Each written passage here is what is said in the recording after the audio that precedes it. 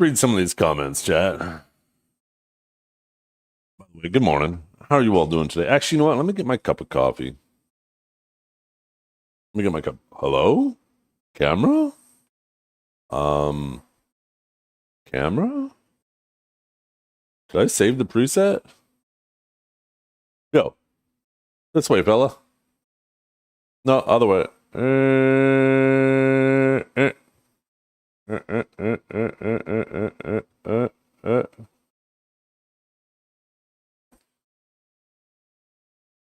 See. Update point zone.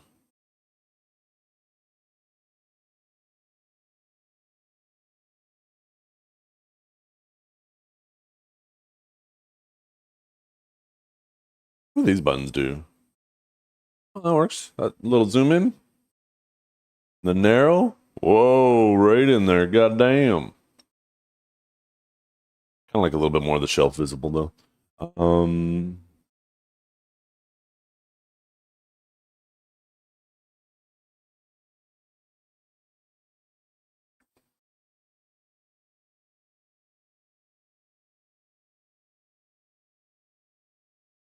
It's a default.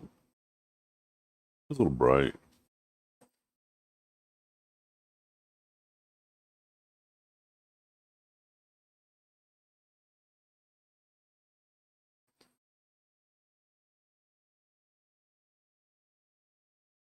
Holy shit. We just time traveled. We just traveled to Mexico. Yeah, we're in Mexico, chat.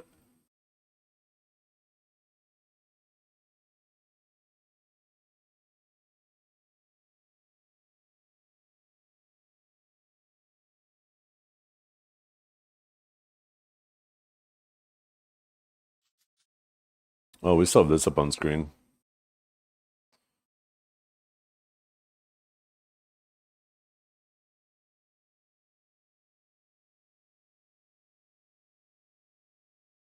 By the way, look at that. Vert's team made it to the finals, but as expected, FOMO won. That was my team I expected to win. Just absolutely goated players. Cal, Mamo, Akari, and Belly are just absolute fucking demons.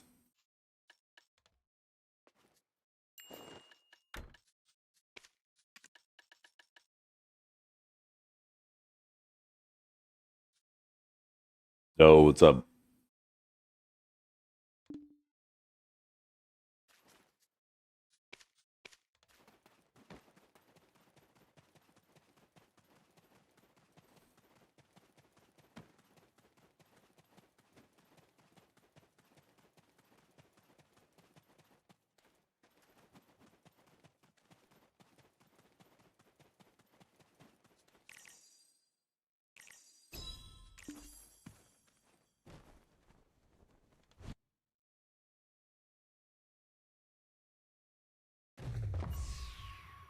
Yo, what's up, Choosy? I was considering trying some Suck Velk, yeah. I don't know.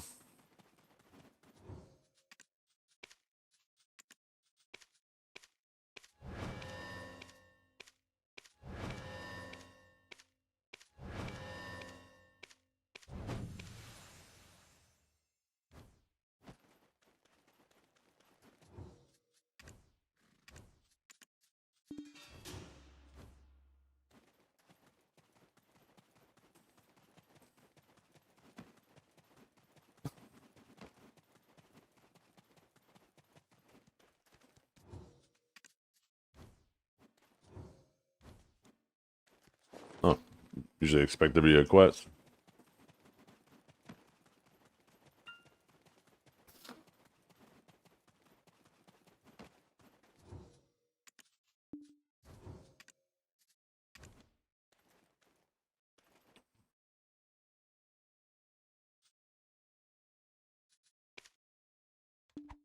Yeah, and it's gonna kill itself standing.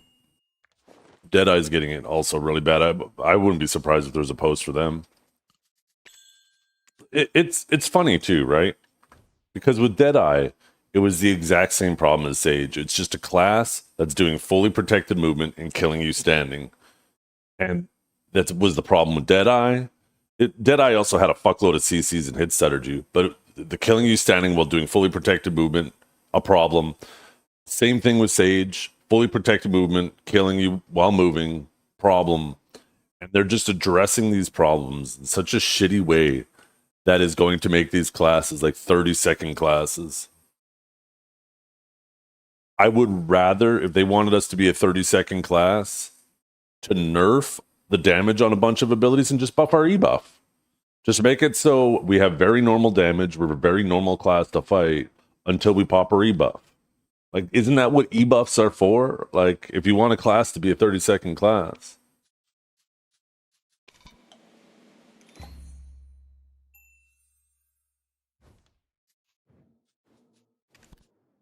I want to actually read a bunch of replies to Calb's post, though, because I think it's going to be interesting. I think it's going to be a fun read. I'll be right back.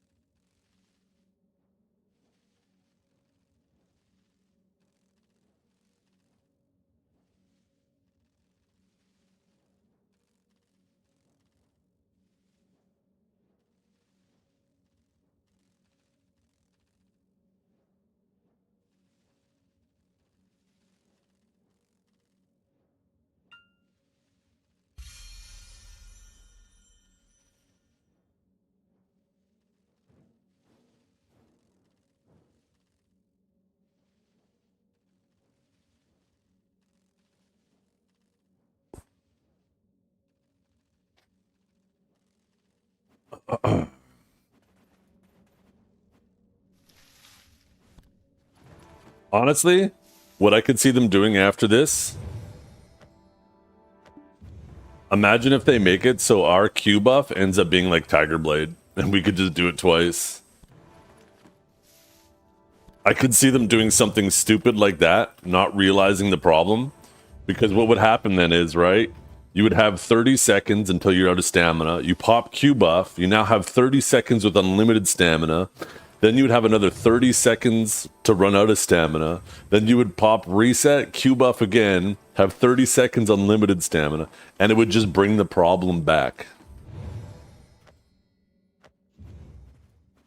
Because now you would legit just have 2.5 minutes of just fucking going crazy, right?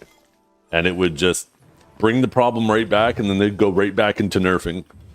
Like these are the types of problems that Pearl Abyss creates for themselves and creates for classes, and we have to deal with the fucking aftermath. It's so frustrating.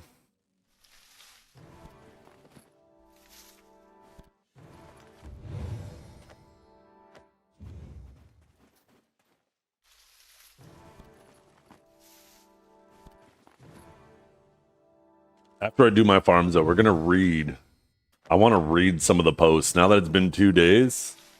I want to read some of the replies to Cadge's post. It has like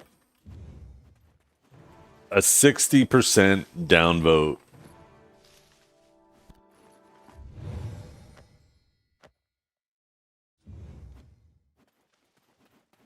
Oh, I am sure there's going to be some posts where people are like, yeah, no, fuck you. You just want to play a kill someone standing fully super armored class. And the whole thing about the post, if you actually read it, he doesn't want that. He wants the movement damage nerfed. But there's going to be people in there who's going to be like, no, Time to get in line. Time to be a trash class. Like there should be a line for trash classes.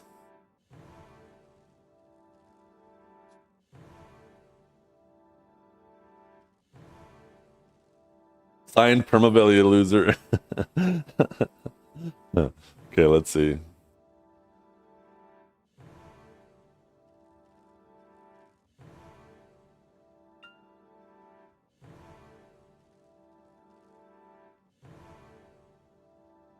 Bing. Good. We'll zoom in on this. I'm going to zoom in on the bottom half too, like this, so we can actually make it nice and big. So here's Cadge's original post. We'll make it a little bit smaller.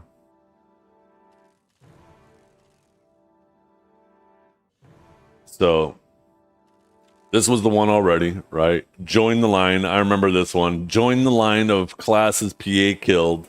It's like, why does there have to be a line? Why do we have to have a line of classes that Perlibus kills? How about they just don't overbuff classes and then over nerf classes? How about they just do normal nerfs and normal buffs? Why does there have to be a line? Why are people like, ha ha ha, you're being forced to join our club? I don't want you to be in that club. I don't want you to be in that line. I don't want to be in that line. I don't want anybody to be in that line. I want us all to have fun on the classes we play, and us all play balanced classes. It's a bit ironic that you are now complaining about the recent Sage changes while trying to sound reasonable and diplomatic, when you're often been the one calling for similar treatment to other classes without any regard to other players. See, now this is probably somebody who watched Cadge's stream, and if you watched almost anybody PvP, people get heated in the moment. They'll be like, what is this class? Fuck this class. It should be thrown into the fucking garbage. I think most people realize that when it's in the moment of PvP, people are being hyperbolic. When they say it needs to be gutted, they don't mean it actually needs to. Well, maybe some do, but most don't. So this is somebody who just is mad at Cadge. You could tell already by that first sentence. It's like, ha ha ha, by the way, I refuse to be objective about your post, so at the very beginning, I'm going to tell you how unobjective I am. Because two bots like that, it's because of bots like the two above that we can't have proper PvP changes. No one asked for those Sage buffs. Pearl Abyss buffed the class when people were already complaining about it. You people are making Sage players finally seem reasonable after being one of the most delusional players ever. Also Ninja alongside, yeah. There's other classes, right? As long as they keep going. The thing that becomes annoying to people is, obviously, why do you make classes this busted should be the first question, right? People focus so much on, we need to nerf these classes. How about we need to get on PA's ass and say, like, let's start being fucking reasonable with these buffs. The buffs are the beginning of the problem. Yeah, time to get my asthma and get into my wheelchair. Yeah. Stop completely nuking classes. Yeah. And then Cadge responding, oh yeah, I remember. He was actually being super reasonable. Okay. Well, the first and only time I ever joined your stream, you banned me after 2 messages. Not exactly reasonable. Is this the same person as earlier? No, it's someone else. So, like, this person, quite literally, like, maybe I should have made the post. Maybe I should have made the post, because people are coming in here just being like, yeah, I hate Cadge. That's basically what this first line of those 3 posts are. I hate Cadge. Okay, going past. You're unobjective. If you feel like you need to fucking start your post with, I hate you. And because of that, I'm going to hate on your class.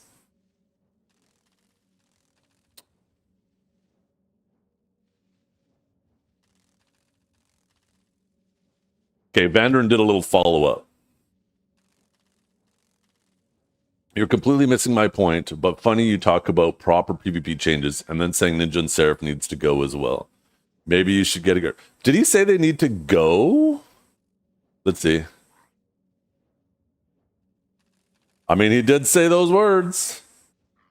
But he should have said they need to be nerfed, right? And now this guy's like, gotcha.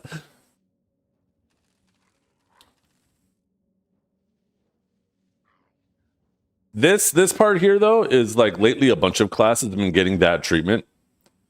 There is some truth to this. If all classes have to manage their stamina, then it won't feel so bad. But as long as there's other classes out there that can imply unlimited pressure, then stamina becomes this timer where, okay, all this person has to do now is survive until you run out of stamina and they get handed the win. They don't have to try to catch you. They don't have to try to kill you standing. All they have to do is just run around, keep themselves protected until you run out of stamina. They basically only have to play a third of the cat and mouse game that's supposed to happen during PvP. And as soon as they run you out of stamina, now they go aggro and they win, right? It is such a shitty playstyle to force a class into that you have to be the one to make the move because you're the only one on a timer in the fight. So this guy's going crazy.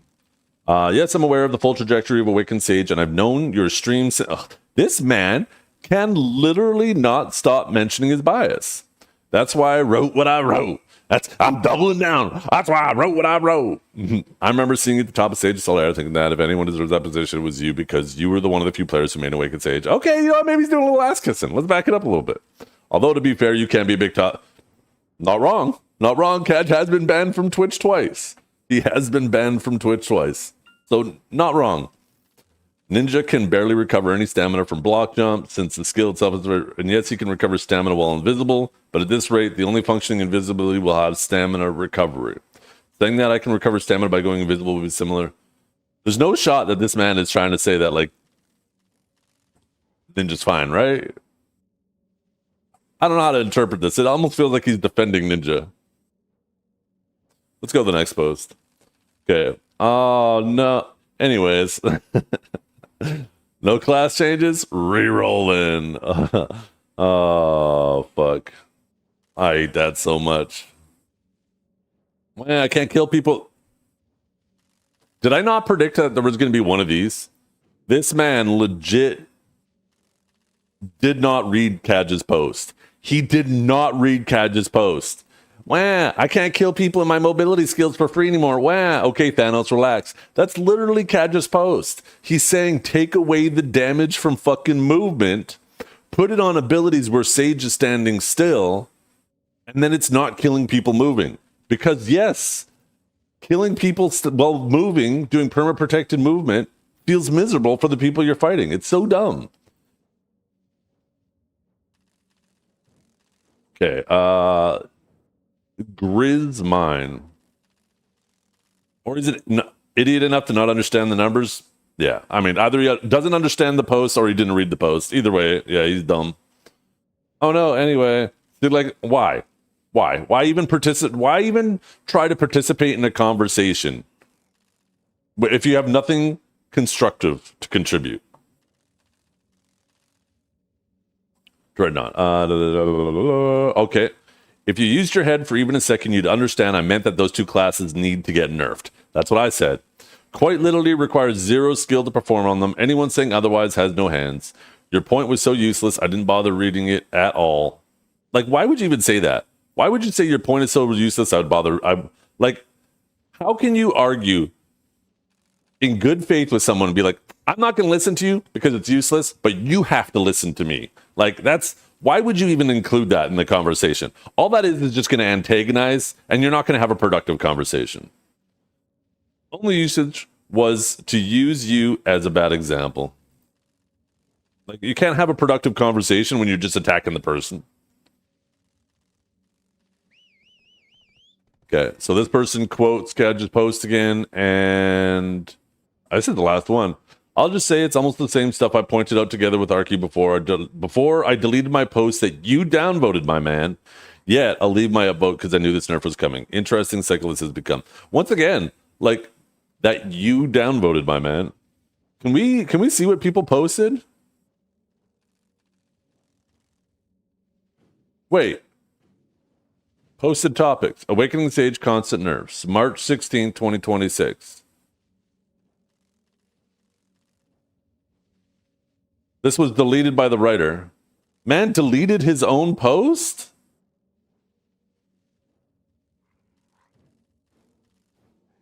Can't even read what he posted.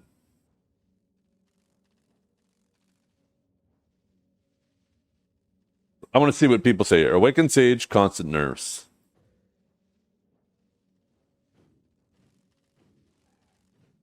Oh, I guess this is Cadge right here.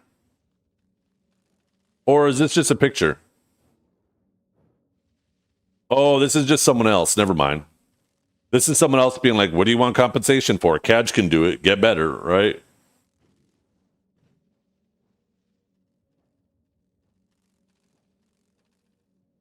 Why did this man delete his original post? Okay, here's Cadge. You touch Rift Chain, you kill the class, it already goes up to 500 stamina, and you usually press it after Bolt, which takes it to 650. Oh, okay. So this person, yeah.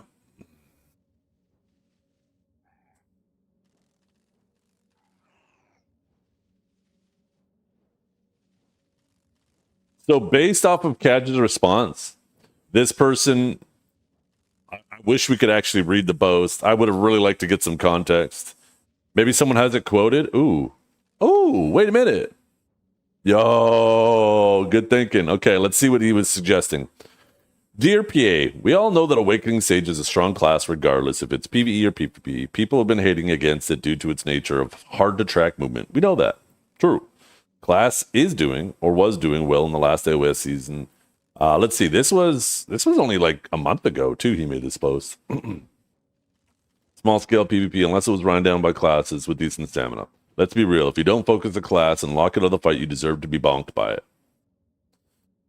All recent changes seem to aim at putting classes into the graveyard, shift or leave it at PvE category only. Let's have a look at the relevant nerfs or changes to this class. So increase the cooldown of Divine Executioner. Oh, he wants the cooldown reduced to 11 seconds. Remove Shocked on Chain Lightning. That's what they did. What is Shocked? He's explaining it. Proposed change and compensation of the last nerfs. Some damage buff. Wise for PvP. Wait. These were both perfectly reasonable nerfs. These don't deserve compensation. These don't deserve compensation. These were both very reasonable nerfs. Okay, so Lightning Prison got changed to a forward guard. While this skill was strong, this also removed one of our stamina as safe regen abilities. This also made the skill almost absolutely useless in large scale as you easily get CC'd. It requires positioning. I mean, I obviously would prefer this with a super armor, but I think it is manageable with a forward guard. I don't think Awakening Sage deserves to be great at large scale, and I think with a forward guard, it was still okay at large scale. It had some environments where it was good, it had some environments it was bad. I think it still performed better than most classes. It was above average in large scale still before the most recent changes. So I think that's perfectly fine.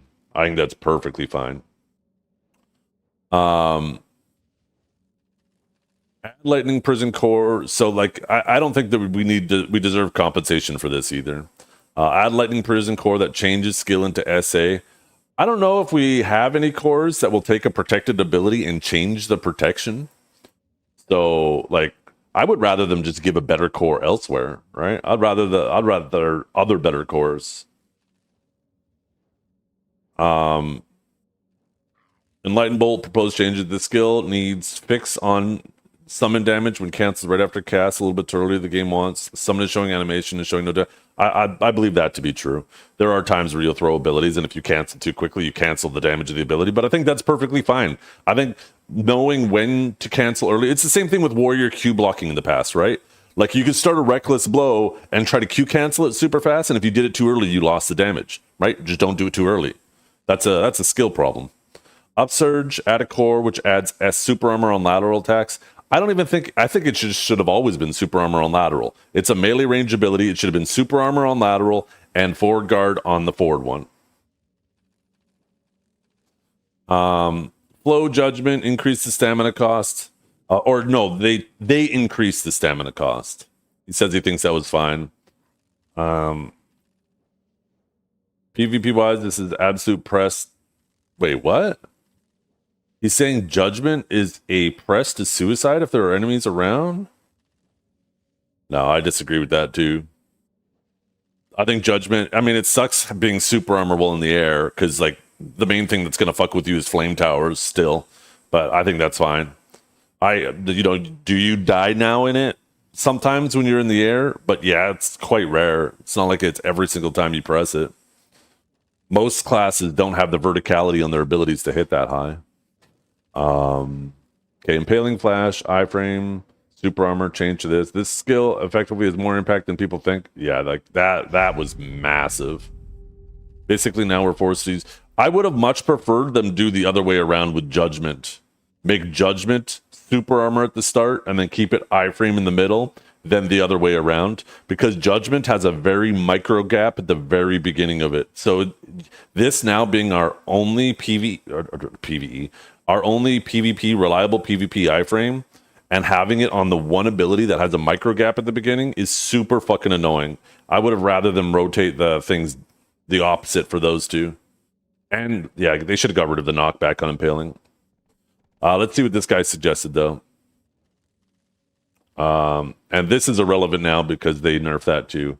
Change proposal. Change resource consumed from stamina to MP as it was before. I mean, they should do that now. I don't know before these changes, but after the upcoming changes that are on global, yeah. Nerf aim towards suck spec. I honestly think that they were trying to buff PvE. Sometimes, like when they changed Lightning Prison to a Ford Guard, I actually don't think they were thinking about PvP. I actually think they were thinking about PvE. I think that they want no Sage is squishy while grinding, and they're like, let's give it more Ford Guards, and they're not thinking about PvP. Sometimes I think that their PvE balance department and their PvP balance department are two completely different teams.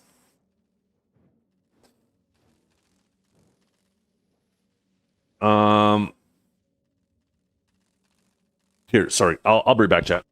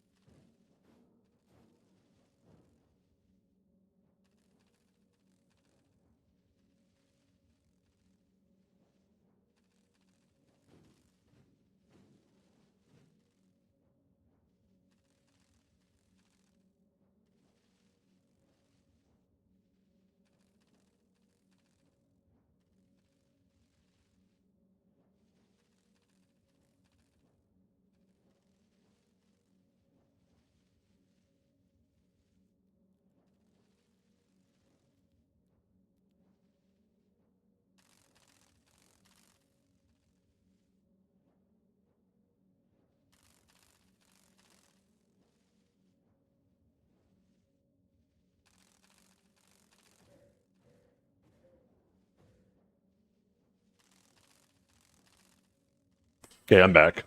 So let us look at the stamina consumption on Sage. Okay, so he lists the stamina consumption.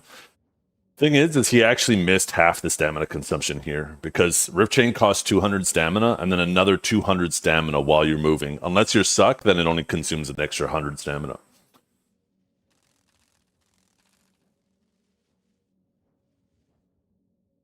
Okay, so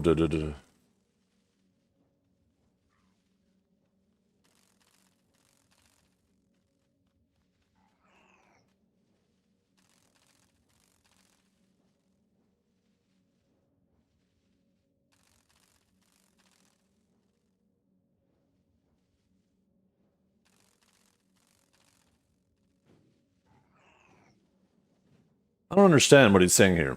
So he lists the stamina costs on a bunch of abilities.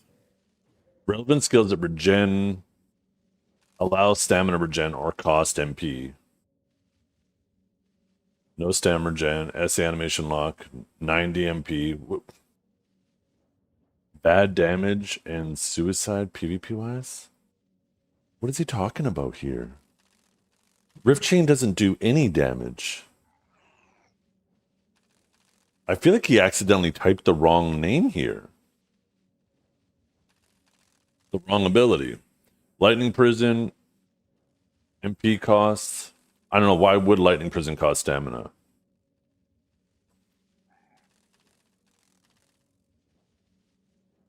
So, yeah, he like fucked up here. I don't know what that even means. Mental damage? Maybe.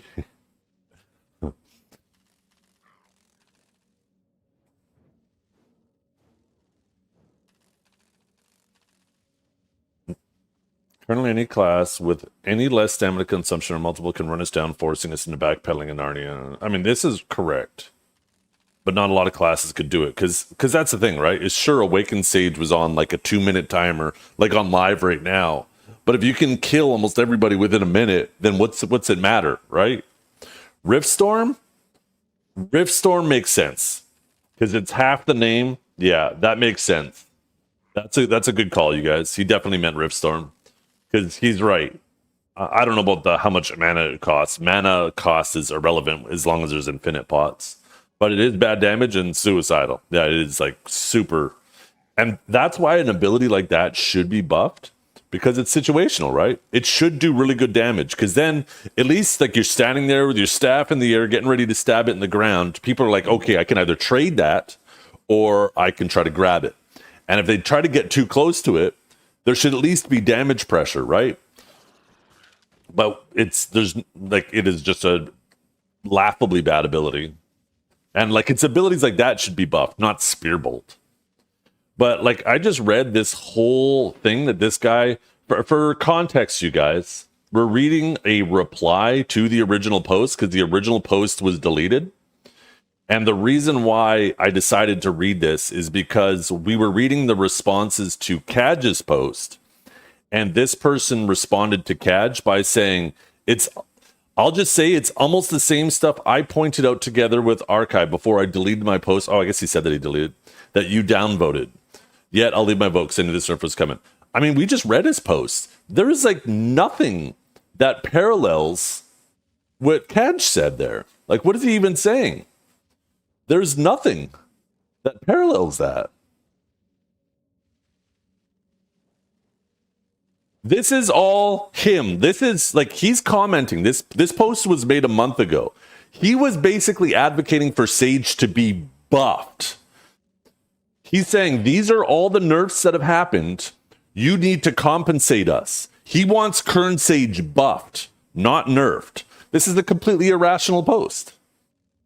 No. Like, no wonder why he got downvoted. The man was trying to get nerfs. Or trying to get buffs. He does make one little comment here. Right here. Like at the very bottom. This is like the most... this rest of this post should be deleted, and it should have been just this. Dear PA, I'm not asking for much. What I'm asking is for my class to make sense. Move our damage for movement skills further to proper damaging abilities if needed. Make our cores usable. Let us have fun too. This, if the post was just this, big fucking upvote. But all of this is him saying, these are the nerfs that have happened. My class needs buffs.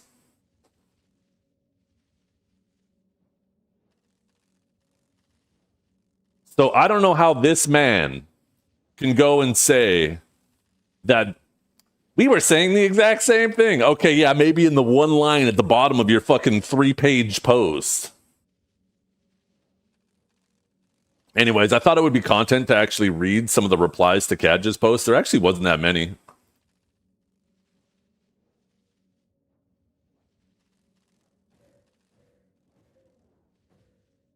It's crazy though, like the man was actually asking for buffs. He should have just posted this. Should have just, oh, you can't see anymore. He should have just posted this right here.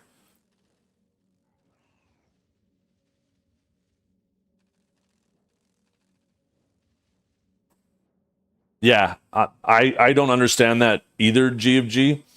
If maybe they're going to try to change Awakened Sage to a range class. I mean, if you take a look at Awakened Sage on mobile, I'm pretty sure skills like a Taurus Spear, Rift Storm, I believe those are ranged abilities. You throw them from a distance. Second, pants hiking up my ass. Actually, I'll be back one more time.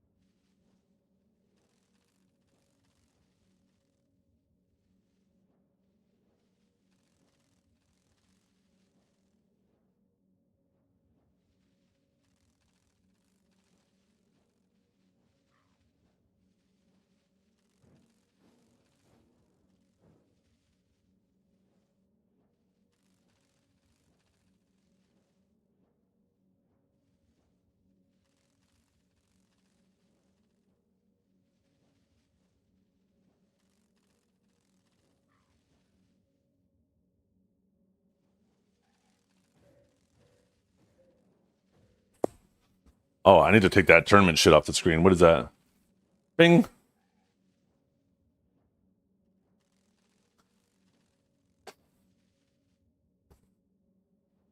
I just think its damage would be too crazy as a 360 AoE. It isn't actually. Rift Storms 100% is fucking terrible in PvP.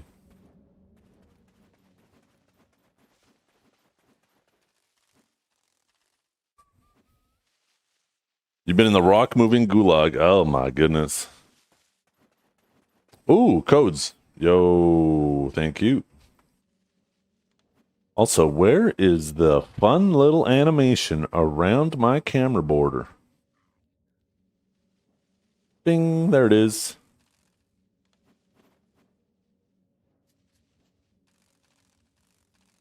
Okay, codes, there it is. Oh, our rips popped. What was yapping? Okay, there's one.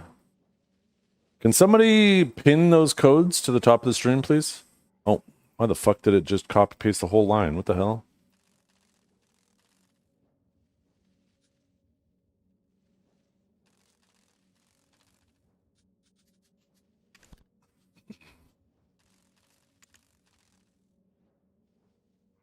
The man, you think I'm at home? Oh, no, no, no.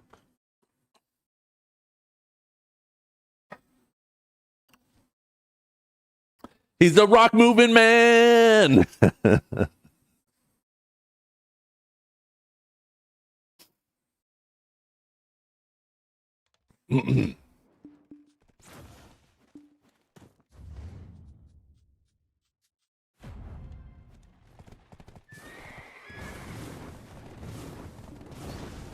He's a rock moving man. Rock moving man. Oh shit. Okay, let's go do our riffs. Let's go get our shining stone. It's time. I think this puts us at the 1/3. I think this will put us at almost exactly 1/3 of the way there, right? What's 1/3 of 250? That is what, 80 times 3 is 240, so 83 point something. Yeah, this puts us just a smidgen past the 1/3 point.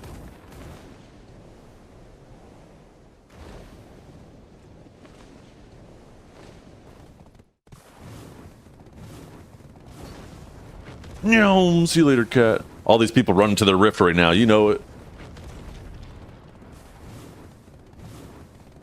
I'm saving up for a bigger shining session. Cool.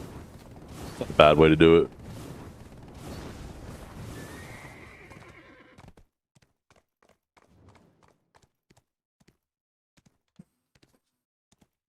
Oh yeah, we got bosses today. Da, da, da. Oh my goodness, look at all those rocks. Is that, oh, that's the road you're working on, right? You're putting a bunch of rocks down and then you're going to put a bunch of gravel down and stuff on top of it? Good morning, Valkia. Yeah, I remember you saying you were working on a road.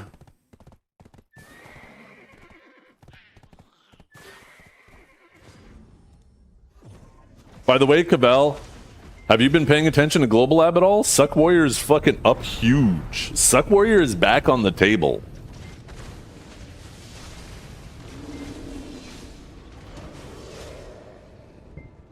Those are actually pretty crazy buffs. I don't think Suck Warrior is going to be busted or anything, but goddamn, it might actually be a very viable class.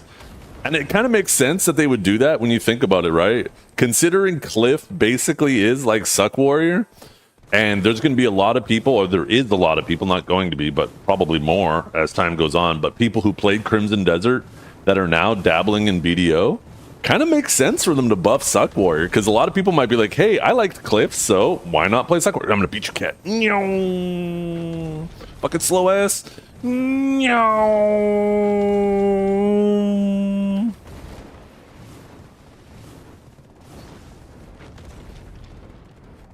Oh, I thought I was going to get stuck in the bridge there for a second.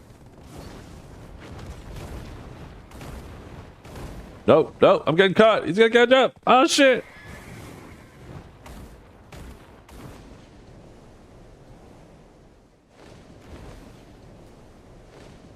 I have 2 days, 23 hours when I rift. I still like that feature in the boss UI. Wait. Oh my god, I didn't realize this was a thing! Yo, that's fucking awesome!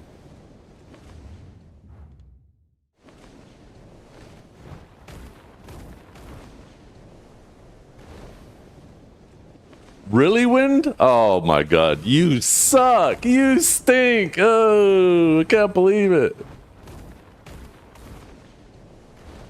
Do I grind on Arsha ever? No, Arsha died to me when they made it so, like, all these grind spots required you to grind in a full PvE setup. I used to live on Arsha, but I will only fuck around with Arsha if you can grind and be ready for PvP at the same time. Because I don't think people should be enabled to be allowed to just only gank people when they're in a PvE setup and leave. And on top of that, when someone does come and start attacking you while you're grinding, you should be able to do a rotation or kill a couple packs of mobs while they run back from node. But it's just, the way it is, it's just it's a hit and run server, and that's very anti-PvP. And the benefit of Arsha is, wait, where the fuck are we going? Why do I got a ping sending me a mile away? What even is this bullshit? Where are you trying to, what is this auto path? The fuck?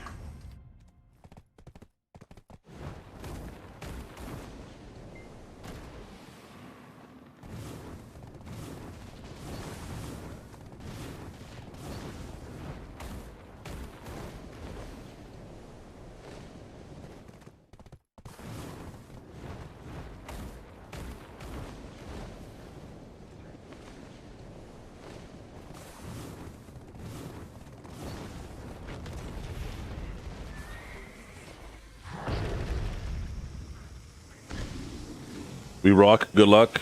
Yeah. Catch you later. Good luck with the road.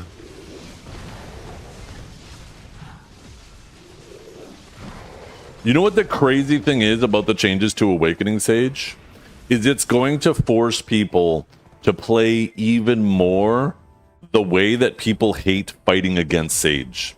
It's going to force Sage to use less abilities that don't do damage and force them to do more abilities that do damage. It's crazy. Oh, I'm not interested in fighting at all right now. I'm gonna keep it a buck. I'm interested in preserving my mental for when the bomb lands on KR on Thursday or Tuesday night, I guess. Tomorrow night, actually. Tomorrow night we find out if it ships. Why is yo, wait, is my camera just a little too big? I think I actually made my camera bigger at one point. There we go.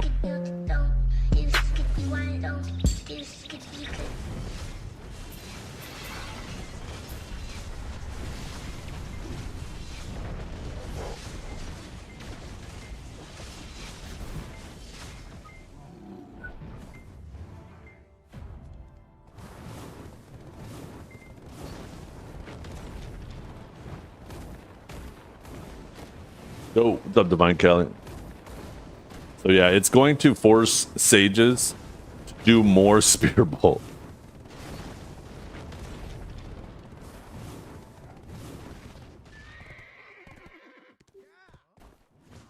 I think you legit lock, like, maybe not lock it, but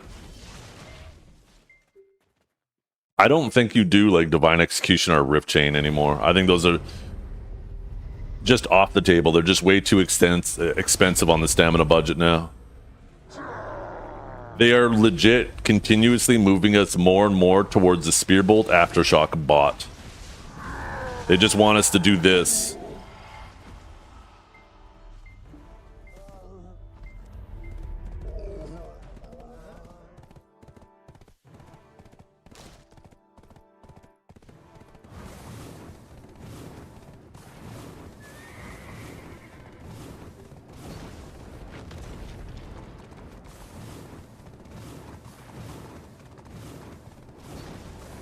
There's 0 posts about changes? Yeah.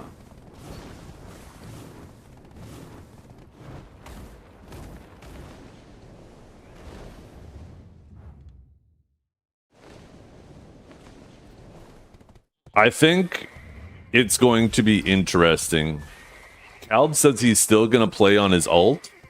He's going to see what he can do with Awakened Sage. I think Awakened Sage is still going to be mid.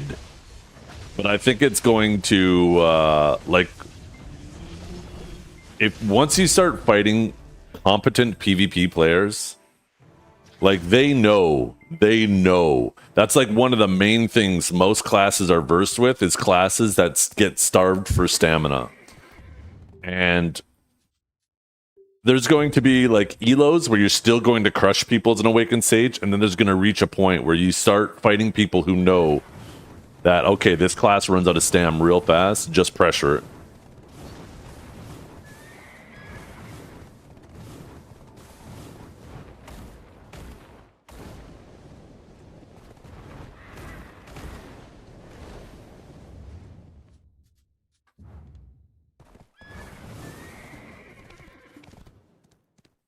Oh, almost grabbed too much. One more. Boom.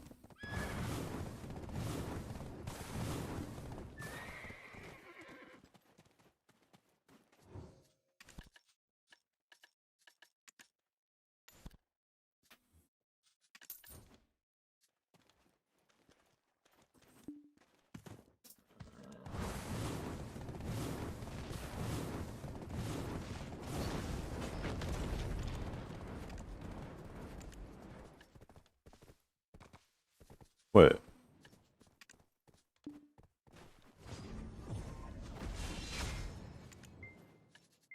Why does it show me like I'm suspect, but I'm doing awakened abilities? What the hell?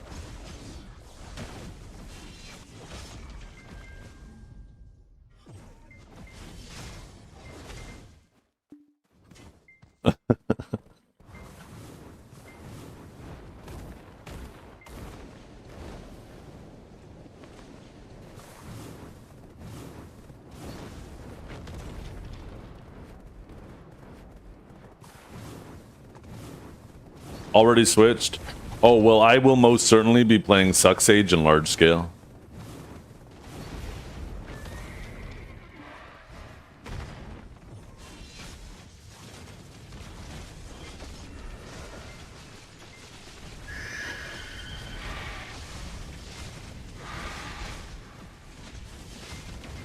That's what I need to actually be doing more of too, is doing like RBFs on Suck Sage, start getting more versed with it. I've been out of the Suck Sage loop for a while.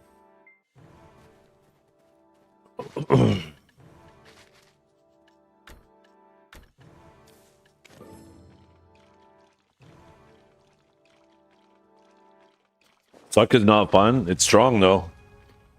You got like Archer, Ranger, Suck Sage, and then everybody else.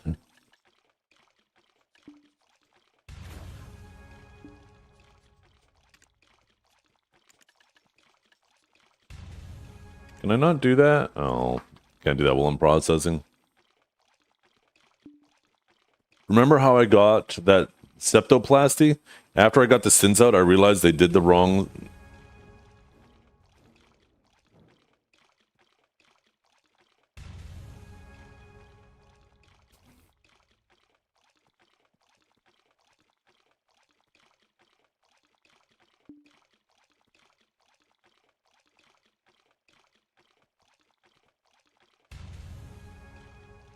Flannels are like my makeup. I like flannel shirts.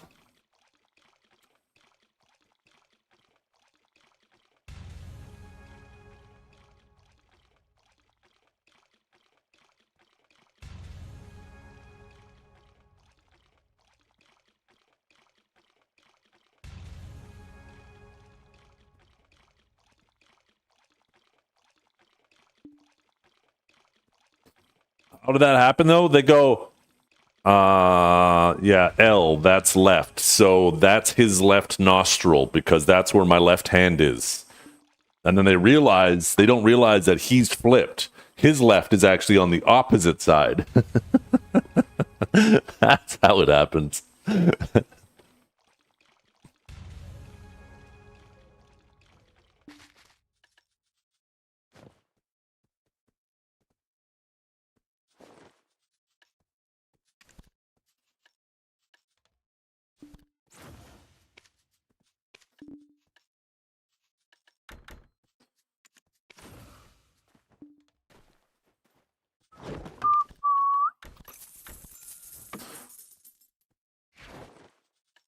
Look at that. Rifts only cost 1 billion silver. Or 10 billion silver. What do we get from this? Dun, da, da, da. 200 stack. Ew.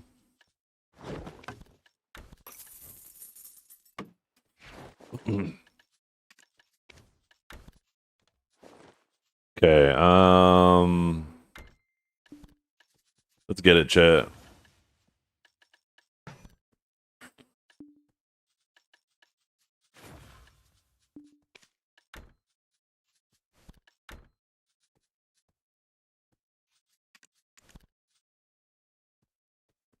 So 4 more attempts, 83.33 repeating is technically 1/3 of the way there. So we are going to pass the 1/3 point if we don't hit it right now, which we're going to hit it. Never said we were going to succeed. We did hit it. I was correct. Do a little animation click. Another little animation click. Okay, we are technically under 1/3 of the way. This one technically brings us past the 1/3 mark. We're going to let it rip and close our eyes. You guys ready?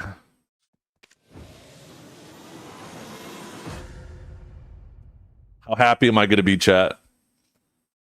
I'm going to be so happy. Next week for sure.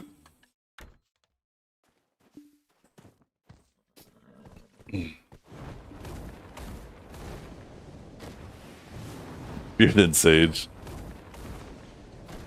Hey, 99% of the time I'm grinding, and like 1% of the time when I am PvPing, I'm doing large scale. So I'll just play Suck in large scale. honestly, I've been griefing my guild not playing Suck anyways. An average Suck Sage does better than a top tier Awakened Sage in large scale. That's just the way it is. Suck Sage is much better at large scale.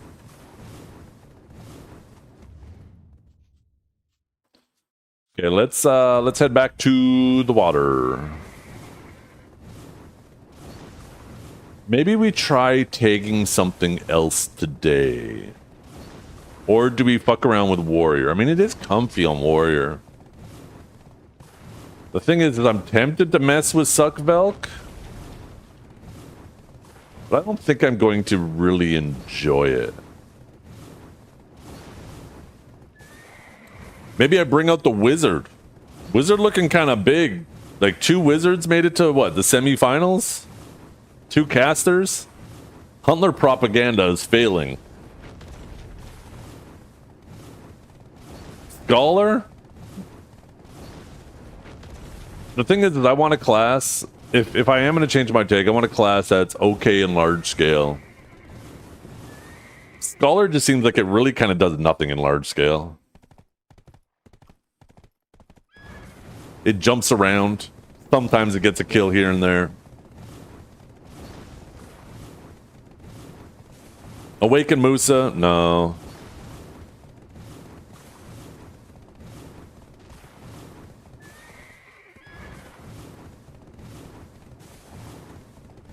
Awaken Dosa doesn't tempt me at all. I don't like Awaken Dosa at all. Like I guess I should preface, I'm not looking for classes that just perform. I want a class that's fun.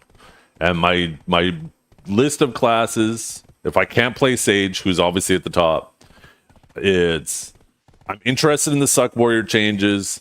I'm interested. I really like Awaken Hash. I know it's a reasonably good assassin for large scale. Not a bomber though, right? There's Wizard and Archer.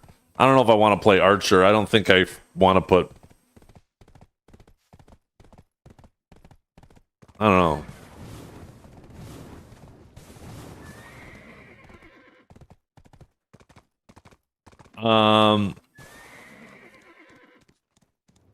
Oh, I got a friend request on Discord.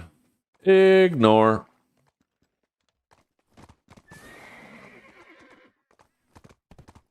Yeah, not interested in Awaken Zerk.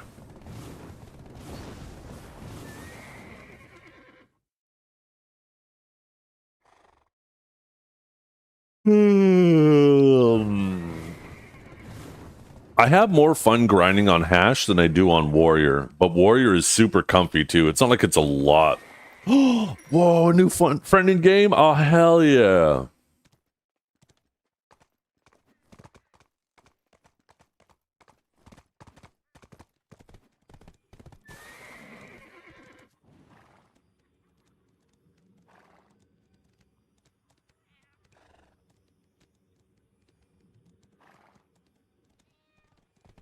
What did you type? What art are you selling?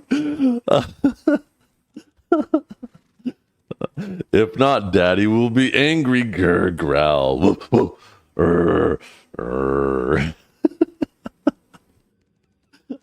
Oh my god, I don't even know if I could bring it.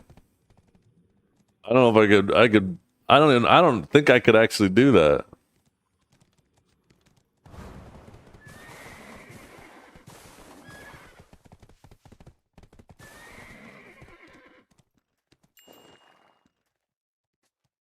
Check out my oldest friend was this. CM Bear. Wait. Was Bear a CM at one point?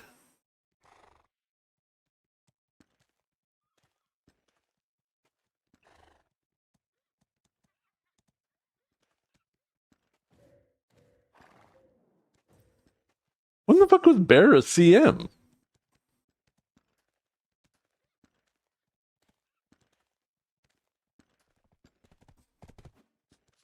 That was that almost 5 years ago, so that would have been like,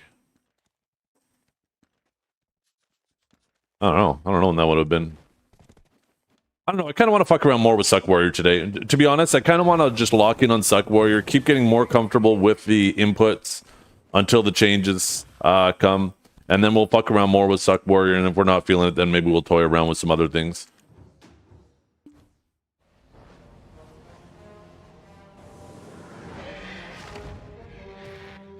Suck Warrior, it's actually higher APM. It's like medium APM for grinding. It's not like a low APM grinding class, but it's comfy from the position of a streamer because there's like 0% chance of you dying. It is just such a tanky class. Am I going to play Suck Warrior and Solaire? I'm probably not going to play any Solaire. It's a 2-month season, and my daughters still have 2 months of school and dance and all that stuff. Typically, when AOS seasons are going on during the kids' activities year, I just don't have enough time to actually play games because after I put, like, AOS doesn't start until the evenings, and once AOS does open, I'm getting my kids fed. I'm making sure they do their homework. I'm bringing them to dance. And they go to dance at different times. So I just spend the whole evening driving around. So I get like no time to actually play the game. Like this is literally me when I get home at the end of the night right there. I just fucking face plant.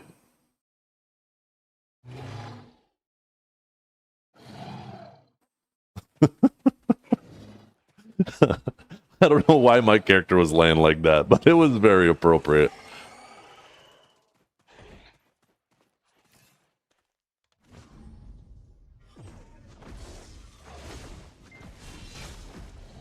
It's the post-Sage emo. True.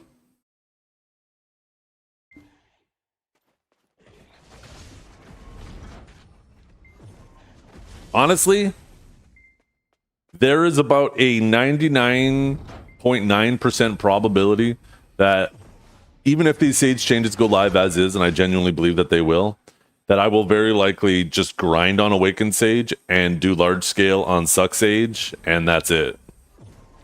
That's the most likely outcome. I know I keep toying around with the idea of messing around with other classes, but I like Sage too much.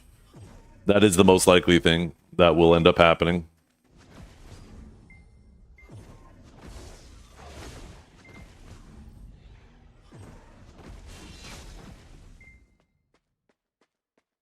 And small scale with Awaken? What small scale?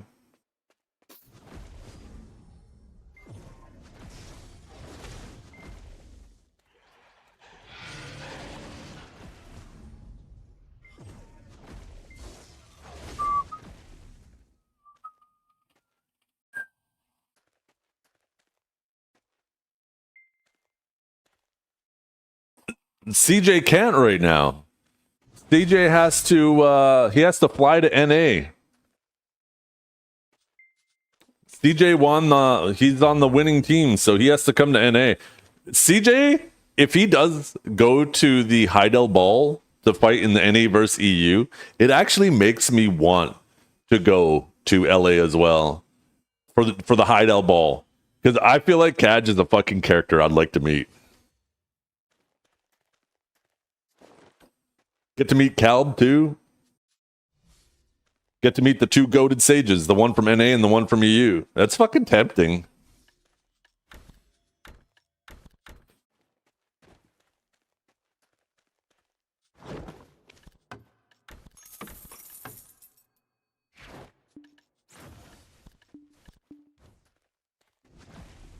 Okay, let's put it back in remastered. Oh, whatever. We'll leave TA on.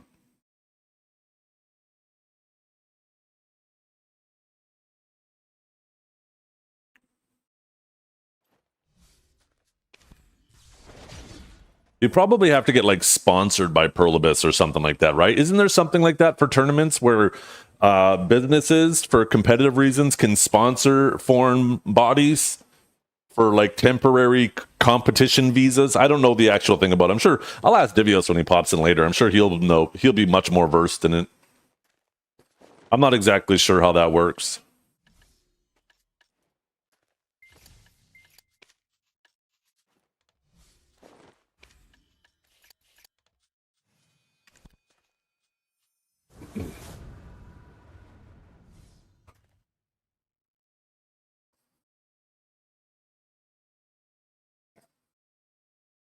If you're asking about Reforgers, what John just posted,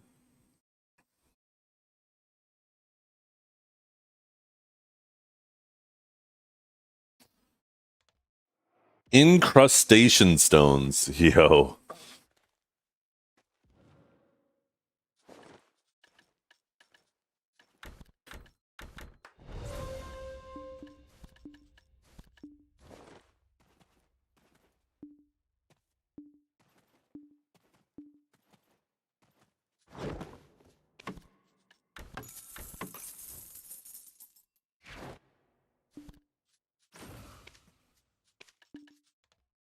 Also, look how the warrior looks. Oh my god, this outfit is so sick on warrior. I fucking love it.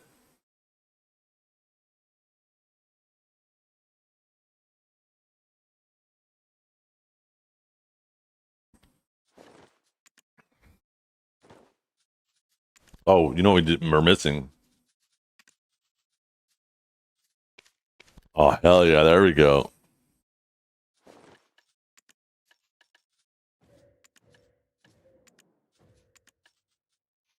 What other shields do I have? The old shield? Little shoe dad? No, thank you. Little Cornelius?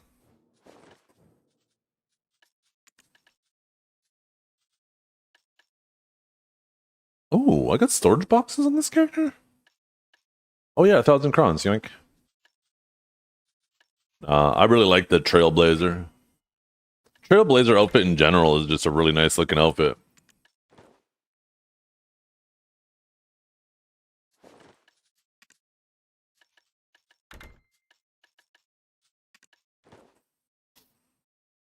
$2K more crowns in my mail. I might have collected those already. Oh no, from the oh shit. What did that just say? God damn it. Can somebody clip it? What did that worker thing just say? Actually, I guess I could probably just check here. Looks like you failed. Never mind. I know what it says. We'll try again. What was I doing again? Oh, mail. That's right.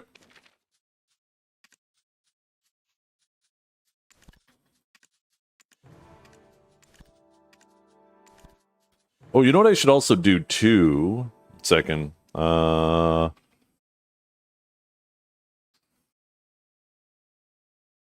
need to collect my drops. Might as well do that now. Gonna have to pull up my authenticator.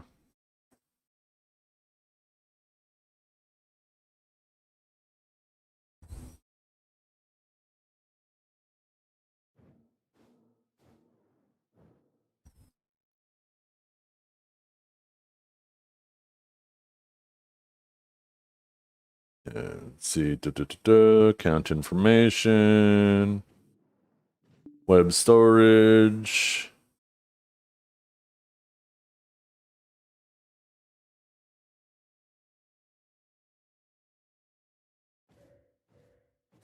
Select all. Select region. EU. Send the game.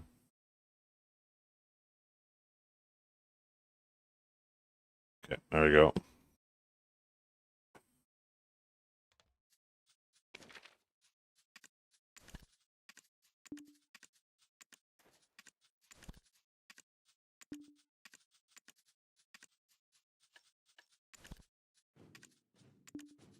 It's gonna take a little bit, chat.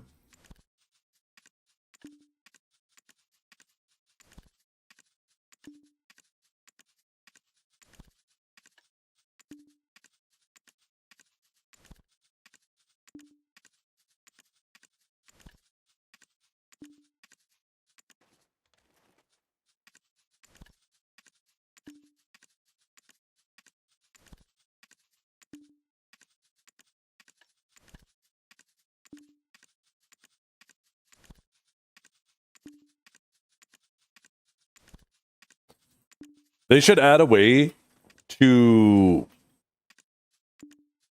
have like a mailbox tab, kind of like your email, where you could have favorites and you can favorite and it'll go to that tab. So this way I could collect all from the normal tab, but not from like the favorite tab. Although I think collect all only works for the silver anyways, right?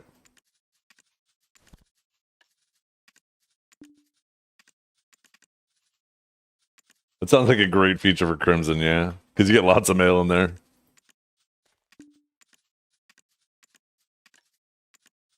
What is going on? Why is it... Oh. I accidentally hit that.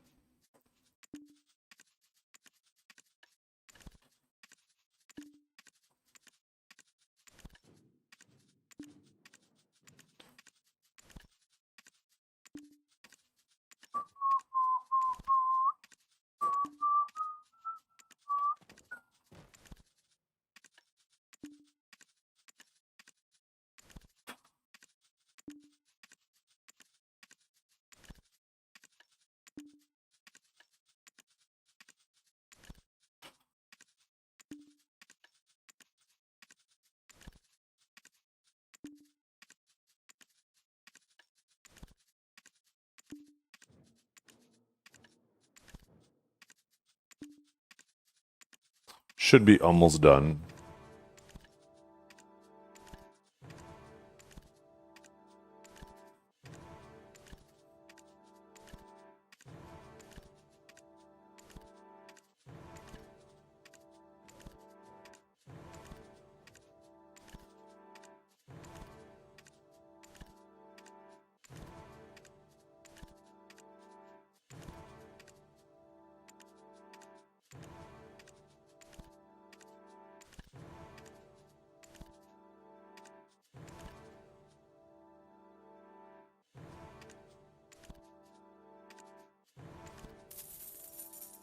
No Node War buff. Oh my god. This is the worst day ever.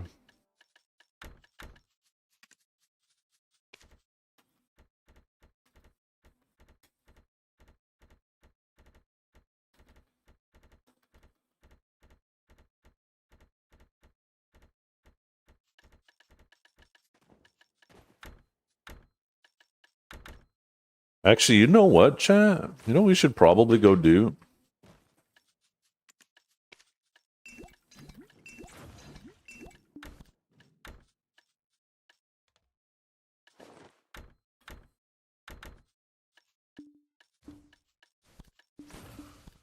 Oh, wait, why did I put that in there? How did I not see that lit up? There we go.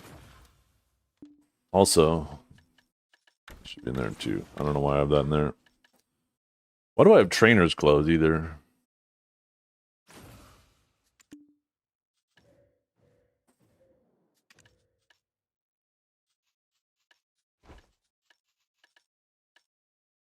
What are these for?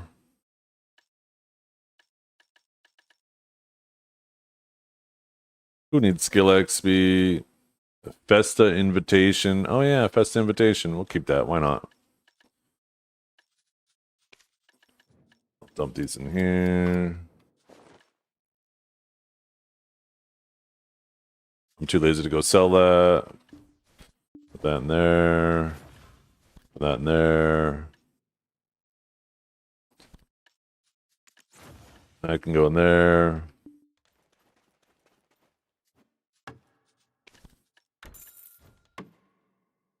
Yeah, but those weren't the ones that were actual clothes. Those were ones that I would have used the hunter's clothes for that. Those were the ones that actually replaced your gear, so I might have used it for horse training at some point. I don't know.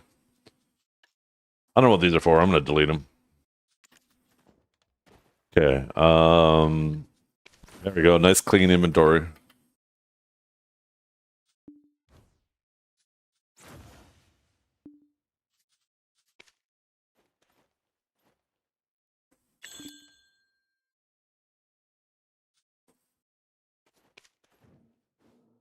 Okay, how are we AP wise?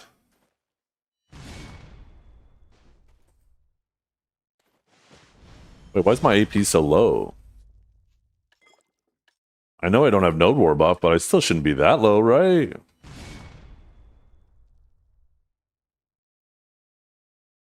Why am I down? Maybe I am. Fuck.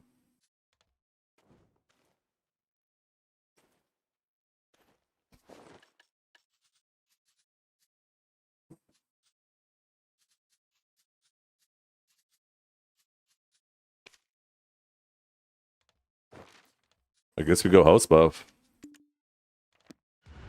Damn block. Get out of here.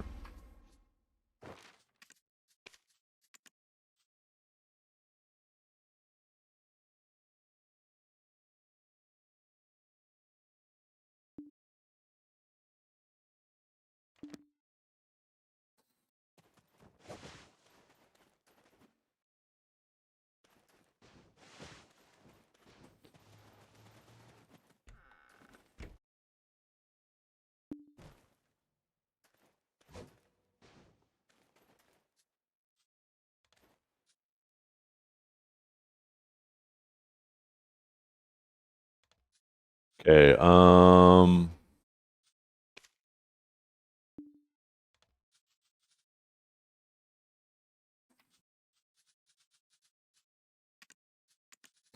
feel like I just bought a bunch of these the other night. Like Saturday, and I didn't play it all yesterday. I must have left them on or something.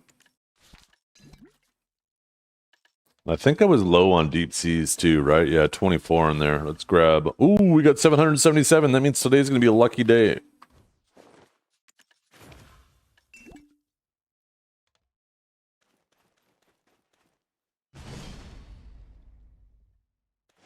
Wait, why did my AP not go up? I got the house buff. Chat, what am I missing? What buff am I missing? The fuck am I missing?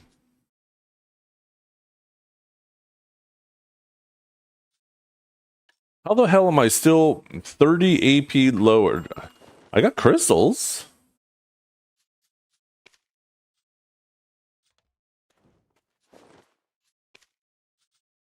Because it doesn't matter what harmony you use here at Underwater Renegade.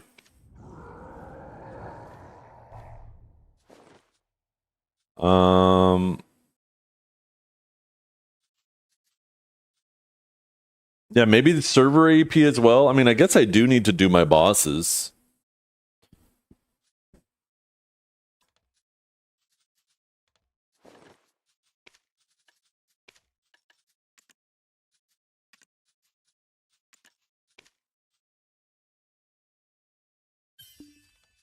Speaking of bosses, maybe I should do those first.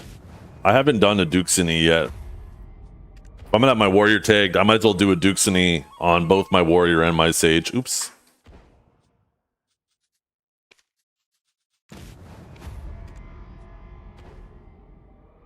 Maybe I do 8, 9, 10 on my warrior, and then I do 8, 9, 10 on my sage.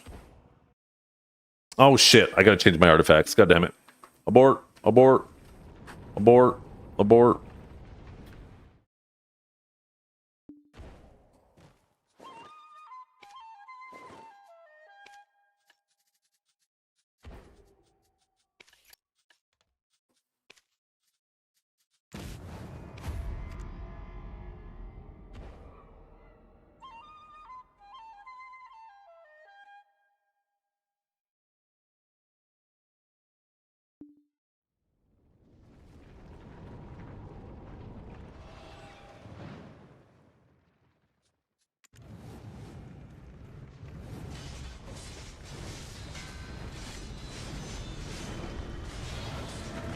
No, what am I doing? Wrong thing.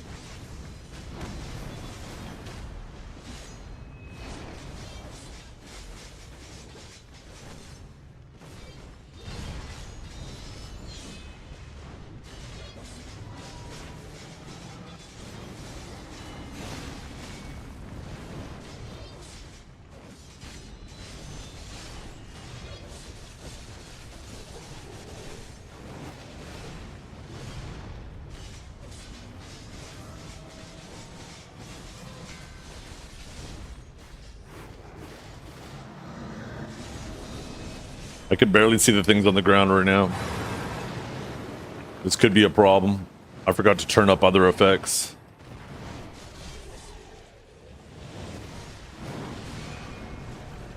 Did I not kill all these things? Shouldn't he be coming down to the ground now?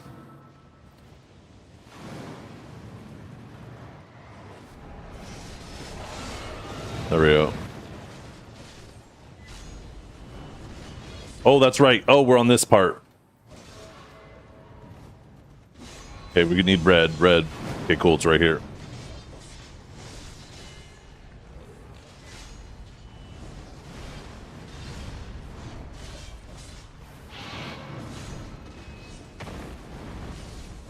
Fuck, I can barely see these fucking tornado paths. Okay, we need purple now.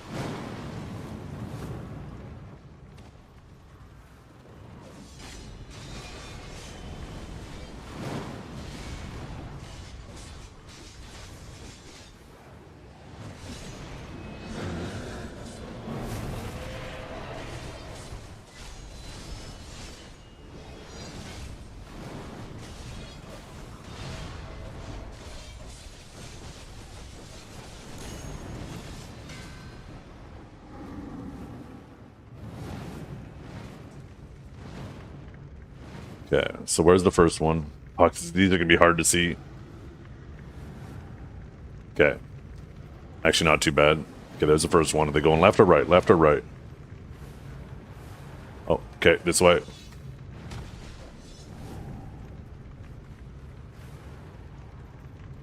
And the next one will be over here.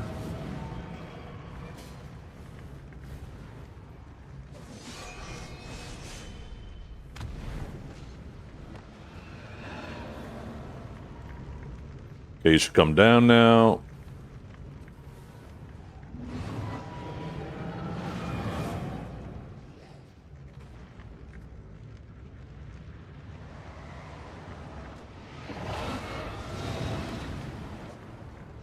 Okay, what color are we up now?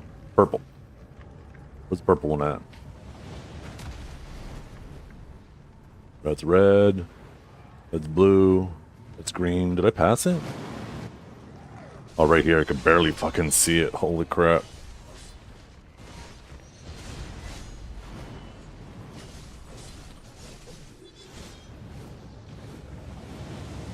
Come with me.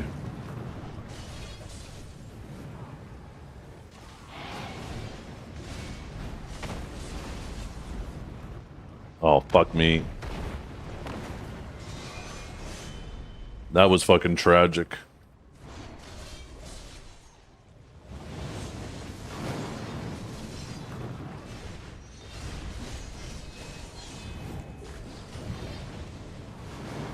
Okay, green, green, green. Okay, good. It's right here.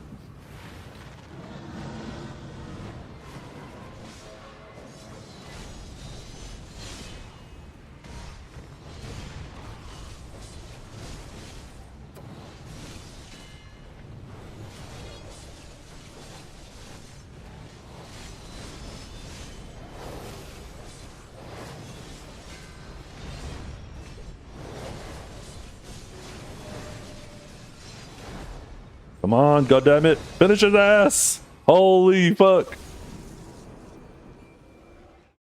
At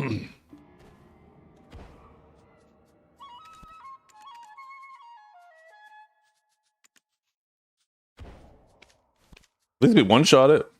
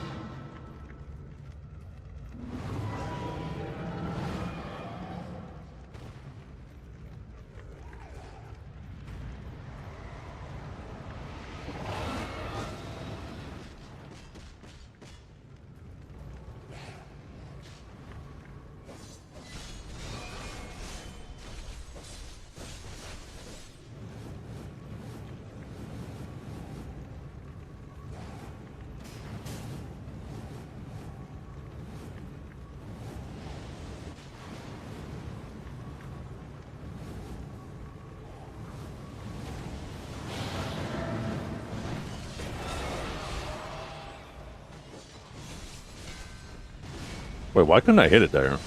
The motherfucker was like iframe that whole time. What the actual fuck?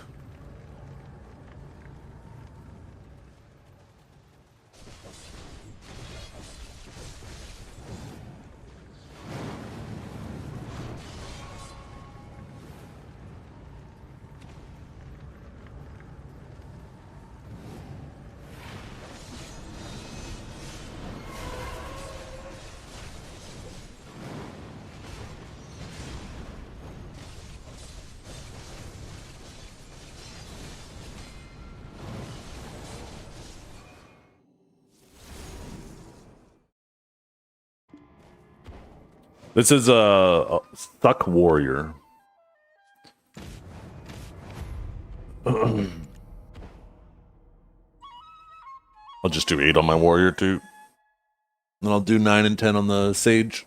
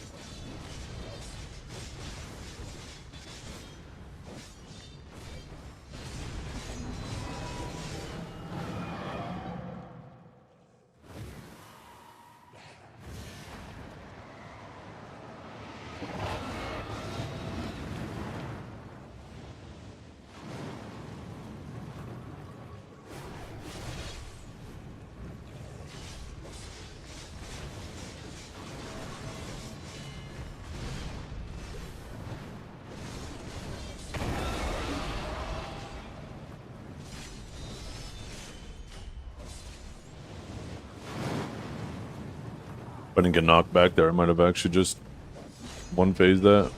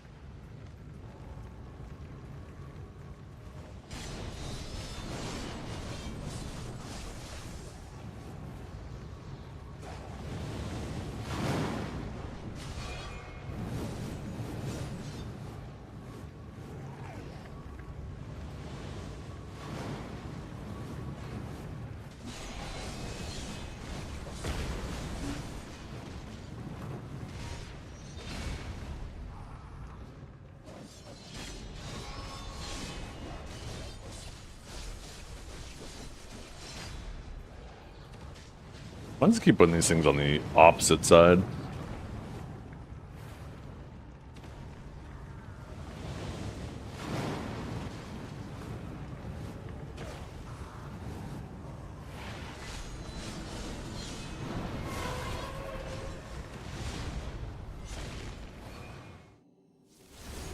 There we go. We're done those 3.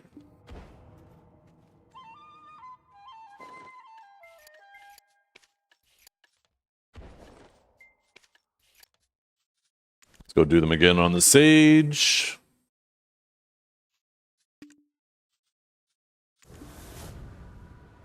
I figured I'd do 8 on the warrior if I plan on playing the warrior more. Just do them on them. Can we get Duoxini? I know, please. Give us one of the green ones. Actually, Yeah, Duoxeny. I don't know about Imugi because that's probably going to be a long fight that you're not going to want to have to do just to pop a buff.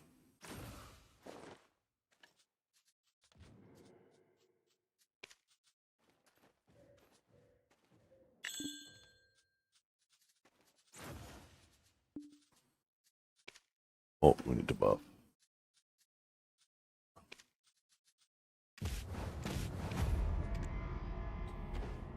But yeah, I want Duoxeny. Duoxeny I thought was always a pretty fun fight too.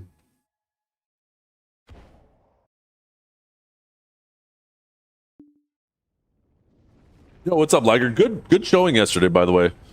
I was rooting for you, Vert, and Pinks. You guys were fucking demons, man. It was so close.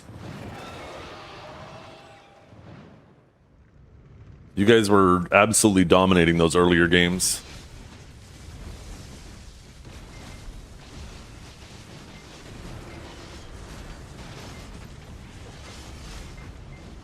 That last game, though, man. Mamo, Kelb.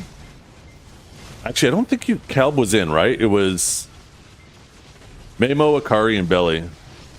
Three goated players, too.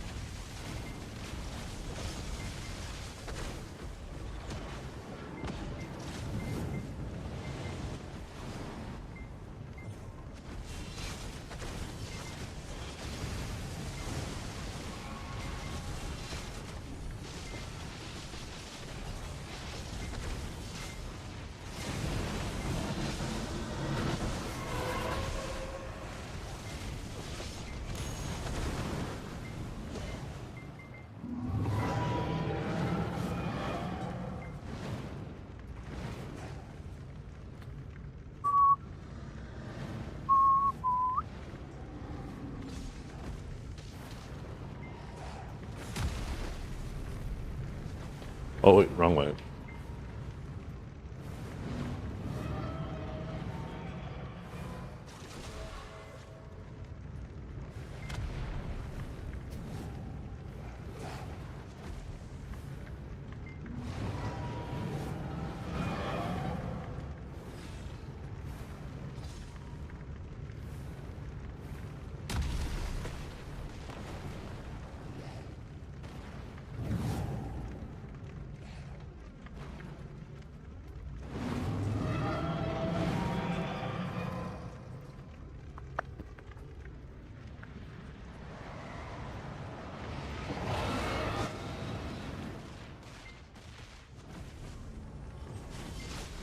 Oh, what am I doing?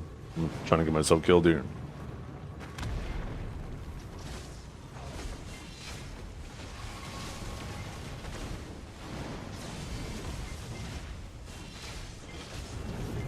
Oh, wait, wait. Not leave the thing behind.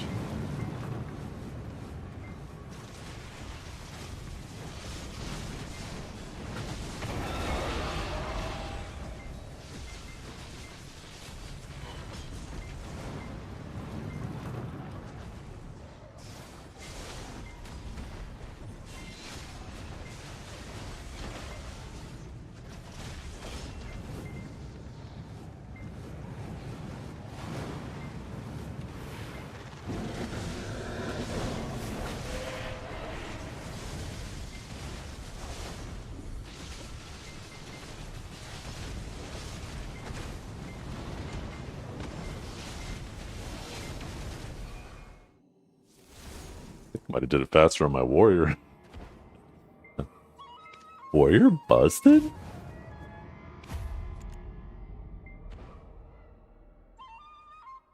One more time. We're done our bosses. And then later today, we'll be doing our group bosses. We'll be doing our level 21, 22, whatever, the illusion bullcrap.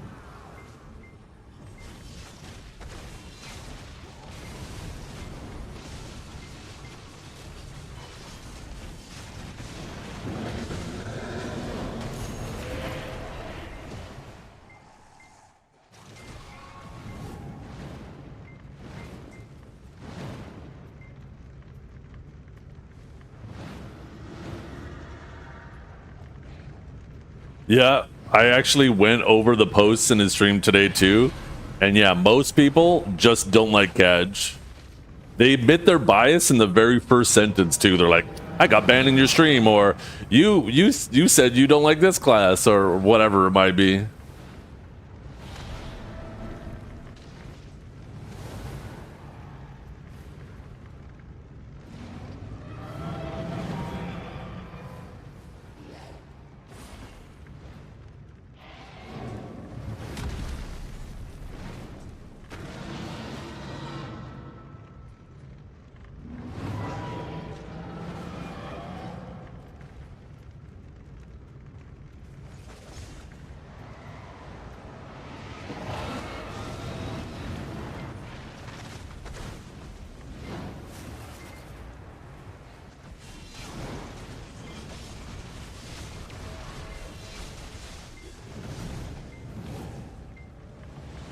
Once again, on the opposite side.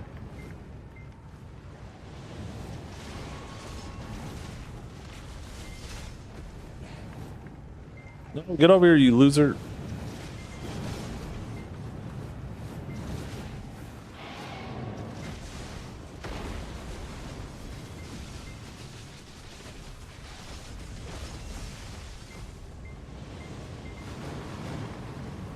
Oh, this one's perfect, though.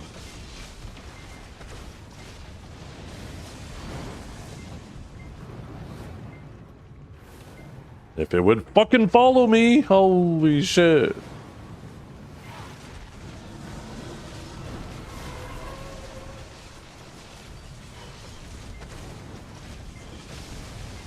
Hey, Bear, were you a GM or a CM for like Cacao or something?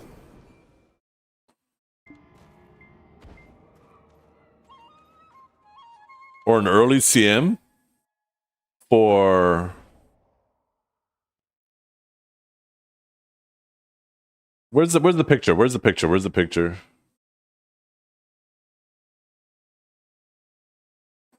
Here it is.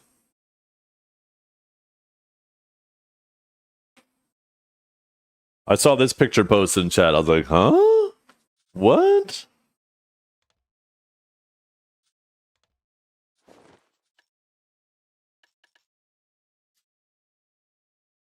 Oh, with an eye. Tomato, tomato. Okay, we are done our bosses.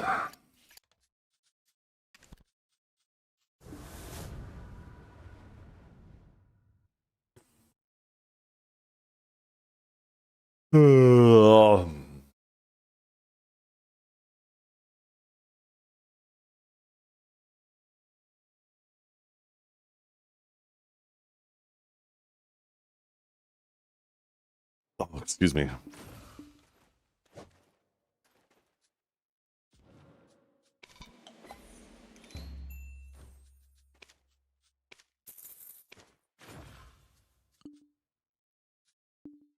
Okay. I think we are ready.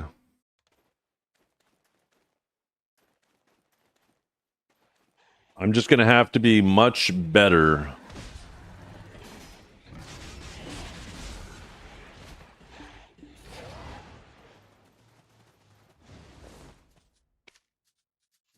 We almost got fucked up already.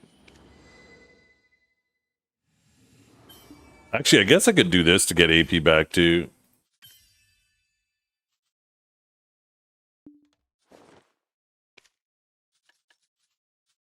Although, you know what? I just need to get better. Be better at keeping my counter AP up.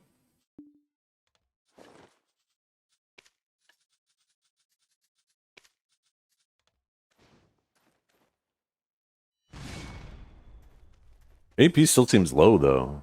Like I'm still at 1923.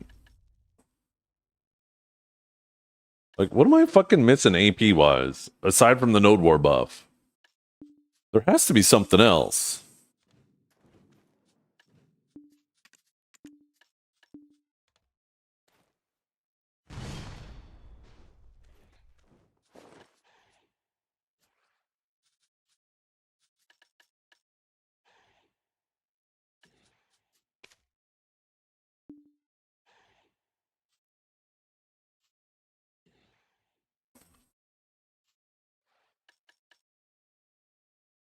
I mean, I could drop this maybe for another 5 AP.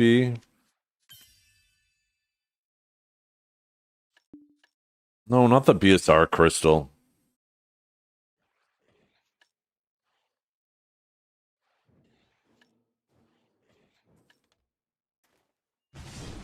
That still puts me 7 short.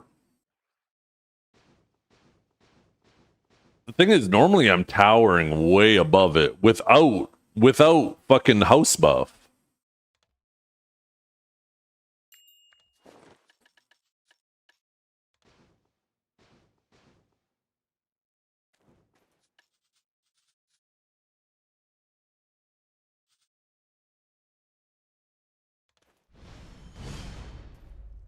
It's not reforges. Like I could get horse, yeah. I could go back to my manor and get that, but like I normally don't have horse buff. I normally don't have house buff, but I have node war buff. And I'm usually like 20 AP higher, like 30 AP higher. And node war buff isn't that much. Well, species damage is now added into monster damage. So that's not even the thing either.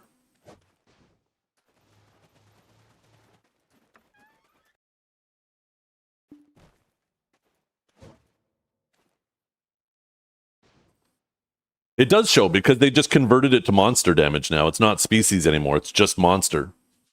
Now it's added in all the time. Before it wasn't added in unless you made it like the specific species, right? You would have to pick one of these for it to add the all species. So you'd have to just make sure that you have the one that you're not popping the elixir selected. And then you could have it calculated in as well. But now they converted all species damage to just monster AP. So now it's in there all the time. It was in there just the other day, the Saturday. I don't know. I feel like I'm losing my mind. Did I just go refresh my house buff and not grab my horse buff?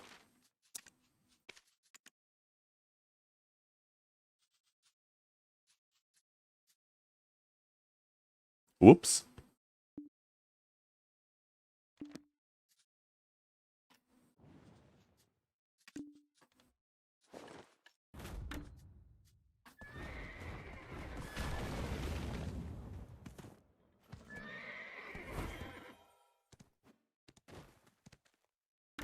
You're not using a cron meal? Except for the fact that I am using a cron meal.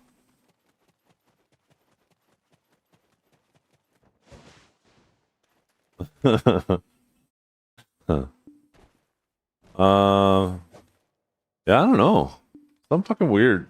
Some weird going on. Oops.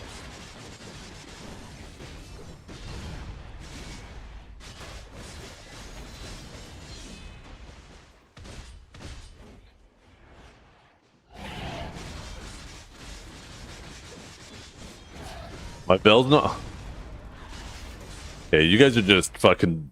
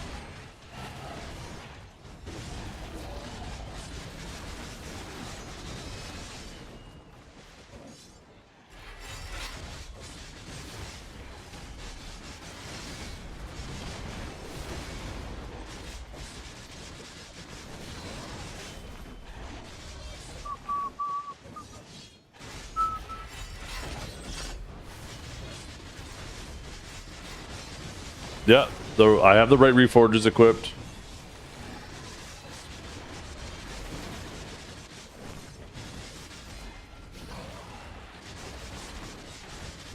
Maybe it's because I was just used to looking at my Z buff AP. Maybe that's the problem.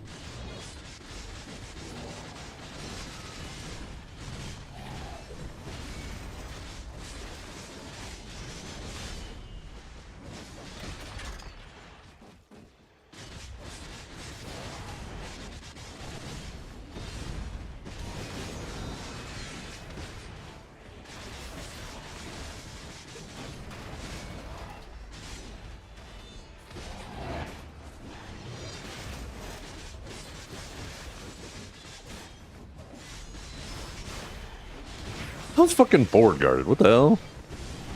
Fucking cheesy ass tower.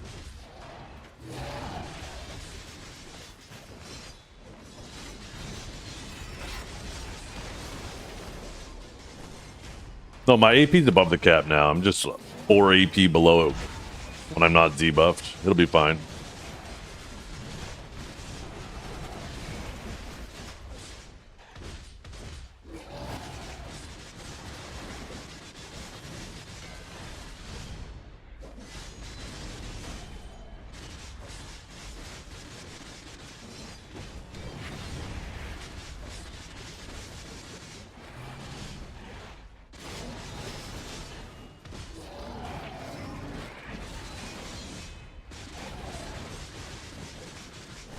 Yeah, I have been doing that, Yanu.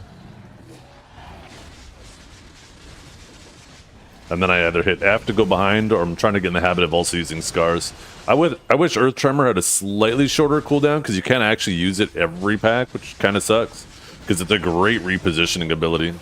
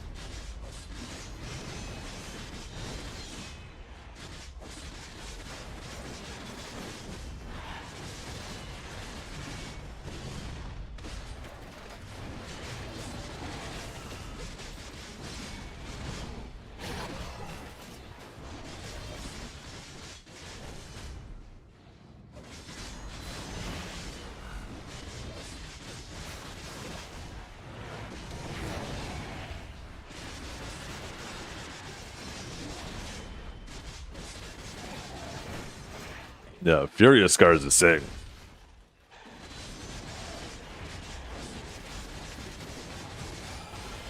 Is Gladiator good for farming? You're gonna have to tell me which class is Gladiator.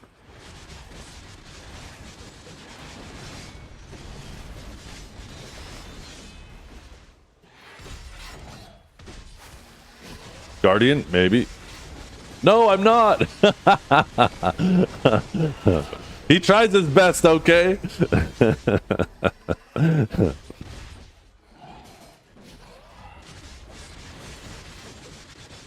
Every single time he tries to farm, he ends up with the smallest tomatoes.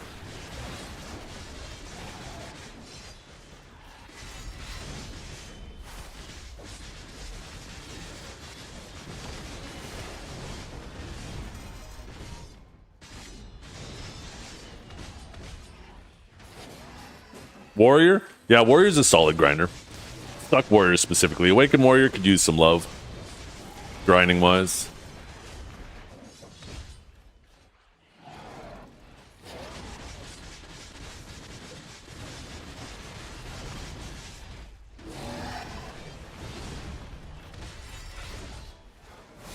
You found the Dandelion Sword?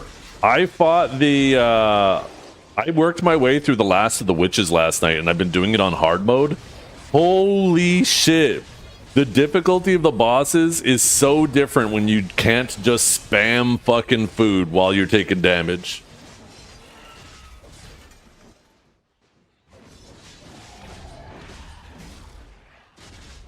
That alone dramatically makes the bosses significantly harder. No, you can eat while fighting the bosses, but you have to do the animation. Your character pulls it out, eats, and if you get hit during that animation, it cancels it. So you have to make sure you're eating when you're in an idle animation. So you have to, like, if you're low on health, you got to either make sure that it's like an ability that you have some time, like the boss is doing an ability that you know you have time to eat, or maybe right after you stagger the boss, you take some time to quickly eat. It's like a decision-making process instead of you just mashing the button.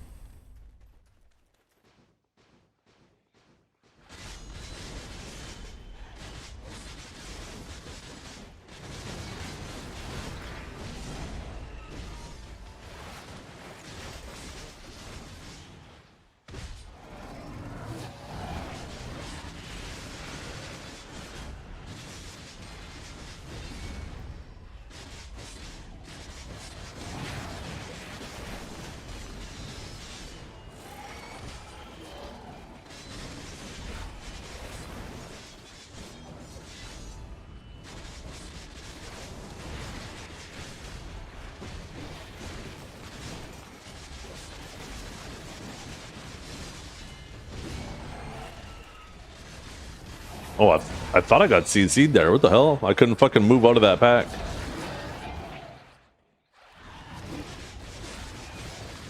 Oh, I should be popping 10 buff. Oh no, never mind. I'm capped. Do we have a drop rate? We have drop rate! Never mind!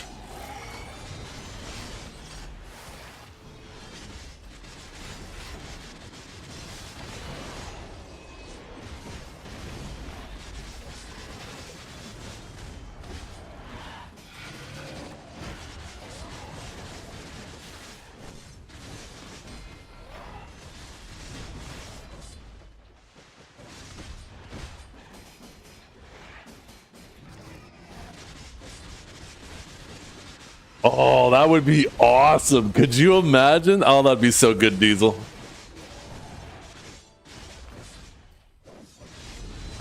I wish you could name your pets and I could get like a little pet rat and call it an Aurelio.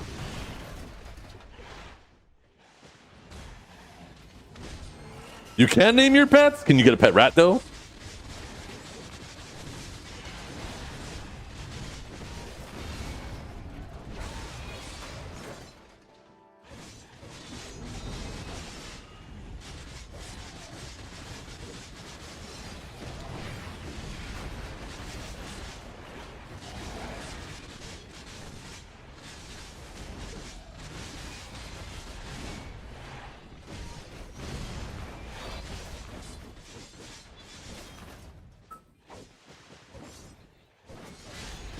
Do you know why PvP is 18 higher than human damage? Yeah, because your weapon has PvP damage on it. Right. Extra 18... No. Yeah, adventures right there. On your longsword.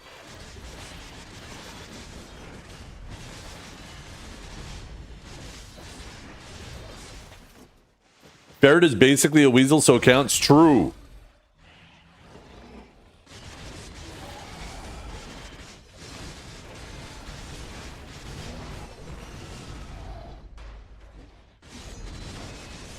Yo, what's up, Cal? Good showing yesterday.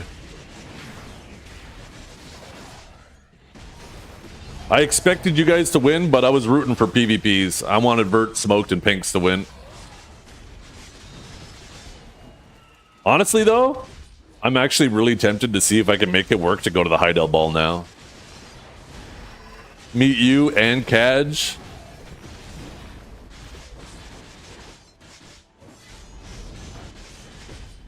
If Kaj even gets to go, though, Customs might not let him in.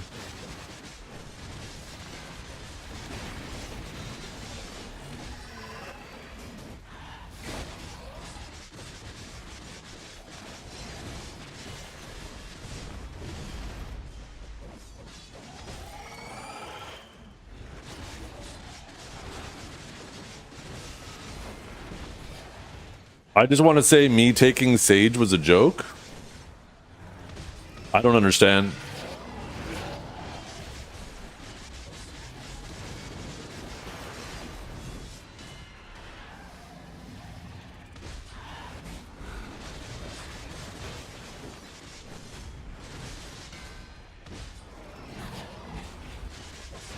Oh, you said you would take Sage to the finals if Kaj won. Yeah. The thing is, what is Kaj going to do? I mean, you play the broken-ass Sukuno class that's probably going to get gutted next. But, I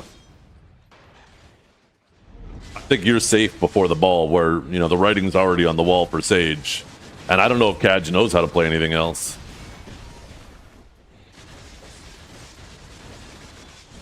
I mean, I guess there technically is enough time that if they do what they say they're going to do and they're going to monitor classes, and if Sage does end up as doomed as it looks like it's going to end up, who knows? Maybe there'll be some buffs, right?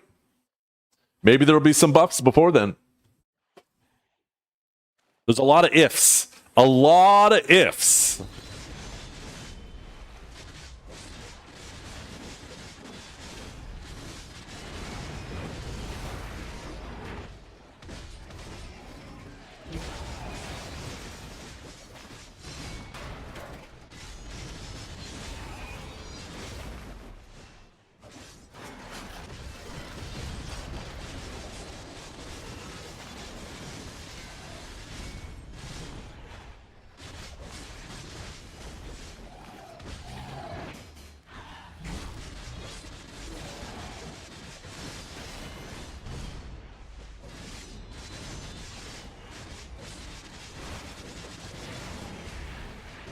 EU will win this time because NA doesn't have Divios. Yeah. They had to put a handicap on us. Honestly, though, Cal, Belly, Mamo, Pinks, that's a fucking solid-ass team. I think even if Divios did get in there with the team, that would have been a tough team to beat. I don't think they were guaranteed to beat it.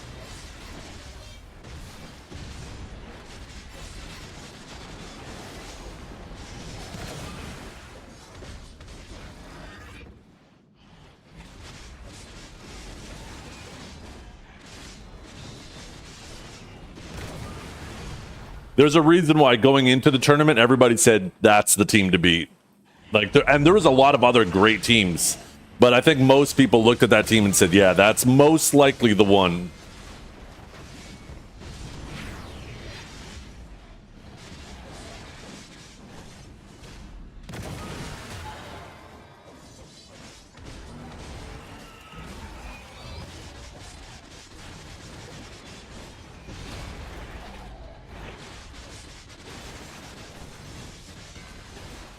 I am still curious, though, why Belly benched the Witch to bring Wizard.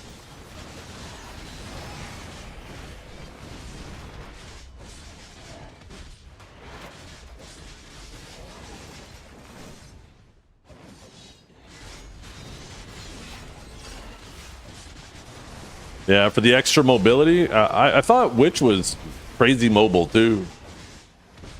Yeah, I like how Every single time people are like, Huntler, explain, and he's like, yeah, rage bait, rage bait. That's like Huntler's like go-to now. Whenever he wants to dodge a question, he just calls it rage bait. Those are perfectly reasonable questions.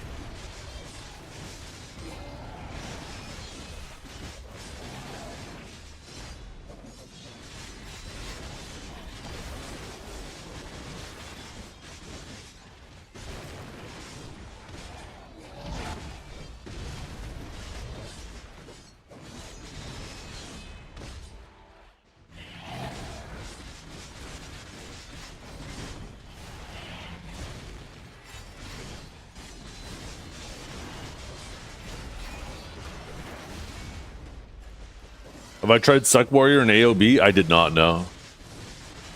Maybe I'll try bringing it later. I mean, the final phase doesn't seem that bad. I can't imagine it being better than Awakened Sage. Did Crimson Desert make me play Warrior? I used to main Warrior. But Crimson Desert did contribute a little bit for sure.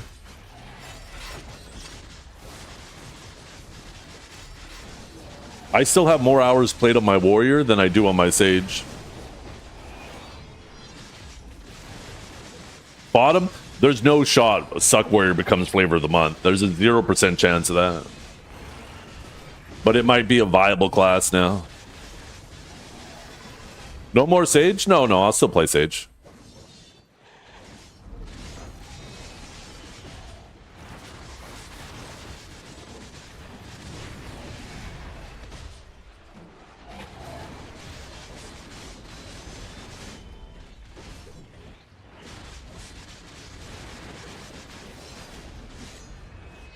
I think there's a good possibility that Suck Warrior becomes like Suck Warrior is already a very reasonable 1v1 class with all the changes they made to it, and it's already a good grinding class.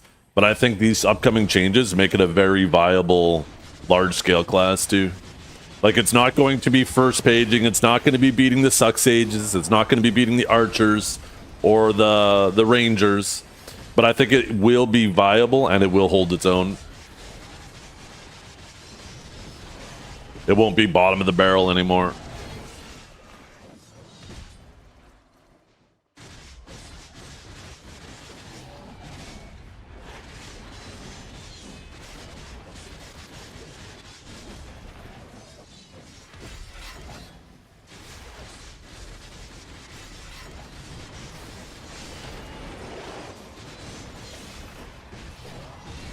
Yeah. Not just double scars, right? Diving in with an earth tremor that can bound people, instantly doing a ground smash that could bound people, and then anybody who gets caught by either of those getting caught in a double scars, I think is crazy. I think it's going to be a great bomber. Because you have, not only is your engage going to have a chance to CC people, but the immediate follow-up with a ground smash will also have a chance to CC people, right? And the thing about earth tremor too is you jump behind them, right? You'll jump behind them, so if anybody's forward guarding, you'll CC them. So it's not like you're jumping in front of them, you're jumping behind them. And the nice thing is now it has enough super armor movement, unlike old Warrior where it was all forward guard movement, that after you do that, you do a little side shuffle and then charging thrust away, right? You're not like stuck in the fight. That was one of the biggest problems with the Warrior in the past if you were trying to ball fight. Is yeah, you had great ways to engage. You would dive in, but then you would throw your 2 or 3 abilities and then you hold up your block and you're desperately trying to stay alive because you have no way to get out of the fight.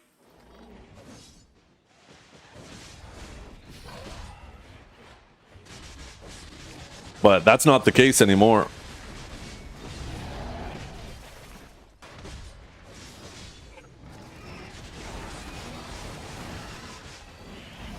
Yo, what's up, Beanie?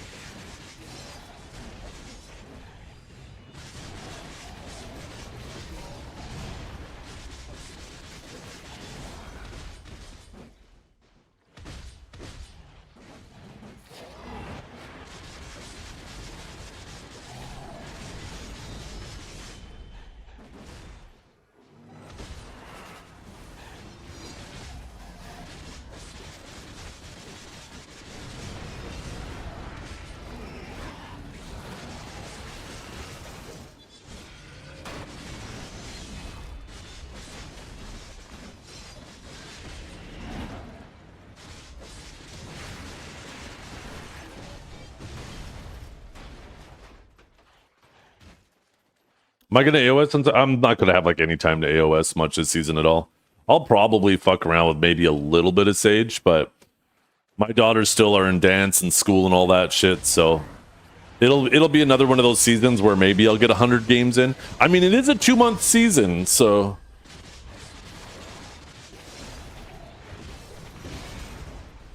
but I just won't have a lot of time to AOS. I'll probably just try to do the minimal to get solid rewards.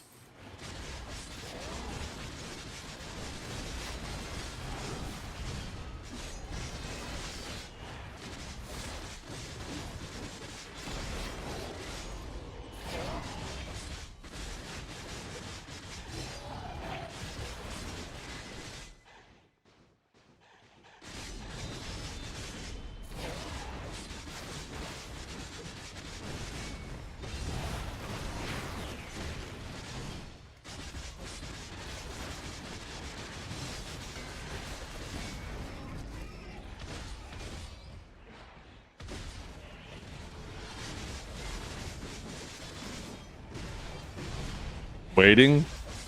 Is the song thing not working? Usually the first song request of the day takes some time.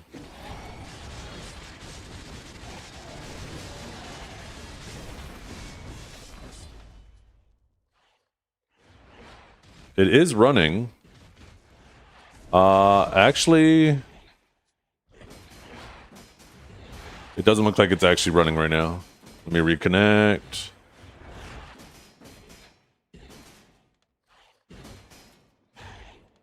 Okay. Can you refund his points or so we can re-request it?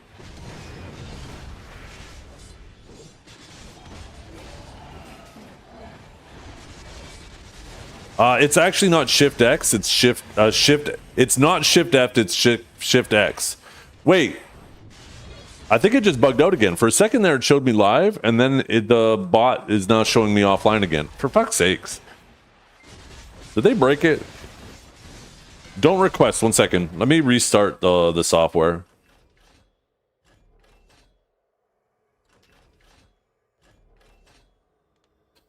Yeah, if I'm not mistaken, they put it on Seismic. They didn't put it on Earth Tremor.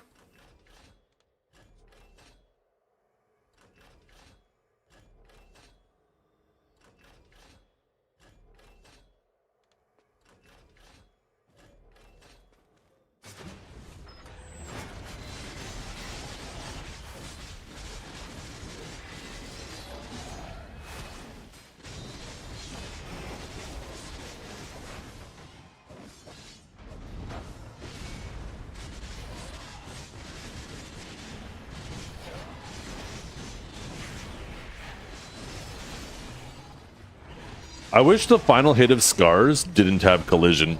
It'd be so cool if you could just start Scars, hit W, and then use it to reposition.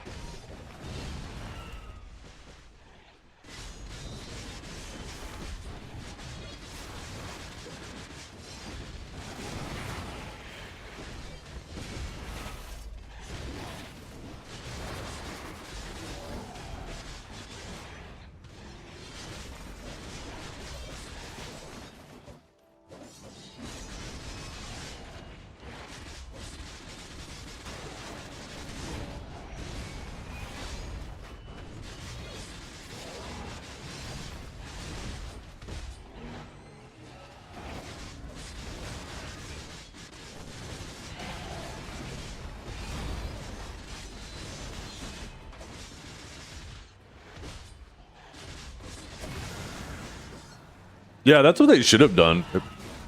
When they removed the melee damage DP debuff on it, they should have just made it the all DP debuff. Makes so much more sense for it to be on that.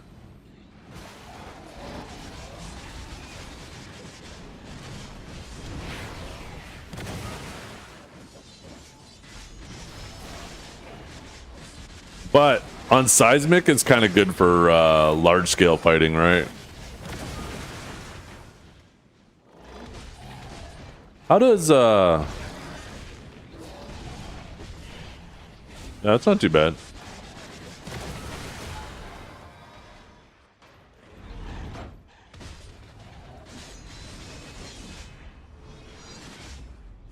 You don't like using ground ward? It's so nice for pulling though.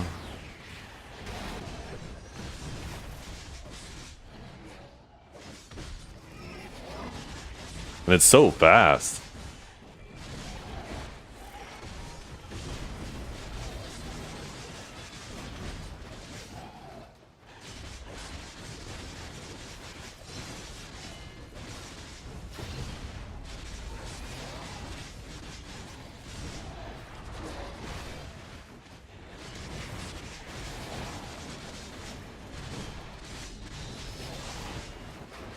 Yeah.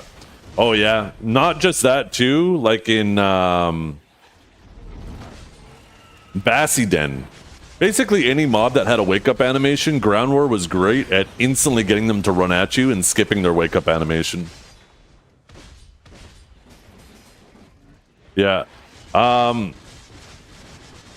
Somebody went on the Invent Global forums, which is the KR forums basically, and there's not a single post about Sage on there either. So yeah, I think we're just gonna have to deal with it is what it is.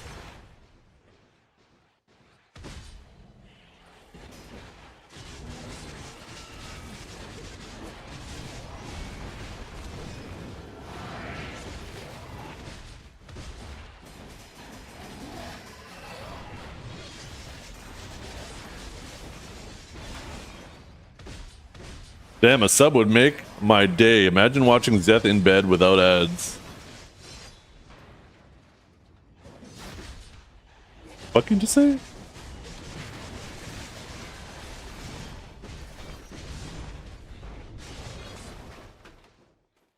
By the way, you guys, on Thursday, there might not be a stream.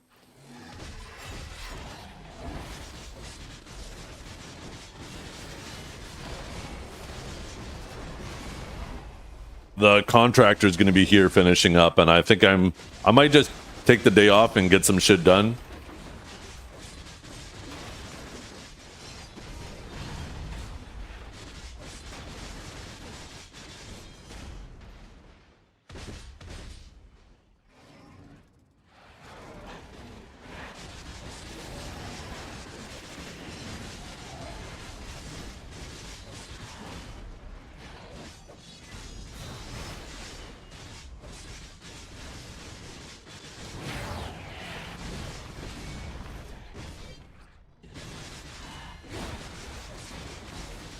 This pot still does occasionally bug out, but it doesn't seem to happen a whole lot to me.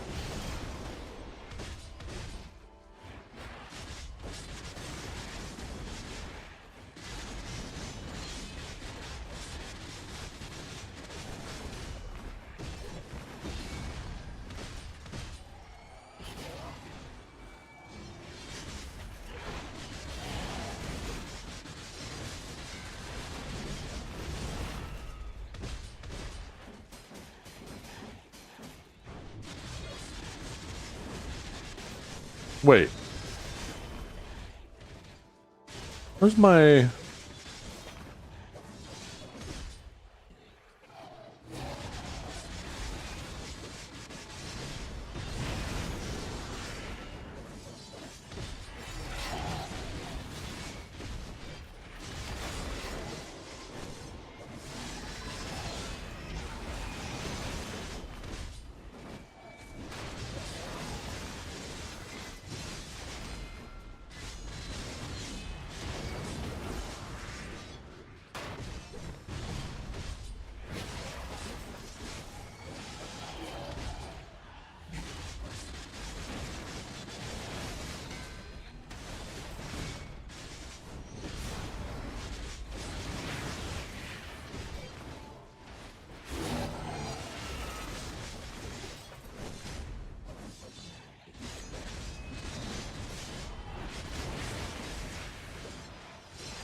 Yeah, I'm in the office now. So it used to be a guest room, but since we are renovating our basement and the guest room got used like once every 3 years, I said, let's get rid of the guest room.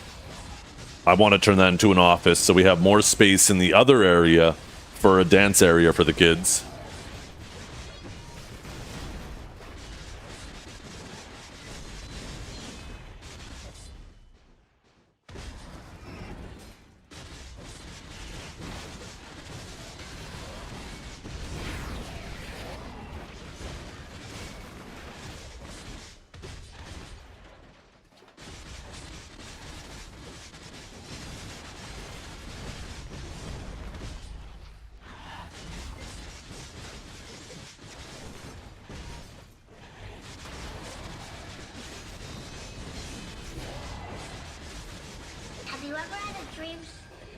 Oh my god, look at that. Now you can beat your meat with no ads, Batails. Yo, you're free.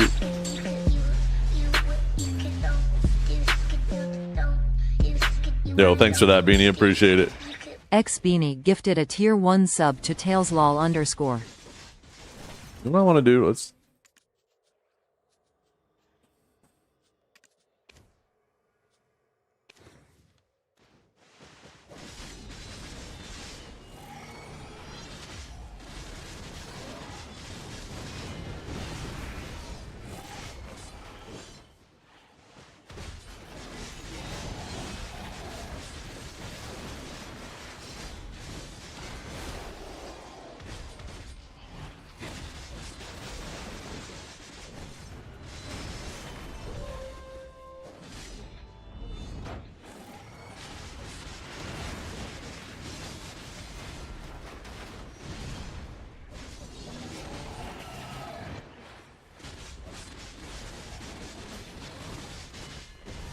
He cries when he puts in contacts. Shut up.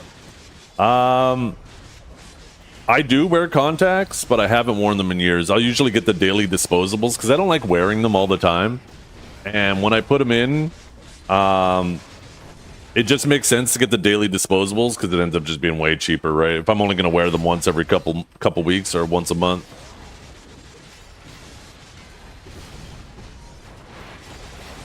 I personally don't mind glasses.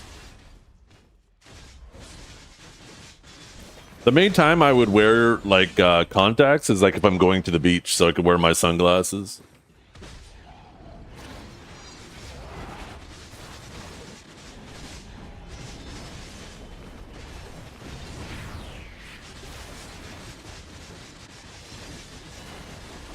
Yeah, I don't really feel like paying for prescription sunglasses.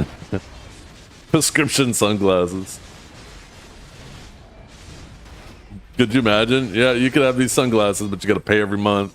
Have you ever had a dream that Same shit, kind of is, right? When you break down the cost of glasses, how often you need to get a new pair every few years because your vision keeps getting worse. Kind of is a subscription. The subscription is it's a subscription for HD. With my glasses on, I got like that 1080p vision. When you first get your glasses, you got that 4K vision. And then near the end of your, like 2 or 3 years later, you're now down to the 1080p, maybe 720p vision. And then you take it off, you're at that 320 vision. Fucking 320p.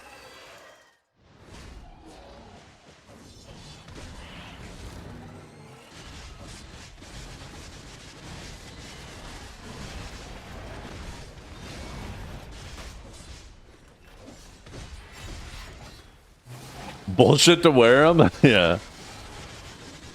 Same thing with vaccinations, right, Mike Croic? Makes your immune system lazy. It's bullshit to get them. Tell him, brother.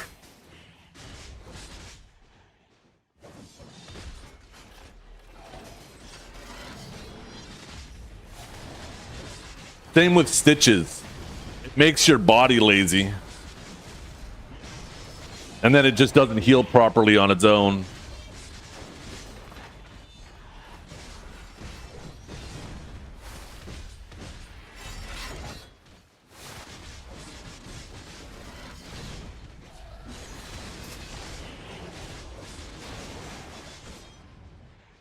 Just cut it off and move on. Yeah, what are you, a bitch? That shit's broken, just hold it in place. Duh.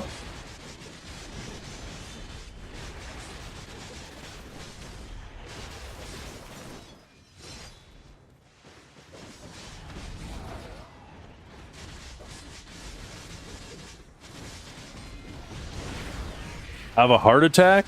Just means you're losing. All you gotta do is fight back. Your heart starts attacking you, eat an extra cheeseburger. Fight back. Show that bitch what's up.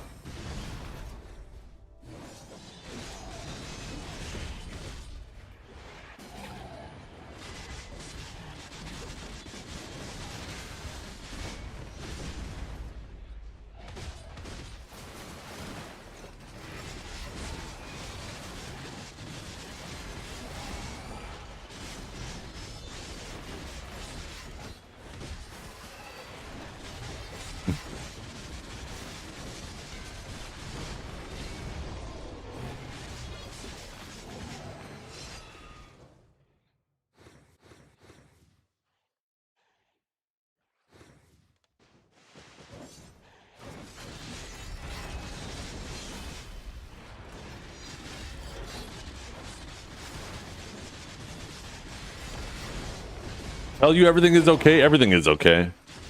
If you're sitting in a house and you have access to the computer and an internet and you get to just sit there and chill, trust me, you're doing better. You're doing better than any of our ancestors could have ever fucking dreamed of doing.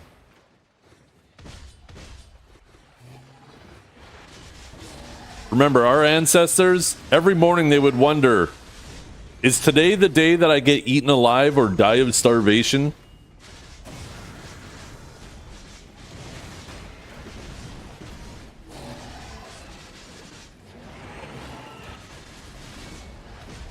Those were the times.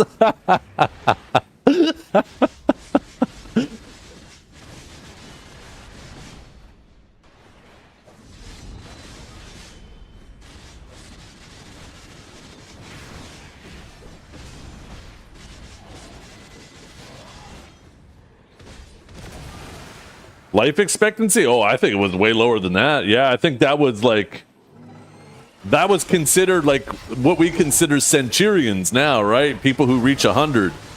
We're like, damn. Reality is when you're 40 and 50 and your back starts hurting and your bones start creaking, your probability of getting eaten alive went up exponentially.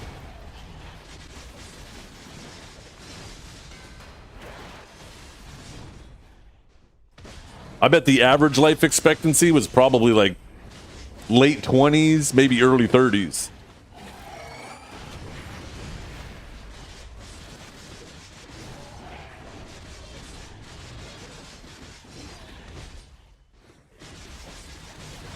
You got a cold? Sorry, dead. Yeah.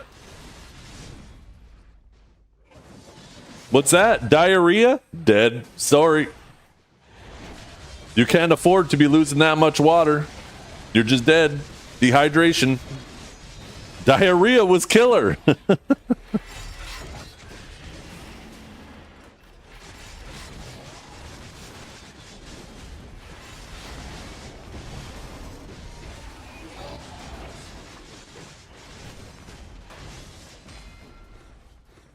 What's that? You're walking around in shorts and you got a little cut from the grass on your leg and it got infected? Sorry, dead.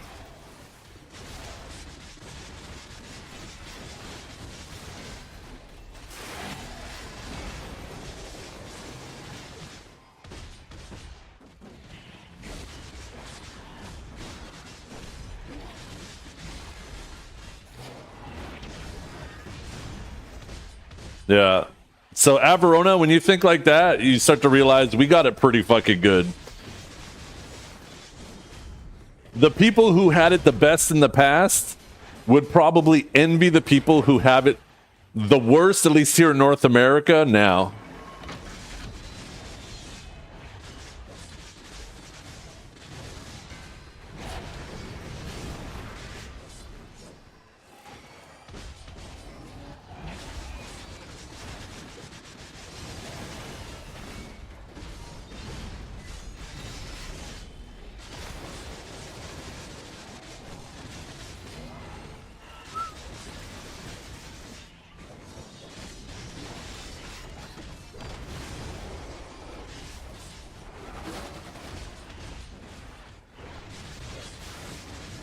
That child doesn't look healthy, not gonna make it. That's the thing. Pregnancy story, your probability of getting eaten alive just went up 300% because how the hell are you gonna run while you're pregnant? Oh, you had the baby?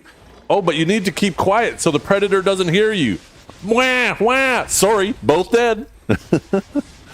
You either drop the baby and run, or you stay there and die with the baby.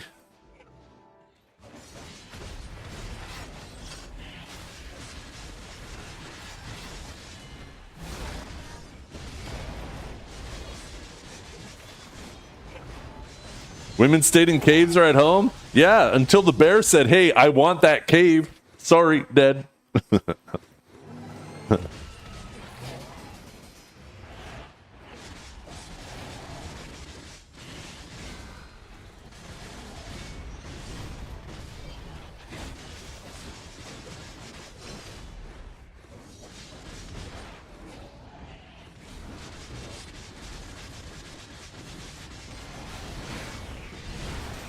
Did you ever see Pig's reaction to your shots you fired at him? I did not. Do you have a clip of it? I hope Pig probably has a good sense of humor about that shit, right? He's always struck me as somebody who has a good sense of humor. I'd hate for him to actually be upset. I like Pig.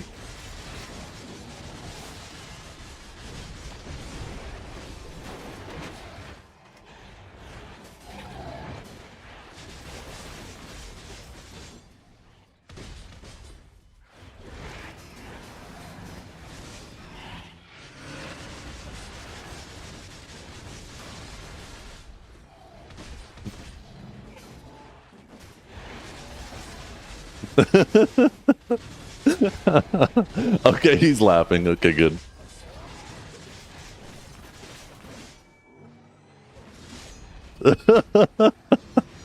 I know, I like Pig a lot, too.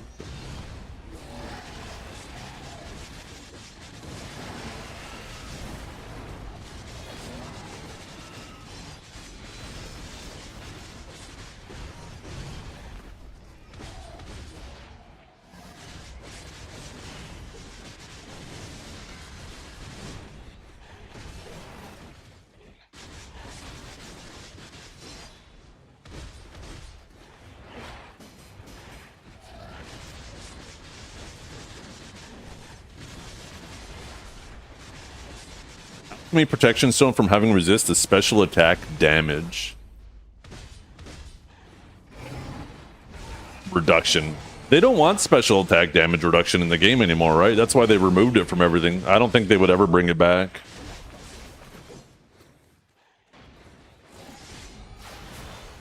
Honestly, I think when you consider the way defensive stats scale, the protection stone's actually kind of crazy.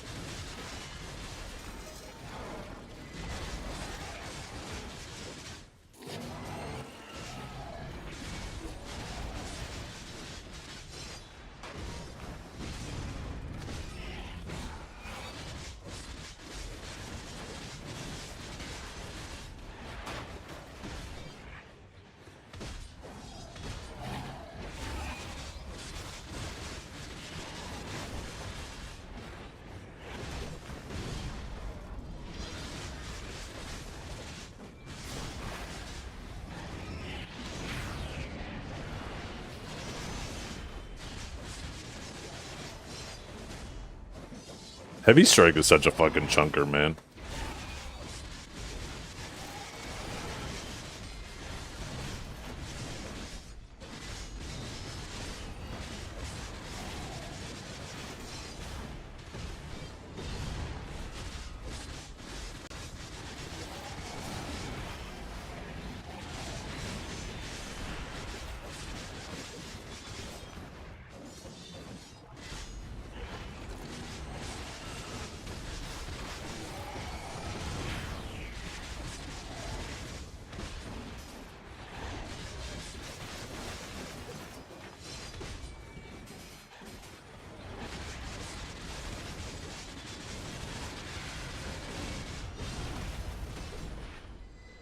But yeah, the resists on the protection stone do seem silly. I understand why you're like, what the hell is even the purpose of this? Because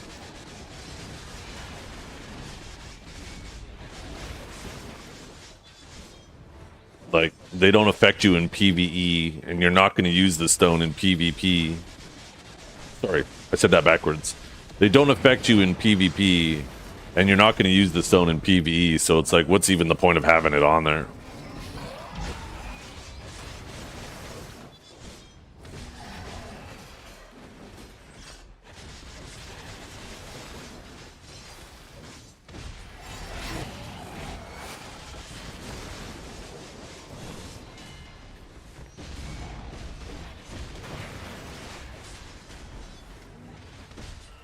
The thing is, I think they should just remove it, because they just removed the ignore res on the destruction stone, right?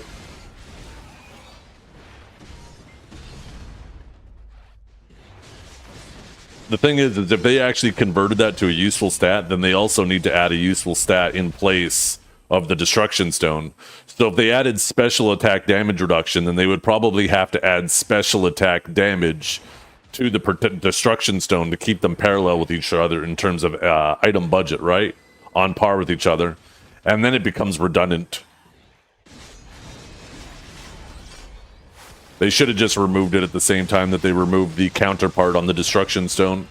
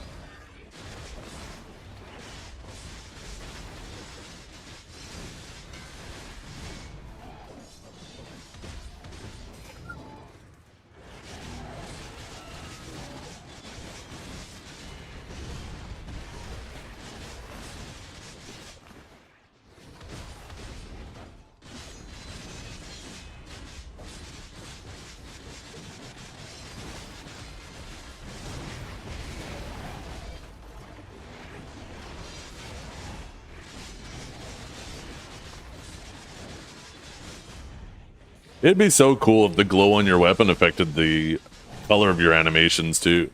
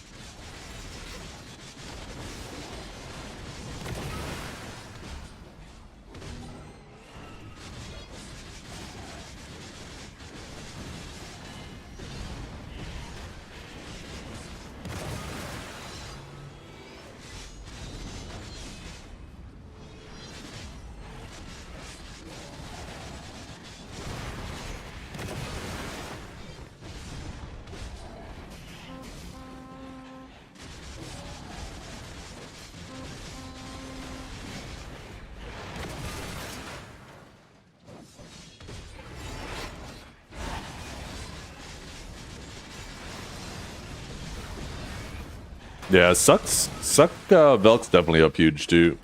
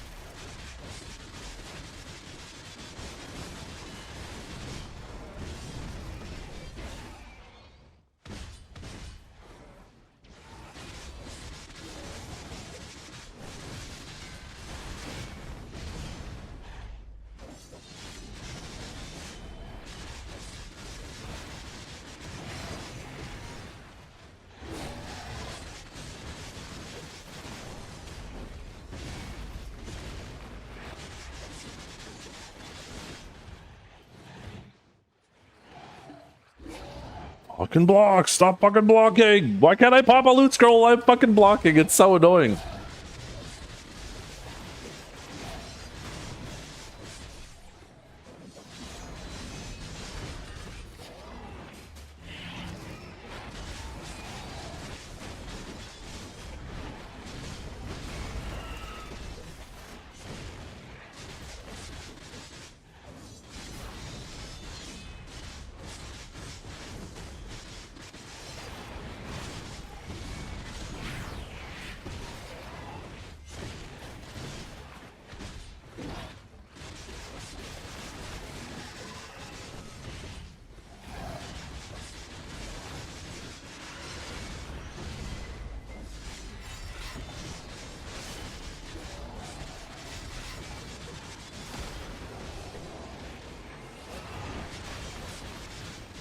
Yo, what's up, Chompy?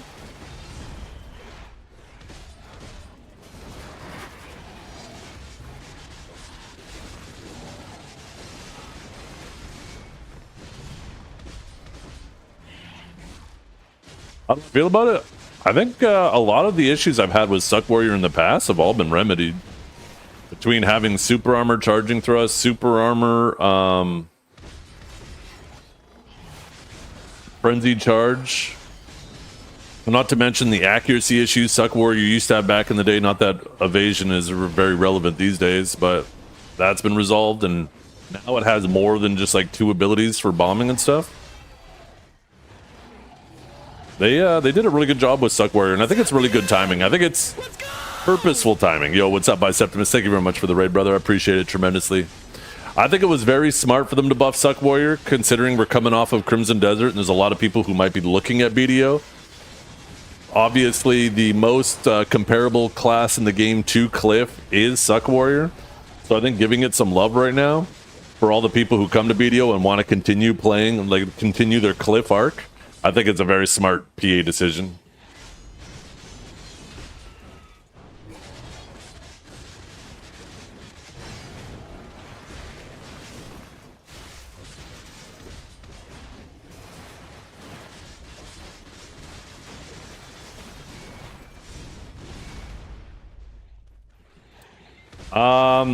In about 2 weeks, my Septimus will come out with a guide. I'll just voice over it. I'll mute it. I'll voice over it. Just mimic everything he says and make it my guide. So wait till his guide comes out, then I'll make my guide.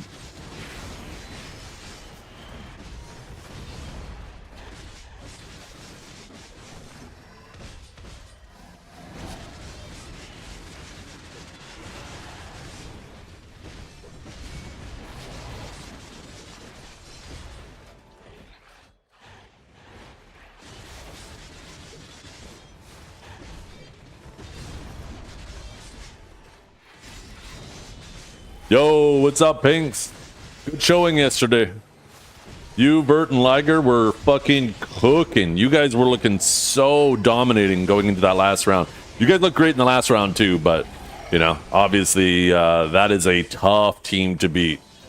I think you guys did fantastic, though.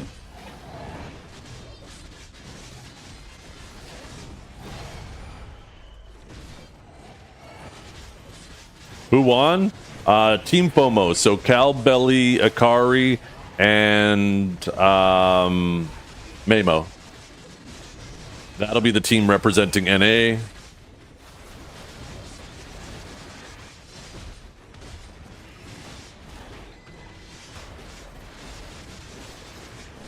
And they were in the finals against Pinks, Liger, and Vert. 3 goats as well. It was a really enjoyable final match. Enjoyable matches all down the board, to be completely honest.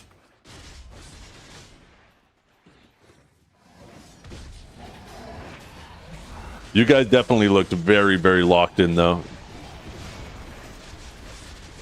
You can see the grind too that Vert's been doing on that Kuno. That paid off a lot. He was playing his ass off, considering how new he is at. Either that or Kuno is super easy. I'm more inclined to think that Vert played his ass off, though, because Vert is a previous tournament winner, too, on Maywa back in the day.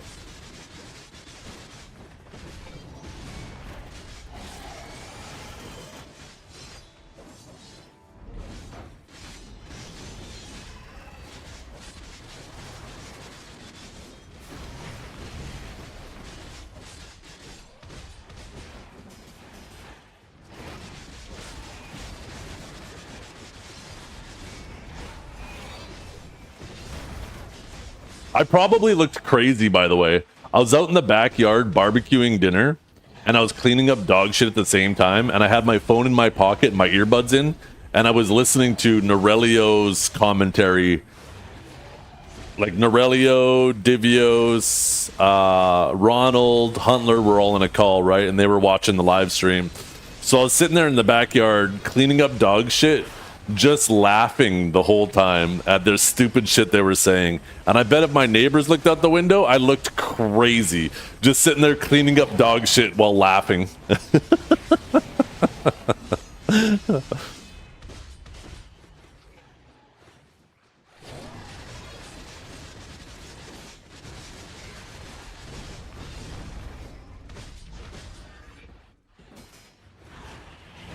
4-0 in the first to 3. So what happened in that first round? Did somebody DC? Because I know No Gamble died pretty early on. I'm assuming there must have been a DC and you guys just agreed to rerun it.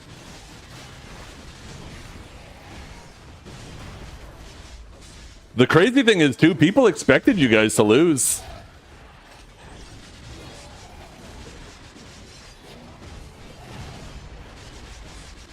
And then you guys ended up, yeah, 4-0-ing.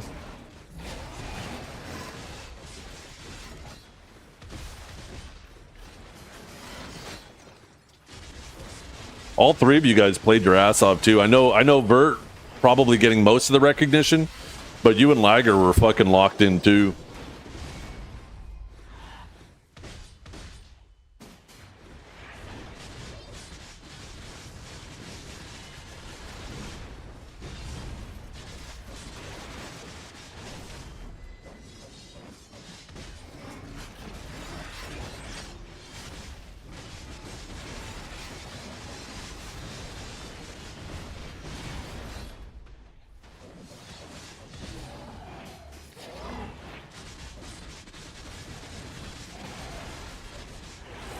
BSR issue. Liger hit Angel accidentally because they left us in too long. BSR doesn't get stripped till the gate opens. We let the GM know as soon as the gate opened. Heard nothing. So we tried to AFK as much as we could. Waited for buffs to drop before going in. Gamble made an issue of it. We said that it was a GM issue and that it was up to their discretion to restart or not. Oh, really?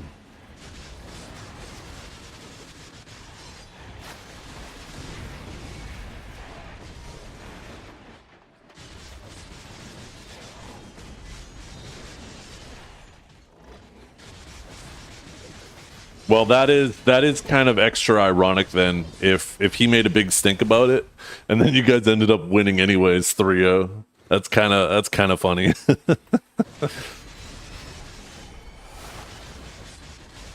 But it sounds like you guys could have had the round anyways. You guys said fine, whatever.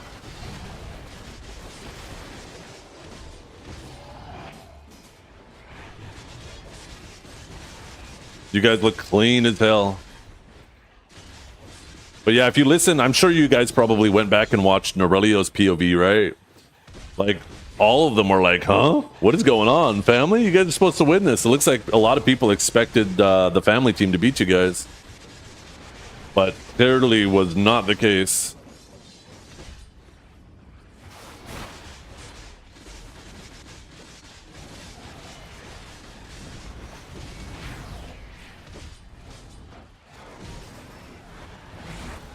There was a family team?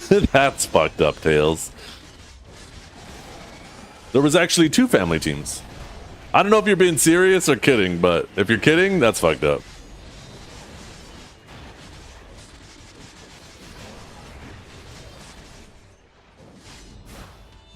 By the way, you guys, I used to main Warrior way back in the day. I still technically have more hours on Warrior than I do on Sage, believe it or not. But it's been a long time since I played it, so I'm kind of getting reversed with it. Leading up to the patch, I'm trying to get comfortable with it, get the muscle memory back, and then we're going to see how it feels after the patch.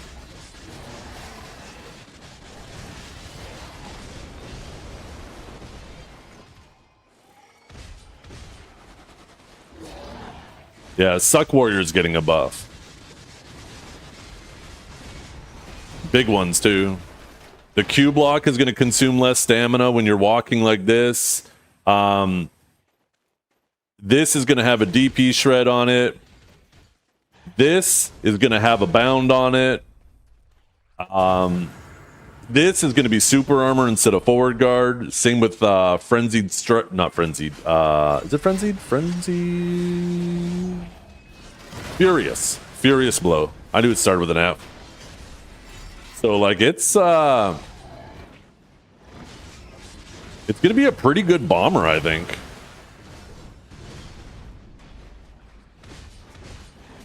I don't think it's gonna be meta. I don't think it's gonna be enough to be Fodom or anything like that, but I think it's actually gonna be a very viable class in all environments. It's a decent 1v1er, it's a decent PvEer, and I think it's gonna be decent in large scale. It's not gonna be like Suck Sage, Awaken, Suck Sage, Archer, or Ranger in large scale, right? Or any of the top classes, but I think it'll be better than most in large scale. Like it'll be maybe a bit better than the average for large scale with those changes.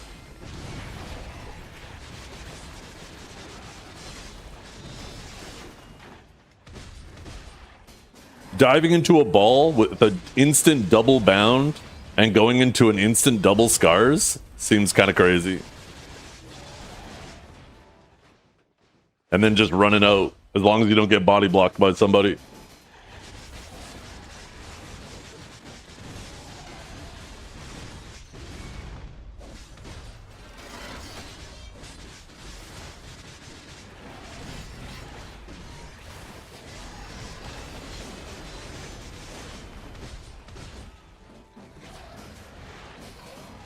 What does it feel to be top 2 Suck Warrior? No, not a chance. There's like 5 Suck Warriors, right? You got Gladiator, you got Evagnar, you have Daniel, you have Blade NZ, although he doesn't PvP at all. You have Ponecox. Those are all the OG Suck Warriors.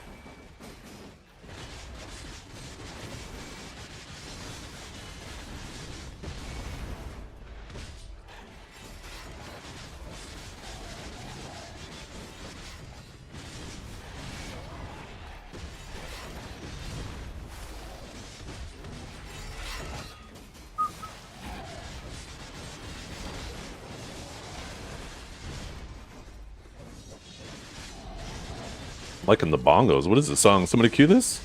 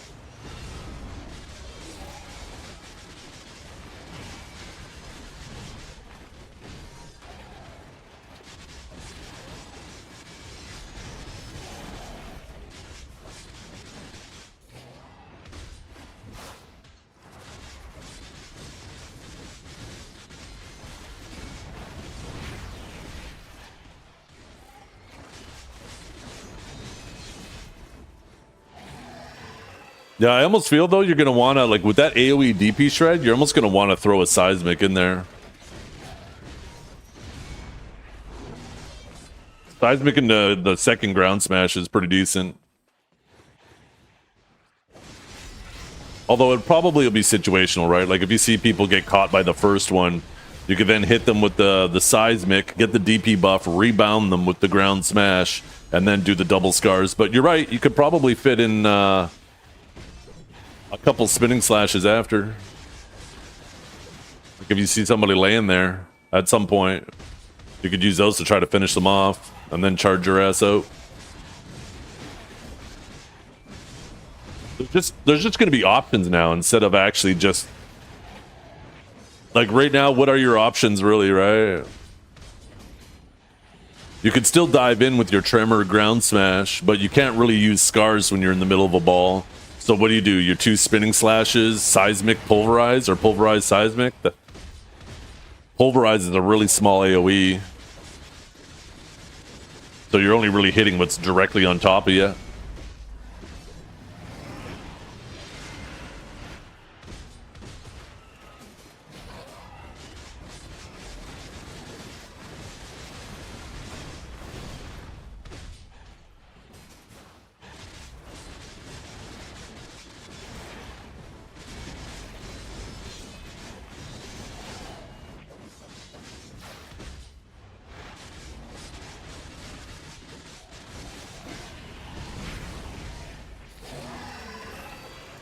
Oops. Probably lock transfer. I'm going to be using X a lot. I swear I had that locked.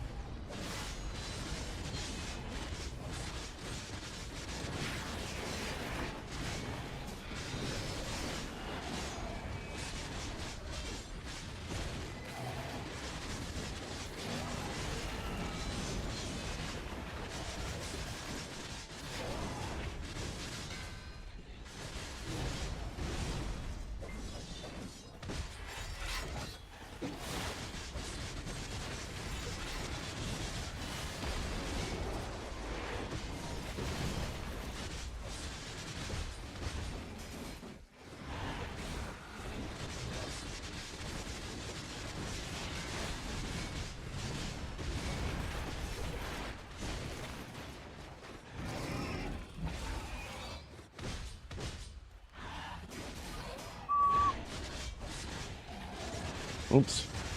Got to deep slash.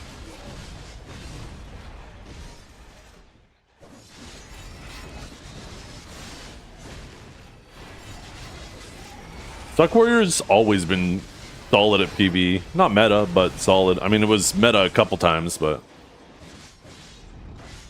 it's never been a bad PV year.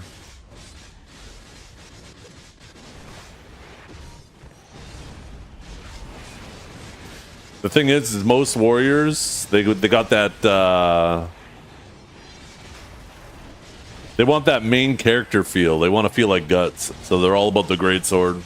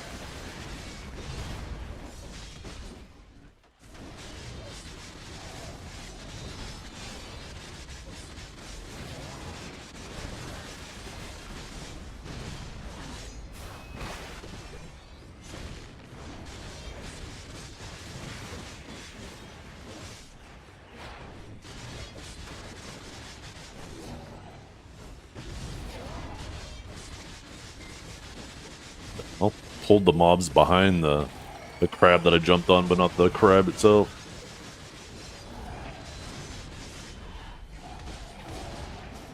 Yeah, I think you did say that.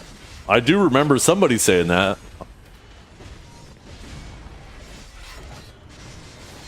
Are you a GM? Are you a dev? Did you make this happen?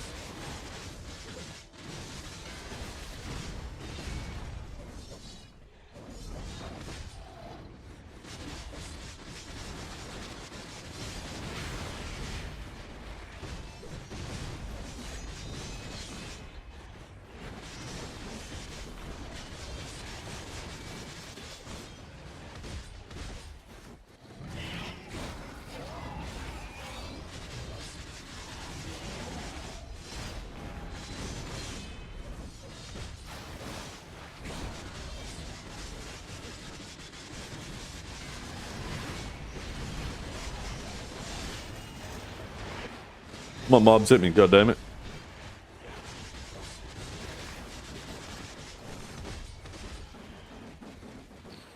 Feel like fucking Morpheus here. Stop trying to hit me and hit me. I want to do my furious blow.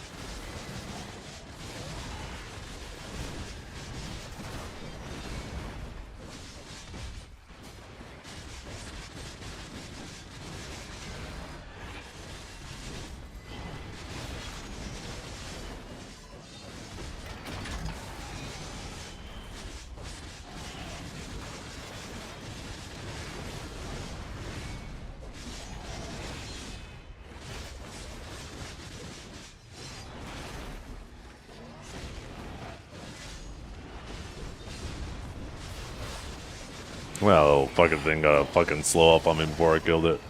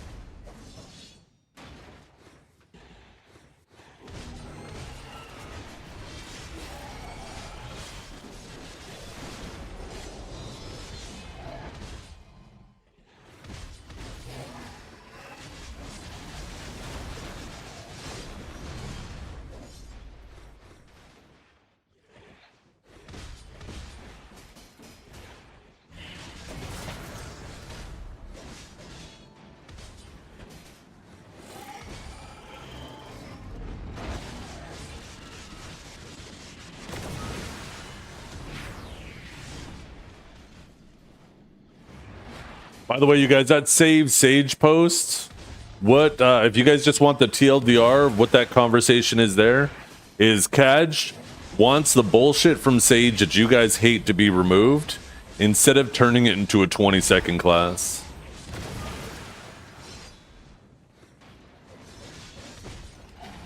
He doesn't want it to destroy you while standing anymore and doing fully protected movement. He wants the damage from the movement. He wants the movement to basically just be movement and a very minor chip, and instead have the damage move to abilities that you can actually punish.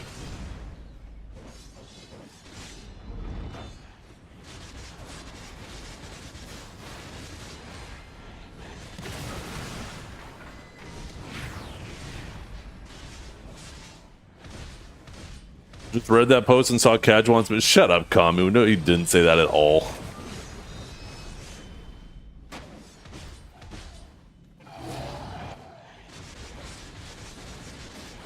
Stage community is so weird. Yeah, because we actually want our class to be balanced and not overpowered.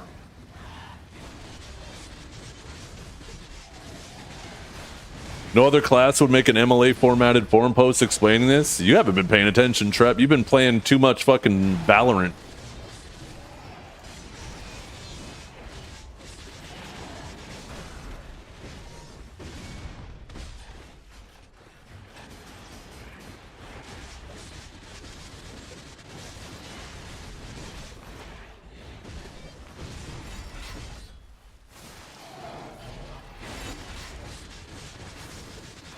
Make us this way, we counter with this? That's not what they're asking for.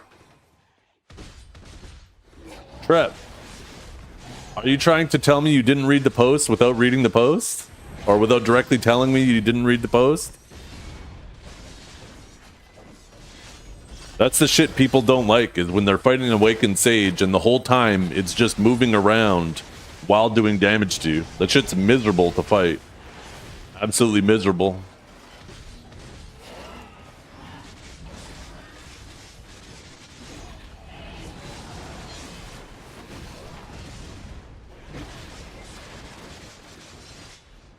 You have a class blinking around you. It's here, then it's here, then it's here, then it's here, then it's here. And the whole time you're just seeing 80%, 70%, 50%, 30%. You just see your health disappearing and you're like, how the fuck do I fight that?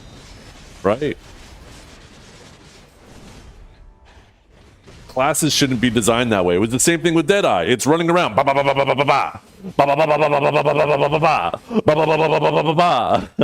It's fucking doing damage while the whole time while it's moving. It's bullshit. Classes shouldn't be designed that way.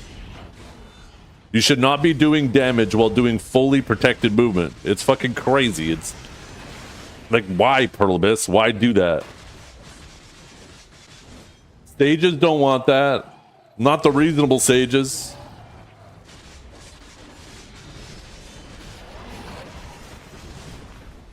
Just take off the protection or damage. Well, it's meant to be movement. You can't take off the protection. If you take off the protection, then the class can't move, right? Imagine if they took off like the protection off Musa's R&B. You get one dash. That's it, right? That'd be dumb.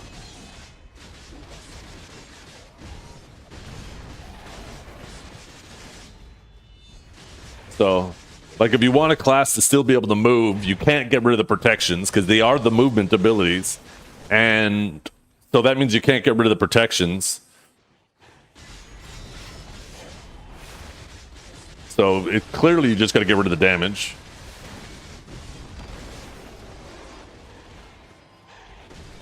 What is this? God, I look fucking schizo.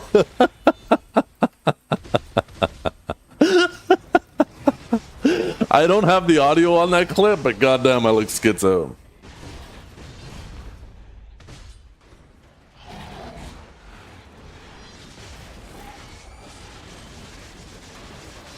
And the thing is about Awakening Sage, after these changes, Sage is still Thanos.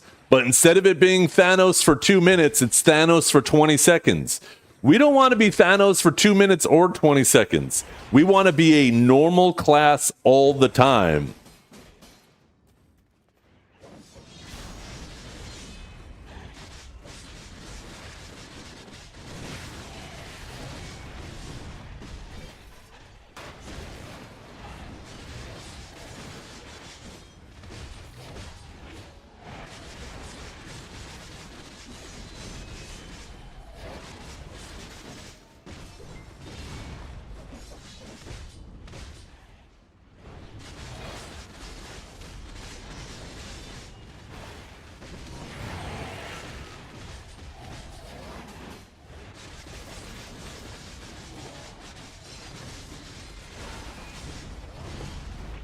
You want to be Loki? No, that's Megu. That's the one with the clones.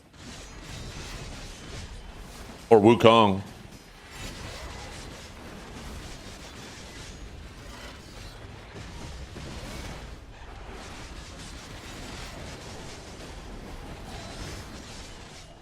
And the crazy thing about these changes is they nerf two of our abilities. One of our main movement abilities that doesn't do damage, which is going to force us to use the abilities that you guys hate more often.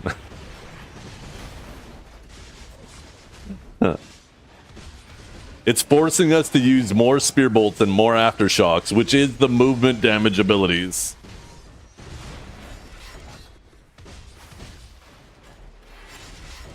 Sage will need 2 years being shit for people to stop hating the class. That's the thing, is Awakened Sage was shit for 2 years.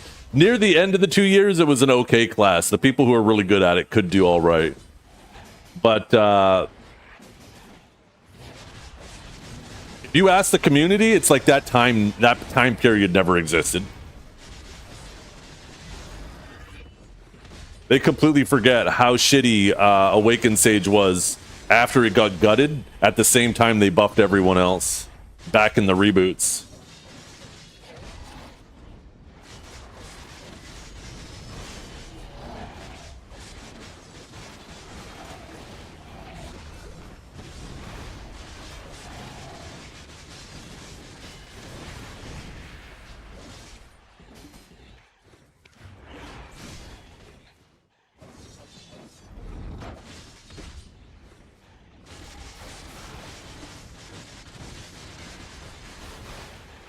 But yeah, that post, I know a lot of you guys aren't really versed with Sage abilities, so when you see a post like that, you know, even if you were to read it all, you don't really understand what he's talking about. What he's talking about in that post is get rid of the bullshit that you guys don't like. Get rid of it. And then just let it be a normal class.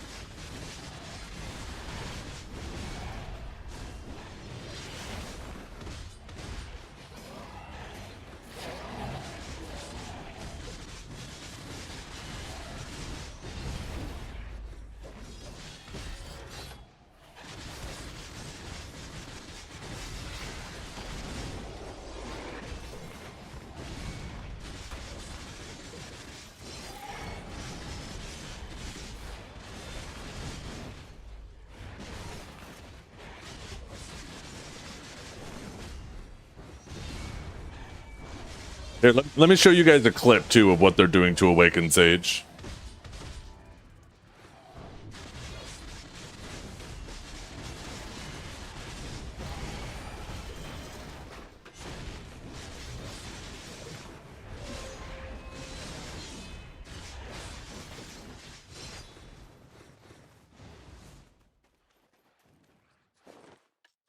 The thing about Sage is it already runs a stamina deficit. It's just the stamina deficit doesn't matter when it can kill you so quickly before it runs out of stamina anyways, right?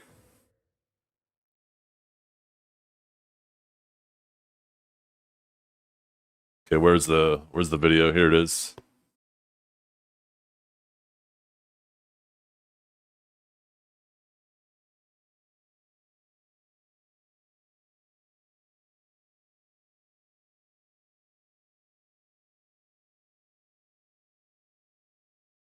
Look at this.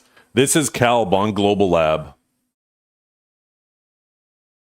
Look at his stamina bar. Starts with a Divine Executioner, and it immediately... I mean, he probably only had like 90 or 95 stamina, but that first Divine Executioner, right? He engages. Watch his stamina bar, how quickly it's going to go down.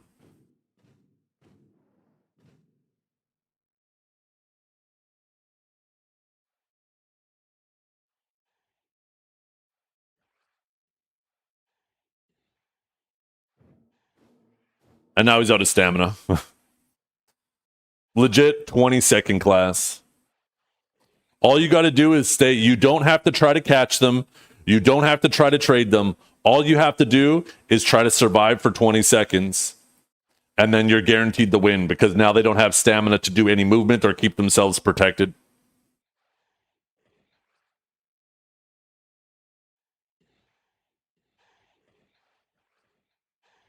It'll still be 20 seconds of torture while you're fighting it because it's still going to have all the same bullshit for that 20 seconds. But that's not fun for you guys. That's not fun for anybody else.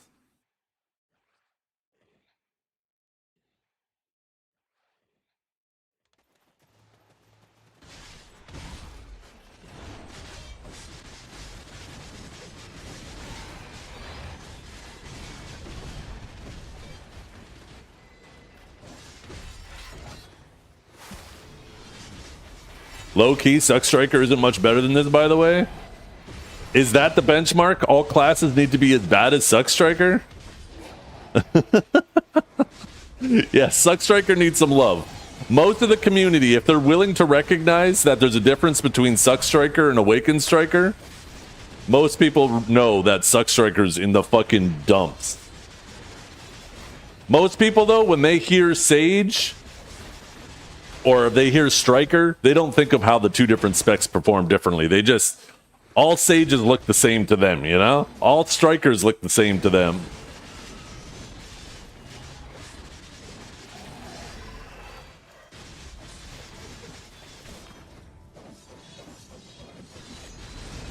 Seraph now is the menace?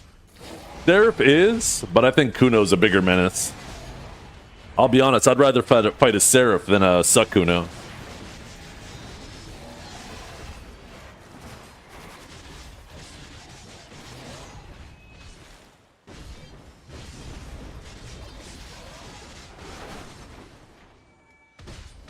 Suck Striker will be dog water until it gets more movement. Suck Striker moves like crazy. Suck Striker doesn't need movement.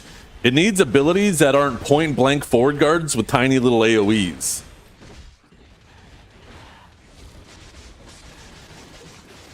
Either increase the AoE size and keep the forward guards, or give it some more super armors. But movement is definitely not Suck Striker's problem.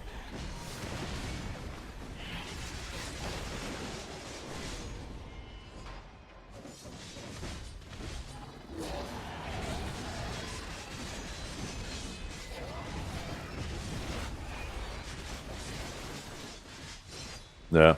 Who knows, though? Maybe this is the trend, right?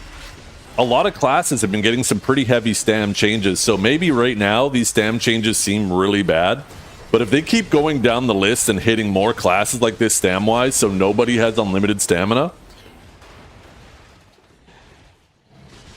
maybe Suck Striker will come back by, you know, its stamina issues won't feel so much of an issue anymore if everybody else's stamina comes down. Who teaches some good Suck Kuno? Maybe I need to get Calb to take me to the dojo. Get Vert to take you to the dojo. Vert was playing his fucking ass off. I'm sure Vert will probably put out a video sometime soon. I don't know if you guys watched the tournament last night, but Vert's been on Suck Kuno for like going crazy, spamming AOS and RBFs and shit.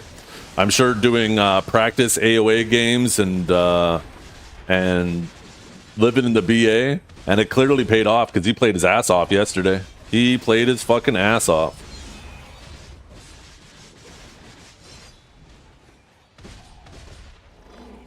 Monstrosity, just because you can't handle classes, that doesn't mean other people can't. Classes have been dumbed down quite a lot. Traditionally, too, Suck classes are significantly easier than Awakened classes, although they've been making Awakened classes way easier over time, too.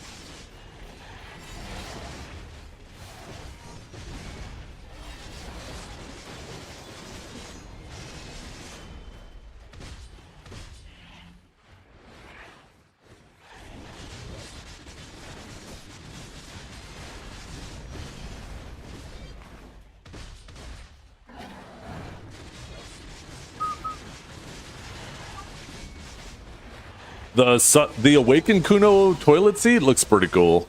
Especially the Sovereign one. It's actually one of the cooler looking Sovereign weapons.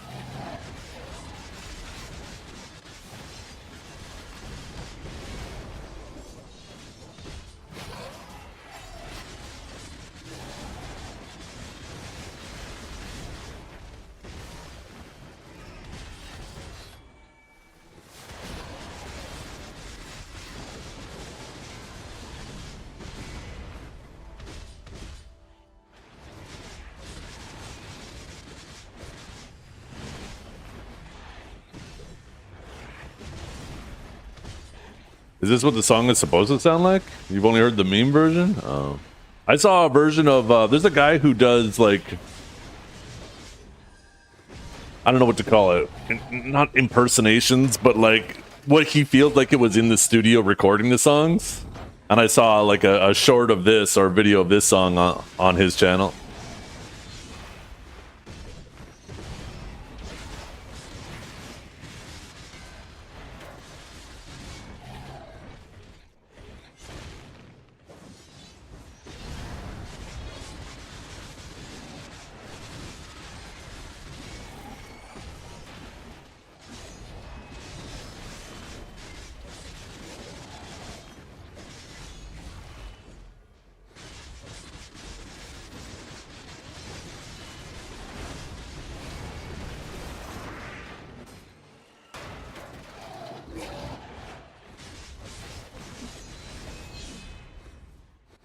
I'm actually gonna add this song to this playlist.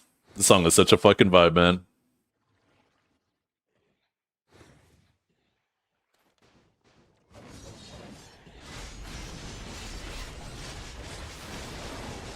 Suck Mayweather's been going crazy? Yeah. I mean, there's some people out there who'll try to have you believe that Sucks Mayweather is really bad. It's just not meta. It's not a bad class. In the right hands, it's still a fucking menace.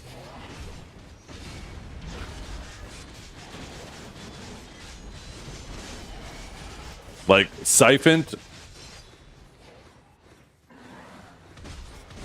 I'm thinking of the right name, right? Siphoned is the Digi one, the one that won the greatest Mayweather title. He's showing all the time super viable large scale class. And then like Pink's always doing extremely well with it in like AOS. Akari always performed really well with it.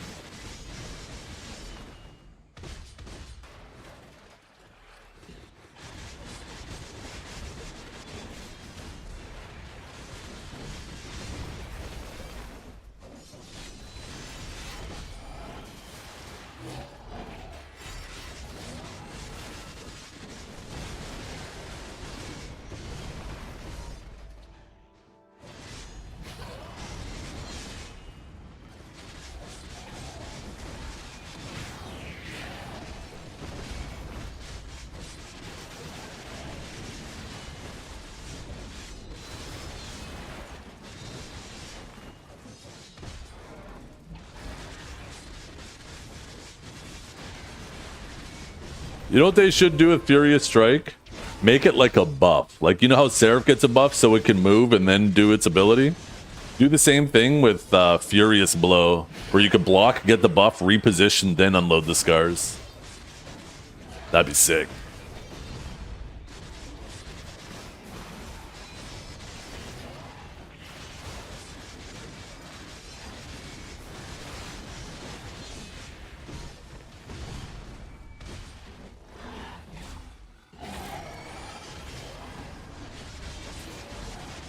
Pocket scars? Yeah.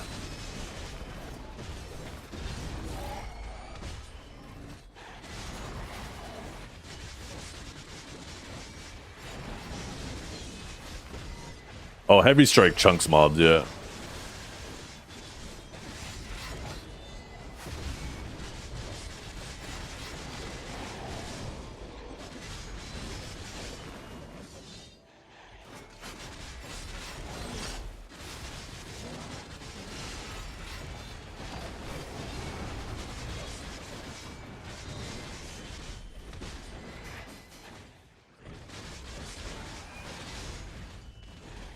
Getting fucking stuck on something there. For capped content, you want to run like Acidyl or Tabik. I tried running Tabik. I don't know how much it fucking even really mattered. It's either you run a BSR belt and have BSR more often, or you run Tabik, have like an extra little AP buff for a while. But you don't run either of them in uncapped content. It's only for capped.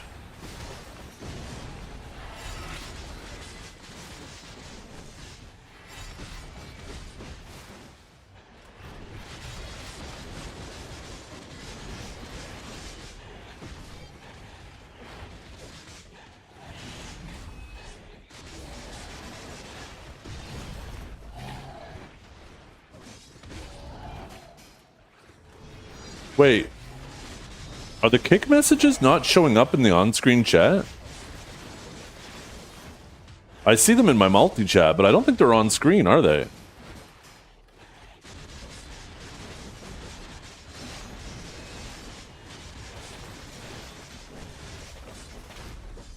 No, they're not. What is going on? That means the YouTube ones probably aren't either. One second, let me do a little test of Reno.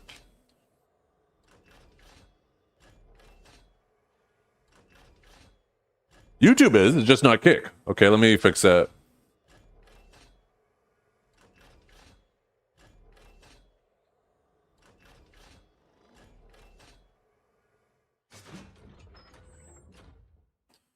The accounts.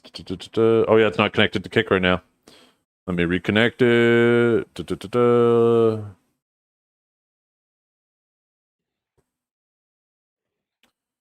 I bet in the on-screen chat, all of a sudden a whole pile of Kick messages are gonna all show up at the same time.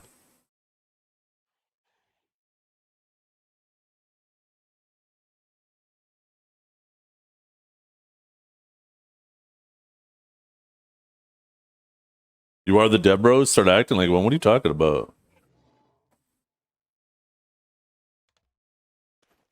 Okay, let's do another test. Hey, there we go.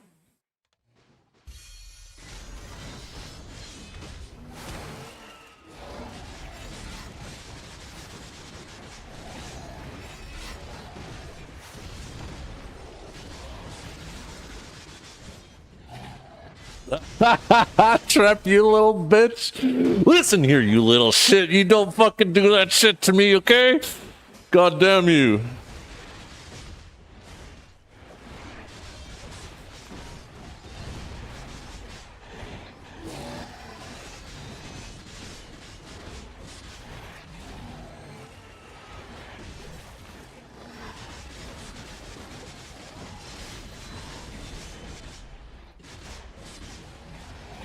Might hurt myself. Guaranteed. Trep is my friend, and I would never want to hurt my friends.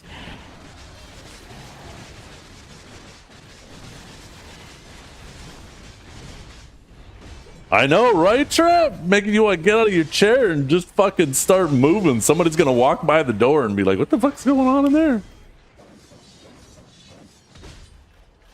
Maybe you put it on the speakers and just invite everybody into your office. Have a little fucking party.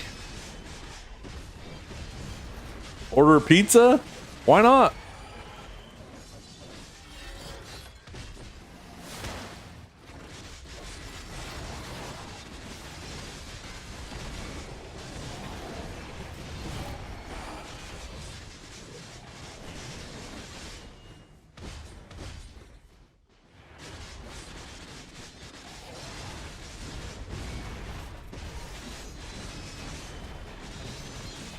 I think I fucked up the camera. Let's see. Bing. Nope. It was. There we go. Boom. There we go. Or maybe go. Boom. There we go. No, boom. I think this is where we were. Feels like it's lower now, though. Oh, that's why. There we go.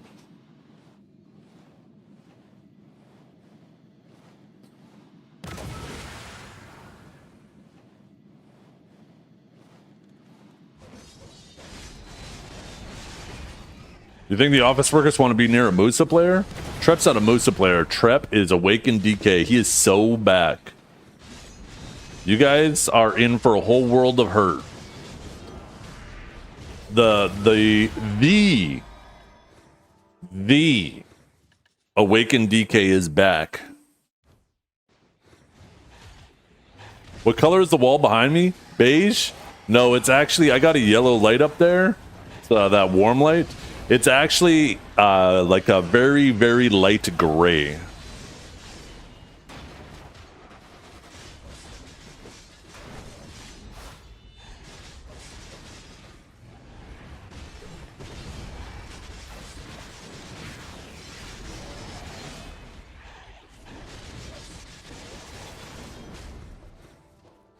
But yeah, I got a really warm light above me. The fixture above me too It has 3 lights on it that I can angle in any direction, which is really cool for adjusting the lighting in here.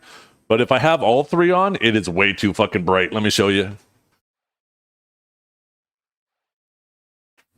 I have to slightly unscrew them.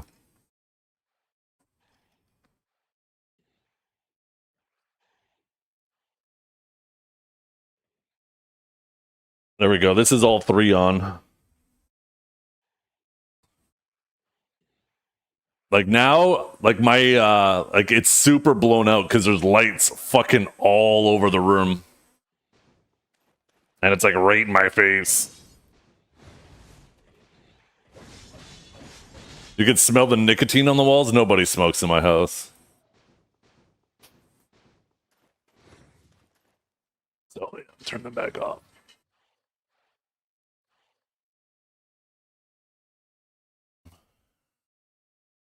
God damn, what is the music you guys are playing? I'm fucking loving it.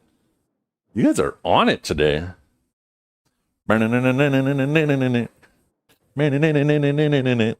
Oh shit. Oh, got the fucking armrest up my ass. Ow.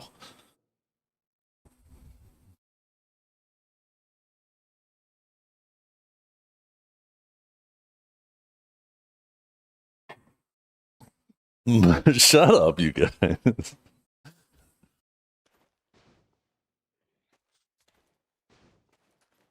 I might as well do my farms while we're at it.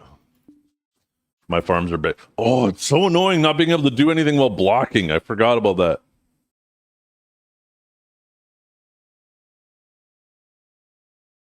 What is this, trap?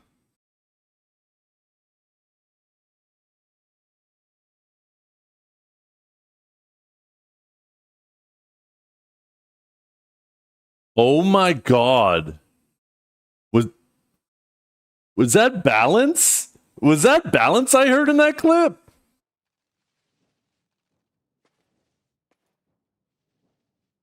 Holy, he sounds like he's fucking 7. I don't even know if I could play this on fucking stream. He sounds like he's definitely a minor.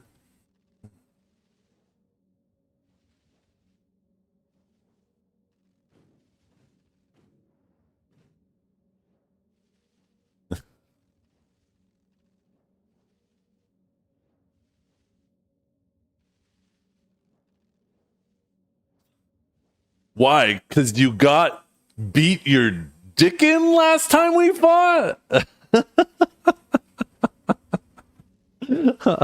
Oh, shit.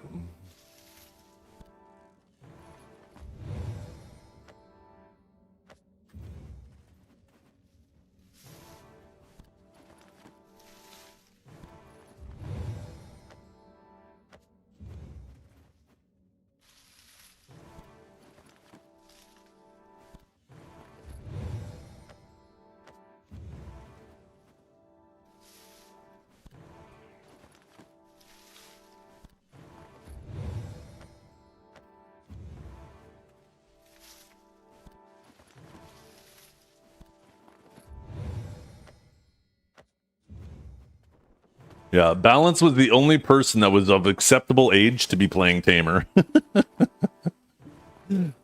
Ah, shit, there's no empty slots. God damn it. Can we please make these fucking seeds stack for the love of God? Pissing me off for a little bit. Also, why is there a cap on selling them 20 at a time, too? That's pissing me off, too.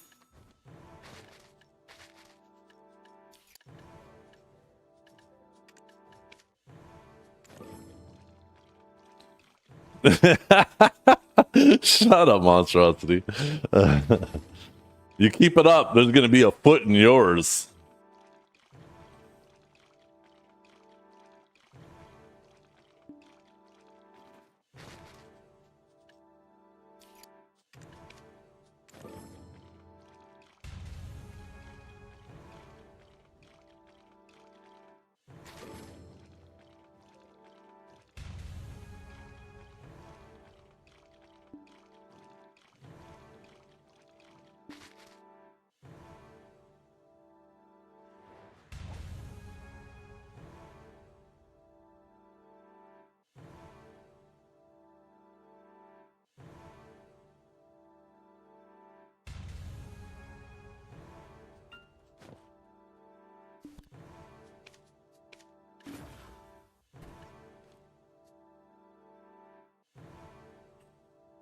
You know what, you guys?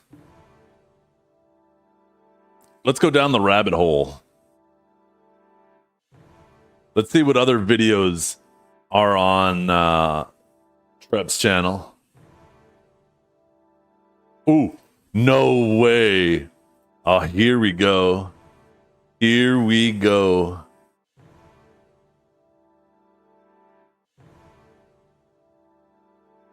One second, I'm gonna pause the music for a second.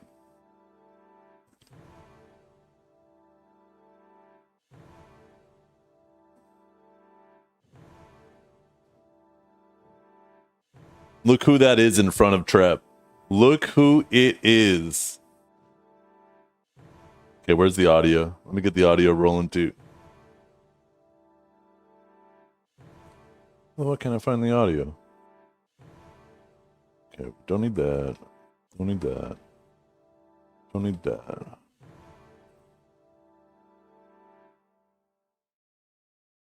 What is this? What the fuck that is? Okay, let's see. Add application audio. Oh.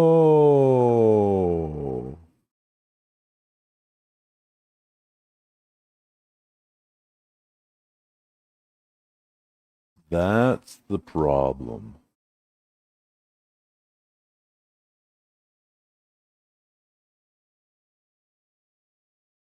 Okay, I'm gonna have the audio not get saved to the VOD though, because I don't fucking trust this audio for a second.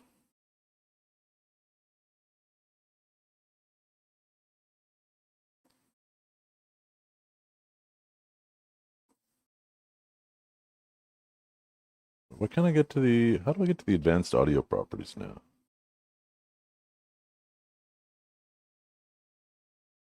Ah, here we go. Okay, boom. Let's see. What does he do to Trep here? Trep hit him with the LOL.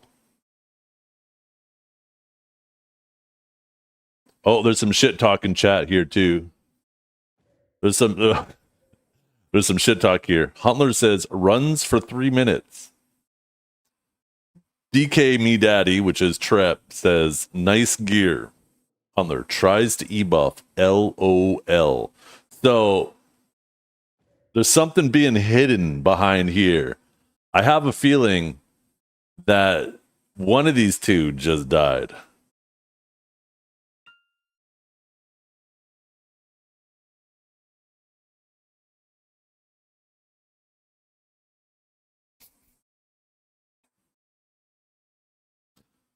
Oh, Huntler absorbed?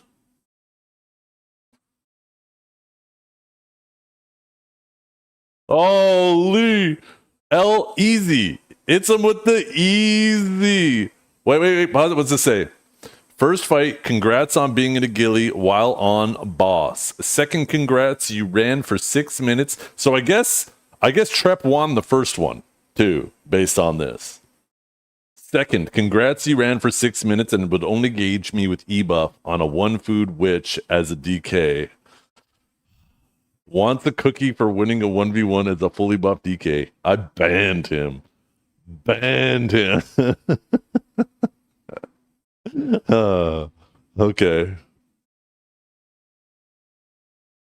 It looks like it ends there. Okay, let's see what other videos are on Trep's channel. Oh, typical Vision bullshit 2 featuring Huntler again. Again, chat. We have the remix.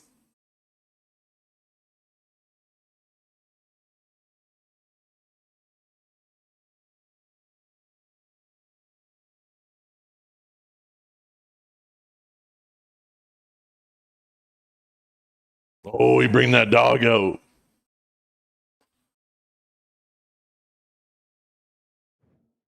Easy again. Oh, little transition, little production value.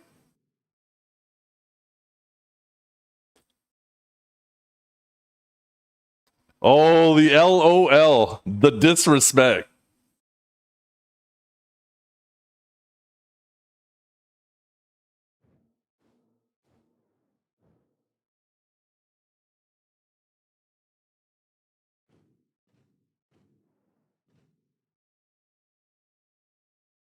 Look on the side here. Skill unavailable, skill unavailable, skill unavailable. Look how much that shit's fucking going.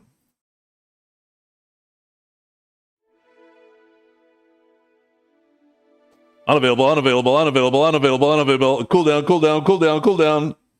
He's just mashing that button. This is back in the day of manual potting, too. Look at this man. He's going. He's manually potting. No fairy.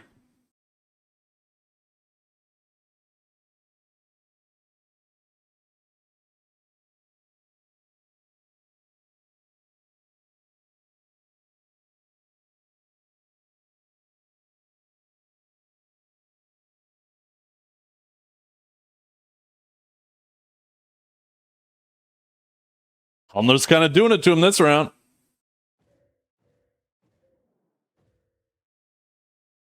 Back in the day of Wizard gets 1 TP and then it just waits there. It's like a fucking turret that gets to move once every, what, 10 seconds? Oh! That's 3-0. That's 3-0.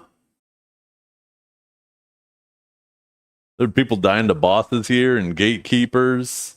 Look at Treb died to Karanda.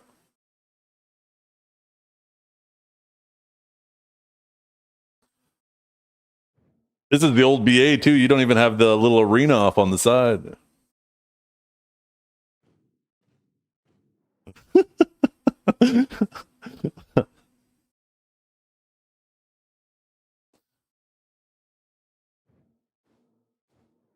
Classic trip.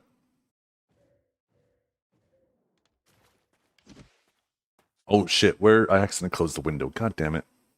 Let's trip at again. There might be another video.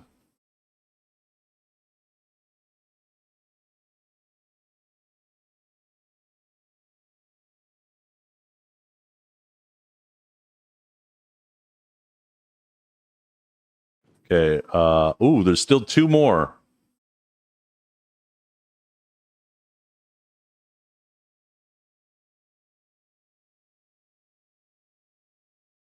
What is this?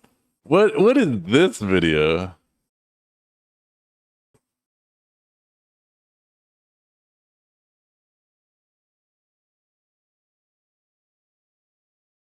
This one's from 4 years ago. What game is this? Chat?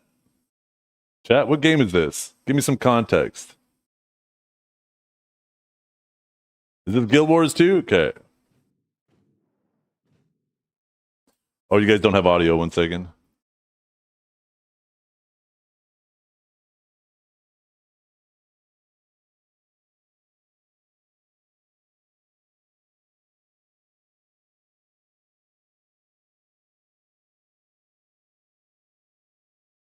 I don't get it. I don't get what's going on.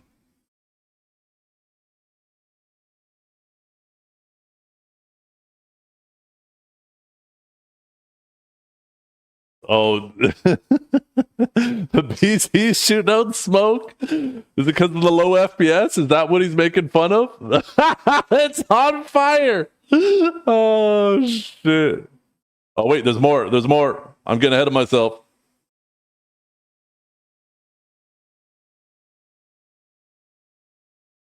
Oh, something's coming.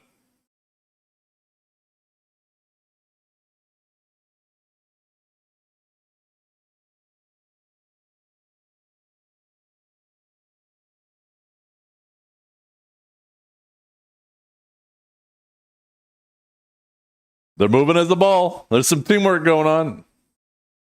I don't know what's happening either, but apparently it's sick. The music tells me it's sick.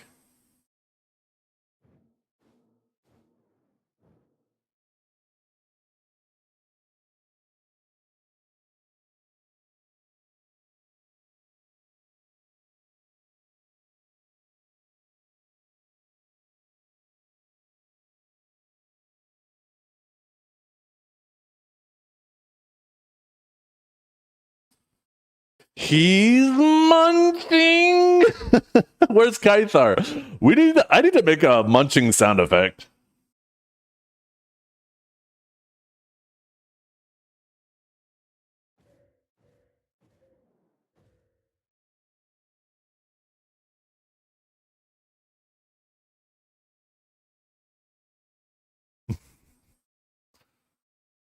Man, his videos end abruptly.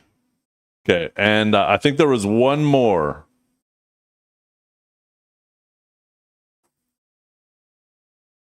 Oh, no, that was the one we just clicked on. Okay. Ooh, okay. This one, 8 years old as well, 1.1 views.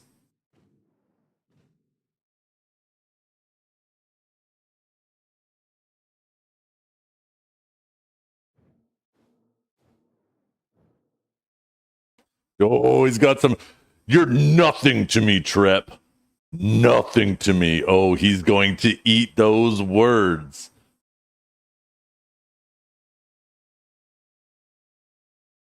Let me know when you can beat a Sork on your DK. Pondering. Thinking. Okay, let's see what's going on here. The old Arsha channel, back when Valencia 6 was Arsha and there was no drop bonus. He's still manually potting. No fairy. Big old buff bar. Man, look at that interface.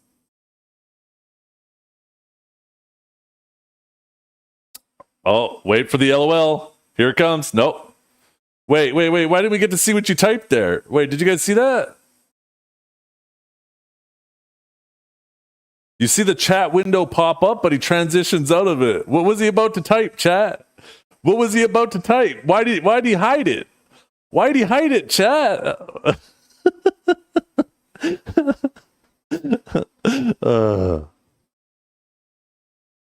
You should go back to your ranger when you could actually win. Kid, you lost to his Sork as a Dark Knight. 2017. Oh. Oh my god, that damage. Just fucking blew him up. Top 3 Sork with Aero. Oh, I forgot about Aerotechnical. Aerotechnico is fucking sick. And obviously, Mac needs no introduction. I don't play like everyone else. I got my own style. Ooh, it's cold.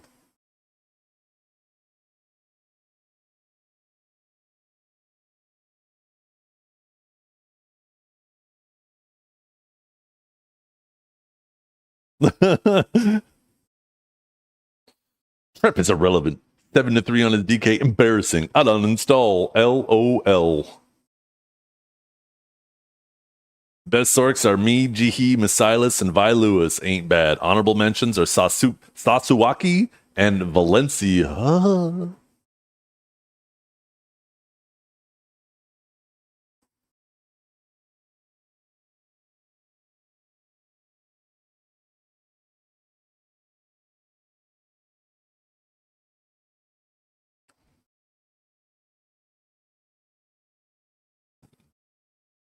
Oh my god, and it's the back attacks. Good fights, bruh. And it's over from there. Those are the 5 videos. When is Trep X production? Awaken DK is getting buff, chat. I think Trep's back. You guys better be careful. You're gonna end up in his collection.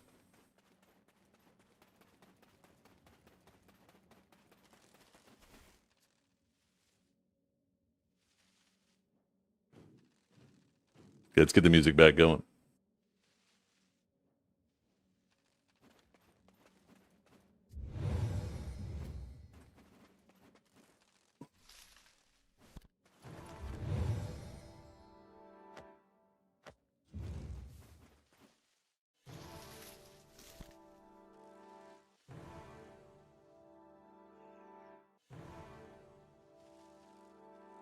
Ooh. Ah. Back when you could actually track classes? Yeah, except for Sork and DK. But all the other classes, yeah. Now everybody is like Sork and DK was back then. It's crazy how much the game has sped up since then.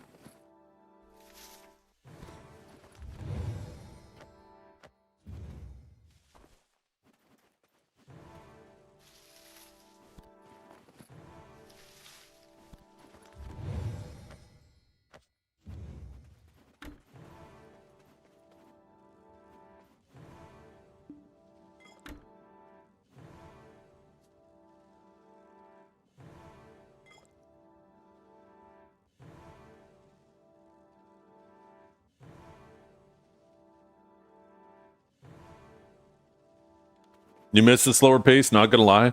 Well,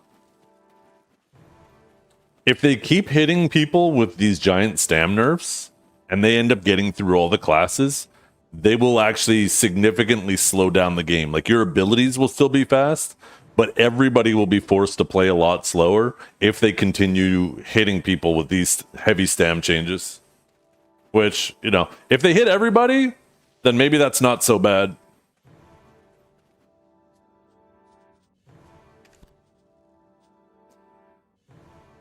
But they won't, right? Probability of them hitting everybody and getting everybody more in line stam wise is almost zero, right? You're better off going buying a lottery ticket. There'll be some classes that'll have unlimited stamina, and then if you fight one of those classes, you're fighting on a timer.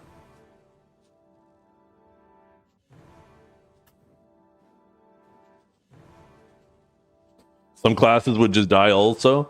Yeah, I mean, there's some classes that don't have good neutral game. Like they removed a ton of the neutral from Awaken Sage. When you're low on stamina, you have like nothing you could do. You throw one Rift Storm and that's it. So you definitely need to, if you do go down this path of adjusting everybody's stamina, I think you need to make sure they at least have a little bit of neutral game.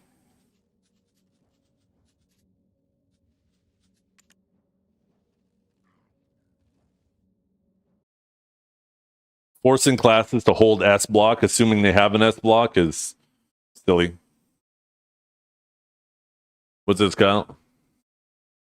Oh, the old BR Kratuga. Oh my god, what a fucking classic. We gotta play this.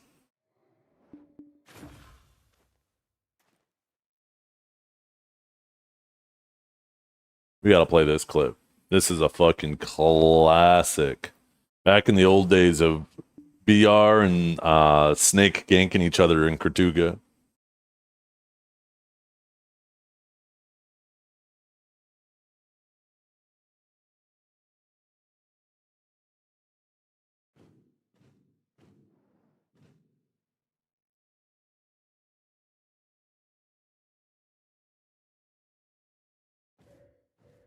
Man, make BDO great again. I miss when there was drama.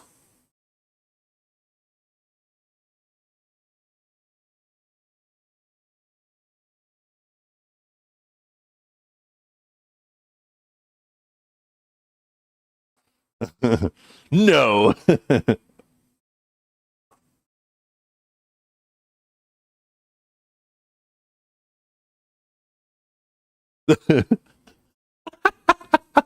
Hudler being the pink Power Ranger gets me every fucking time.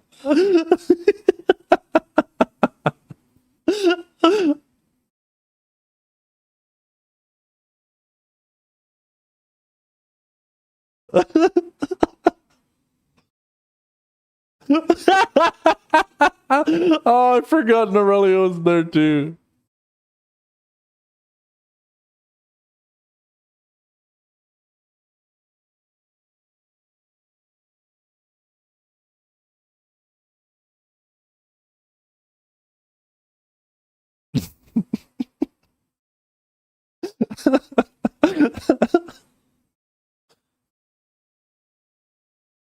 Oh yeah, this is back when you could instantly go into the battle arena. You didn't have, like, if you were in combat or anything, you could just instantly TP into the battle arena. So people would do that all the time.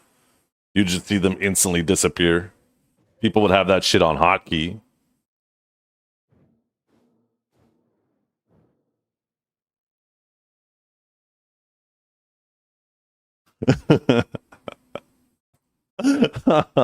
Oh, fucking classic.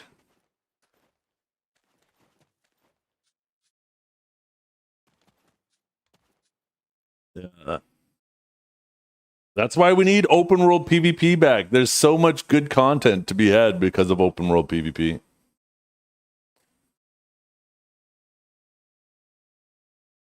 Wait, my camera's in the wrong position again. Did I bump it again? Yeah.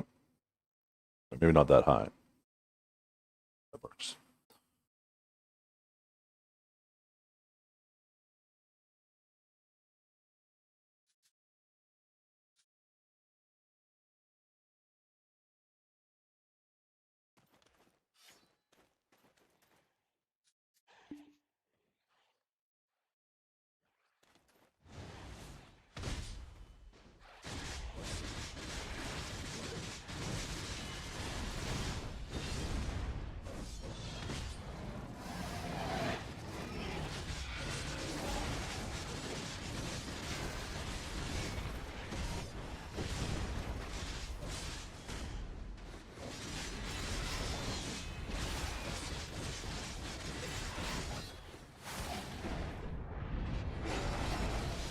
Yeah. Yeah, 2026, you need a permission slip from your mom to PvP.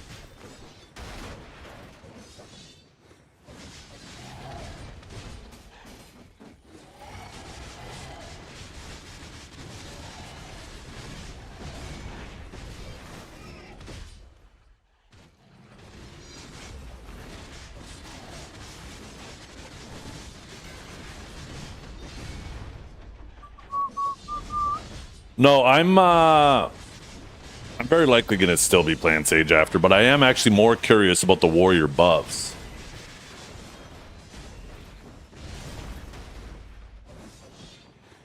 Playing Crimson Desert kind of got me back into that warrior vibe, and then with Suck Warrior getting some buffs on top of that.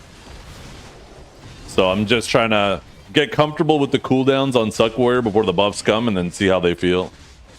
They're gonna be coming on Thursday. Yeah, next patch.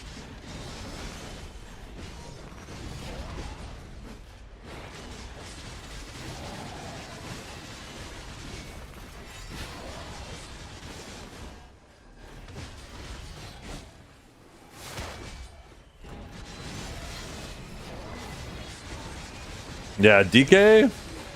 Awakened DK, they're giving it some damage. Over a 100% increase in the damage of some of their abilities.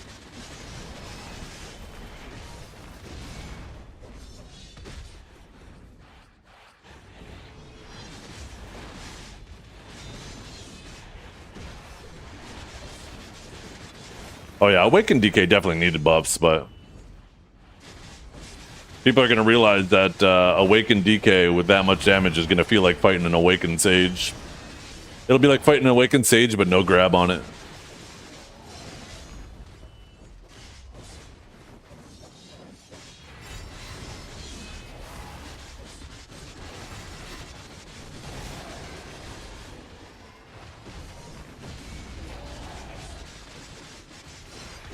PvP only? Yeah, I think they were primarily PvP buffs. I don't know how much of it translated to PvE, but I'm pretty sure they just adjusted the PvP damage reduction. I don't remember seeing them adjust any of the damage numbers. So Awakened DK beat your fingers to play it? I don't think anything really does these days, to be completely honest.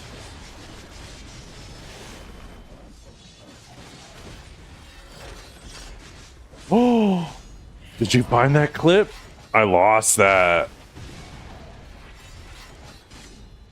Oh my god, I gotta save that right now.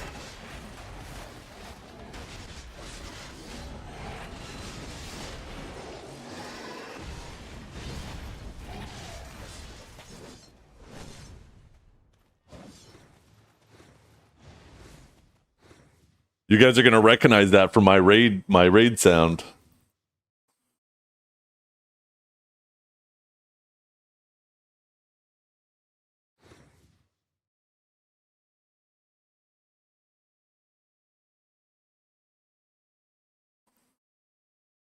Wait, why is it not letting me? Oh, there we go. No, that's not it. The fuck?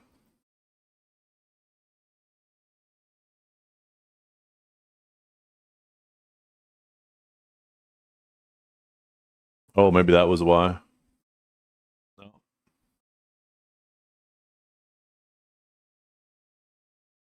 There we go. So a little bit of context. Norelio is grinding here, and this was back before Gillies were changed. There's not really any music. We can listen to the music. It won't be an issue with the music. But Norelio's grinding here, and he was just getting ganked by Black Rose in Kratuga, and Potage had his Shy parked on the wall here, and he had his Striker there. So whenever Norelio was getting ganked, Potage would swap to his Striker and defend Norelio.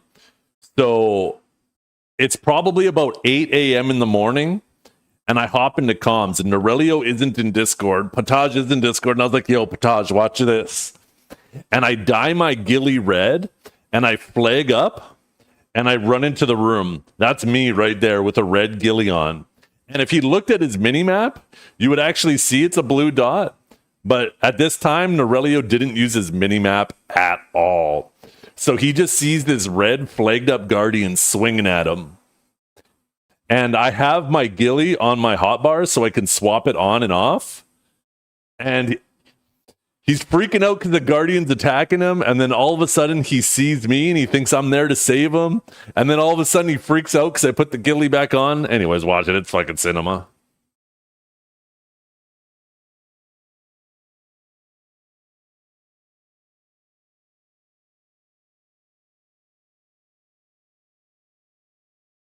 See, I swapped my ghillie on. He didn't even notice, or I swapped it off. He thinks I'm there to defend him. And then I put the ghillie back on. Watch. Right in front of him. Right in front of him. And he starts fucking panicking again. You can't hear him at all? Oh, 1 second. We gotta start it over.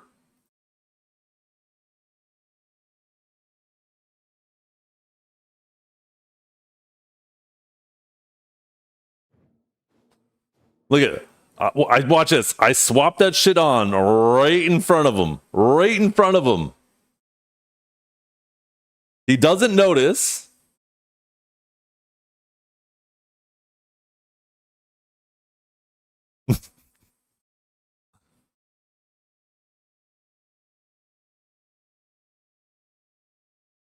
And then right in front of him.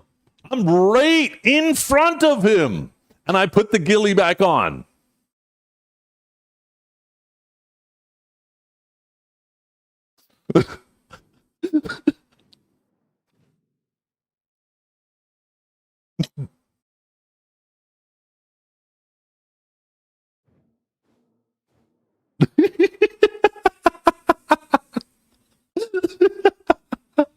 Oh, goddamn. Oh. My fucking head hurt when I realized how stupid I was. Oh my god. Oh, fucking Potage was dying laughing in Discord. He was laughing so fucking hard. That is a great clip. I forgot about that. I need to download that.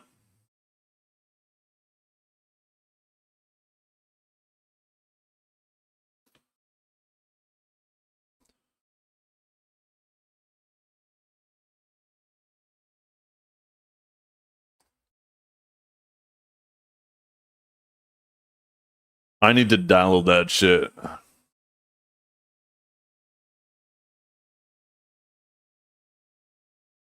I can never lose that video ever again. There we go. Saved. Anyways, if you guys have ever seen me get raided, that audio clip of Norelio is from that moment.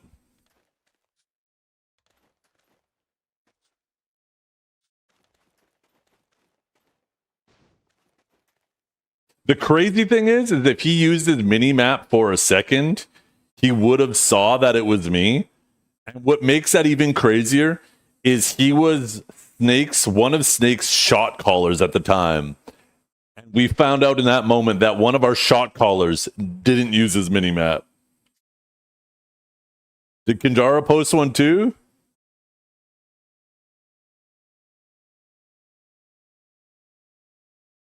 Oh, the Muffin Man. This is Fixate too, right? Oh, what a trip down memory lane.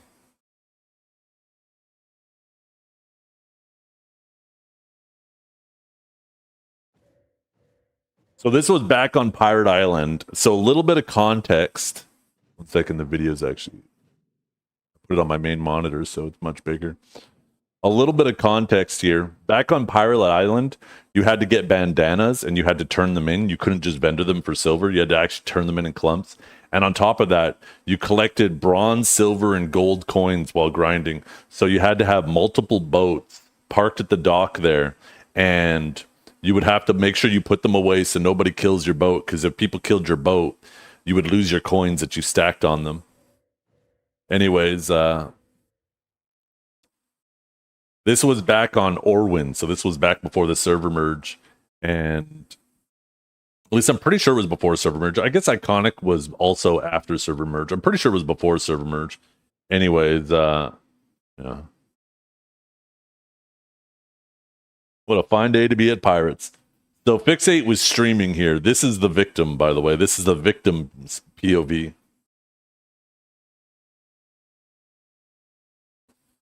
Instant V escape. And then look at that. Look at that. Someone was waiting right at the node for him, too. As soon as he finished loading.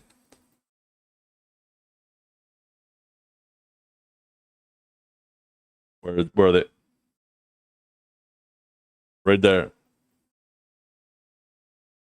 Waiting right there for him. But I guess they weren't flagged up. Although there was probably a war deck up. And then there's the OG milk bag.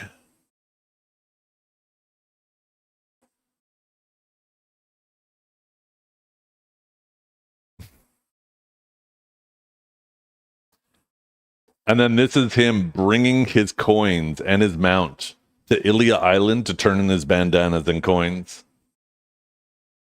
And look in the minimap here. They're swimming to catch up to him. Boats were so slow back then.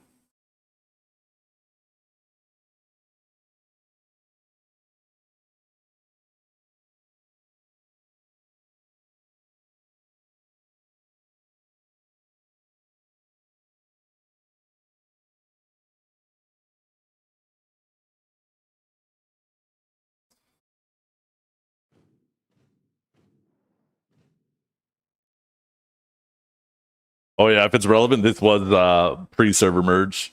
So they killed him, killed his boat.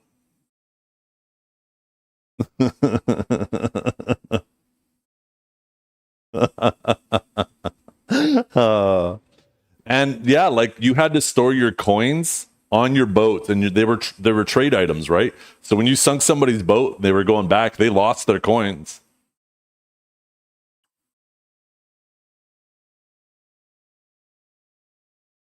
That sounds horrible. That was awesome. Those are the good old days. Sometimes you get fucked. Sometimes you're the one fucking. It creates a much more interesting, exciting environment.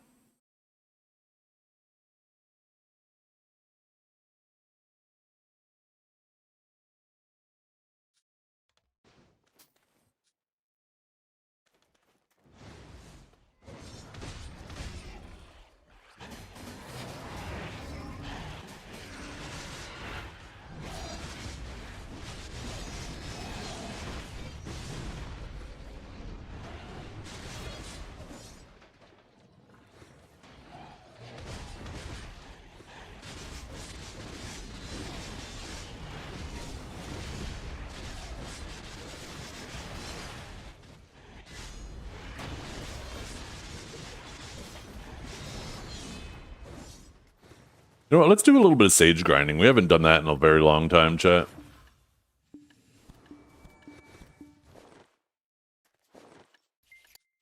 Whoops. Feels like it's been years.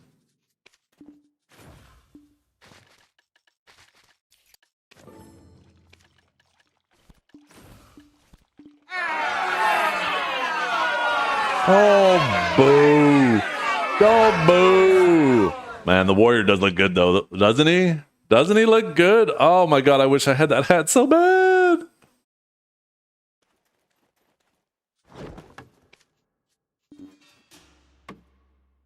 Actually.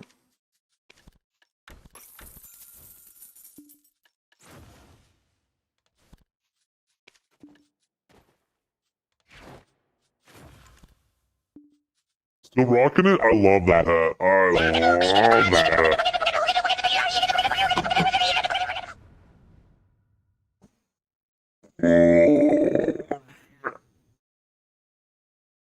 Oh. I'm hungry, man. I'm hungry, chat.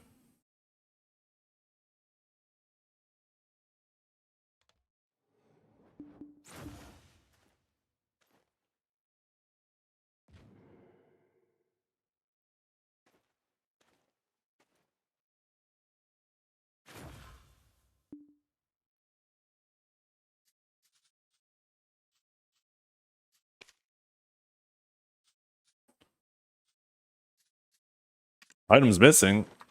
Did I just unequip them? Did I not grab them? Or put them back in the thing? Oh, there we go. Did it swap the other shit? I don't think it did. Headphone warning? What is this? Oh, this is the newer one. Wait, 3 minutes ago? Posted 3 minutes ago? What is this?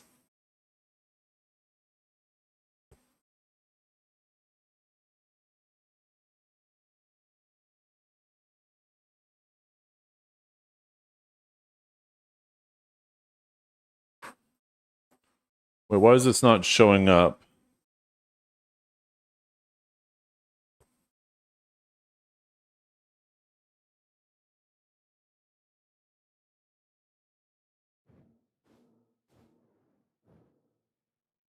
Oh, here we go. I think I just got to delete that one.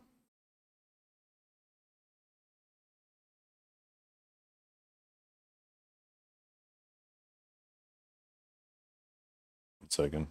The aspect ratio, this is all messed up.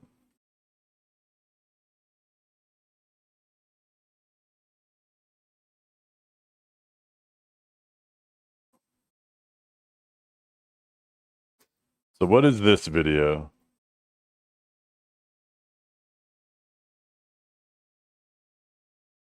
Okay, you got Alexander popping off. Okay, here goes Norelio.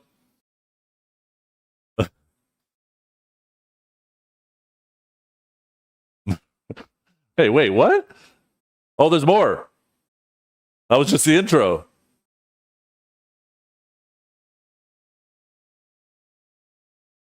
What does he mean he can't run? He's fucking running while he's yelling that he can't run.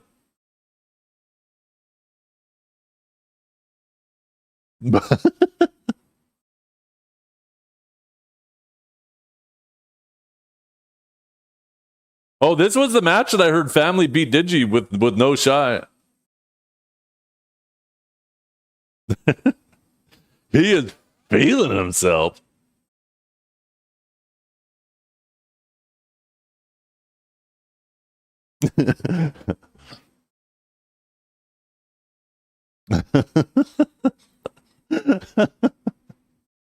Oh, goddamn.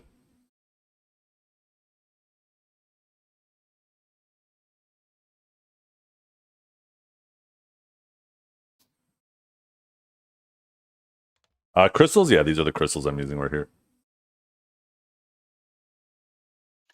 Although on my Sage, I'll put the Adonia one in for the extra DR.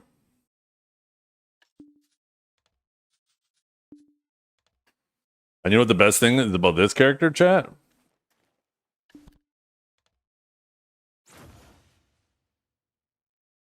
This. I actually have my dances.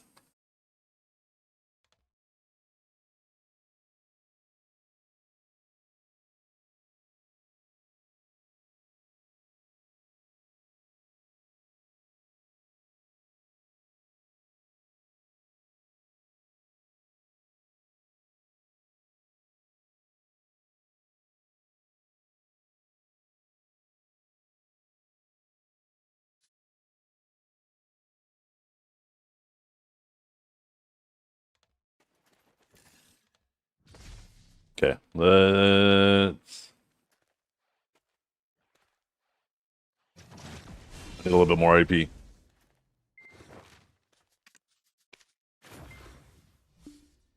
you make your guardian maid carry me? I wish. Just put my Sage on her back like a little backpack. Carry me around. Shit, grab my Sage by the ankles and use him as a sword or as an axe instead. Just start swinging my Sage around. That'd be fantastic.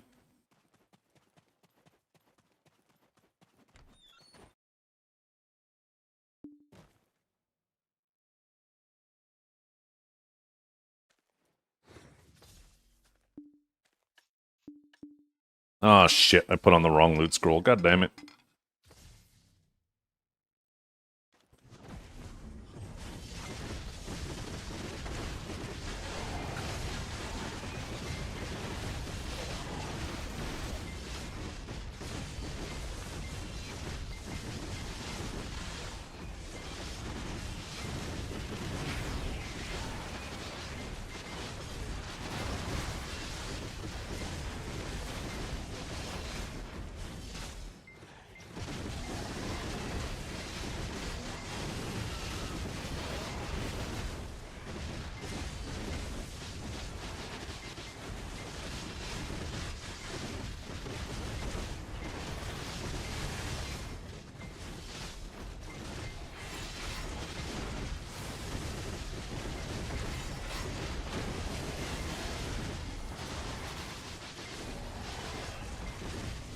How do I feel about the stam changes? The wrong changes.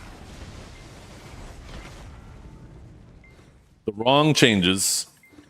Because the thing is, right? It doesn't change what Sage does. It just makes it do it for less time, which people might be like, oh, well, that's good. But how about just making it less annoying all the time? Because now it's still an annoying class. Now it's still annoying for other people for 20, 30 seconds, but now it's annoying for the Sage for the rest of the time. Why not just make it not annoying for anybody all the time? Like, it's such a fucking dumb change. Nerf the shit that's bullshit. Buff the stuff that's not bullshit. And then, like, I'm not mad at people for hating Sage. I'm mad at Pearl Abyss for making Sage the way it is, so people hate it.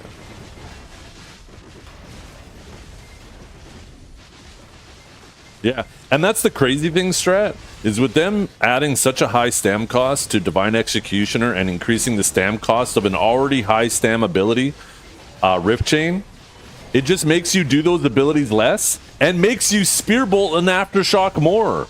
They're forcing you even more into the playstyle that people hate. It's just the wrong fucking change. It's so annoying. It's so annoying.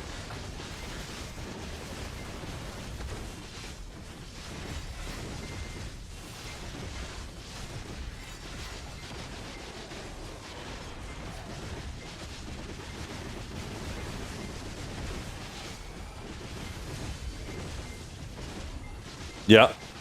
Lightning Prison, Rift Storm, and Interrogate. These are 3 abilities that are slower animations or longer animations that you can punish. Put the damage in those abilities. Get rid of the damage out of the movement abilities. The fully protected movement should not have damage.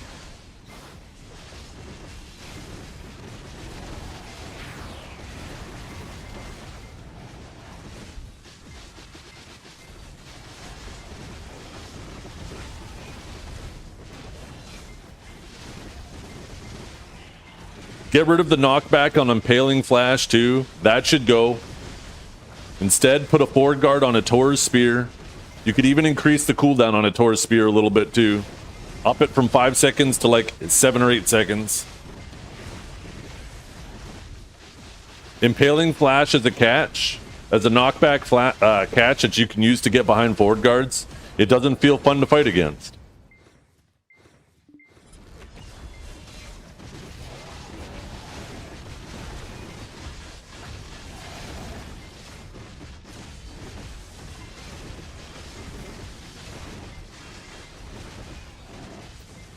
I was going to say that, and I was like, nope, I'm going to say 7 or 8 instead.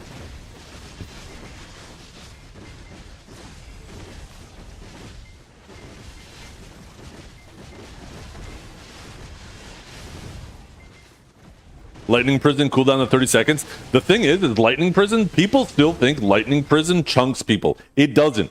If any of you guys want to see, I'll take you to the BA and show you how little damage Lightning Prison actually does. The only reason why Lightning Prison is okay-ish in large scale is because it has no damage splitting. But on each individual target, it does very, very, considering the length of the animation, very, very mediocre damage. And yeah, you do primarily kill steal because it's hitting a lot of times, right?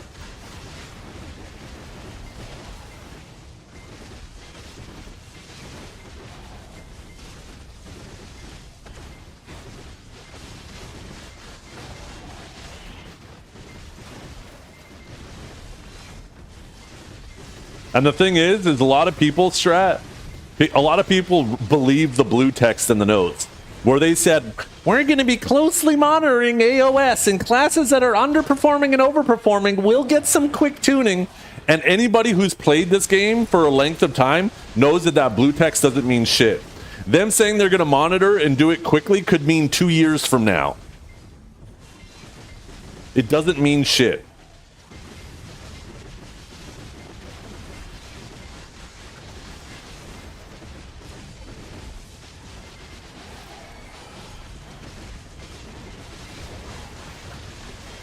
I just don't understand, Strat. When they want to buff a class, when you want to buff a class, why would you go into the class and take the abilities that are already good and buff those? I feel like if you want to make a class better, take the abilities that are useless and buff those. Make them usable. So this way the class has a more diverse toolkit. Don't take the good abilities and make them fucking overpowered. Take the shitty abilities and make them useful.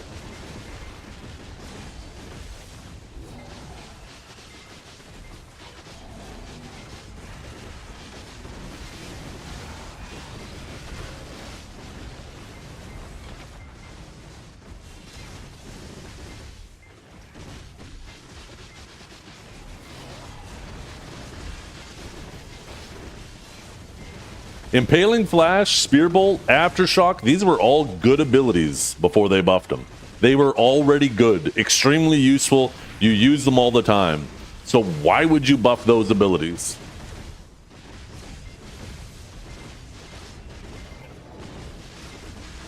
Yeah, the DK changes, the damage is crazy. Increasing the damage of an ability by over 100% in PvP is crazy.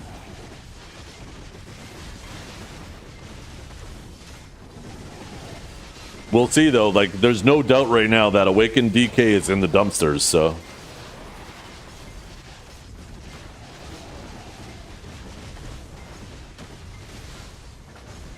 Well, I'm not talking about that Impaling, Calb. That's old Impaling, and that one was dog shit, too, for exactly the reason you stated. There was a little period of time in there where Impaling was good and no longer got you stuck in shit, but it didn't have the knockback. That was best Impaling. It was primarily just a movement ability. It wasn't a catch. It wasn't a. It wasn't a damage ability. It was just movement. No, you definitely played during that time. You just for some reason have forgotten it.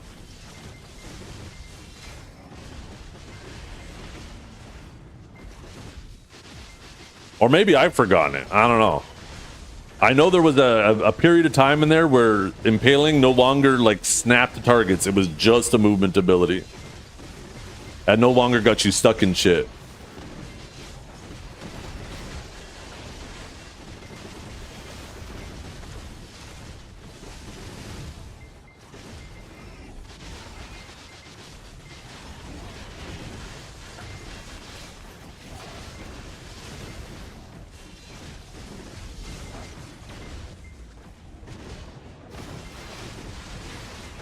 I don't feel like that was the same patch. I feel like there was a patch before that.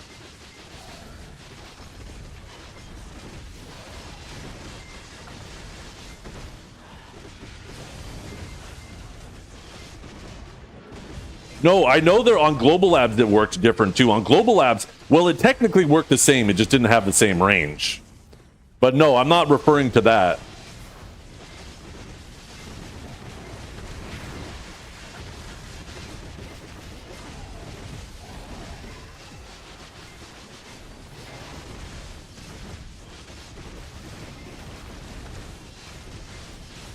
It went from an ability that would blink around depending on how many targets were in the vicinity, which was awful. It actually could do okay damage if you did the BSR one and people were close enough to each other, but it still wasn't great.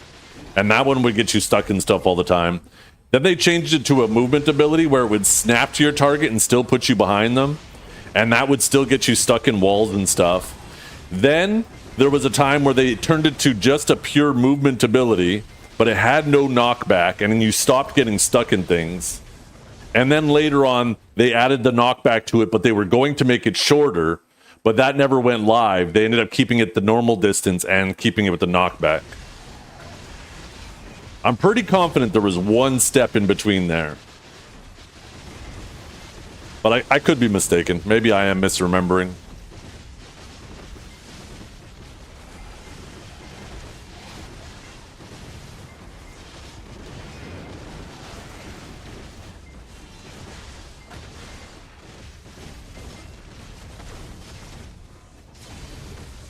Oh yeah, there was. Yeah, that's right. I completely forgot about that. Yeah, you could hold the button. If you held the button, it would TP you back to where you originally started. They've changed Impaling Flash a ton of times. It's actually crazy now that you think about it. How many times they've adjusted that ability.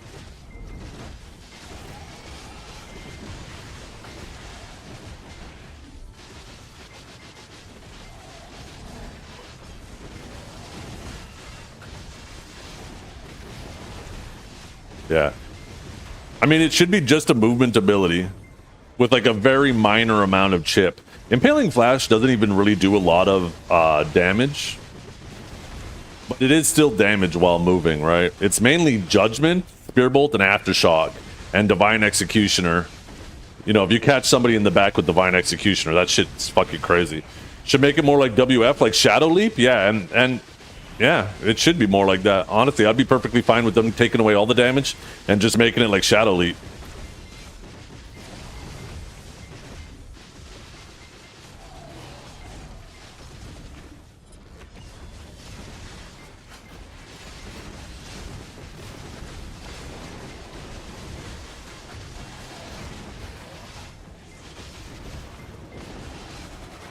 The thing about Divine Executioner is it moves like a fixed distance in the air, so if people aren't properly positioned, then you don't land on them with it and it doesn't do any damage. And this is what makes Judgment the bigger problem of the two, because it always positions you above and behind them. So you're always slamming down on their back. Between that, Aftershock and Spearbolt, it's just, and that's the same thing with Spearbolt and Aftershock, right? Sure, maybe the first one's hitting them in the front, but usually one of these are hitting them in the back. And then you have the Arcanon fucking trying to rain hell on them at the same time.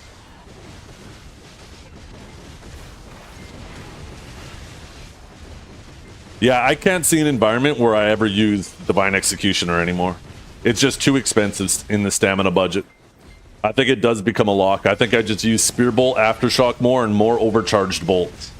That's the crazy thing is, like, as time moved on, like, good sages, it would move you away from spamming overcharged bolt, right? But now these changes are just going to force you to use more Spearbolt, Aftershock, and overcharged bolts again, and now you just don't use Divine Executioner.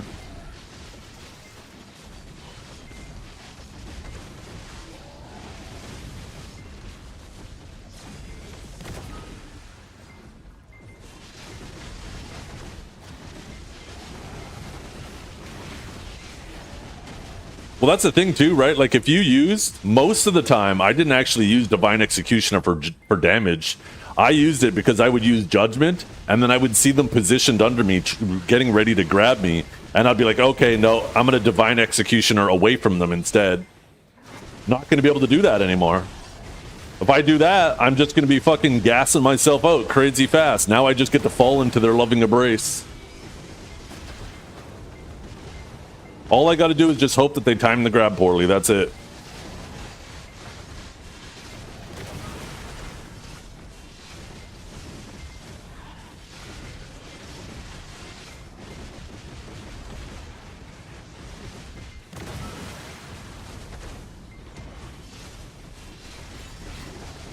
Judgment is not a CC, no. It's just a damage ability. It's this ability here. That's Judgment.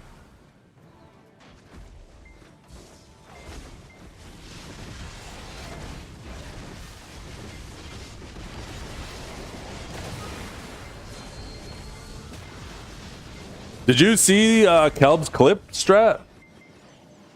Look how quickly he runs out of stamina in this. This is on Global Lab.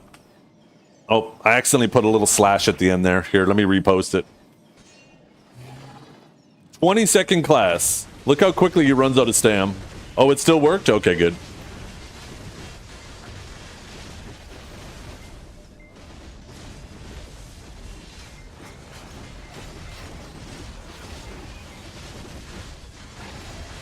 Yeah. Oh, yeah. You're definitely going to have to change your play style. 100%, right? You're not going to be able to play that same way. So you will... If you play the same way you play now, it will be that bad. So it's going to force you to do more overcharged bolts and more spear bolts and aftershocks. And it won't be quite that bad, but it's still going to be fucking miserable.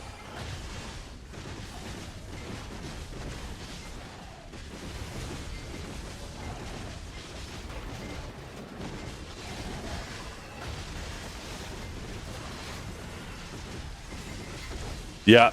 And that's the biggest thing that I try to explain to people. A lot of these other classes, when they run out of stamina, they have some neutral game, right? They have super armors and stuff to start rotating to try to get stam back.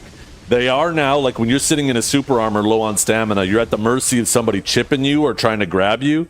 But Awakened Sage, we have Riftstorm now. They took away our only other 2 super armors.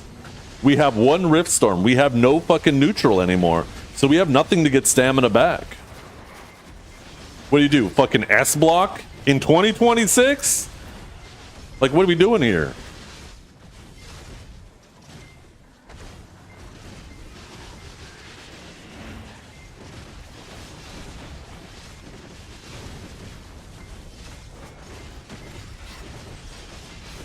Go for Automagia. The crazy thing about Automagia, though, is you still got to do a Tor's energy first.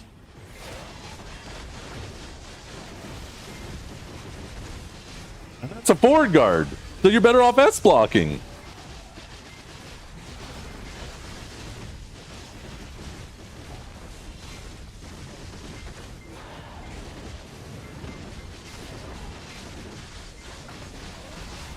The answer is to play Suck Sage? Well, for large scale, the answer has always been Suck Sage. Yeah, use Q buff and reset. And Z buff. Those are your SAs to rotate.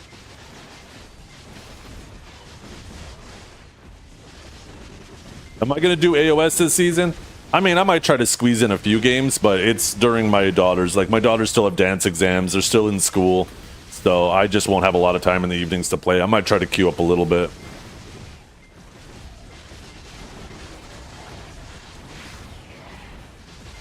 Yeah, evasion roll.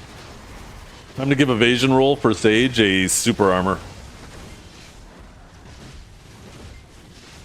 BSR Tor's Spear, yeah. Savior did not get touched, no. The thing is, though, is they don't really have any AOS data on Savior. And if you take a look at Savior in, like, Guild League, I don't think it looks like... Like, if you just look at the stats after a Guild League, it doesn't look like the Saviors were doing a ton. So they're fucking dodging a bullet right now. But I think there's a high probability that them, and especially Suck Kuno... If you take a look at the way they nerfed Ninja, it's crazy that they didn't hit Kuno, too. So I think Kuno is sweating fucking buckets right now. The thing is, too, Strat, these stam changes won't feel so bad if they go through all the classes. We were talking about this earlier, right? If they do stam changes like this to everybody, it's kind of a good way to slow down the game as long as they hit everybody and make the adjustments with it, right? Then it makes sense, because the game is getting crazy fast as time goes on.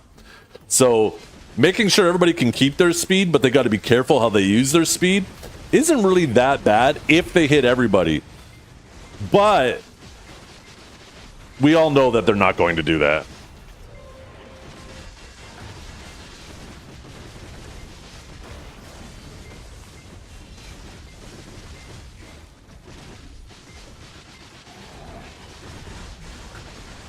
Yeah. What I was saying, Strat, too, like, if you want people to be 30-second classes, why not? Like, if you want Awakened Sage to be a 30-second class, nerf the damage like crazy and buff the E-buff. You can make it a 30-second class and not unplayable for the rest of the time by doing that.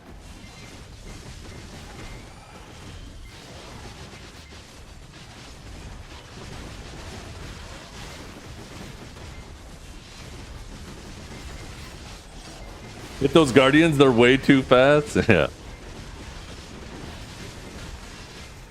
I mean, Guardians can move, though.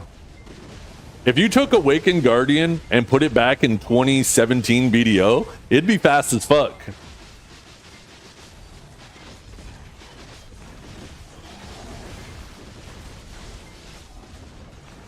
Like, not necessarily its damage abilities, but the jumps and shit, right?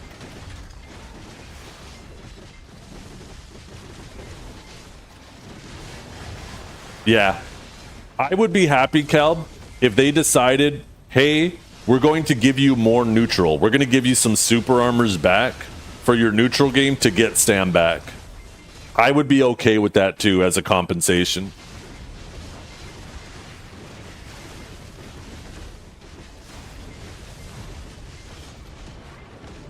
just being forced to S block is fucking crazy.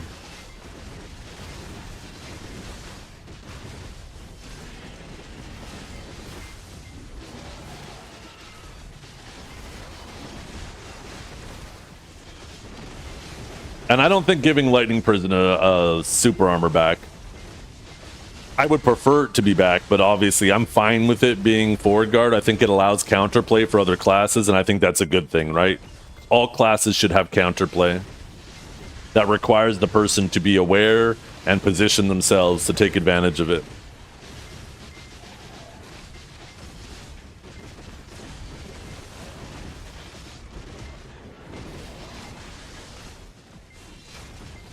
It'll be interesting, though. Tomorrow night, we get to see if that ship's live exactly the way it was. I'm pretty confident it will. I just hope that they do what they say they're going to do. Awakening Automagia. Maybe make Interrogate super armor, buff the damage a little bit, and turn it into its own skill.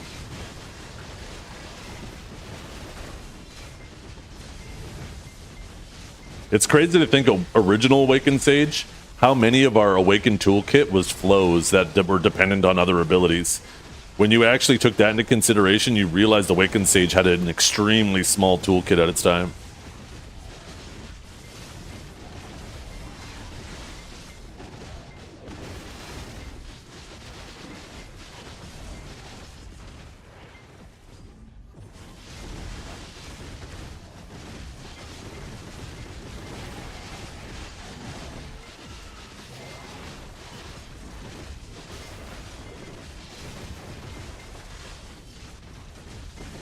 I smell something. I think my wife's making lunch. Flow from Upsurge? What are you talking about, flow from Upsurge? Interrogate... You can already do that off of Upsurge. See?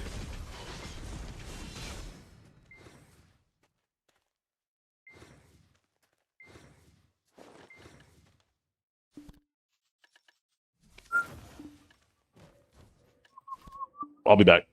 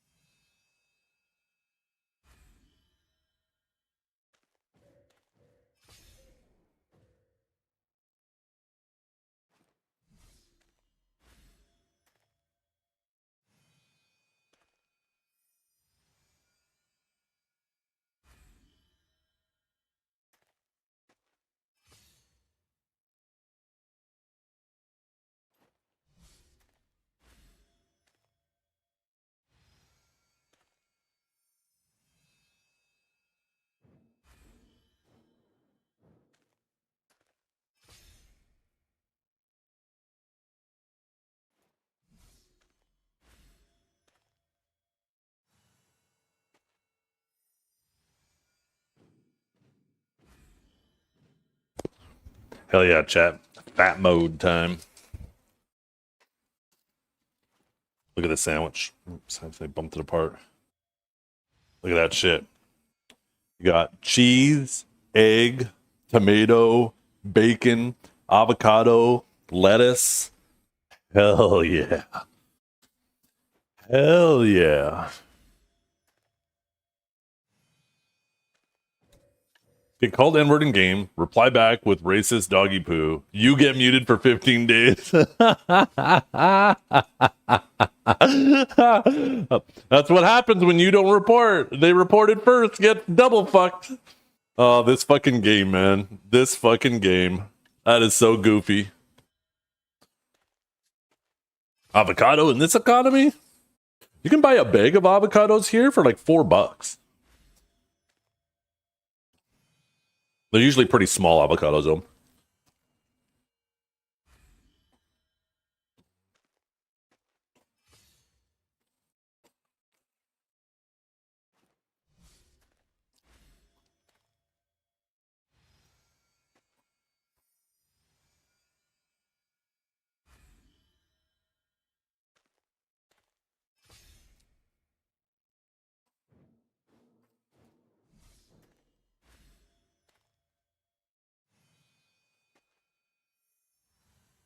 That's crazy. Because you called this guy a racist piece of shit, but you even censored yourself. Instead of calling him a piece of shit, you just said doggy poo.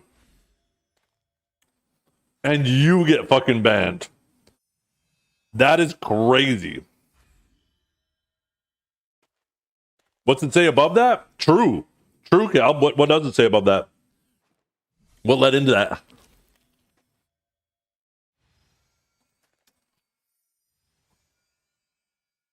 I mean, I'll be honest though. If Snooper is censoring the word shit, I can't imagine it was anything.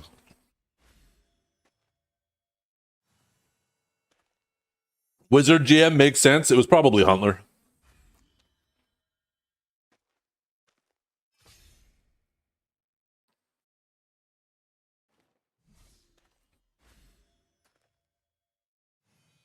The other half of that sandwich is mine. It is so good.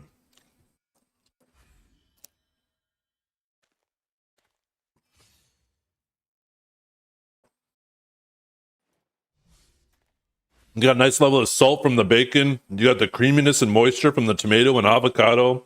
You got the lettuce and egg in there. And some cheese.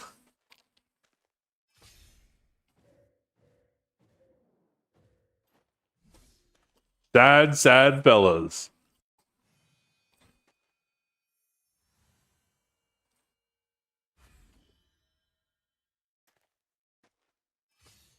A picture kind of fits? Hell yeah, it does.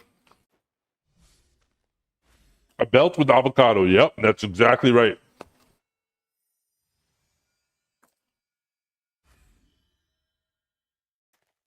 A belt. Oh.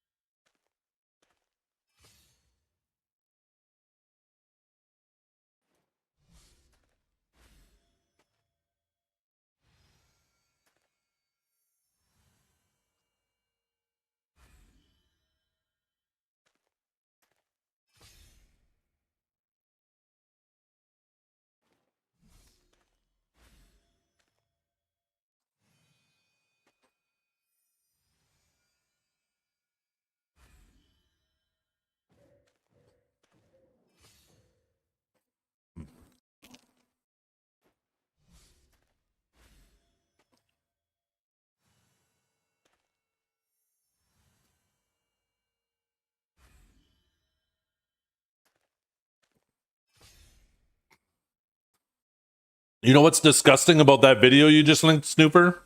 The fact you have 3 rangers and a tamer in a party together. What are you rangers doing to that tamer?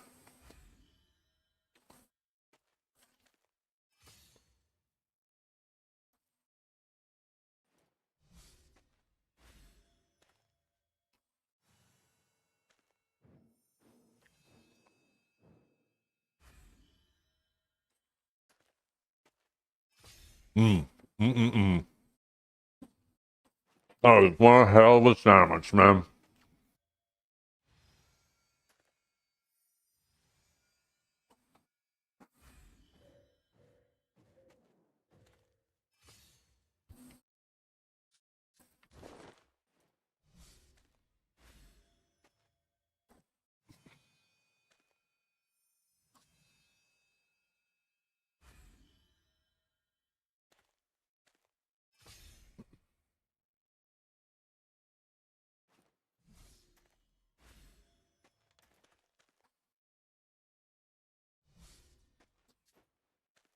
Why is it not Thursday already? Yeah.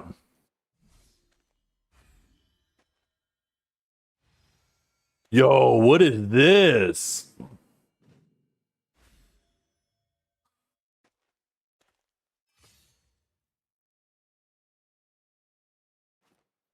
That's an insane setup, Kinjara. Holy shit.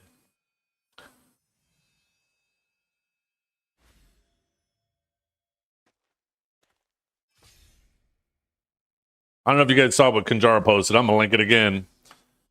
I am fucking envious. That is sick.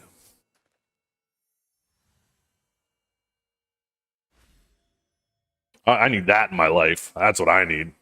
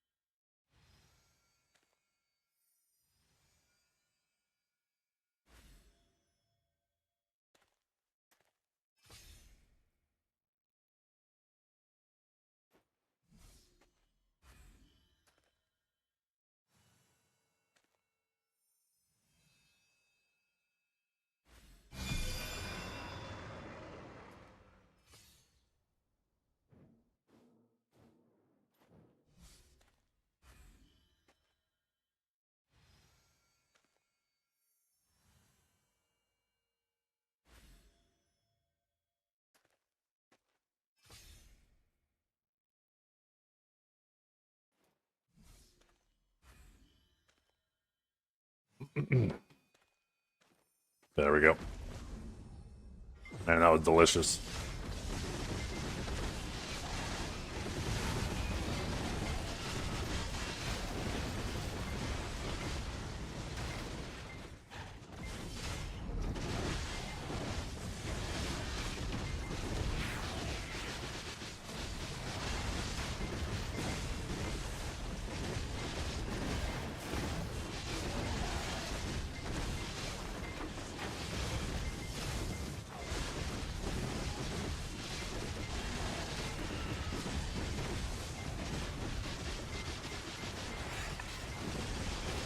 Camera seems a little... Oh, maybe it's fine.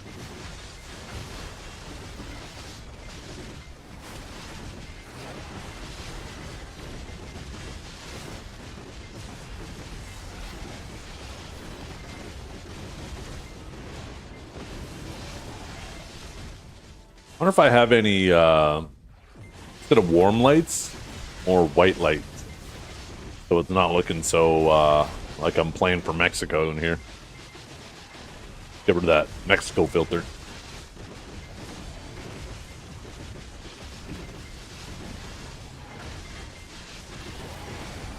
Maybe 1 and 1. Ooh, to balance each other out. We'll only have 1 on right now. Because it is nice having 1 for the warmth, yeah.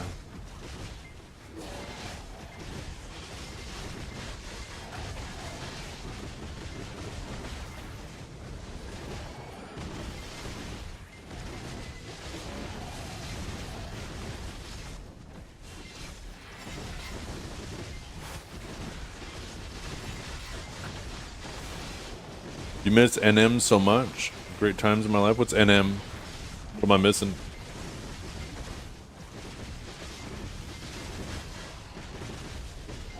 Oh, New Mexico. Gotcha.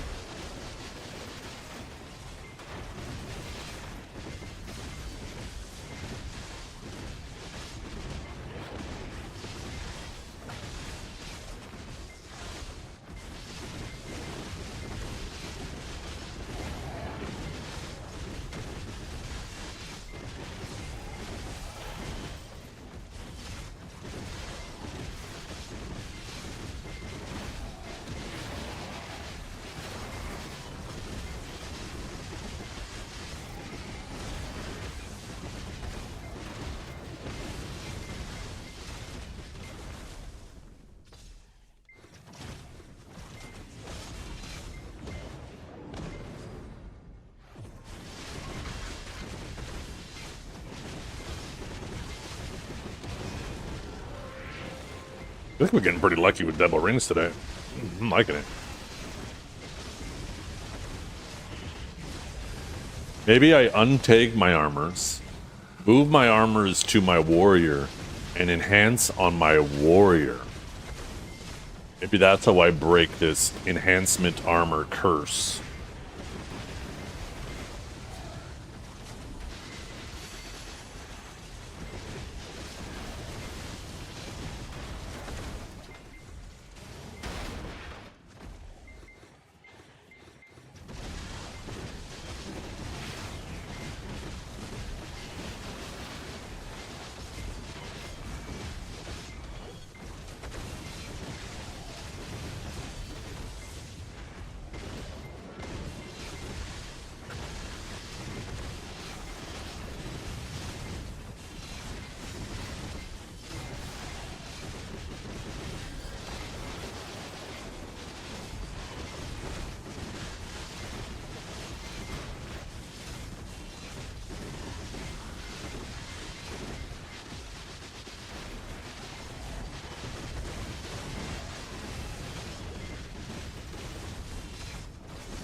How would you compare Sage versus Wizard? Wizard is weak compared... Sorry, Sage is weak compared to Wizard. Wizard absolutely dominates.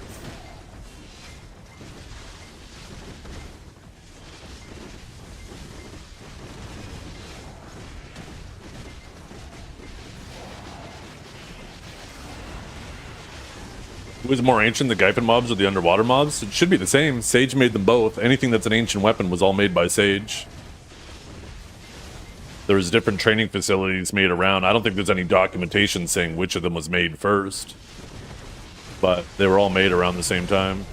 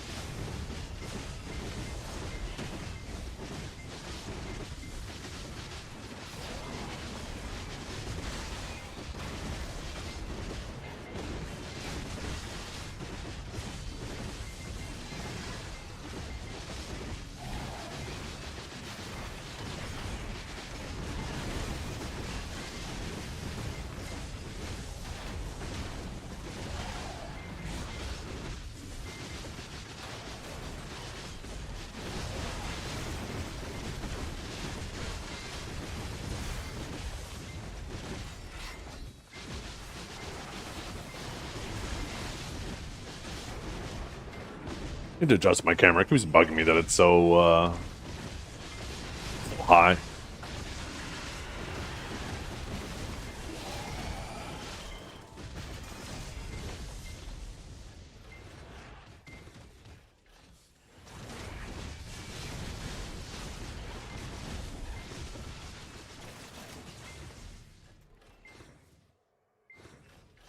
Maybe...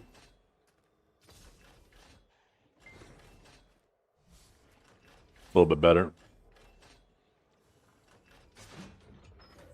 It's even better yet. Can't get as much as the shelf in there, though. Could zoom right in.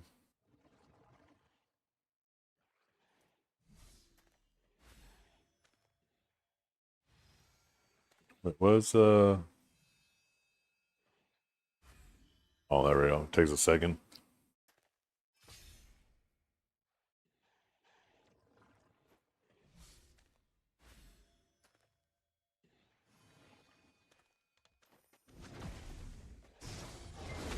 Maybe...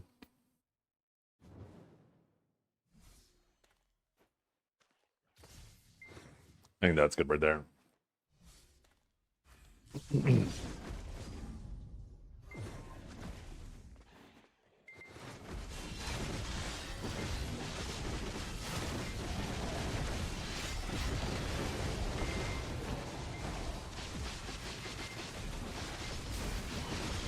Ooh, thank you, babe.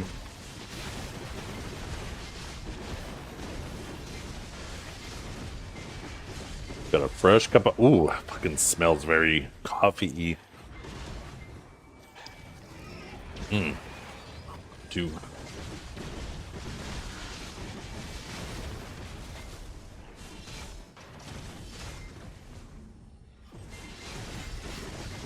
No snow. I don't mind snow. I just don't like it when it sticks around, you know? Ranger, Kuno, Witch, Deadeye, Draconia, new outfit. Oh yeah, the new outfit that's coming is pretty cool.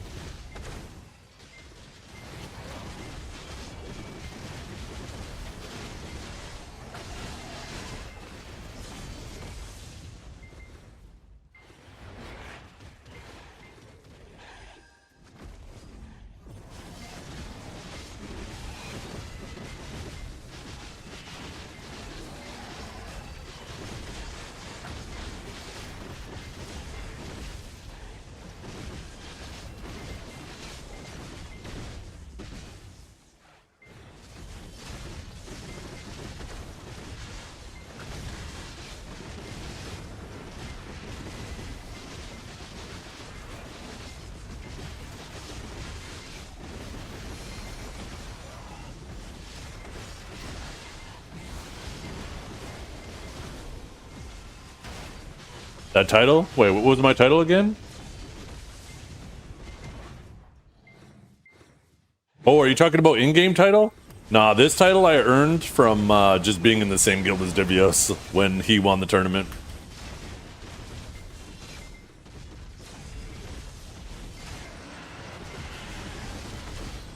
Cho Nation won the best in guild 3 years in a row. And the third year they decided to let the title be permanent.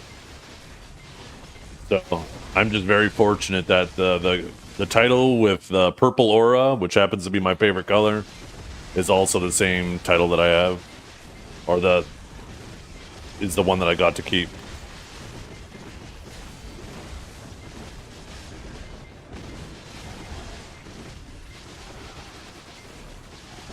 Shame they didn't do another best in guild.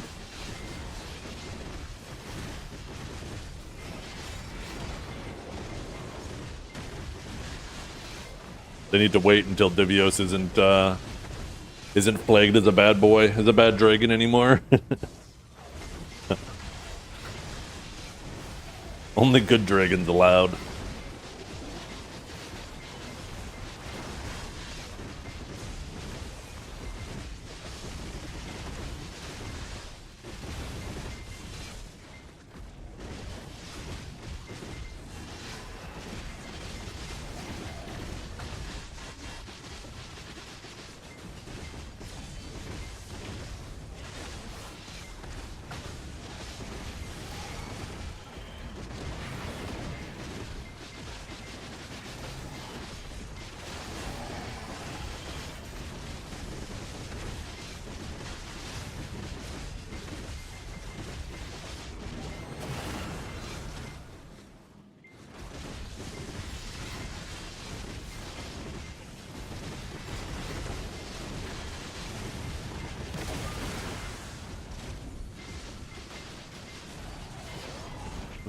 Yeah, Cho is a guild that even during the like they've existed forever. And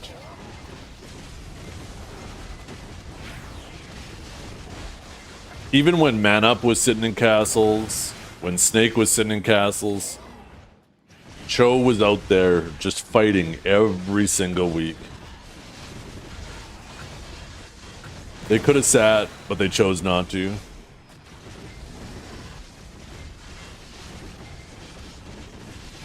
And that's why their, their macro game was so strong, right? That's why even when they did add in all the cap node wars and sieges, Cho still ran over everybody. Because they just had so much experience.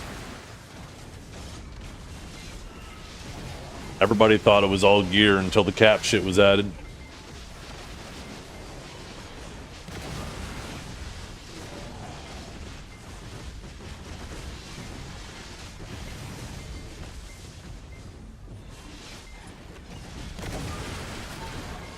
Yeah, and that's the thing too. The same for all guilds, Nakatsu. Whether it's Digi, Black Rose, Snake, Cho, Mana. Most people, you'll find 90-95% of the people in all of these guilds are super chill people. Fun to be around. We all share a similar interest, a similar love for the game. Every guild has a few bad actors though, that, will act a little out of pocket at times. So I think it's important for everybody to understand not to let the few people dictate how you feel about the rest of the people in the guild.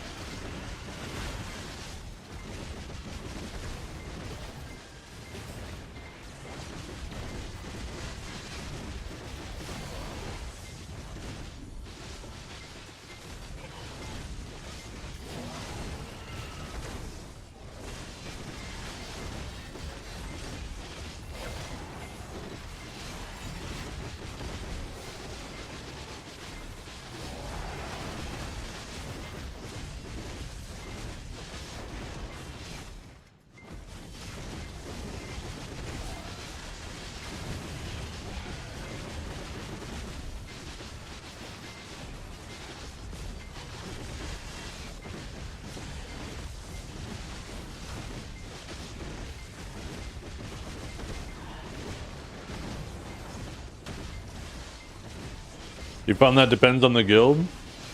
Well, I mean, some, like, if you have really small guilds that only have, like, 5, 10, 15 people, then, yeah, it tends, you know, everybody in the guild tends to be a much more similar mindset of each other, right? Because at that point, it's not really a guild, it's more of just a group of friends under the name of a guild. But, excuse me. But outside of that, I think in general it's true. It's more often true than not.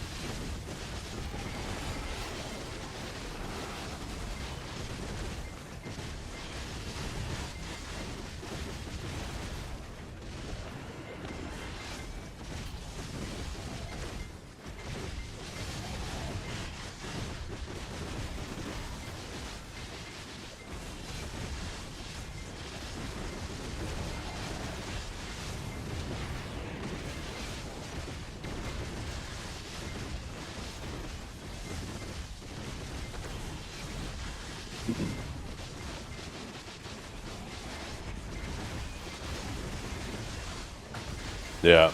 That's something too that I really enjoy about AOS. There's a lot of people that has allowed me to develop a lot more respect for a much larger portion of the community, like the PvP community, is AOS, right? Hopping in comms and meeting completely new people that you otherwise never would have talked to and very likely would have been on the opposite sides of a battlefield with. But when you're in a game and you're working together and you get to just shoot the shit and have fun, try to have fun at least, you come to the realization that these guilds that maybe you're warring with in Node War or Open World or Siege, you know, they're all just like you, right? They're all just, you know, they finished working their 9 to 5. They're just trying to enjoy some of their off time in a video game.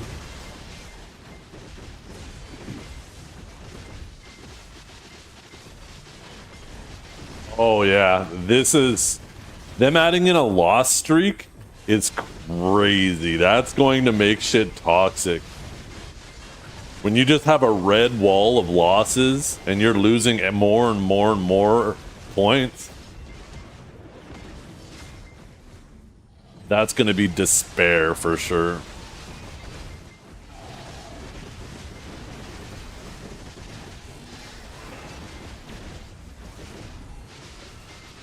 Enemies to rivals. That's an important thing to understand, the difference between the two, for sure.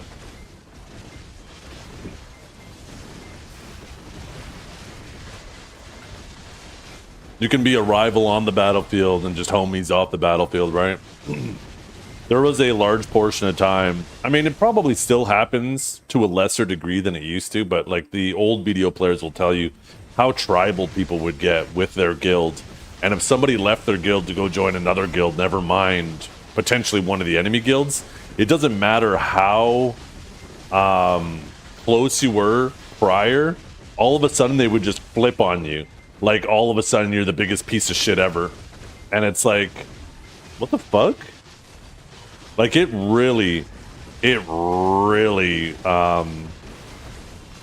showed who your actual friends were in game. BR people were not happy when Choice left to join Snake. Yeah.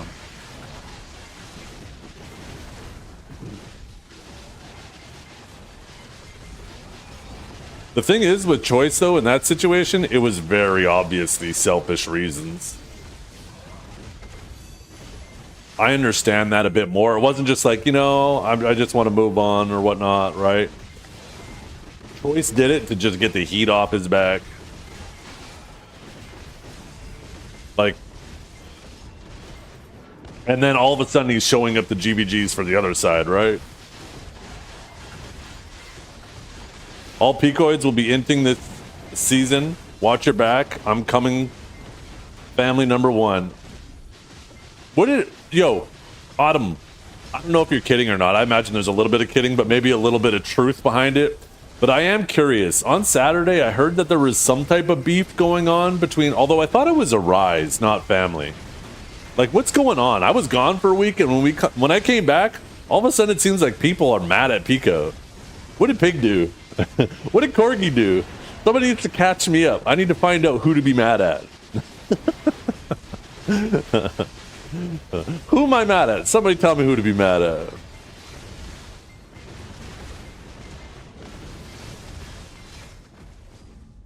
You were just kidding? Yeah, I had a feeling.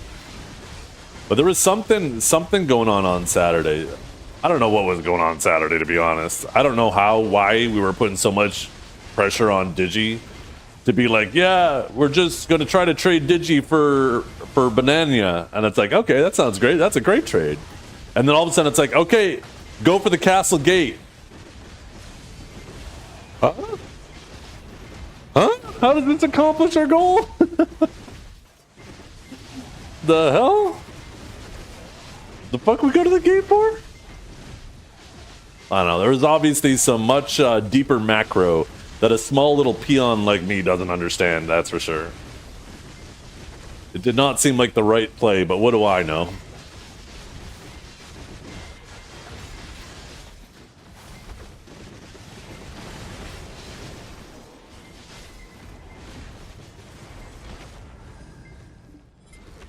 You were murked into Balanos? Oh.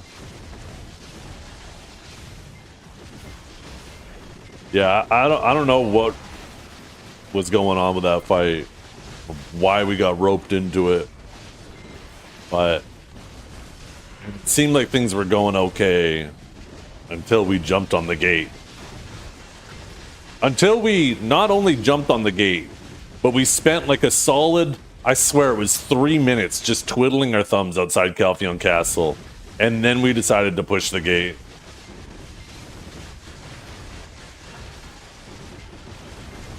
I didn't understand it.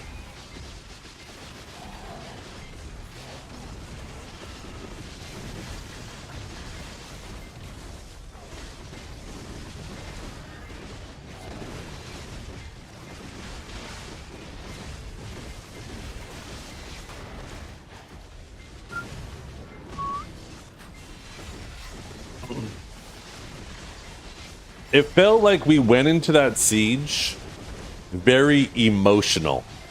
I don't know who was responsible for dropping or setting it up or any of the politics leading into it, but it felt very much like an emotional siege driven by frustration, anger, I don't know what, but it was a very emotionally driven siege, and you could tell immediately by the vibe of the calls.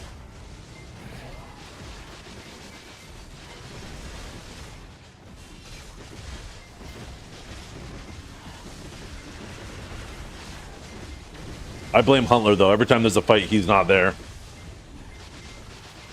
Every damn time. That man is never going to beat the allegations.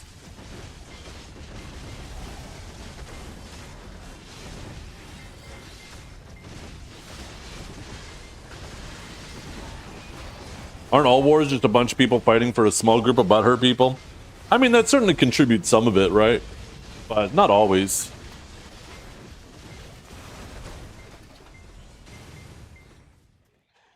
Huntlers will always be there for free bags every time. Never misses a beat. The second there's a fight, he gone. Quack. Duck disappears. Get the gift.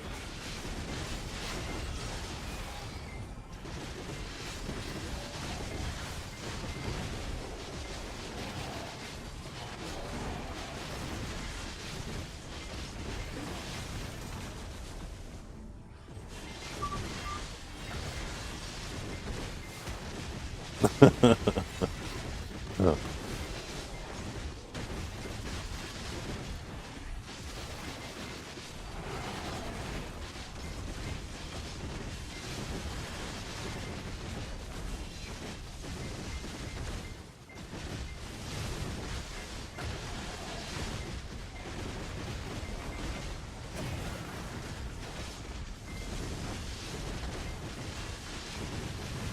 He senses that awakened DK. Trap. Oh, if Awakened DK becomes it, Trep will be back running around Arsha just shit talking people 100%. You never want to see a day where Awakened DK is overpowered because Trep will be back in full fucking force. Maybe we do want to see it. Maybe we need a little bit of content.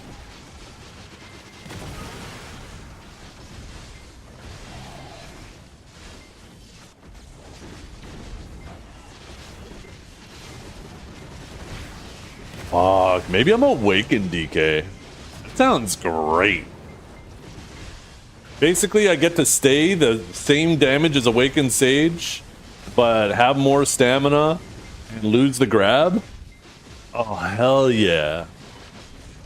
Hell yeah, that sounds fucking great. I could give up the grab.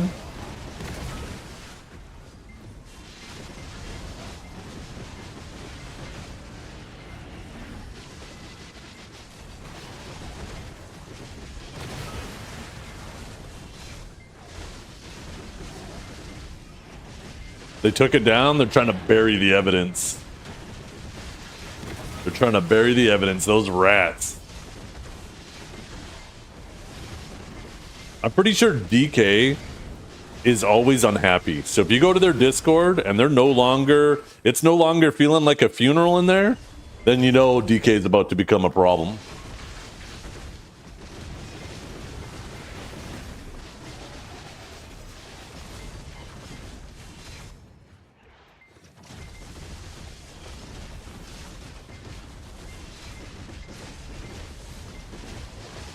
Oh, is that a bug? Okay, that makes sense. I hope that stays on global. I hope that bug doesn't come to live if that's a bug.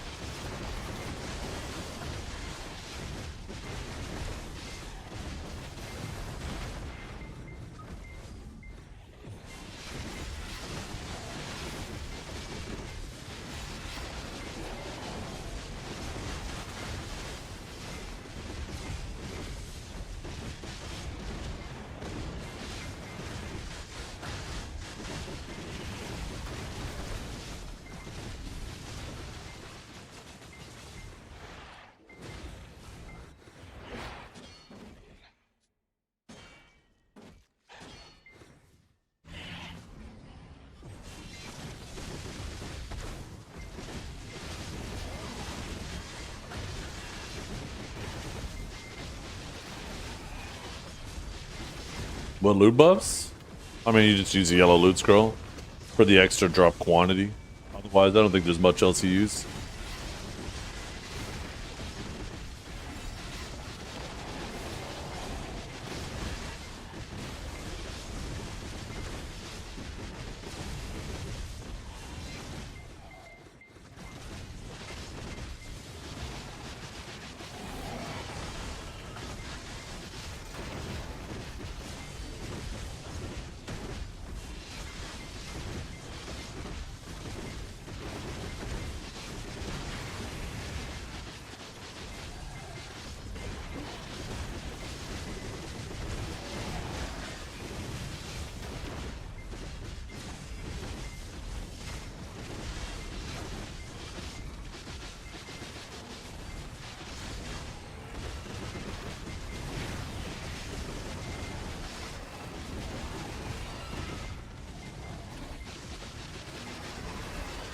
Oh, I probably don't need to be popping the 10 buff though.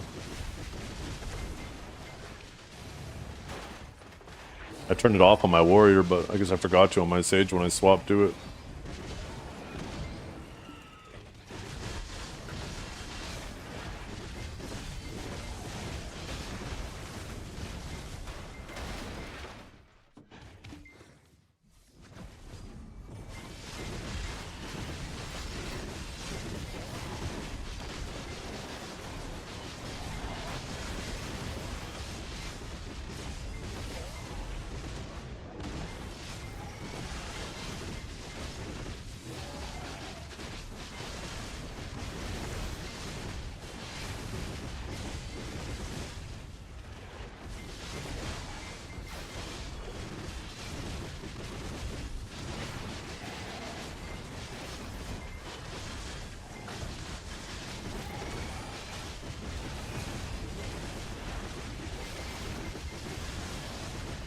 What are you playing anyways, Knight?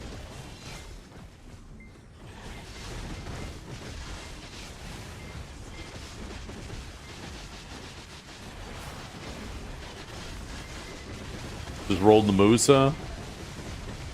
Awaken? I'm assuming Awaken. Pretty good class.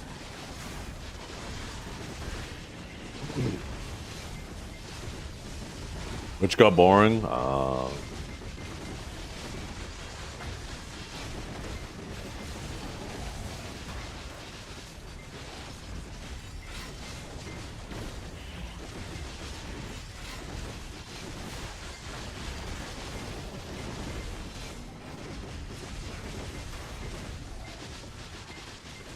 Ooh, that's a good song. Good choice.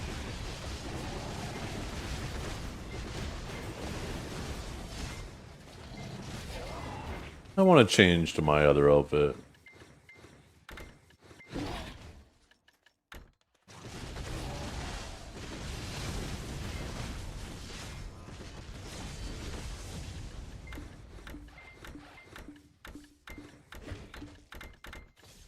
Oh shit, I still have the wrong scroll rolling. God damn it.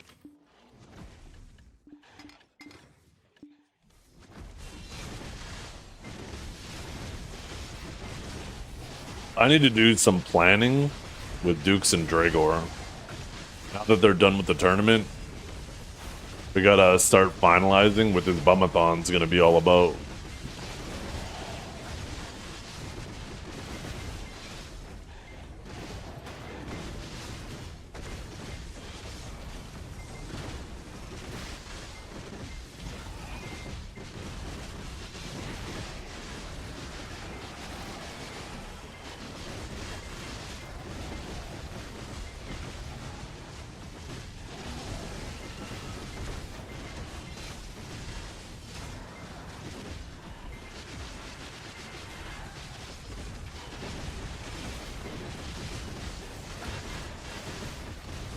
Oh no, I really like Awaken Hash. He's on my short list. I really like Awaken Ash.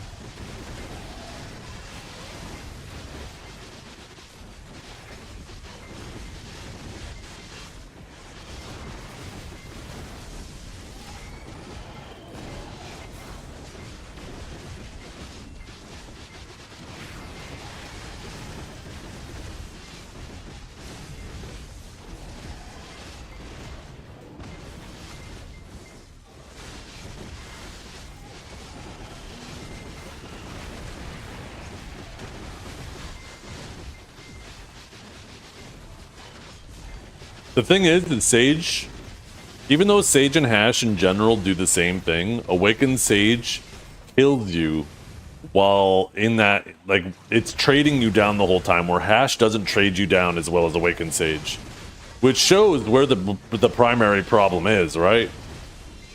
Everybody knows Hash is super strong, but people don't complain about it nearly as much as Awakened Sage because it doesn't feel as annoying to fight. It's not blinking around you, taking massive chunks of your health off at the same time.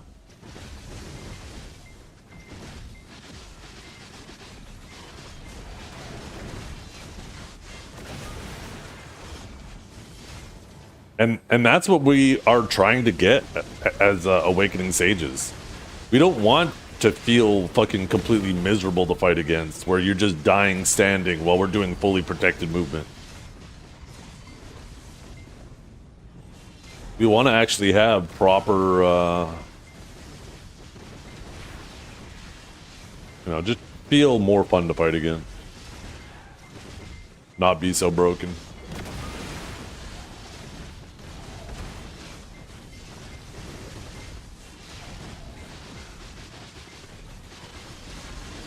It's really bad. You'll be able to address your playstyle. Like, I think a lot of Awakened Sages are pretending like if you don't make any adjustments, it's no matter what, like it's going to be super bad. But if you do adjust, there will be a bit of a middle ground, but it's still going to feel miserable. It's still not going to feel good.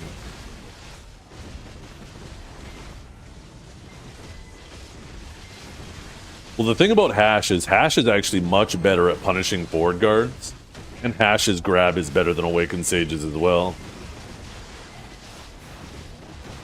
Hash maneuvers around a lot better, but the biggest thing is it's just not killing you while standing, right? It's not blinking over you and you're watching chunks of your health disappear. But Hash is definitely way better at catching you than Sage is, for sure.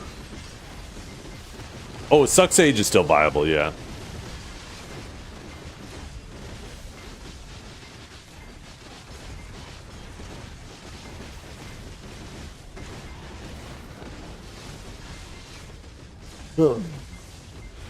Mainly, the main reason why I'm not actually fucking around with Hash right now, Lakota, is I'm actually waiting for the warrior changes. I'm really curious about Suck Warrior first. But there's an extremely high probability that I end up settling with Hash.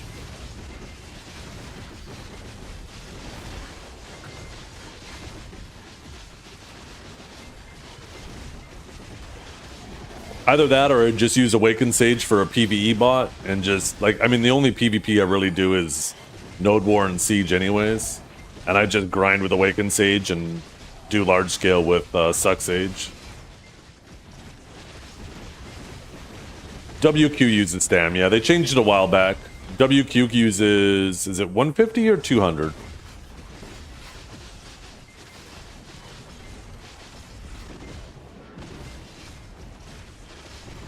Funny, it still shows me as Succession even though I'm in Awakened. Yeah, 150 Stam.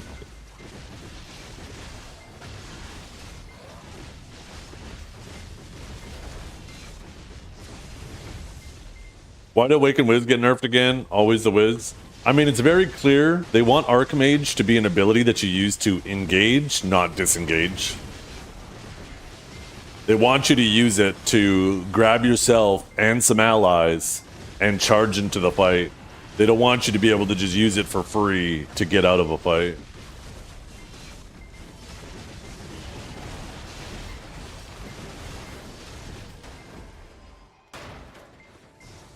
Was there a damage nerf?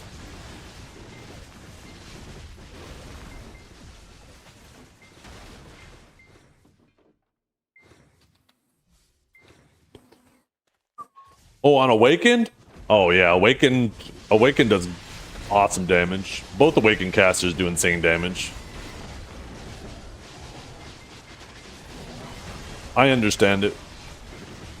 It's surprising that Witch didn't get it too then.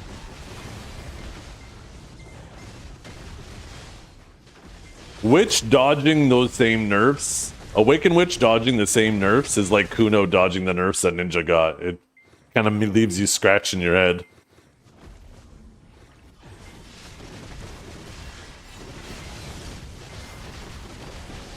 Was the point though? Not necessarily, no. I mean, things still need to be balanced. Just because it's catching a damage nerf, it doesn't mean it's going to still be a... It's not all of a sudden going to be a bad bomber.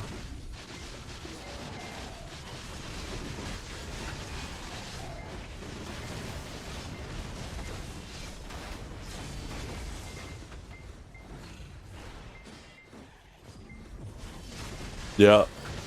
That's true, Snooper.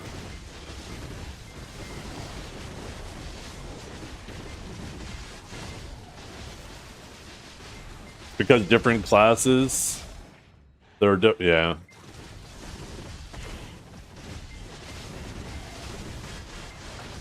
Oh, did they get some damage buffs elsewhere? Here, let me pull up the wizard notes. I didn't really pay too much attention to them.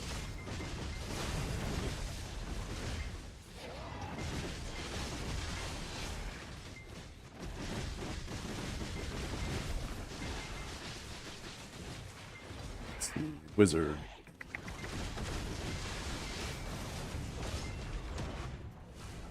Okay, protected area now is an extra minute on the cooldown.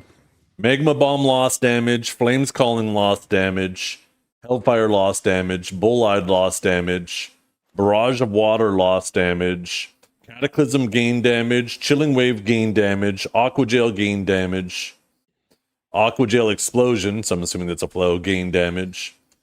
And then the BSR's Hellfire lost damage where Cataclysm gained damage. Yeah, it just seemed like a redistribution of damage.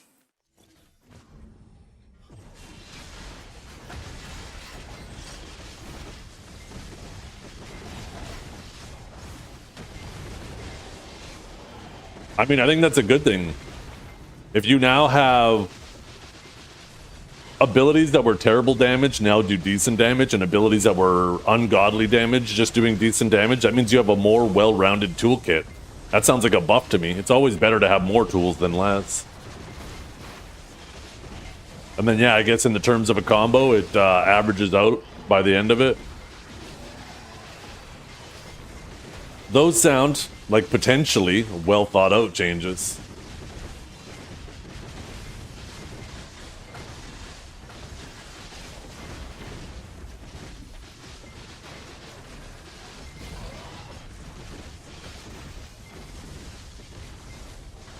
Yeah, Awaken Hash is on my short list. I'm waiting to see what goes on with Warrior.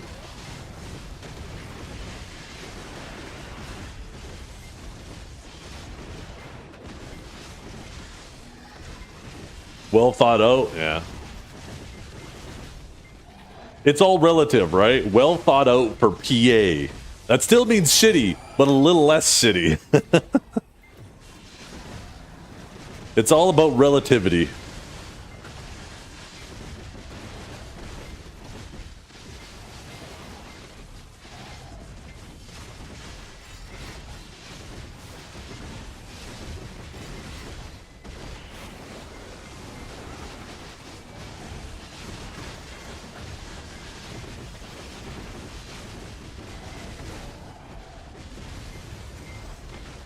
Maybe Street Arc, maybe it's from the perspective of what they're doing to my class.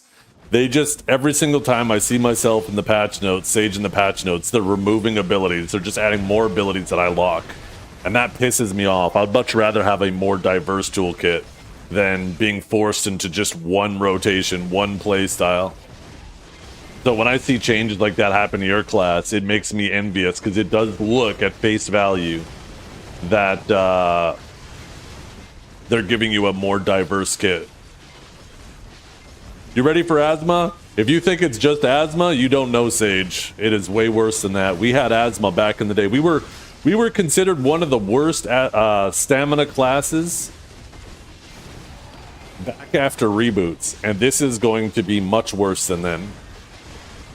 This isn't asthma anymore. This is lung cancer they're giving us, and I have the clip to prove it.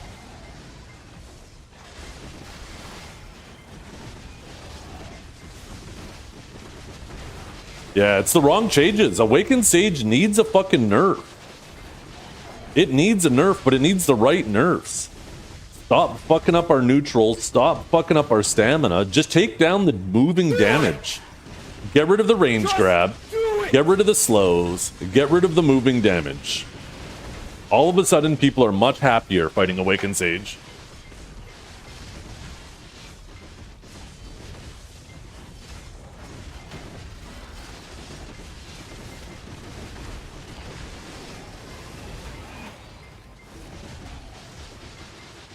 Yeah. I think Awakened Sage should just have a melee grab. So Awakening Sage, when it was first designed on him, right? It only had Bolt, which moves you in a burst. I can't decide to move half. I can't move a quarter. Impaling Flash, back then, would always either move you a specific range behind the target or back to your original position, but you were always at range. You could never just land right beside them. We didn't have Judgment to land right beside them. We didn't have a Protected Lightning Surge to go right beside them. All we had was movement that would always put you at the maximum grab distance away from the target. So if it had a melee grab, then you would never be able to land it because you didn't have any abilities that could get you close to a target. So at that point, it would have been better off to have no grab. So it made sense that Awakened Sage originally had a ranged grab. But now they've given us so many tools. Like I said, Impaling Flash moves you directly beside it. You got this. You still got your Bolt, which can sometimes get you close to it. You have, I think I showed Impaling Flash here. You have more than enough tools to get directly beside the people that you want to grab, that I don't think it needs the range grab anymore. I think it should be just the melee grab.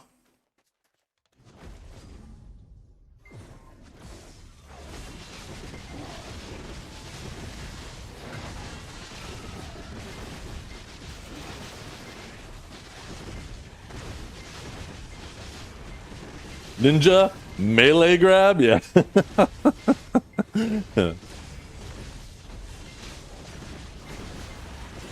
Yeah, I want Guardian, Awakened Guardian melee grab. Or, no, even better, I want Seraph's melee grab.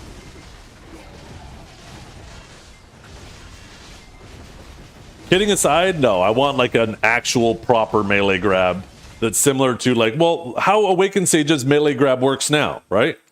If you're not at range, the range that you got to be to land the melee grab version of this, that's all we should have.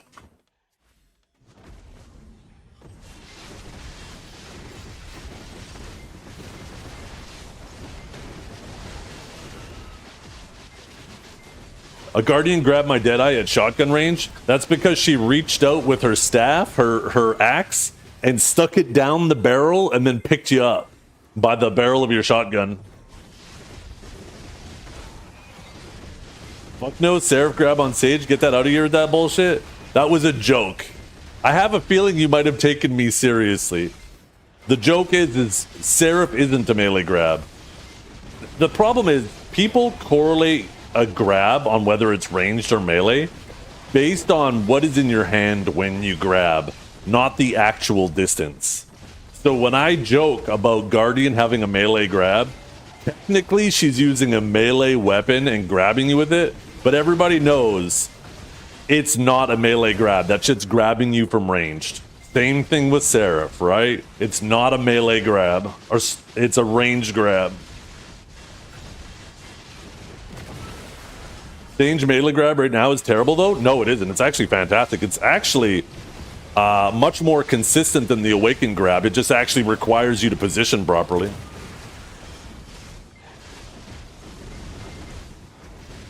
It requires you to know your opponent and position yourself close to them.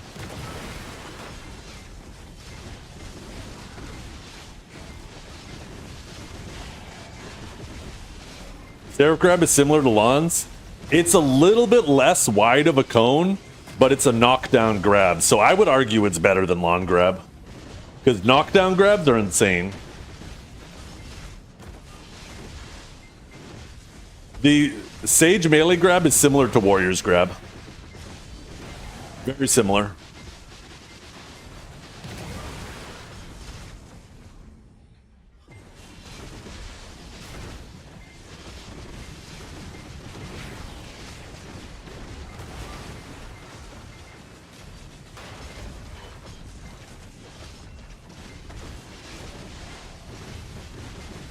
That's a latency problem, Architect. That has nothing to do with the grab. That also happens more often because there's two different grabs. So let me explain to you what's happening here. Is because Sage's grabs, instead of it having just two different grabs with two different cooldowns, it has one grab that will interact with your target in two different ways. And the reason why you have that desyncing especially bad with Awakening Sage's grab is because you might be at melee range and you go to grab the person, right? So your client does the melee grab. But on the server side, that person might have been a bit further from you. So then it tries to do the range grab server side. And because of that disconnect, the person will desync all over the place. And vice versa can happen too. Maybe you try to grab somebody at range, but on the server side, they're right next to you, so it does the melee. It's that desync between the client and the server with the grab that causes so many problems with Awakened Sage's grab. If they actually made it a melee only grab, it would be much more consistent and more balanced. If they ended up making it ranged only, it would be completely fucking busted.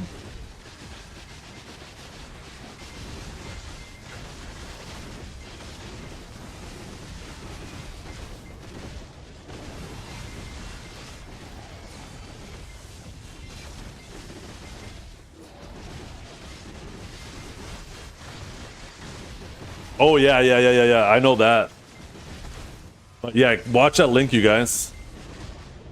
That's also because Seraph has a grab window, right? Oh, Zerker used to be like this too and was especially bad during click to move because they could throw a grab and then they could do this with their mouse. They would use their click to move and it's almost like they have a fucking basket and they're just swooping up around them and they would just fucking grab you all the time. And there's no click to move now, but as you can see by that clip that Snooper just linked, it has a grab window. There was even during the tournament I was spectating where there was a fucking grab thrown out by the Seraph. Nobody there, but somebody moved into it and all of a sudden they were grabbed because it's a grabbed window. It's not just a grab attempt. Whoever designed Seraph grab is... You know that meme where the guy gets kicked out of the office window? That should have been the dev who was responsible for designing that grab. And there should have been somebody in that office that said, no, that's bullshit. What are you talking about? You're going to give it a ranged knockdown grab that you can do out of a super armor block and it has a grab window. Like, what? What are we talking about here?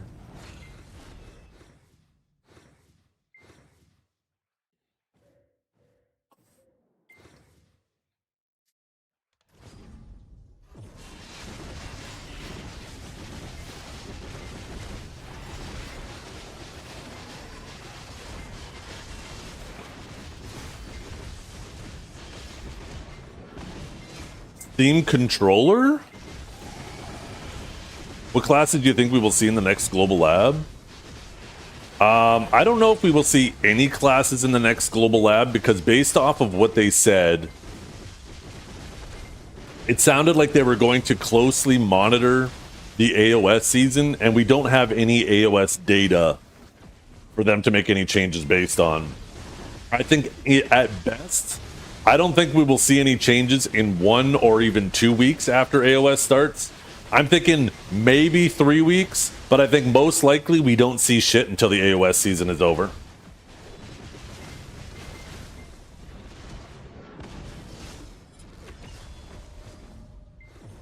They did say that, Kindzor, but they've said shit PvP-wise plenty of times and have never followed through with it. So even though they did say that, the likelihood, because of their track record, is damn near zero that that ends up being reality. I'm praying that they fucking break the mold this time. But the probability of that, based on their own track record, is damn near zero.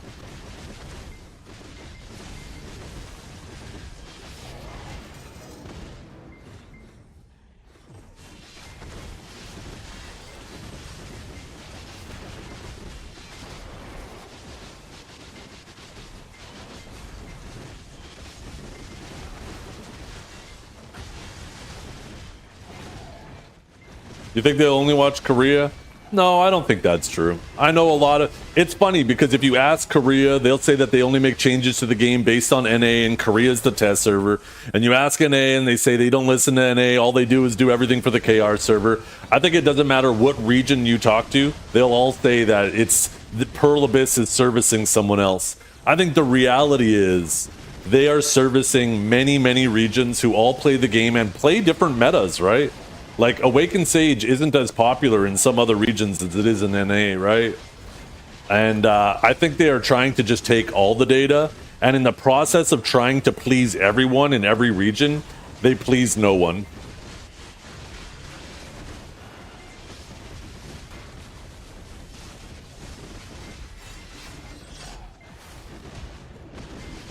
And when I say they please no one, I'm referring specifically PvP, right? Obviously, this game is in the best state it's ever been PvE-wise. If you just like grinding and beating mobs and doing any other content, the game's has never been in a better state.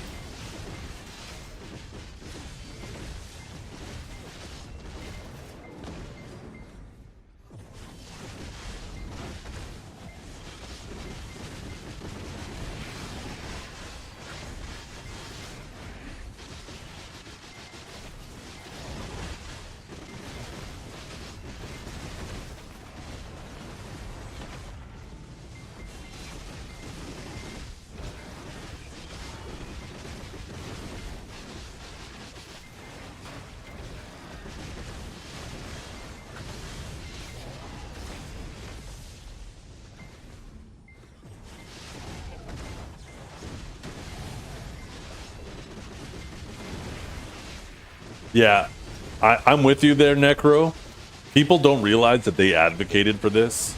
That when they wanted every class to be perfectly balanced PvE-wise, you can't accomplish that by just adjusting classes. There's too many differences between classes that affect them differently at grind spots. So the only way to truly get full balance is to just balance it on the monster side of the equation, right? And yeah, they just added hard caps and then tower spots where they can directly and very easily control how fast everybody grinds and put a speed limit. And as a consequence of that, now you have a very unsatisfying environment where it doesn't feel like you can push your class beyond any limit, right? It's just, it is what it is, and you grind. Now, PvE balance is the best it's ever been, but I don't think PvE needs to be balanced in the sense that everybody needs to grind perfectly the same. I think balance, the speed at which you grind should be relative to how much effort and risk your grind is, right? So now we have a problem, and this is why a lot of people are on Awakened Witch, because now the balance is shifted from speed to comfort. And now people just grind on whatever is the most brain-dead, easiest grinder, right? Because why would you grind on a class that takes a lot of effort when you could just grind on a button that's rotating 4 buttons? I think I never had a problem with certain classes grinding insanely fast. Like back in the day, for example, Awakened Nova was one of the best grinders for over a year. But I didn't care, because if you were an Awakened Nova and you were grinding, like, you had to put in so much effort to grind that fast. There was no risk because you're a relatively quick class, but you had to put in so much effort. And nobody grinded on the class, even though it was the best grinder in the game. There was maybe 3 people who grinded on it, right? Because they just did not want to put in the effort. And I think that's fine. I think that's perfectly fine. The problem became when you had classes that were grinding twice as fast as everyone else for a quarter of the effort. That is where the real problem was, right? When you had Awakened Guardian, the best grinder for how long, and it was just rotate 4 buttons, God Incinerator, Cleansing Flame, Searing Fang, and rinse repeat. Maybe throw in a Fireborn and a not Glorious Advance. Whatever the attack speed buff is. I can't even remember the name of it now. So, yeah, I don't mind some classes grind faster than others. I just felt like your speed should be relative to how much effort your class put in. If you wanted to get sweaty with your grind, but you wanted to grind, or if you wanted to grind fast, then you either had to play a riskier class that had a higher chance of dying, or a class that required a lot of effort, right? Had higher APM. I'm perfectly fine when that's the case. If you want to play a comfy class like Awakened Guardian, you should grind slower, but you have zero risk of dying, and it's 1 2 3 1 2 3, right? I'm perfectly fine with that too. If you want to play something in the middle, you could play something that's medium effort, medium risk, and medium grind speed. Stuck Ninja is another example of a class that for a long time there was one of the best grinders in the game, but almost nobody grinded on it because it required a ton of effort.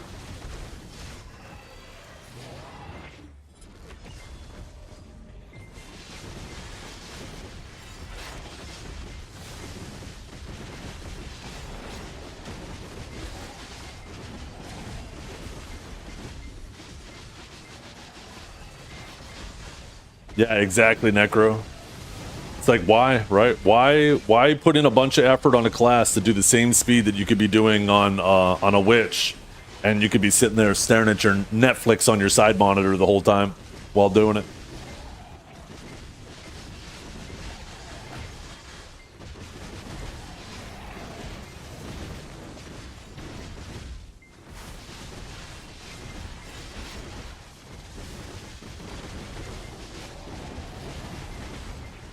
Most of the demon suck ninjas are gearlets. It actually has nothing to do with the PvE. Remember, correlation doesn't equal causation. Most suck ninjas are demons because, well, I mean, the class was really fucking good, but also because they genuinely had a passion for the class, right? So don't falsely correlate those things with each other. It was the passion for the class, them staying on it and living in the BA on it all the time, as well as it being a pretty solid class, right?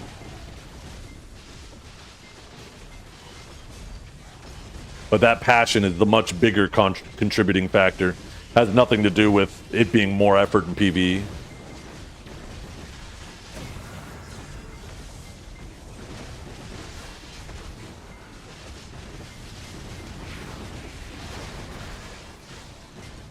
That's one thing you'll notice too, and this isn't exclusive for Ninja, but you'll notice this across a lot of classes that aren't popular, is the people who are dedicated to it, even when it's weak, tend to be really good at the class. And it's because they have that passion. They love the class so much that no matter whether it's strong or weak, they're going to stay on it. And that knowledge, right? Sorry, that passion.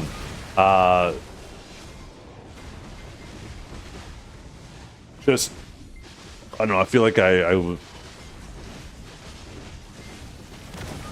lost my train of thought. That passion just lets them put so much more time on the class to acquire that knowledge, that experience, that practice.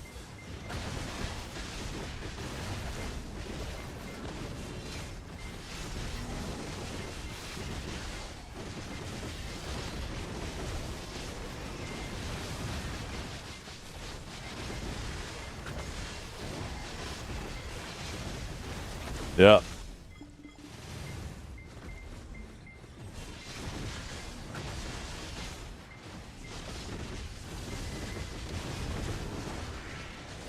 Fake ninja? Wait, why is Armin fake ninja?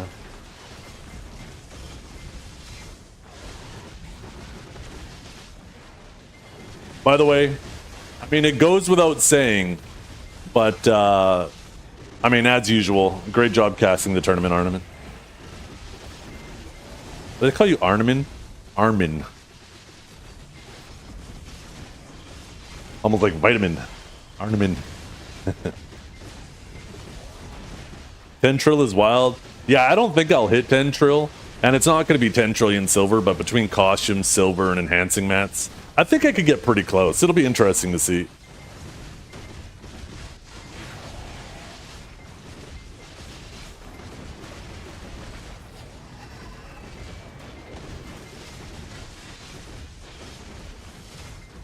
Little Stroke never killed nobody? I don't know about that. I think your stats might be wrong on that one.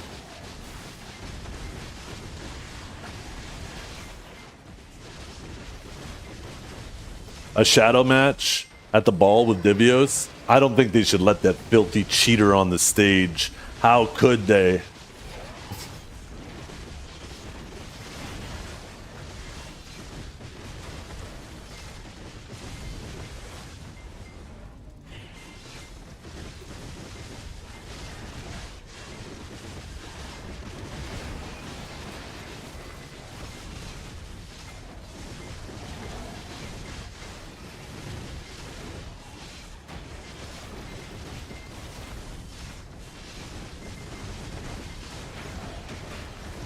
Probably try to get some extra contribution points. Probably.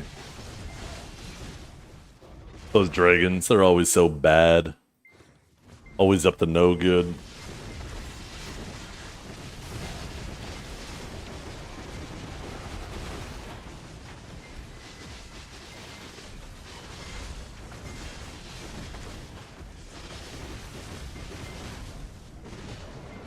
Armin, surely while you were there, or maybe you're still there, surely you told the Pearl Abyss team that these changes to Awakened Sage aren't the right way to nerf it. That it does in fact need nerfs, but not these ones, right?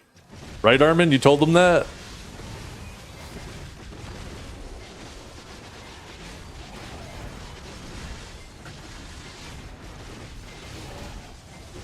Mods, get ready. Depending on his answer, I'm going to need you to act.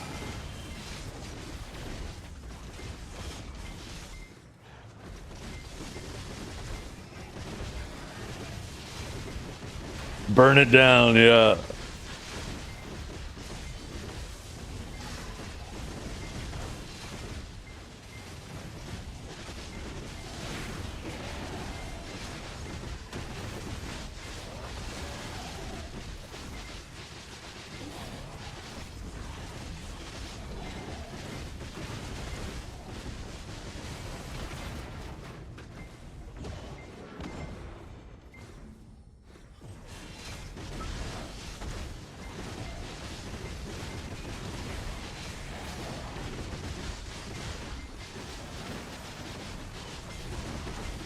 Yeah, that's true. We all know you mean contribution points, but you know there's going to be somebody out there who's like, oh, I can't believe it. I knew it all along. That's it. I'm writing a Reddit post right now.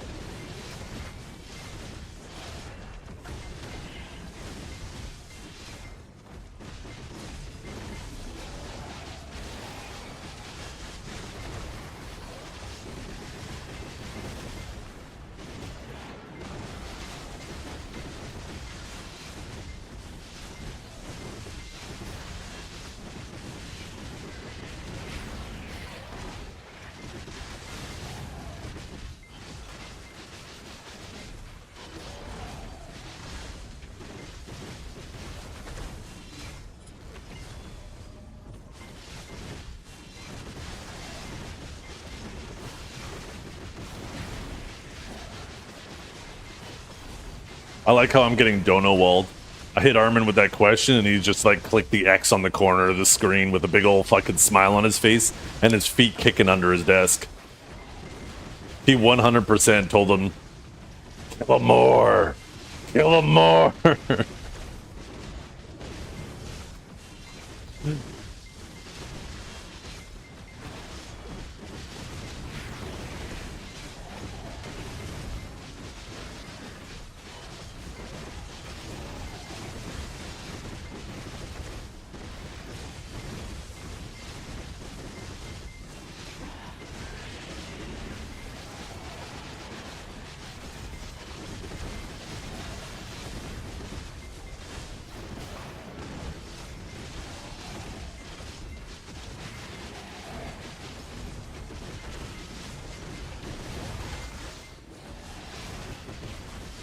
Yeah.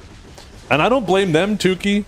Once again, I blame Pearl Abyss. I blame Pearl Abyss for buffing this class in the wrong way and making everybody hate us.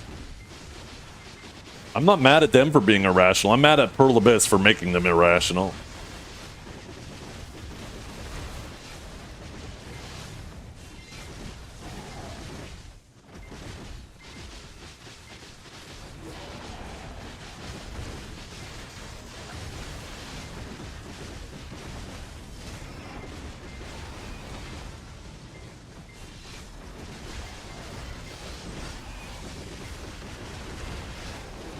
Yeah, but you didn't hate us any more than you hated every other class but your own, right? There's a baseline level of hate that everybody has for every other class, and we fit in neatly there. Maybe there's a little bit of deviation on that line, but it's similar, right? But now there's just this irrational hate for us. There's this irrational hate that Stryker will always have. I think they're permanently there, period. I don't know if they will ever leave that spot.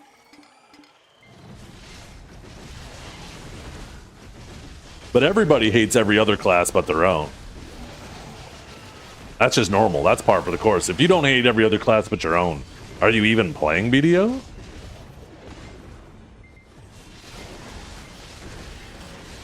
You got to remember, there's a saying amongst the PvP community in BDO. I'm going to drop some knowledge on you guys. Every class I beat, I skill check them. Every single class that beats me is overpowered.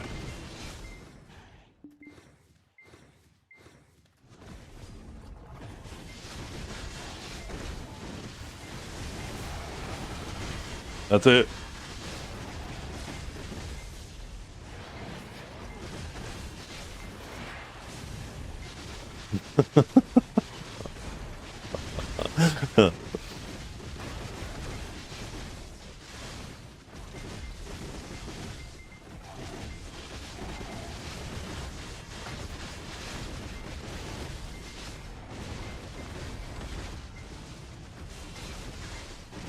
If you are not Suck Sage explicitly, I hate you. Damn, you're just hating your own, huh?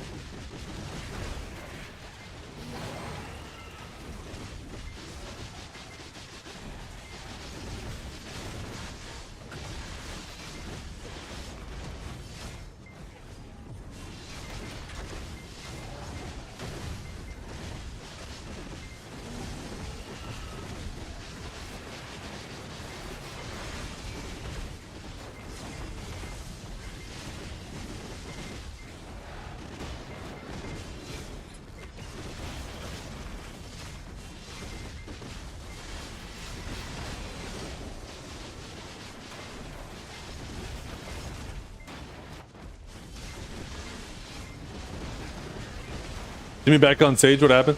I love my Sage. I love it. I mean, I'll always love it. Well, I shouldn't say always. I mean, luckily nothing's happening at PvE-wise. Like the stamina changes, you don't use that shit PvE-wise unless you're grinding like in a pack-to-pack spot where you're one-shotting packs. So it's not really going to change much for PvE. But, yeah, it's just going to force us into an extremely linear play style of just spamming spear bolts and overshocked bolt, lightning surges, failing judgment. Now it's just you're gonna avoid divide and executioner like it's the plague and rift chain like it's the plague because they are just way too expensive.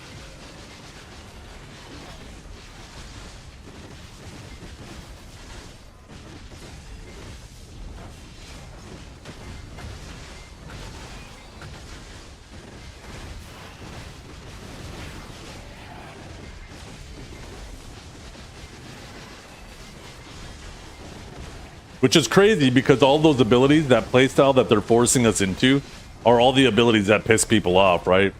It's all the movement damage that's actually chunking people and it's fully protected. They're forcing us to play that way even more.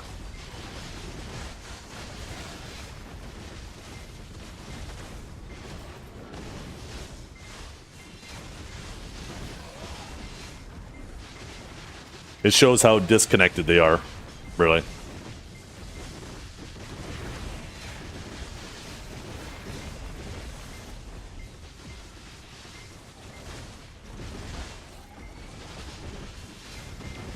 Well, they do need to come after the movement damage. It's going to continue. Every single time they get the nerfs wrong, it's going to continue to get worse until it gets better. It won't be until they hit the right thing that finally there's a chance for it to start getting better. And the movement damage is what needed to be nerfed.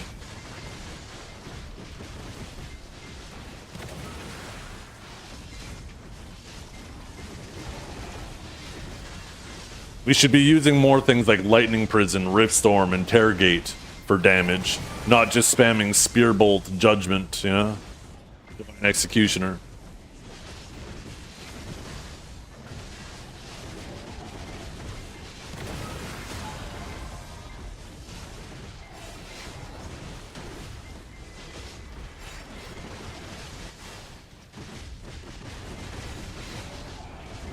I am getting fucking pinned up against this wall and I can't fucking move!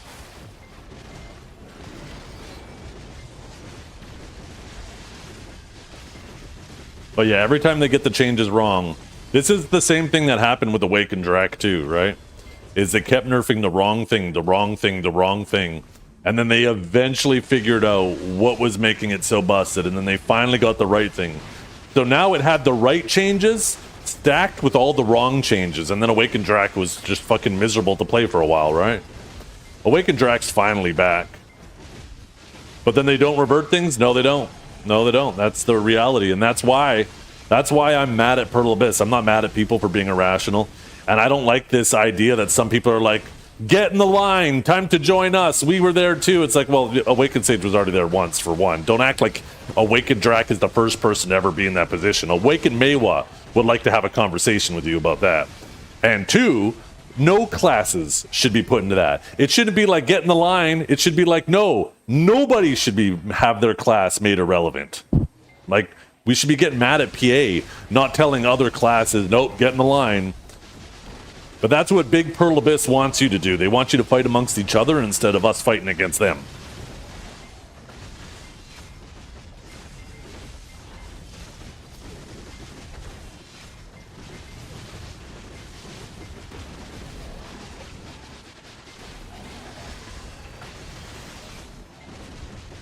Yeah, like Big Pharma. Big Pearl Abyss.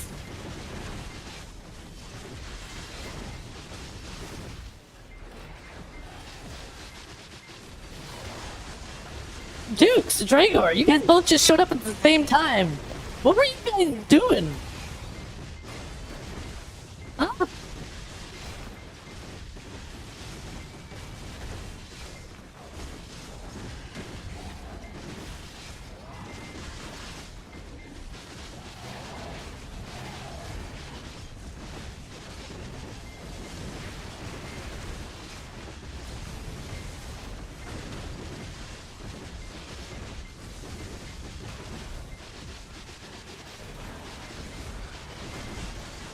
Are the bum fights officially over between these two knuckleheads? No, we're trying to spice it up, right? Instead of it being like every week them fighting each other over and over again, we're trying to spice it up and we're going to have a bumathon. Speaking of which, I need to like open up a group chat with both of you and we need to start planning this out. Like, do you guys want to have two challenges? One where Dragor gets to pick the challenge and one where Dukes gets to pick the challenge? And it could be anything, like one could be karaoke, for example. This is the list we have so far, but this isn't a final list. I need to, now that the tournament is over and they can, you know, they're not focusing on practicing. Oh wait, that's not it. Oh, that's an old one. Where's that? That must be sitting in one of the scenes.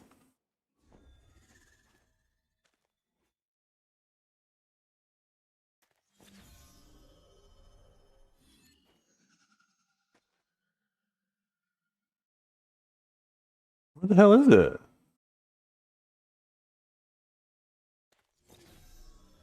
Is it this one? Oh yeah, here we go. I found it.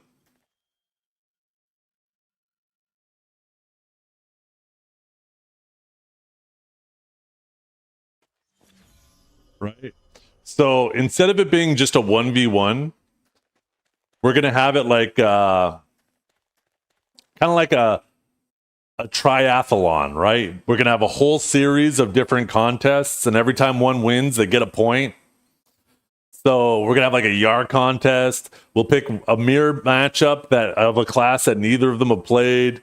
Yeah, spelling bee, a horse race, sheep carrying waste, maybe hide and seek, rock paper scissors, shit like that, right? And then the winner will be the ultimate bum.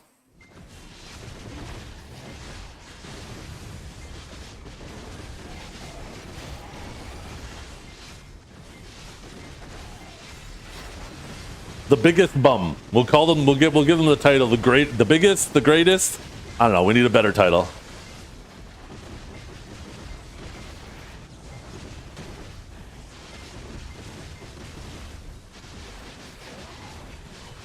The Buminator.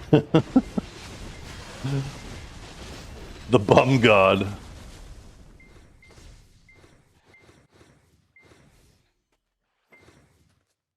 Because I don't know how I feel about the enhancement speed run. I don't know if I really want to include that. I like the reaction time test. I like the MS Paint contest. The MS Paint contest and the costume contest, you guys are involved in that, chat. So like for the costume contest, they both pick their favorite drip, they bring it out, and you guys vote who you think is better. Same with the MS Paint contest. We will randomly figure out something that they have to paint, and they'll have 5 minutes to draw it in MS Paint, and we'll get them to stream their MS Paint. And then once the 5-minute buzzer is up, you guys get to vote which one is better.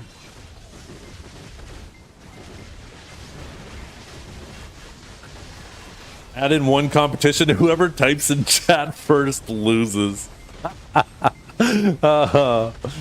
Oh, shit.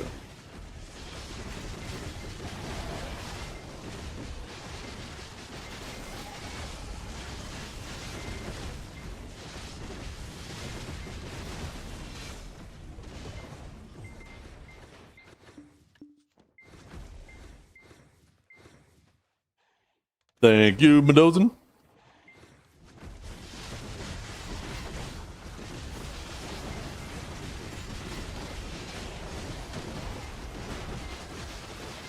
With Google open on a second tab, yeah, that's the problem with the spelling bee.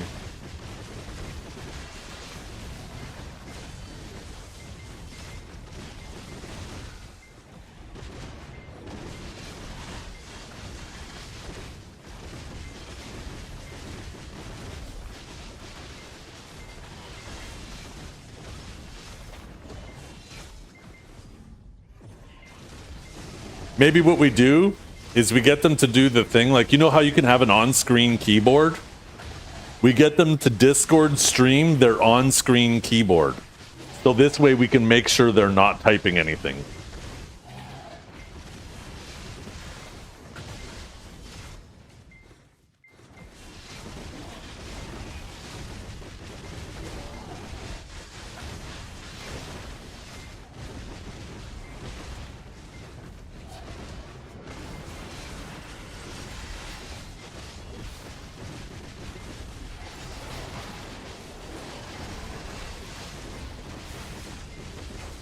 Low-key 500, kind of proud of that idea, actually. Just thought of that.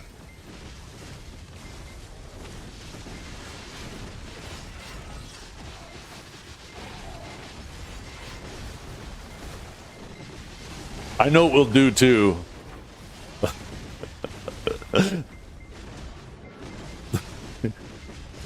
I know the perfect word for Dragor.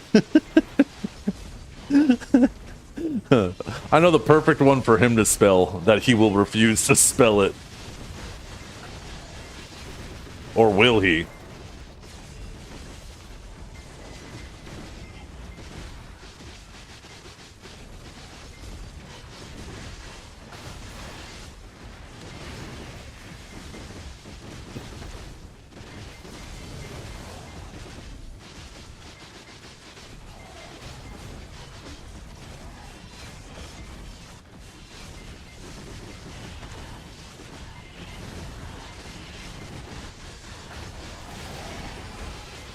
Google, how do you spell spelling bee?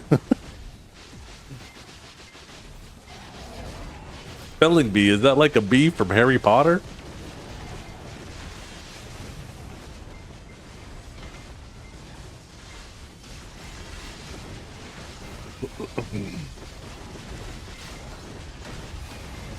But for real though, Dragor, Dukes, if you're both still here, do you guys want to do that? Do you both want to pick one challenge?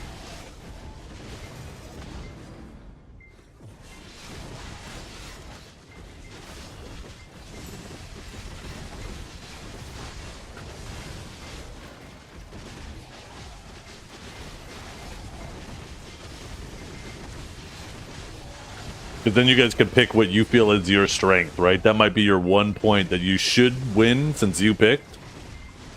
But if you lose, ooh.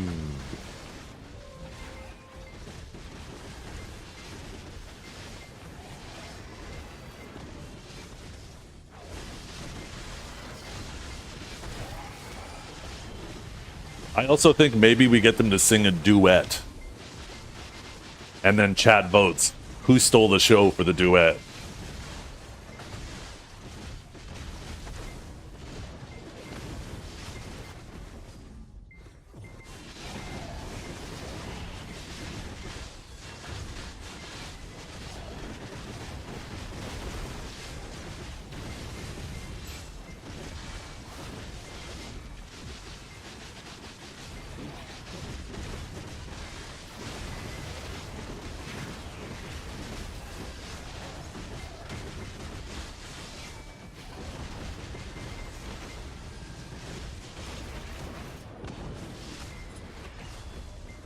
What date is this going down? I need to mark in the calendar.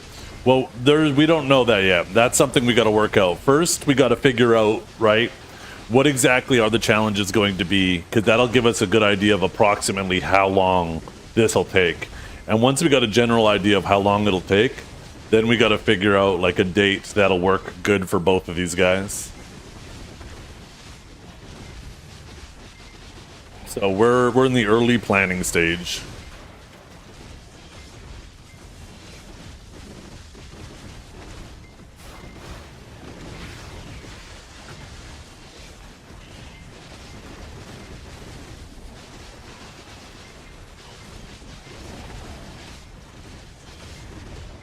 You feel like chat would vote just to be troll? Yeah. Well, that's the thing, right? It depends on what the reason is, for example, for singing. If you're trying to vote for who's the better singer, then yeah, they could troll. But it could also be a strategy, right? If you're trying to vote for who stole the show in the duet, it could be like, okay, who decides to slip in some funny lyrics or you know, maybe make a spectacle of it or somehow, right? It could be a strategy, try to make it funny instead. But you're right, there is an extremely high probability, damn near certain probability, that they will just vote to troll.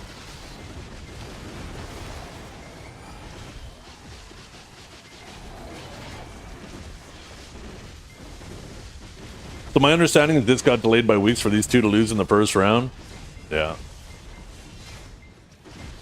Dragor's got a point. You can't shit talk the competitors if you didn't sign up to compete.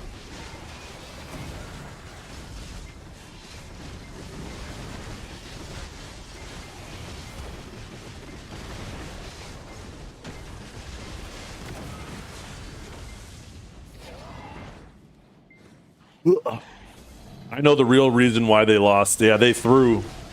It's not even that they wanted to give everyone else a chance. As soon as Dragor found out that Armin was going to be shellcasting it, that would have meant that all of Dragor's hidden tech would have been exposed on the live stage and Armin would have learned from it. And he didn't want to expose his tricks to Armin, so he decided to throw.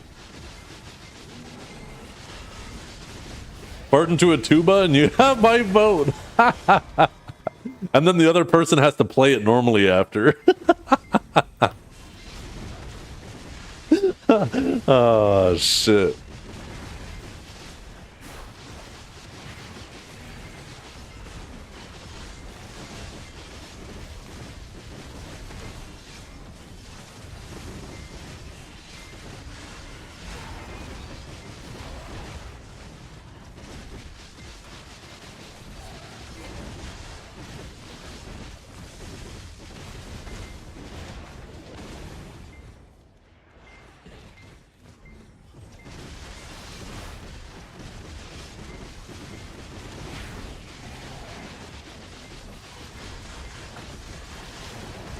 I've seen that Jackass episode.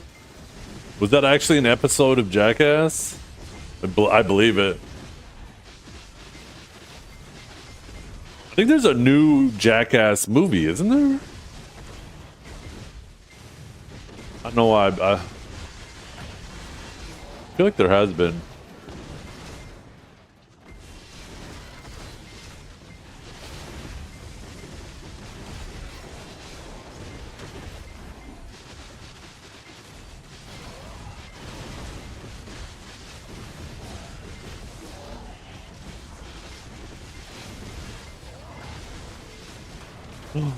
Cannon got a Doors Spirit Essence. He's playing after all. Get him, chat. Get him. He's on my channel. Attack.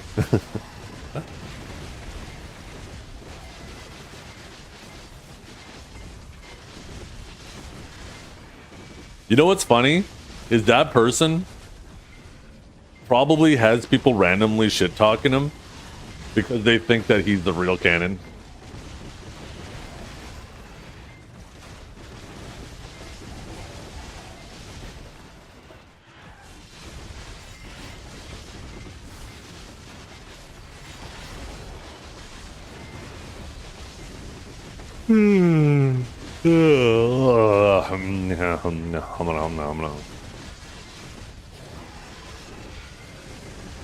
I know I would.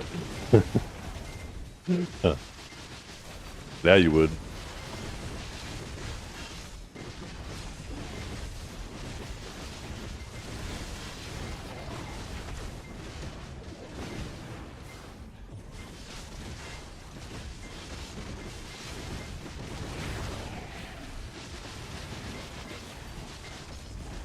That dude didn't last long, came in, drama, left.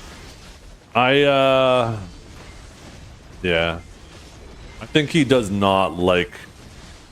I mean, who does, to be honest? This is kind of a stupid thing to say. Who does?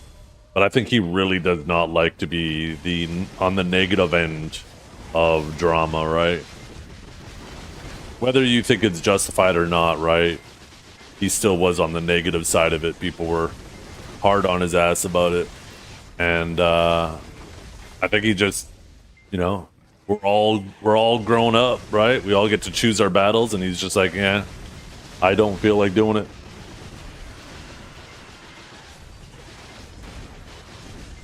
I don't blame him, to be completely honest. He's certainly not as attached to this game as like a lot of us are. So if the community is just gonna sit there and he's gonna constantly have to be fighting these demons every stream, blame him for just noping out of it. He made me think that he was actually doing his free-to-play challenge for a second. He was supposed to, but that changed, right? Once he... I think that primarily changed when he heard that Shroud was going to be playing. And then he wanted to jump on NA with Shroud.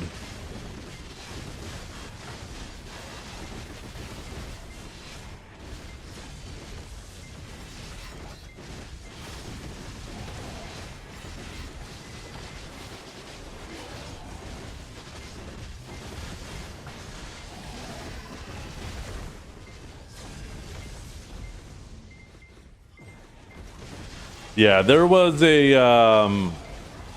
So here's the timeline, right? Back in 2023? In like June or July of 2023, Pearl Abyss decided that they were going to remove one-sided decks from KR. And Cannon didn't play the game at the time. But it did seem at first, at face value, it was going to be one of those regional changes. And then Cannon started playing BDO on NA, and there was some drama with Cannon, right? He was getting hunted by some people who, you know, wanted their time on screen. And I don't know if it became personal or not, but they started going at him harder. And then also around that same time when Cannon came to BDO, a lot of Lost Ark players also came to BDO. Because there was like this Lost Ark convention that happened that really pissed off the Lost Ark community. So a ton of people came to BDO from Lost Ark at that same time that Cannon came. And they, across a variety of regions, were also experiencing griefing, at least on the regions that it happened, right? And shortly after Canon came back, and all these Lost Ark players came back, and all that shit was going on with Canon, they then implemented the one-sided decks on North America. I guess they decided at sometime between June and when it happened, September 13th of 2023, that they were going to no longer make it a regional change and that it was going to actually happen to the other regions as well. And a lot of people, because of all the drama that was going on with Canon at the time, associated it with Canon's behavior, right? And the other Lost Ark players that came to BDO that wanted a safer PvE experience, right? Which, you know, is fair. I mean, to a certain degree. I there's a lot to unpack there, and a lot I want to say, but I don't want to get derailed from the story, so I'm going to continue on first, and we could come back to it if... Anyways.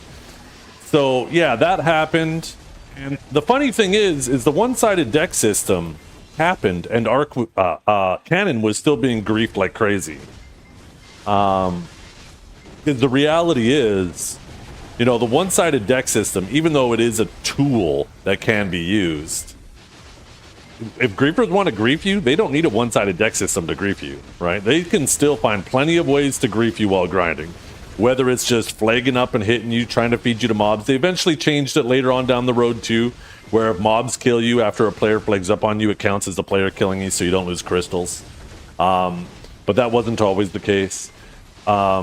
People could just literally run around in your rotation or try to grind over top of you, right? There's plenty of ways that people could grief you. So changing the one-sided deck system doesn't actually stop griefing. And it ended up hurting the game more than helping it. But of that, I'm 100% certain. Because there's still plenty of situations where people do get griefed.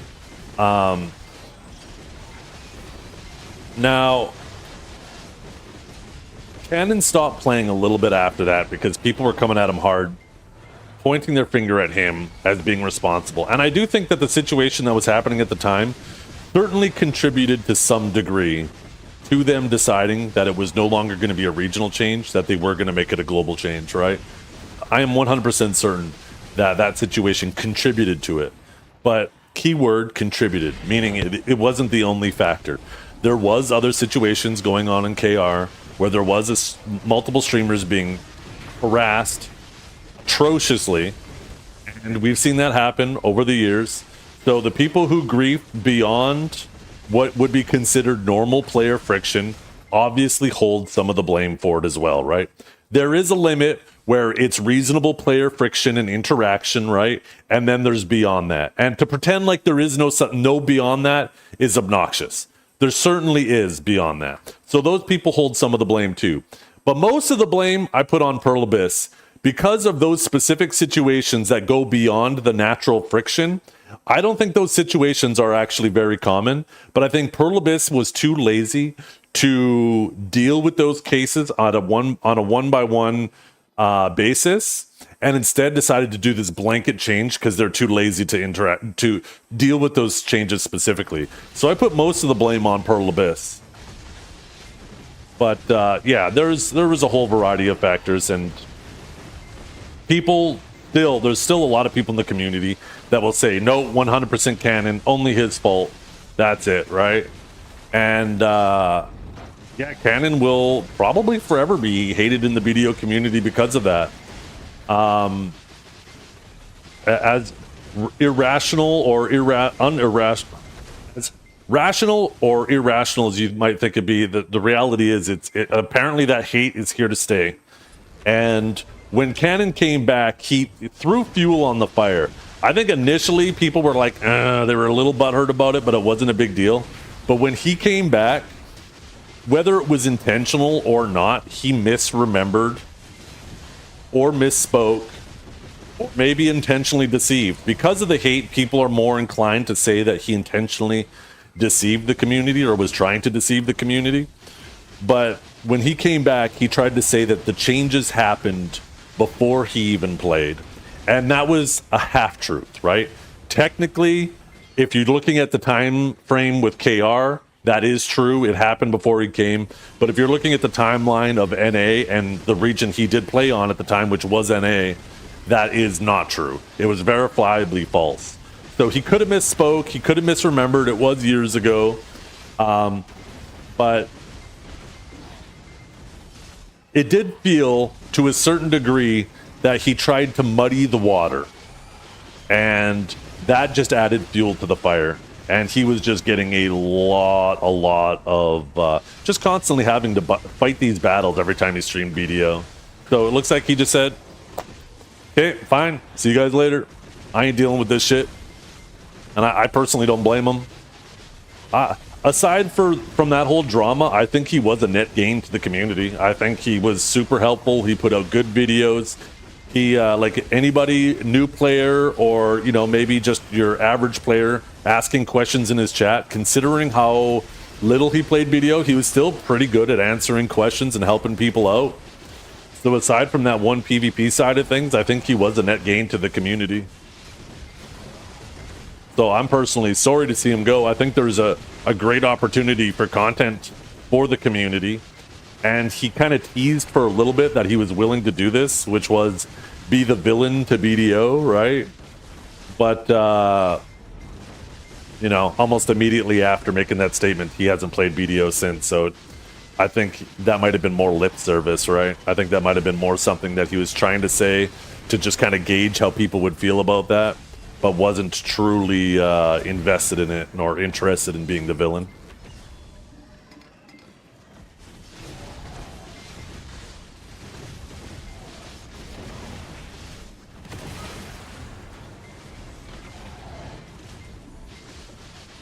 Are we talking about boats? No. Blade Boats hasn't fired up his stream in a long time. When's the Pokemon card stream coming up? He would have turbo sniped nonstop. I wouldn't come back either. The thing is that he put himself in a weird position in that final stream he did on Blues because he said he admitted, and like if he would have came back to BDO initially and just like wouldn't have misspoke. I'm going to give him the benefit of the doubt. If he would have came back and not misspoke and just said, yeah, I handled myself poorly and I regret it. This time, I'm just going to move forward, right? And, you know, try to play the game like a normal player and try not to get special treatment. Because it's clear he did get special treatment. There's no doubt about that. It's verifiably true. If he would have just did that, I think the community would have eased off and they would have been like, okay, let's see. But one of the last things he said on Blue's stream was he admitted that. He said, I conducted myself poorly last time. I regret that I did that. And I won't report anybody this time as long as they don't get racist or whatever, right? Which is obviously people shouldn't be doing that. But I think at the problem with him saying that at that point, that he wasn't going to report anybody for basically any level of just fucking with him in game, now basically gave people a license to hate on him, right? Because now he can fuck with them as long as they don't say any foul shit. They could fuck with him at all in the game, and the second he reports somebody, then they paint him as a liar. He put himself in a lose-lose situation, and I think that might be part of the reason why he decided to just walk away from BDO. Because, yeah, he basically created a situation where he gave people a license to fuck with him in game because he would refuse to report. By his own words, he wouldn't report them unless they went outside the lines of fair play. And yeah, they basically got to fuck with him, or if he reported them, then they could, you know, be like, see, told you weren't about it.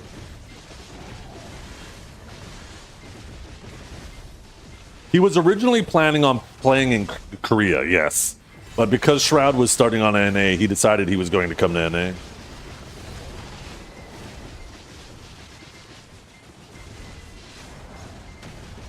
Ooh, the Steam controller. Interesting. I'm really curious about that. I'm going to throw that up later and watch it.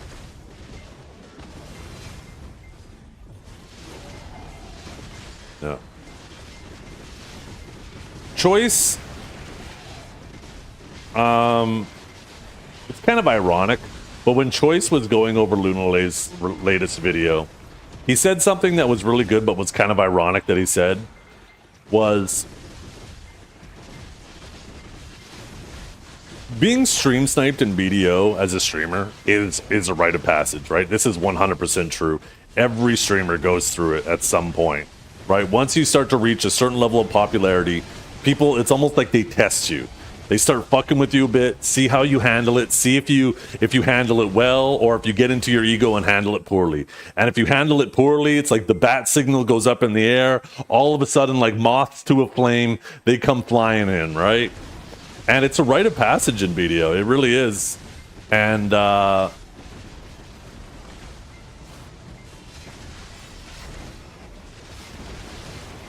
Choice was 100% right on that. But it was kind of ironic that he said that because, man, did he act like a baby back bitch when he was getting fucked with. I've seen screenshots of DMs of Choice saying that he's going to end his own life if he's not allowed to grind on Arsha. Like, so it's kind of ironic. But in Choice's favor, he actually always handled himself very well on stream.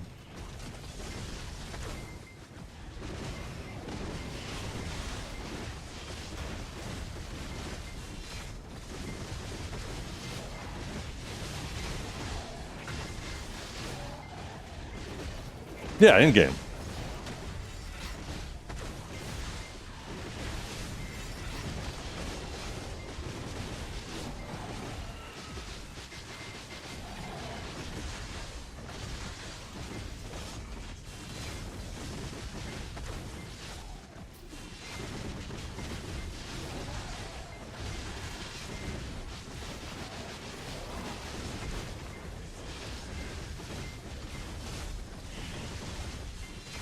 Oh, there is plenty of other streamers, right? Agent North is still in our community. He got it so bad on Orwin. So fucking bad on Orwin. Potion Shop obviously got it really bad. And the funny thing is too, like if you take a look at Potion Shop's circle of friends at the time, Blonde Bear, for example, another streamer. People tried to fuck with Blonde Bear. Blonde Bear was a super wholesome. He wouldn't even swear. Super wholesome guy, and people tested him, right? Like a rite of passage. They would stream snipe him, they would fuck with him to see if they can break the facade, if it really is a facade. And he handled it well, and people left him alone. They say, hey, this is genuinely just a good dude. You know, we had our fun, we're gonna move on. And as all people do, streamers, you eventually become friends with them, right? You realize it's just a bunch of people playing a game together, having fun. But Potion Shop did not handle it well. And yeah, like I said, bat signal went up, moths to a flame. People came out to just fuck with him because he had some ego and he would just handle it super poorly, and he just got fucking railed into the ground.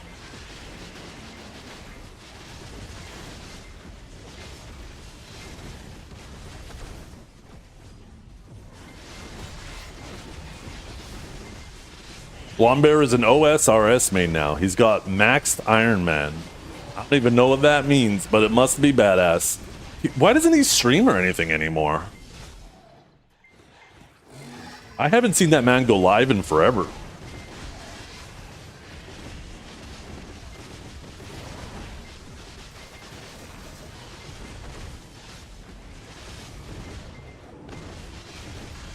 But yeah, you're right. You're right, Rehab. Jester doesn't play anymore. But there was those same screenshots when Crown Chest was doing it to him. There's those same screenshots from when Cooler was doing it with him. Choice back in the day, if he wasn't allowed to grind on Arsha, it was like literally the end of the world for him. It was so much so the end of the world for him that he abandoned the guild he was in, Black Rose, to join the guild that was fucking with him. And that's why Black Rose is just like, nah, we want nothing to do with him. When I was learning Wukong last night, I thought to myself, what would make this class broken? And I said it. And Dukes was like, don't worry, they're doing that next week. Yo.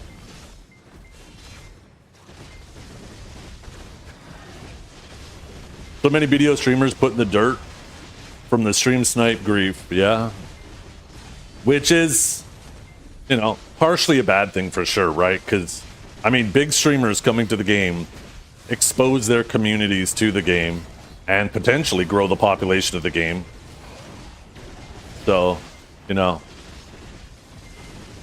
it certainly does negatively affect the game, for sure.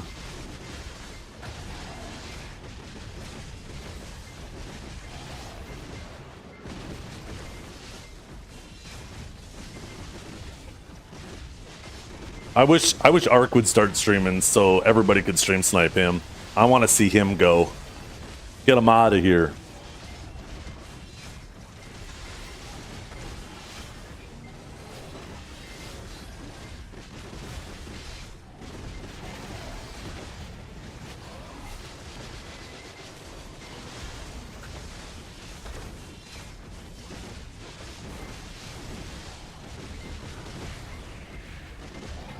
Yeah.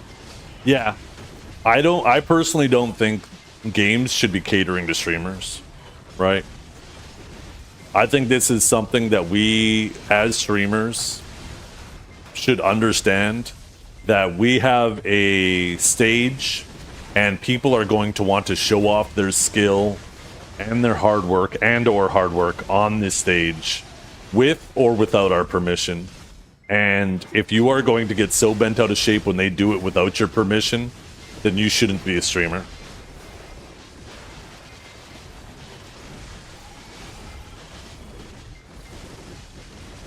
That's just part of the territory, you know?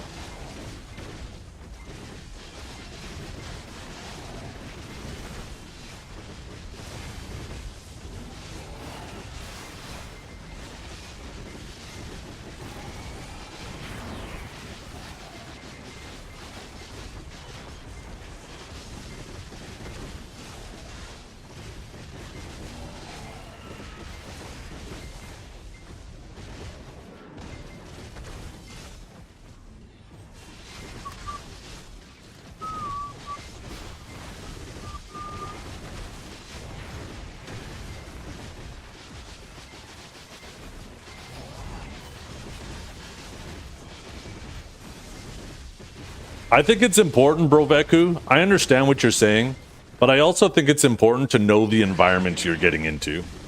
For example, right? Imagine you decide, hey, I'm going to go and I'm going to go down to my local arena where they're doing like a free-for-all hockey game, and I'm going to put on some skates and I'm going to join, right? And then all of a sudden you get on the ice, and because you're the new guy, they're slamming you into the boards more often than they would normal people. And now all of a sudden you get so upset, you try to change the whole game to cater specifically to you. I think you have a responsibility to know the environment you're getting into, and I think it's extremely narcissistic for you to change the environment, to want to change the environment that you're new to cater specifically to you.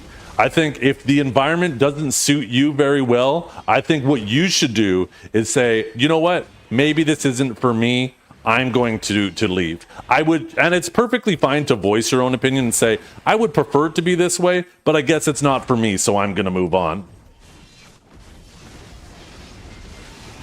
No, that's not the case, because you're separating the game that they're playing in. They are taking their camera into your game.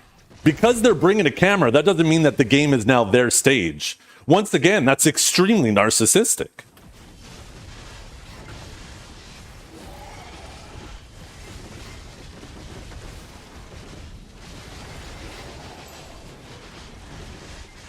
Hockey analogy, what are you, Canadian? Well, I tried to think of a sport that isn't necessarily focused on being rough. Like, obviously, like football, there's tackling, right? It's part of the game. But hockey, not so much the case, but obviously hockey does get very rough. So I feel like it was a really good analogy.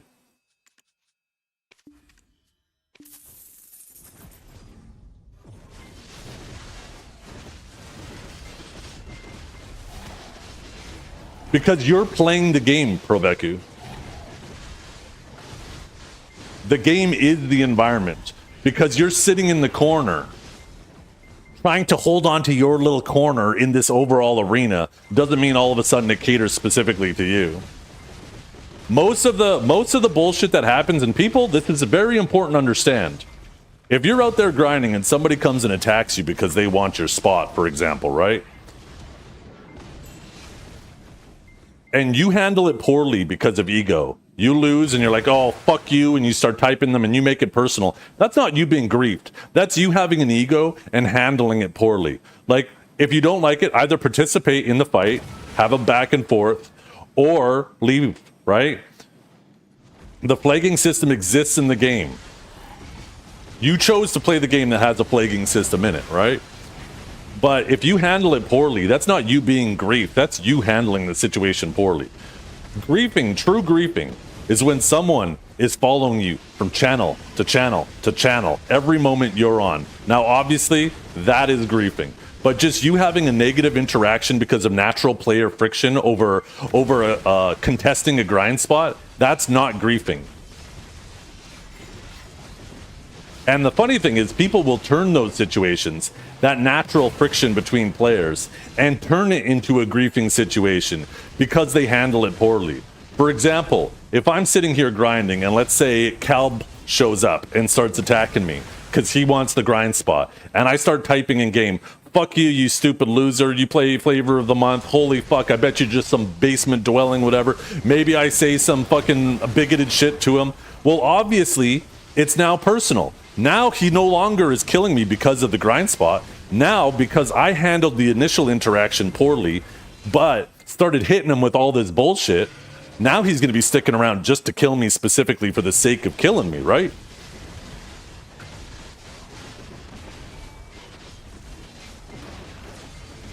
And you can't blame the other person that's now killing you for that because you handled the situation poorly. But most of the time, like the genuine situations where people get griefed, like 90% of the time, it's actually just happening to streamers. The times where people are genuinely being followed from channel to channel to channel to channel, and it isn't because of a war deck or drama between guilds, is so fucking rare.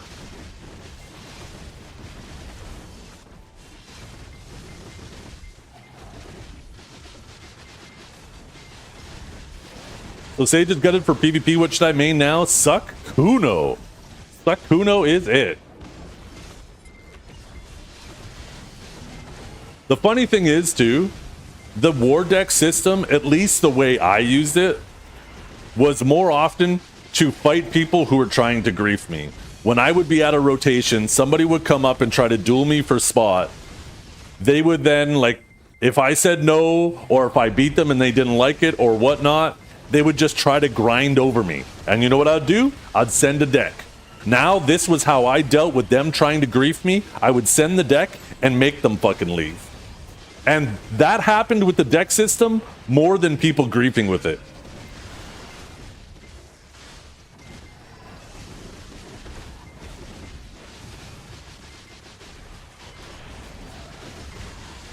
The reality is right now, if you want a grind spot, you could swap to a channel where someone's grinding and just grind over them. And you don't even have to grind faster than them. Just do the opposite rotation they're doing. If they're going clockwise, you start going counterclockwise. And you start completely fucking up their rotation. And there's nothing they can do about it. It's just a battle of attrition. And in my opinion, that is way more toxic than the one-sided deck system ever was.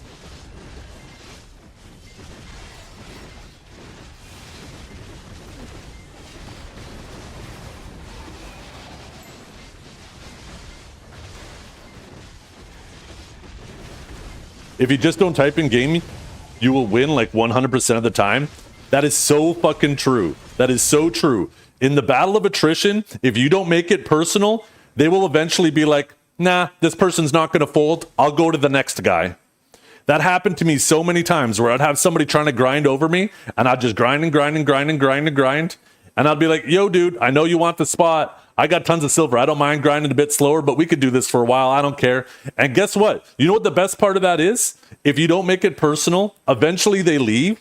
And then sometime down the road, you might see them again. I'll be grinding again, and that same person will all of a sudden, I'll see a dot on my map. I'll be like, oh, who's that? And I'll be like, oh, yeah, I remember him. And you know what they do? They instantly swap to the next person because they're like, yeah, I can't break this person. I know that. And then they leave.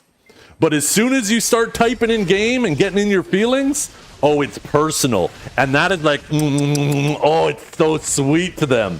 As soon as they know you're getting mad, it is so fucking sweet, man. It's like honey on their lips.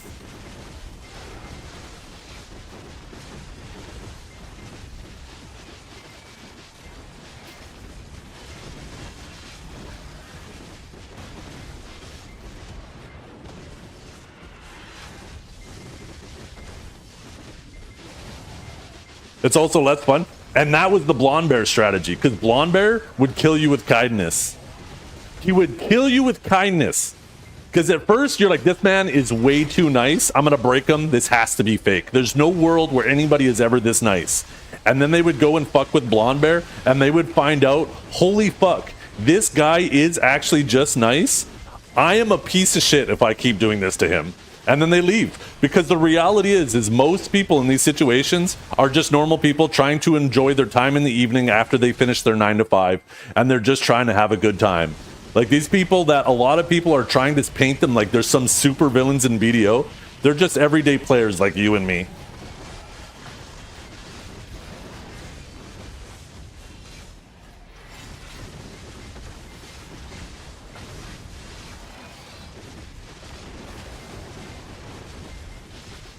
Oh, Fudge, you've come to gank me? That's fine, friend. You can have the spot. I know you absolutely deserve it. Have a great day. Yeah, I'll head over to the next rotation. Oh my god. Fucking Blonde Bear. He was the king of killing them with kindness. That is the truth.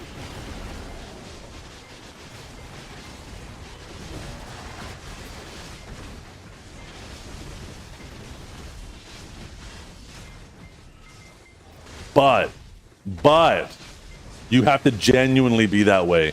If for a second, if you try to do the Blonde Bear strategy, but you don't genuinely believe that way, if they see a crack for a second, they will just fucking squeeze themselves into that crack like water in spring. That's going to freeze overnight and break it open, creating all these potholes. It's over for you. You have to, that's not a strategy you should do unless you know you can be 100% committed, because 99% is not enough. They spot that crack for a second that facade is fake, it's over for you.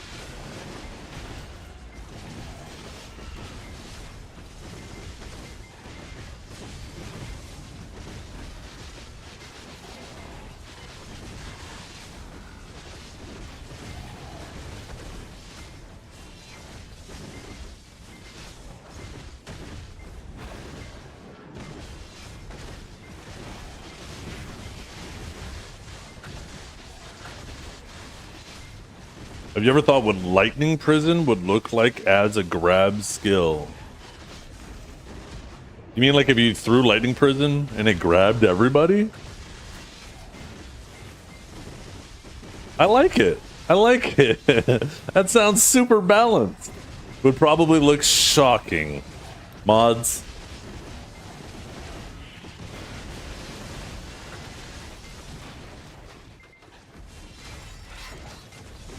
Thanks, Kamu.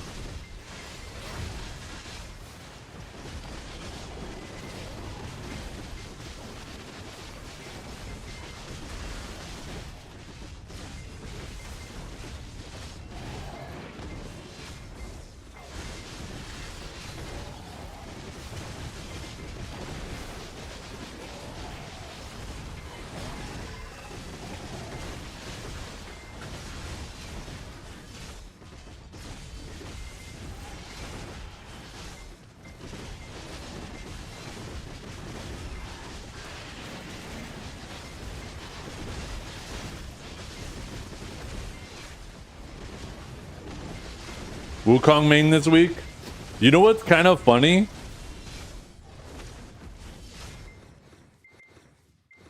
I found this kind of funny. Let me pull up the global lab.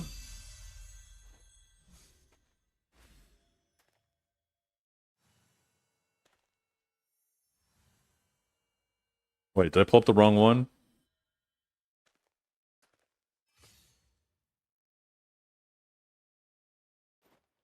Okay, here we go.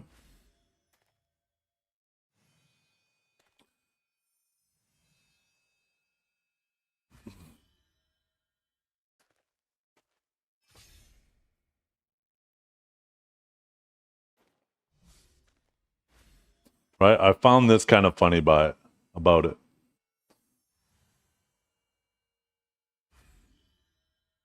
Is they say for in the case of Sage Awakening uses various engagement and movement skills to move across the battlefield and deal damage. Specifically, he could easily disrupt enemies by positioning with engage and movement skills that have quick activation and favorable properties. So, and then you take a look at Wukong. Wukong has been adjusted to focus on diving into enemy lines and deal damage and cause disruption. So it's like they're saying, because Awakening Sage does this, we're nerfing them, but Wukong is being adjusted to do that thing. I found it kind of funny because they paraphrased it, but it's basically saying the same thing, and in one case they're using it to justify nerfs, and in another case they're using it to justify buffs.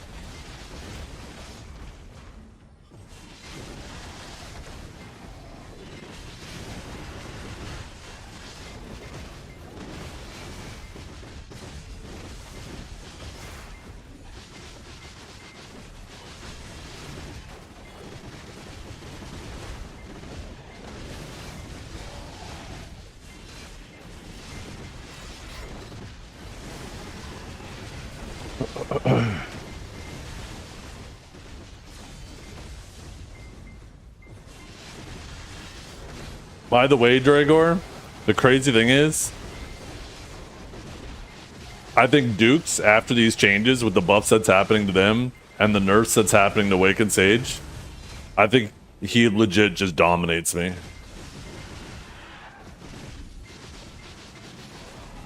That class is so hard to catch, and I would have like a total of about 20-30 seconds to catch him.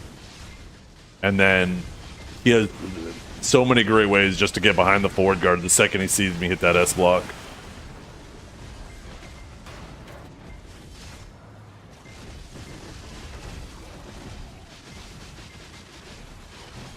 Dukes. I may rethink my choice to main Sage as a new PC transfer. Yeah. It'll be interesting to see if they end up going live as is. We'll find out tomorrow night. If it goes live like that, you should really consider playing something else. What's probably going to happen is one of two things, Dragor. Either I am going to just full send on either Hash or Suck Warrior, or I'll just grind on Awakened Sage and do large scale with Suck Sage and not really do much else. Not that I really do much else to begin with, right? Real Sages are going to stick with him.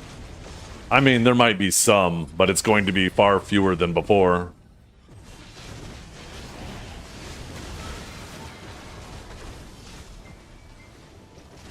Like, if you talk to any of the real sages, and when I say real sages, I'm talking about the ones that played it before it got busted, the ones that stuck with it after the reboot devastation that happened to the class, and a lot of those sages are already planning on re-rolling the old OG sages that stuck with it through the darkest days, because they say, nah, this is going to be darker than before, and I'm not doing it again.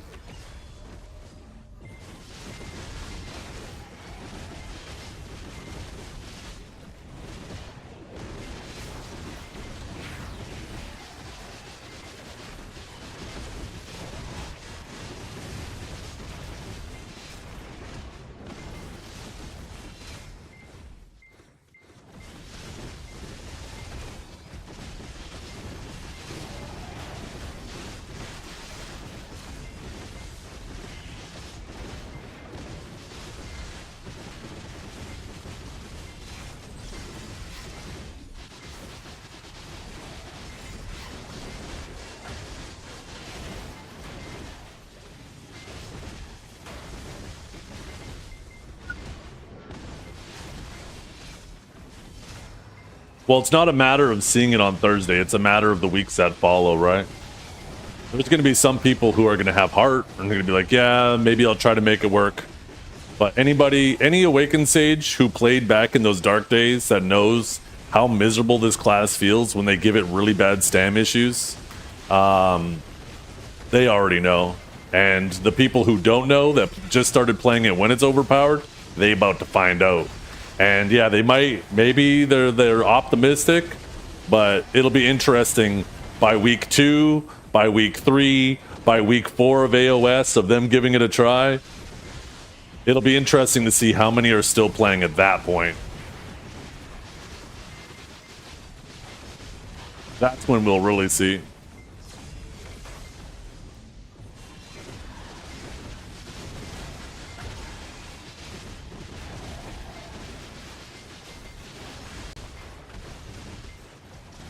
Yeah, and you're wrong, PvP addicted. It's alright to be wrong.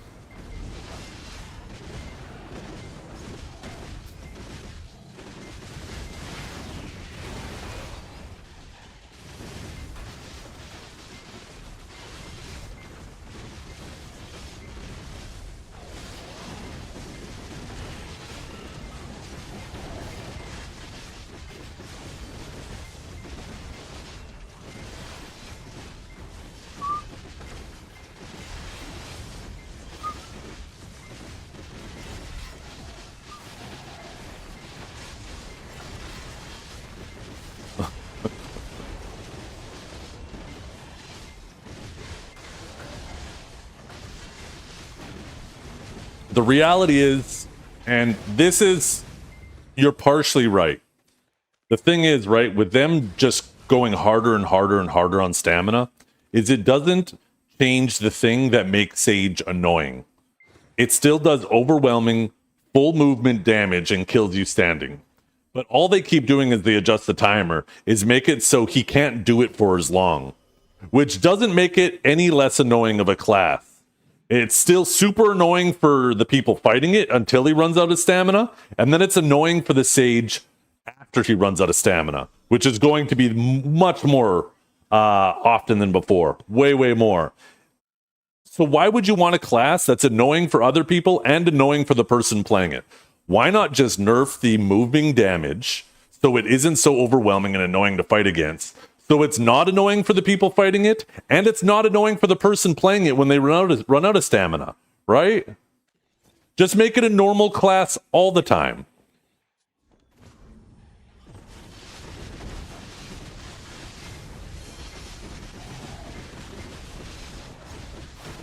Because, yeah, this doesn't change anything for Sage while he does have stamina.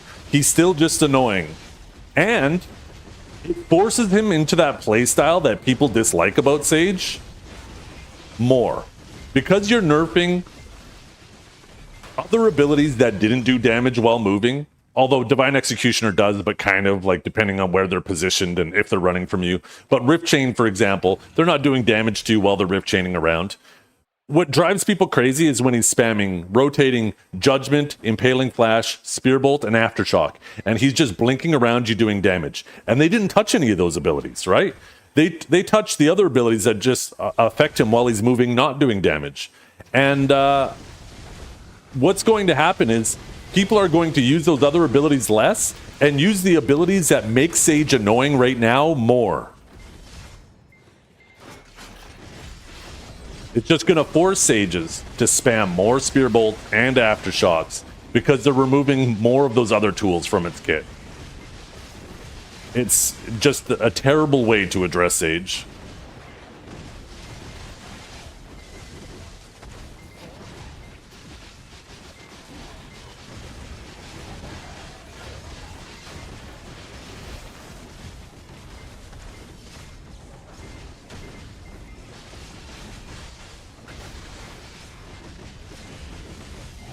Don't need to worry about large scale. Siege gonna die after those changes, on God.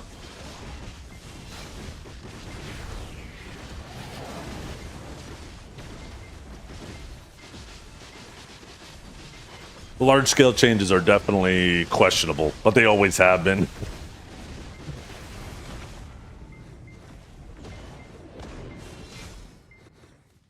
I don't want to sound like a hater, but I've been fighting Sages with B tier class for a year. You have no idea how much I hate this game.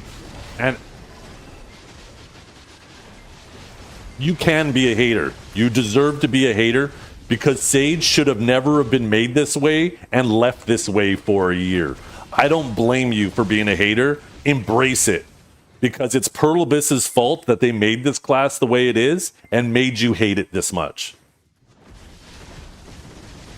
I hate the fact that they did this to my class.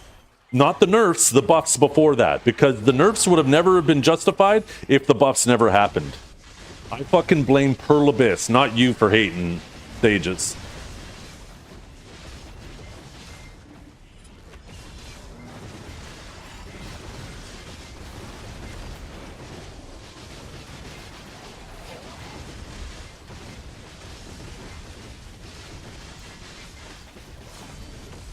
How much time have you invested in this class?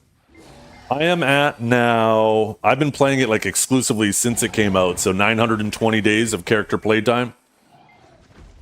I mean, there's a good portion of that AFKing on dummies, but a long ass time.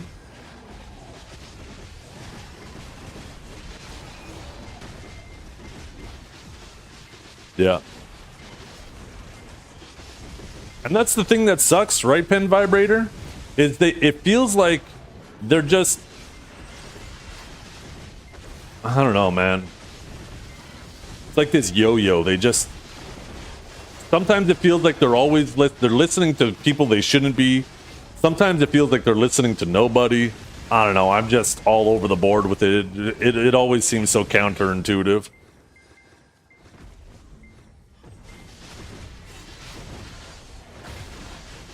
Pen Vibrator.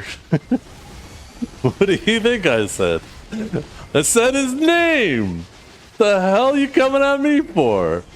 You just wanted to hear me say it again, you dog, you.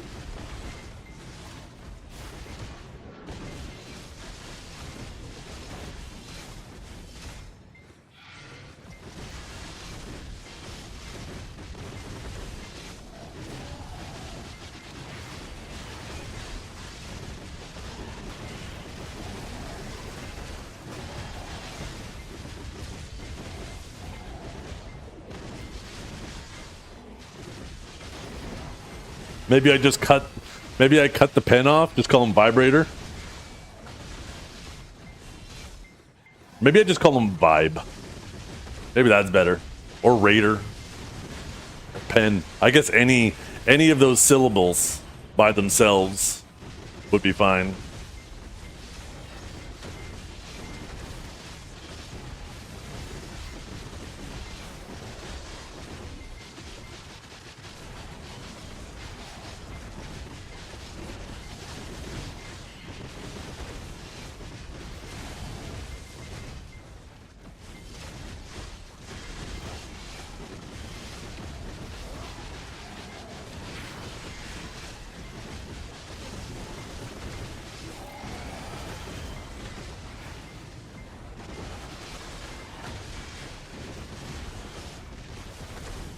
Suck Kuno and Suck Wiz after the tournament? Oh, don't tell Huntler about that Suck Wiz part. Oh my god, the Huntler propaganda. Huntler was pissing me off on Norelio's stream the other night. Every single time they'd be asking him to comment and he'd be like, weak bait, weak bait. That's Huntler's new dodge move, is saying weak bait. That man is trying to run 100% evasion by saying that shit.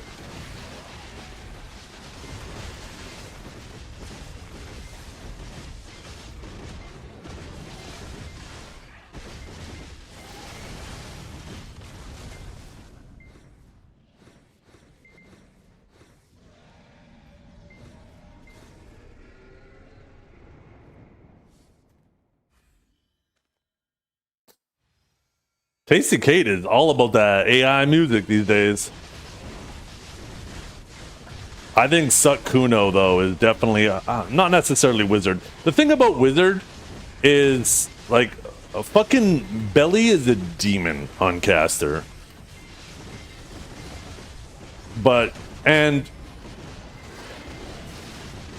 I don't know, I guess this goes both ways. I mean, Calb is obviously an insanely good player.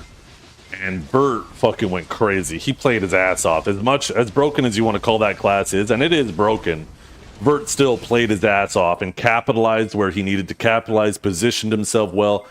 So whether the class is busted or not, Bert played his ass off too. But Kuno is fucking busted.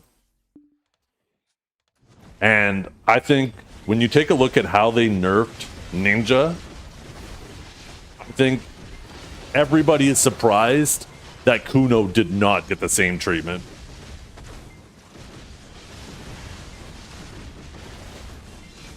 Or at least some treatment, you know?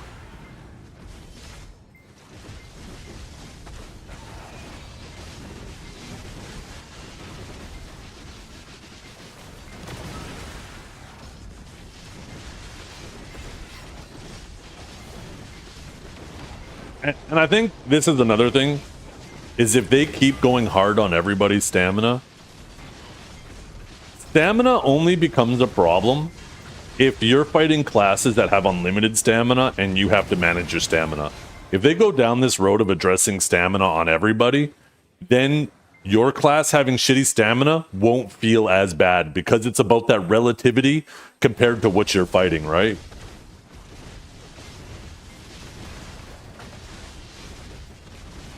This is just a theory. Maybe instead of slowing down the game by slowing down abilities, they're trying to slow down the game by making everybody have to be very careful with their stamina. But there's a lot of classes in this game that still need stamina adjustments if that's their goal. And the likelihood of them hitting it all is damn near zero, so...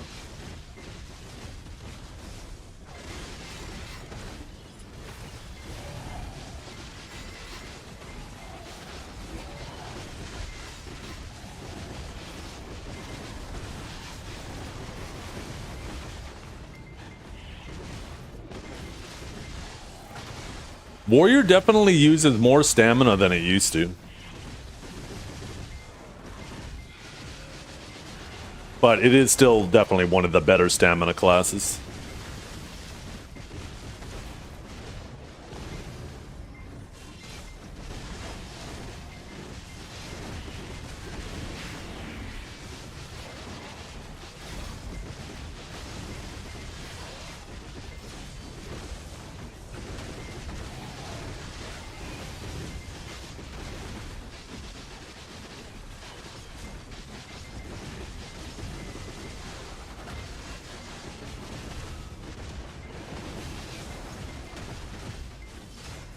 Yeah, that's another thing too, right?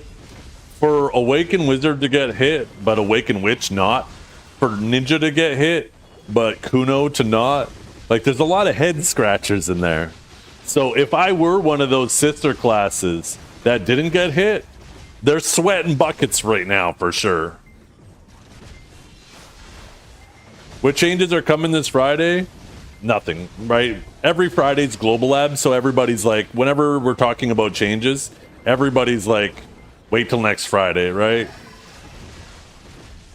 Bro, stop talking about my witch. Sorry. Do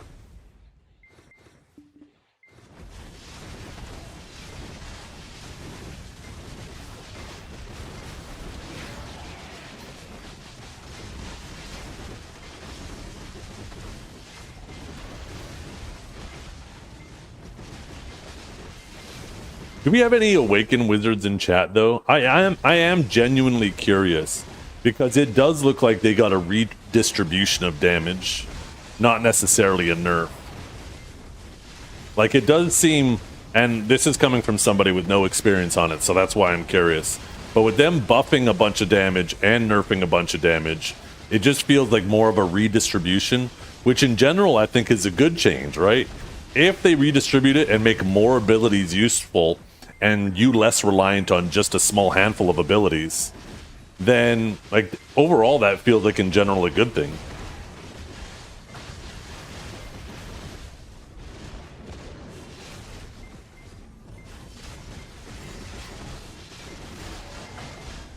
When is all these new Node Wars Siege changes happening? I think it's supposed to be happening on Thursday, right? That's when that big old patch is gonna hit. Yeah.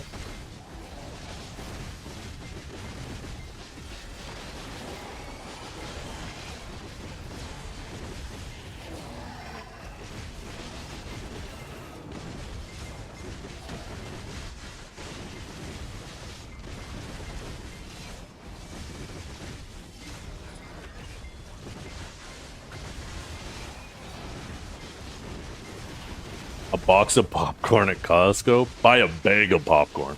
Fuck it. Buy a whole ass popcorn machine. Drag that shit into your computer room and fire it up, man. Get it ready. Make sure you get lots of kernels and lots of butter, so you got refills on the ready.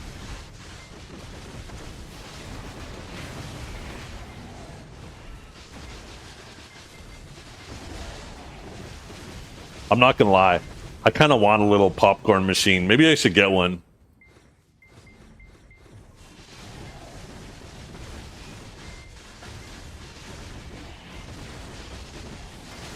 I guess the most annoying thing about a popcorn machine would be cleaning it. Right? Because you would pop it, it pops, it gets butter all over the glass and all over the thing, right?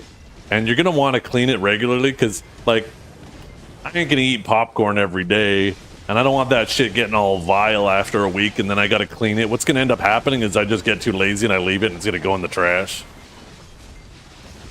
I don't want to have to clean a whole ass popcorn machine after every single time I use it.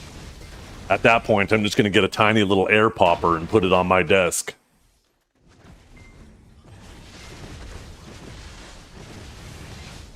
Zeth on his bullying arc before summer? What do you mean?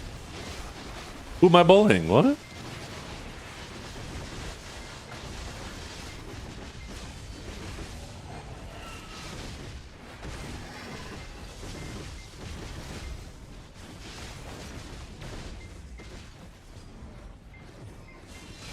What about popcorn bags you put in the microwave? I'm not a fan of those.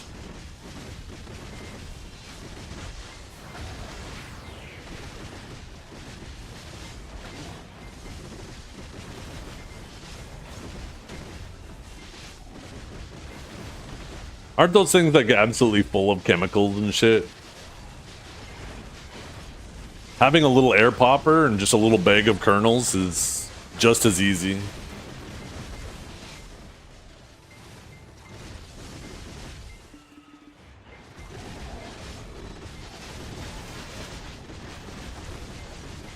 The nice thing is about a little air popper like that too is they got that little bowl that you put on top and you put your butter in it.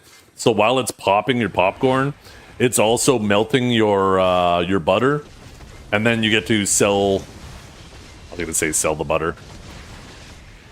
When you're done, all you got to do is clean that little bowl. It's so easy. Are you a salty or sweet popcorn guy? Most of the time salty, but sometimes sweet, sometimes a little bit of both. You know what goes crazy? I don't know what it's called, but when it has nuts in it and caramel and popcorn, oh my god, that shit is so good. then you got that combination of salty and sweet. Ooh, that shit's so fucking good.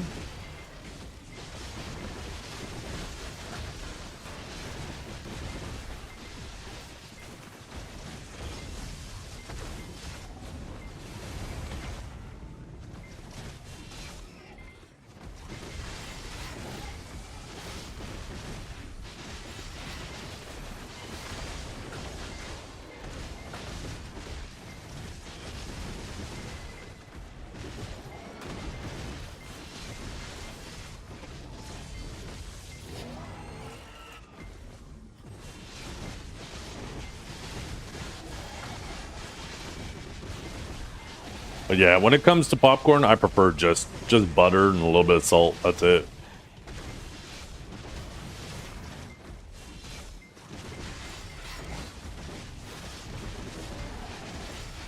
Back to Awakened Sage already. I love my Sage. I love it.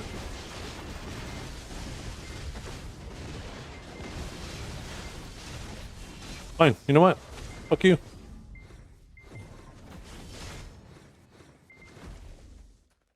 Yo, I got 2 yellows? Yo, kind of huge.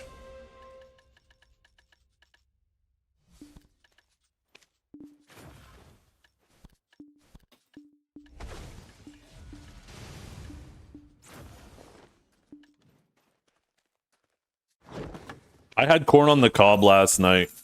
On the grill, too. So, I didn't have any foil to wrap up the corn to put on the grill. So what I did was did I miss the blues? Oh, I did. What I did was I boiled it first, but then I melted some butter on it and finished it on the grill to get those nice char marks. And it was actually quite fucking tasty.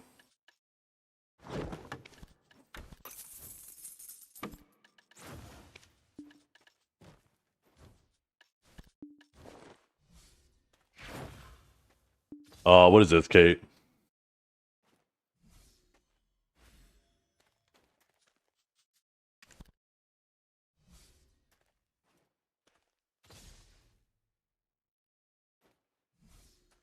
Oh God.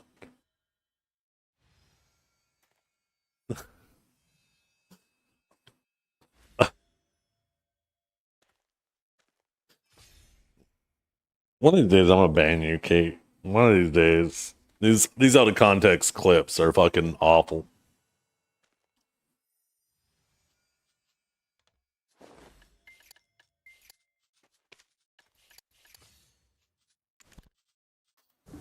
That's it.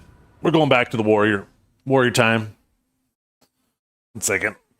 Oh, pants riding up my ass.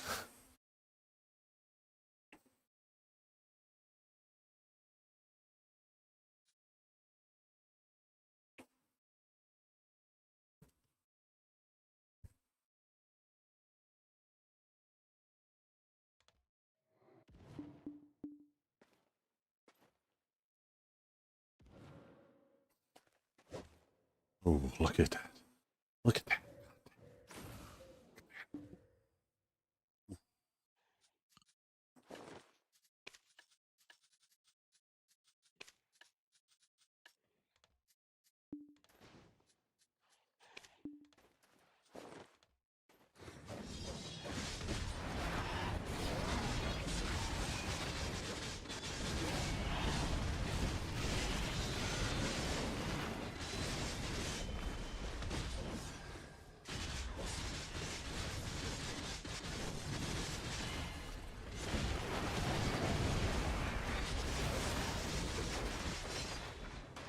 I'm on NA.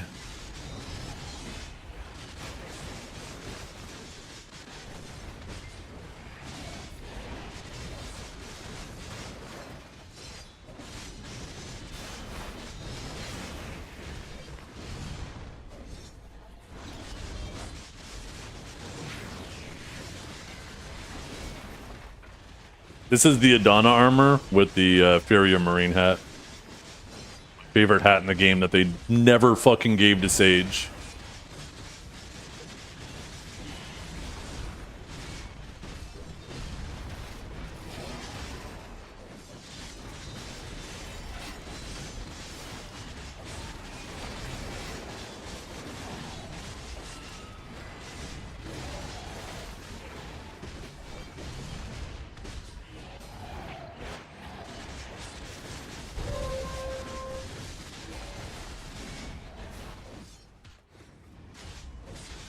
I tried to charge at the tower to use my forward guard to avoid getting. And slowed. There's no forward guard on it. Actually, I think there's a forward guard on charging thrust, though, or on frenzied charge, right? It's forward guard and super armor. Yeah. I need to default to that more often.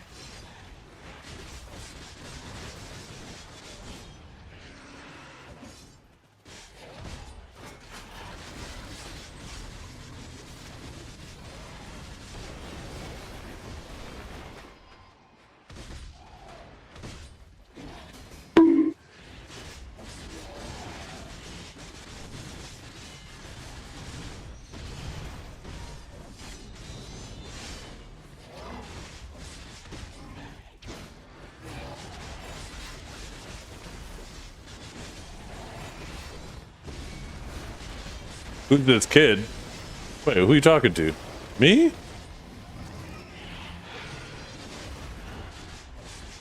Who you calling kid? When's the Heidel Ball? Early July, I believe. I can't remember the exact date. Voice changer. Oh.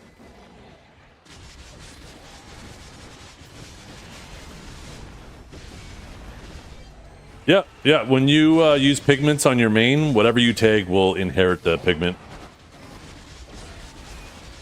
7/25. Wait, that's the end of July. What?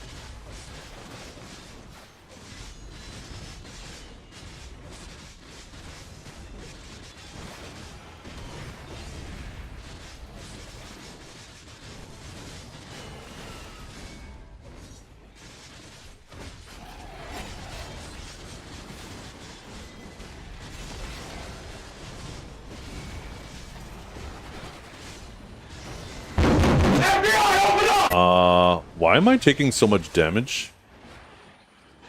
Wait, where are my consumables at?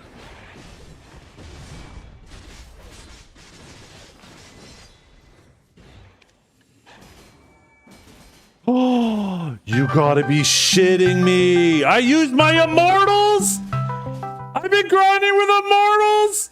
Oh my god, no!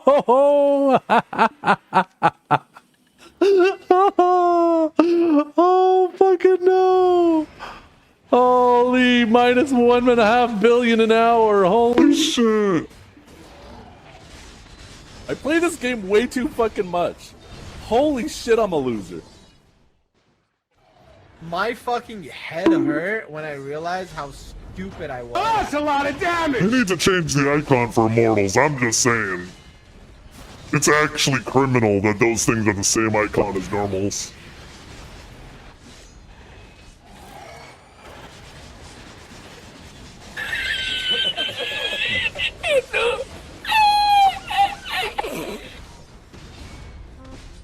Oh, I'm never gonna financially recover from this. Say that you're fine when you're not really fine, and you just can't get into it because they would never understand.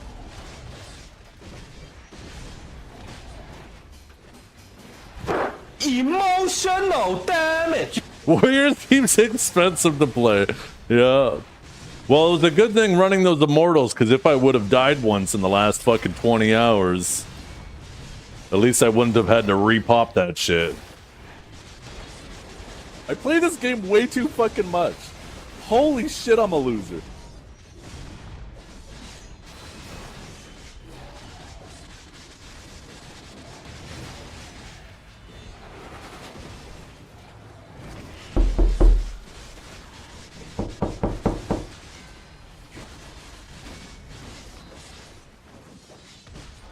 Alright, I probably have a whole lot of the corrupted fuel so I can make new immortals. It's just a fucking enormous waste of silver.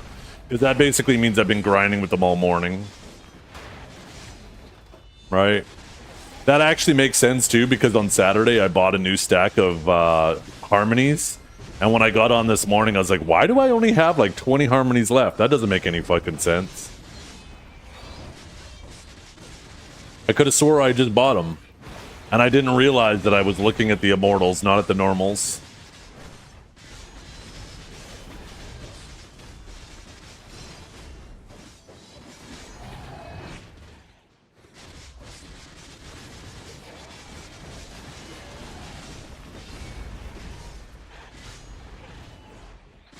There should be a different icon for Immortals, though. It should be like glowing purple or something, like a little border around the potion itself, showing that it's like a special one.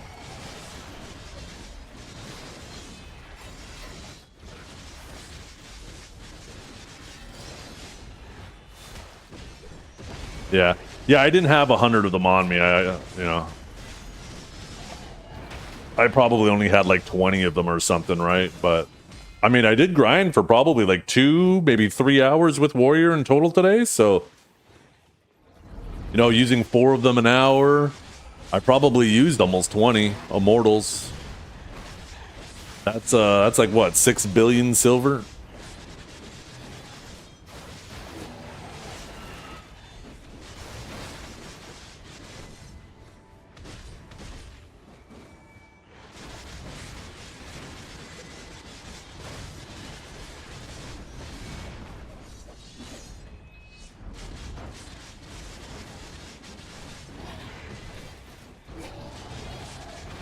Yeah, I am certain I'm not the first person to do that, and I am also certain that I will not be the last.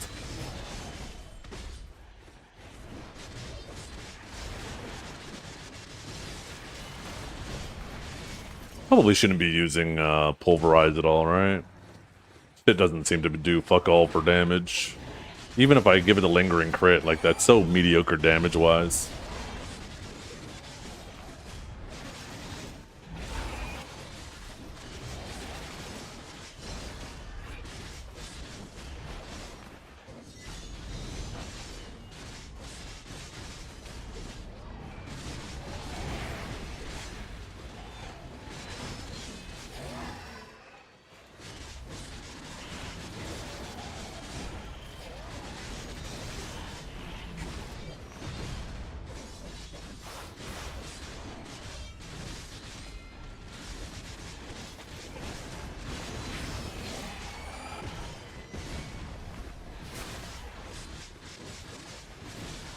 Accessories are so silly to me that they're not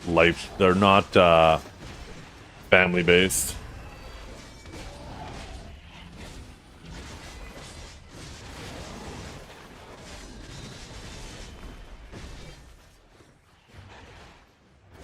So my wife actually does the hair of an Aussie impersonator that travels around North America doing it. And he gave her one of her, it's like a bandana that says his I want to say band name on it, and it had some runes under it, and I saw it. I was like, yo. I looked at the runes and I immediately recognized them, and I translated it, and I told my wife to message him and be like, did the runes on it say this? And then he messaged her back and said, yeah, that's exactly right. We were going to do a competition to see if anybody figured it out. Not an Aussie impersonator.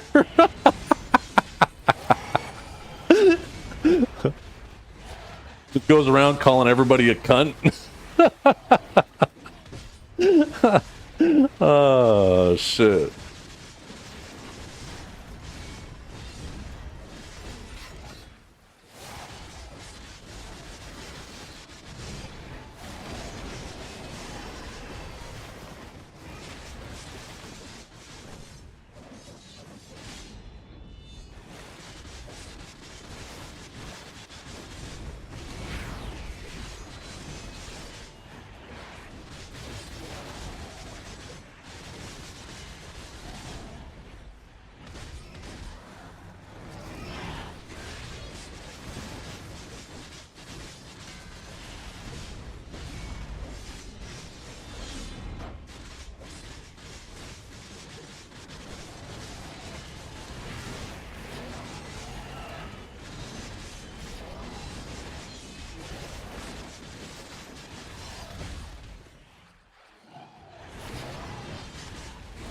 Chud the Builder?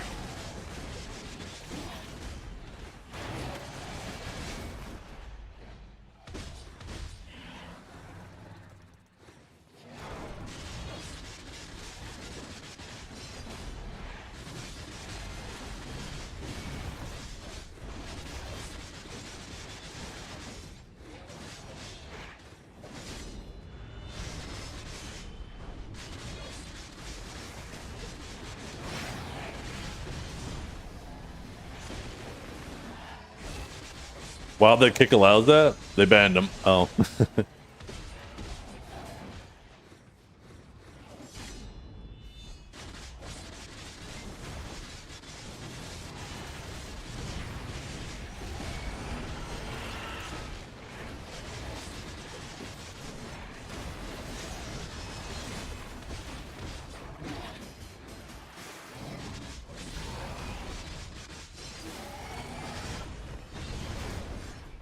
Yeah, I have no idea who that is.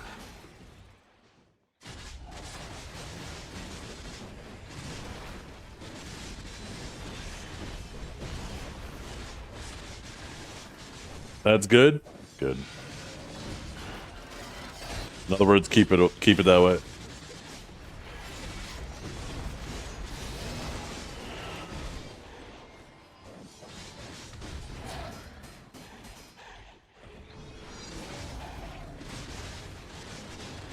He just sounds like another Johnny Somali. Oh, isn't Johnny Somali like, was it Japan or Korea or something? He's fucking going to jail or some shit. I know there's a whole bunch of shit going on with him right now too, and seems like that shit finally caught up to him. That bad behavior.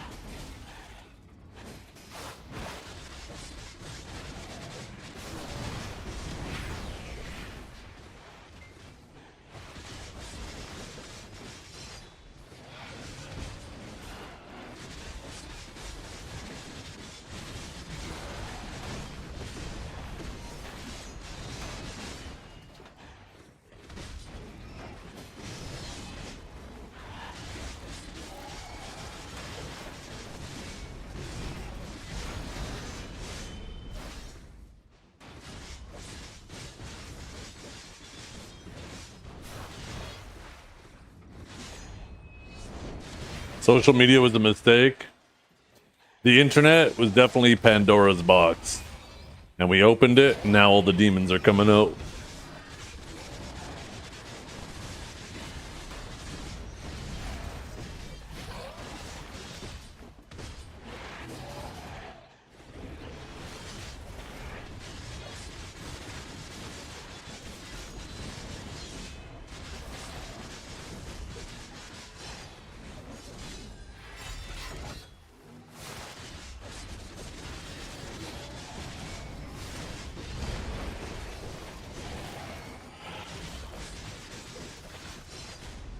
People were happier not knowing what the fuck is going on outside their immediate circle or county. It's not even so much that, it's more so just it's the news circles that they are putting on the internet based off the algorithms of trying to drive engagement. It creates this real false perspective of what the world really is. Right? All these algorithms are designed to keep you engaging. So if it sees you engaging, like if it sees you reacting to a video about, you know, I don't know, like, it's some type of crime or something, right? Well, now the algorithm says, hey, you clicked on that, so we're going to feed you more of that. Then all of a sudden your feed is just flooded with that shit because you click it more and more because it knows that's what you're clicking. And now it just gives you this perspective that that's all there is going on in the world. Part of me wonders, like, if we just did like this social experiment for a year, well, all news stations just had to talk about all the good things that were going on. Just stop reporting on the bad things. Talk about the time where somebody helped an old lady cross the road. Somebody helped somebody who fell into water. Like, just all these really heartwarming stories. And they did nothing but that for a year. How would that change everybody's perception of society? I feel like in general, it would make everybody happier.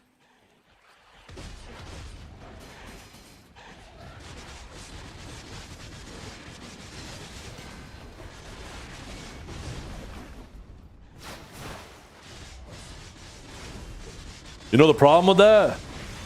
All those feel-good clips now you see are AI generated. Yeah. They don't even have to be AI generated. They're also staged. Like, there was a whole channel that would take animals and put them in fucking terrible situations, and then they would record themselves as if they're rescuing these animals. It's fucking disgusting.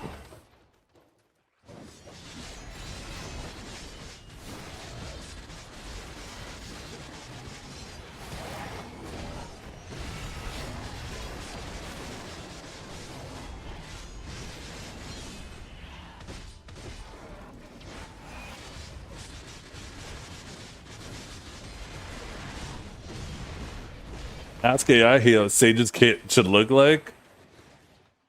I'm kind of scared.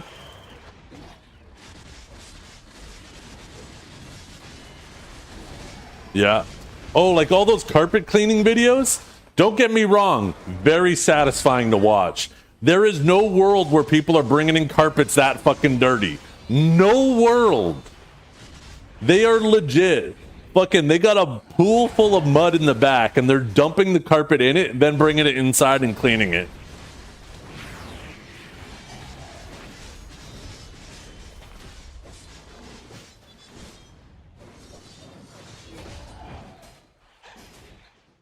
But they're satisfying to watch. I still watch them even though I know they're fake. Because honestly, I don't care where the carpet came from or how it got there. I'm just very satisfied watching how clean it gets.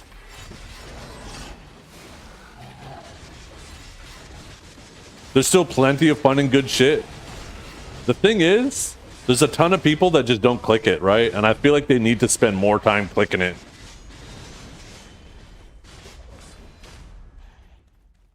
I genuinely believe that we need, like, there needs to be internet courses for children on the internet to teach them how to properly ingest social media. And I think these algorithms that are designed to just chase engagement, there needs to be rules on how they do it. Because them just perpetually feeding you negative shit because you're engaging with it is breaking people's brains.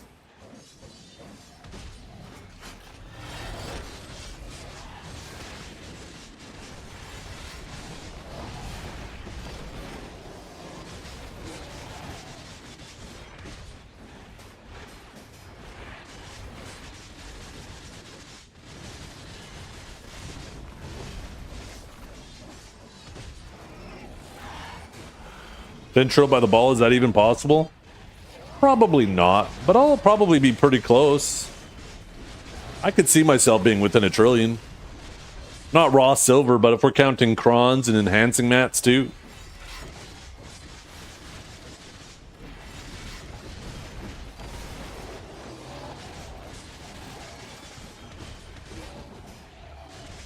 Who knows? With how much they give away at the ball, I might not be there at the ball, but by the end of the ball, I might be there. They always give away so much.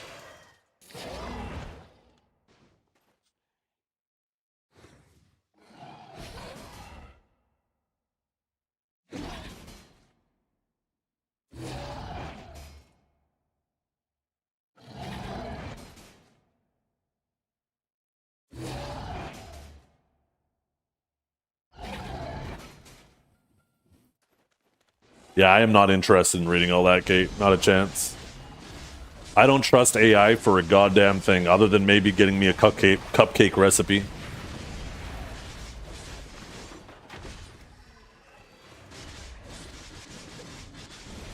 You got to remember, all that AI is doing is it's just searching the internet and accumulating all the shit that's been typed by people, whether it's nonsense or not.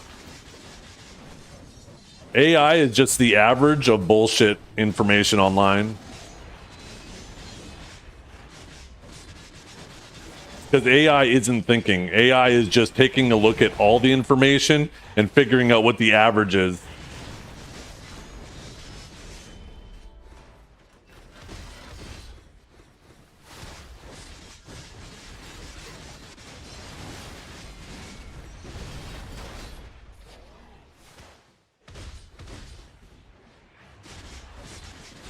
It's not intelligent, it's math. Yeah.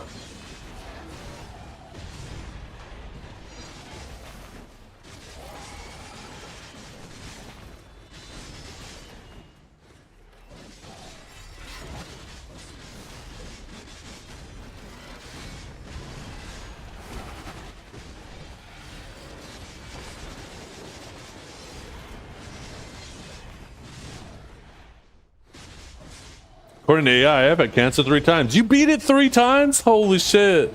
You're like Superman.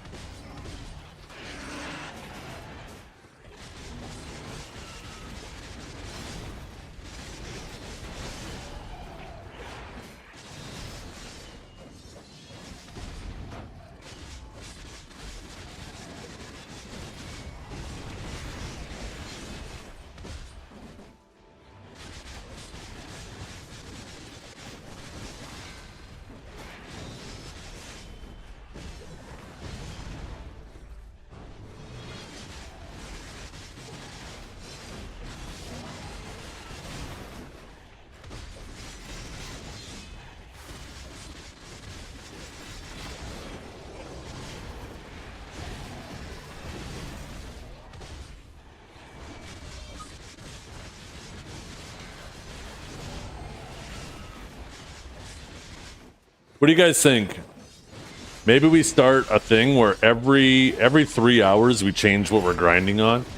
Let's see if we can tire out the people who come in here and go, is this your main? Is this your main? Is this your main? Is this your main? You're on a new class. Is this your main? Is this your main? I see you're on a class. Is this your main? You think we could tire them out by picking a new class every 3 hours? I just took your ability to read for 5 seconds. What the fuck is that text? Why is it all glowy? The hell? I used to main warrior, yeah, back in the day. I still technically have more hours on my warrior than I do on my sage, believe it or not.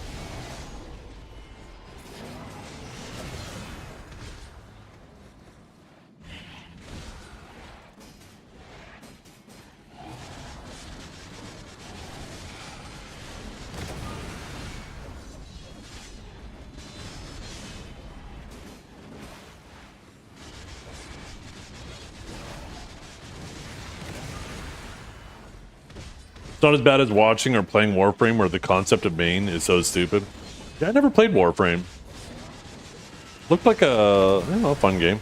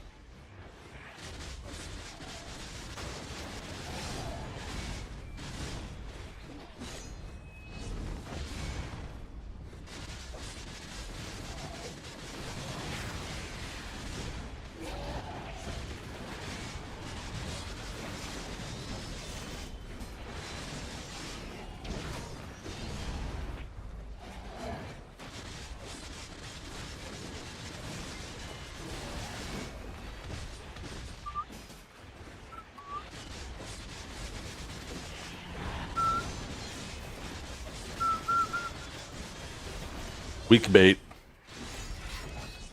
I'm gonna take the Huntler path now. I'm just gonna say every single time I just don't want to answer something or respond to something, I'm just gonna say weak bait. Weak bait. That's weak.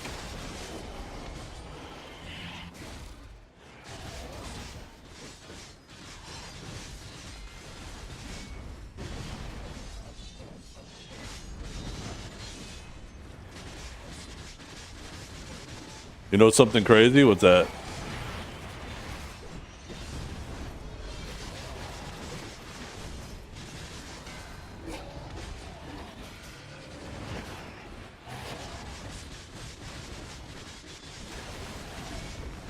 Low quality bait.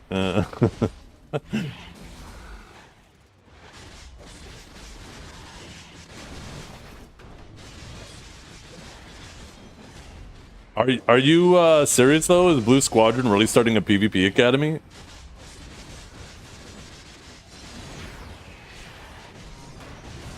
He's got to be doing that for rage bait for sure.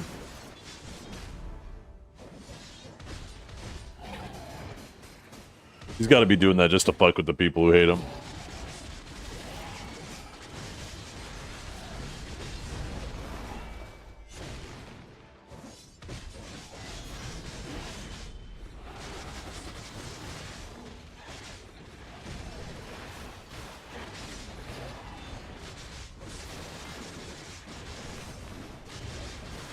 A certain streamer is playing Tom Clancy's Division instead of BDO, and our viewer count is the same.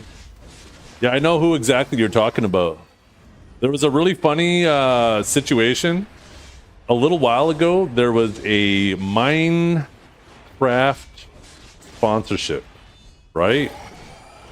And Mr. Rapolis did it, Choice did it, a variety of streamers did it. And how that sponsorship worked is if you maintained 1,000 viewers for the full sponsorship for a full hour, you would get the full payout. And every single person who streamed it, except for one, I'm not going to mention her name, but as expected, as normally happens when you do a sponsorship of a game you don't normally play, your viewership immediately falls off and goes down. But this one streamer, when she did the sponsorship, not only did her viewership not go down, her viewership went up, held exactly at the sponsorship requirements, and then as soon as the hour was up, then started going down. But not even down a lot, just a little bit below. And still held solid after that. I'm not going to mention any names because no, we're not going to do witch hunting here. But it is very interesting. I need to actually contact said person and say, hey, I need some tips streaming. I would really love to find out how to have more loyal viewers. Because what I think might be happening, and this might be something I'm not considering, is maybe I need to find all of your addresses and I need to chain you to the PCs with my stream on. So this way you have no choice but to watch me no matter what. I think that's the best way to get loyal viewers. So if everybody could slip in my DMs and just tell me their home address, that'd be fantastic. Thank you very much.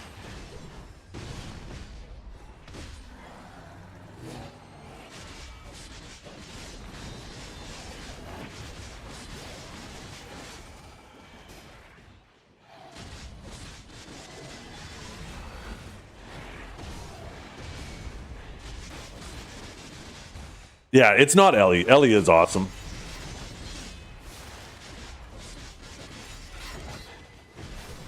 Ellie is not the she that I am talking about. I have a lot of respect for Ellie and what she does.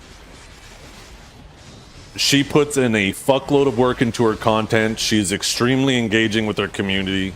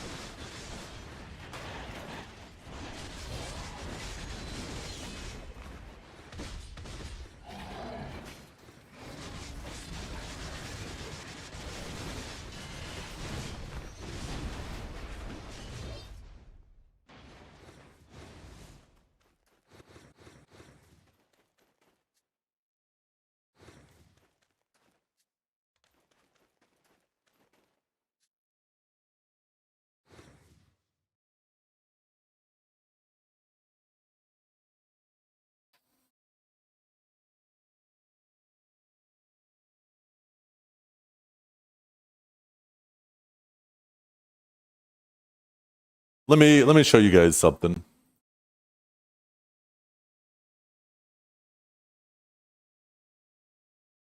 I'm gonna pull up Twitch tracker here. Right?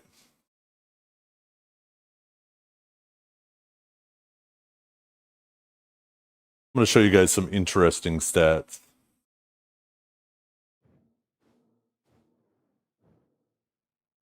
So we'll look up Choice. Right? You go to his streams. This is twitchtracker.com. Right? Scroll down to the bottom. Look at that. There's the date right there. So you take a look at his stream where he did Minecraft. This is the day of the sponsorship. Right? He starts streaming BDO, right? He tries to get as many viewers as possible, builds them up, and then swaps to his sponsorship. And his sponsorship, right? He does the sponsorship, and as he's doing that, it goes down. And then you do the same thing with, wait, do I have to go all the way back? Why isn't there another search up? Oh, there it is. Oh, that's just how you bring it down.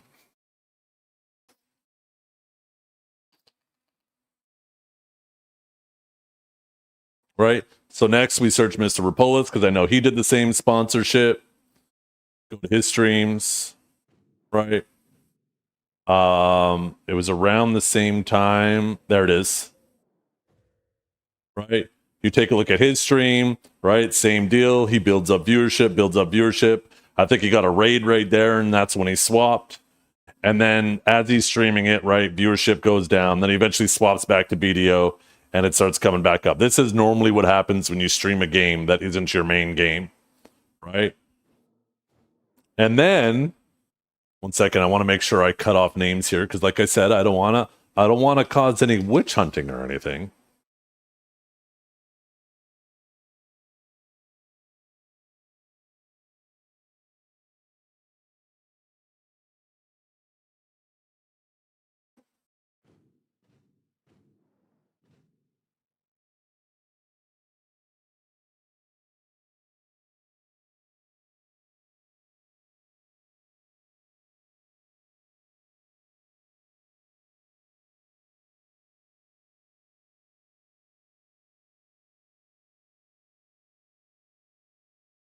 Okay, one second. Let me make sure it's cut off. Where's studio mode?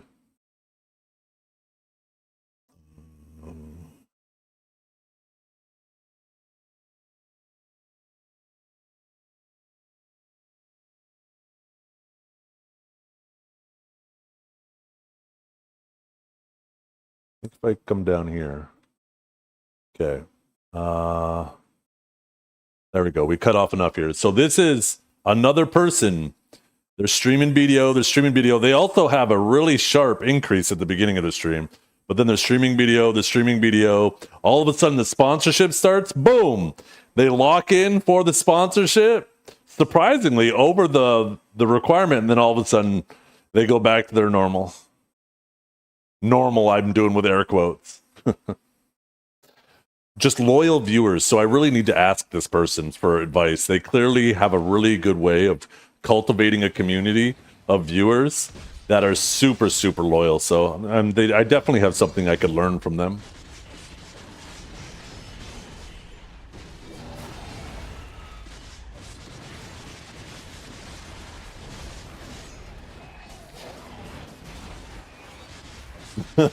Slasher up.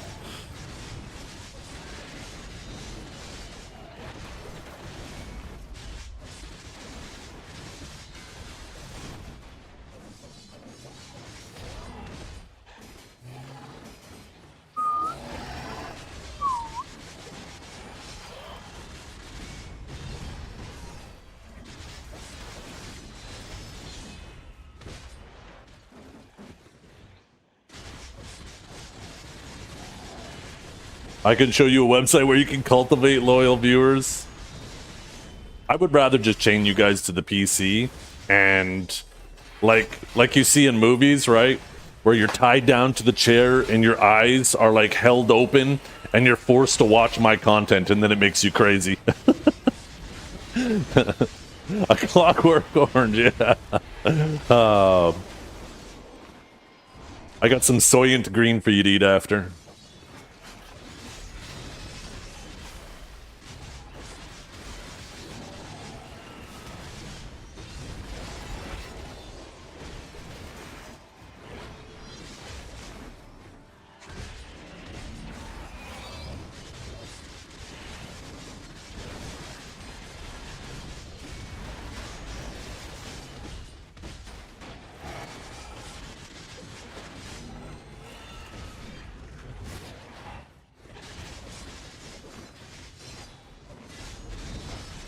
PvP Academy is open. Oh, that's why you said that.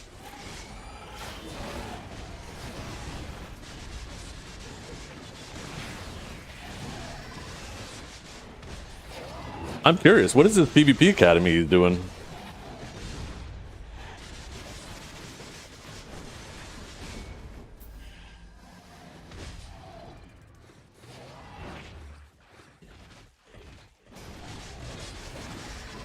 Wait, what is this thing that Blue's wearing? Is that a shoulder brace, or is he role-playing as the god of DoorDash?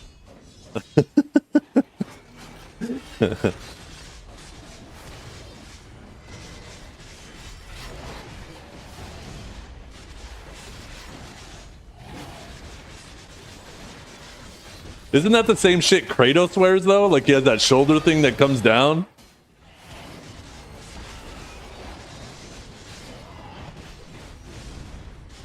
I feel like that's part of Kratos' outfit. He popped out his shoulder while working out. Oh, that fucking sucks. That fucking sucks.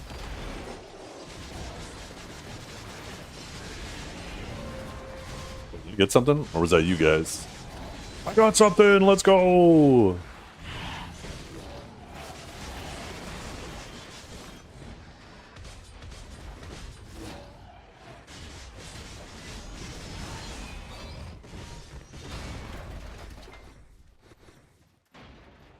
Yeah. I mean, to be fair though, lots of streamers run lots of ads. Like, I got a fair amount of ads running on my stream too. I know ads are annoying for you guys, and a lot of us would prefer to not run ads, but if we didn't run ads, like, our revenue would be fucking in the dumps. So, like, it's a really good way for us to be able to afford to do what we're doing, right? So, I highly recommend, though, like, I watch a lot of different streams, and if I were to pay for a sub in every single stream, it would be really fucking expensive, right? It would be really expensive. I watch so many different people in the community. So I highly, highly, highly recommend getting Twitch Turbo. It's a really good way to not have ads on any channel for now. I'm waiting for the day for Twitch to change that. But for now, it's a really good way to not have ads on any channel. And then you could watch tons of channels. Because I don't want to sit there watching fucking... It's the same thing. I get YouTube Premium, too. I got so sick and tired of watching ads before every single video I wanted to watch. And as a content creator, I want to support other content creators as well. So I don't want to use an ad blocker because I know that negatively affects them. So, yeah, it's just... I highly recommend Twitch Turbo.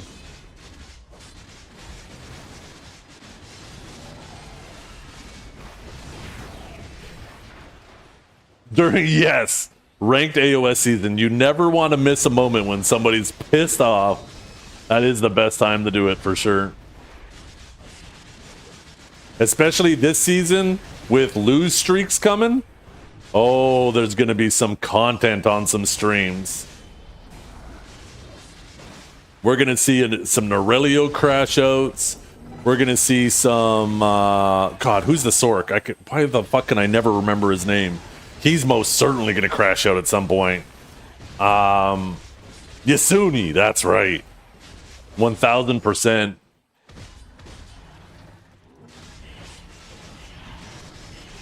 There's some great crash outs. Escathon, yeah. And some... crash outs aren't a bad thing. I'm not saying anything negative about these guys. Sometimes crash outs are justified, but they certainly are entertaining. Ronald gonna crash out? It is criminal that Ronald doesn't stream. It is absolutely criminal. Ronald would be a main monitor stream. He'd be on the center monitor and then Norelio and someone else on the sides, you know?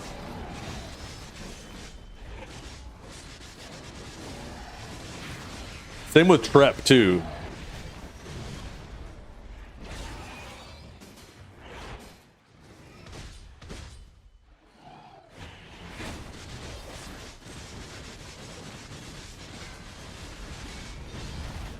Is this the say no to asthma? No, so this is the say no to lung cancer protest.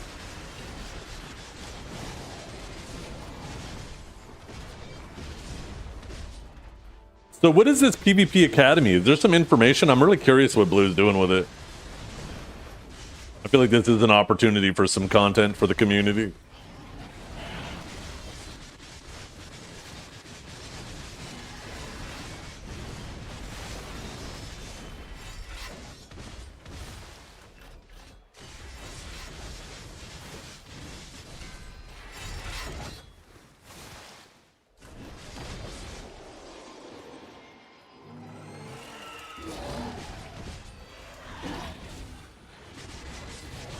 Oh, Blue's about to talk about some spicy drama right now.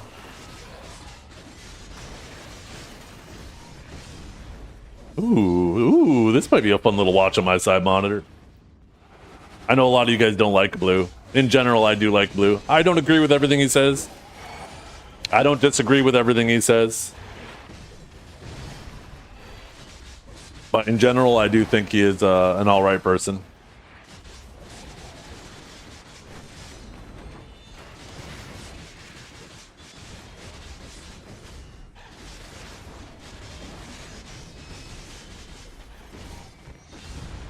The same thing with everybody. Even Biceptimus, we don't agree on everything. Although Biceptimus is probably the streamer that I align the most with. It's very rare when I'm like, eh. And usually it's not much of a deviation. I feel like he and I, or at least I feel like I align with most of his opinions. I suspect if I feel that way, he must as well. I don't know why he's doing a PvP Academy. Oh, I 1000% know why he's doing it. Because he knows a lot of the PvP community likes to hate on Blue Squadron, and this is his way to poke the beast and drive content for his stream. I think it's fucking brilliant.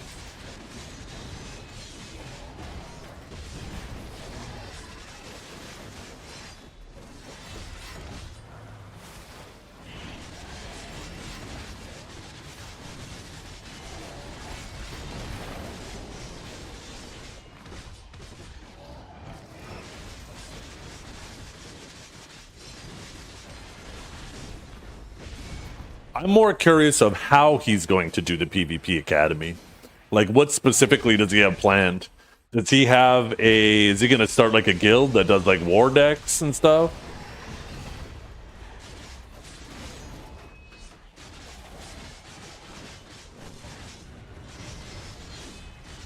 Am I joining the Academy? Yeah, maybe then I could beat Kelb. That was an original thought I just had.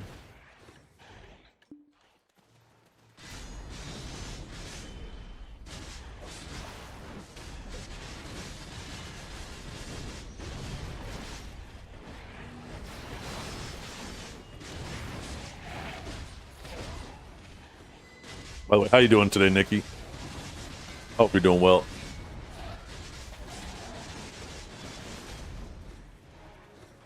All players have to farm only Arsha. Could you imagine?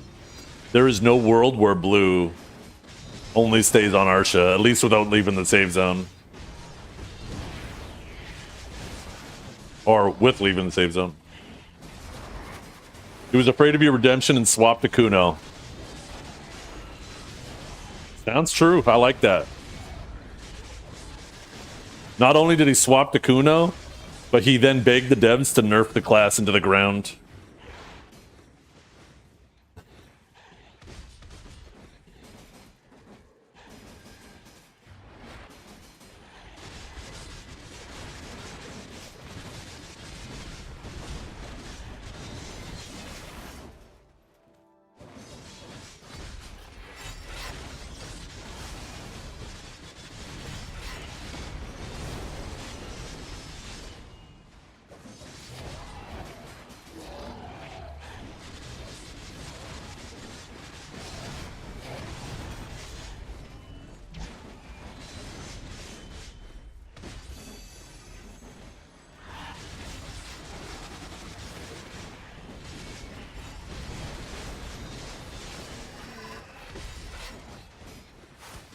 Yeah, isn't there supposed to be some more Diablo information tonight?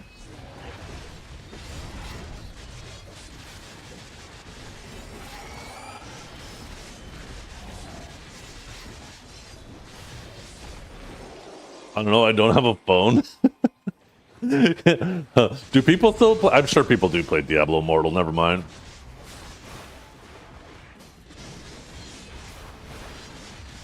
Launches in 3 hours? Shit. Maybe I'll have to update the game tonight and fuck around with it later this evening.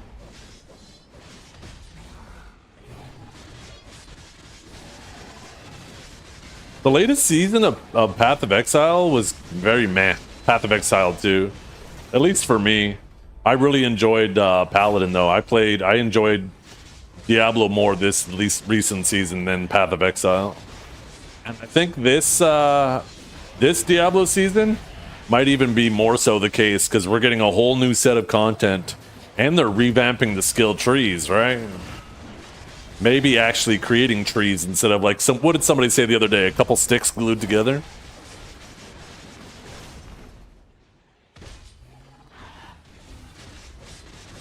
So Diablo might be super interesting today. Yeah, and Warlock or Necromancer, depending on how you want to play it, from what I understand. Lots of people love Necromancer. We know that in the BDO community. How many times have we heard people ask for a Necro class?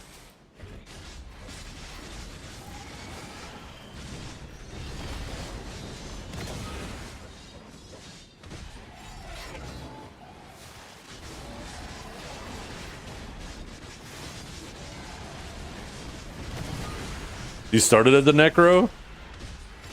IRL or in Diablo?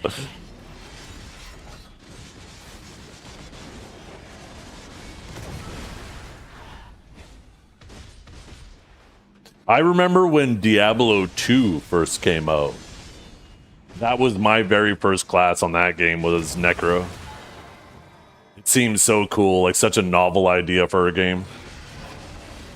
But I don't know, I kind of fell out of love with it pretty quick. I've always been more of a paladin kind of guy. I'm more about the light than the dark.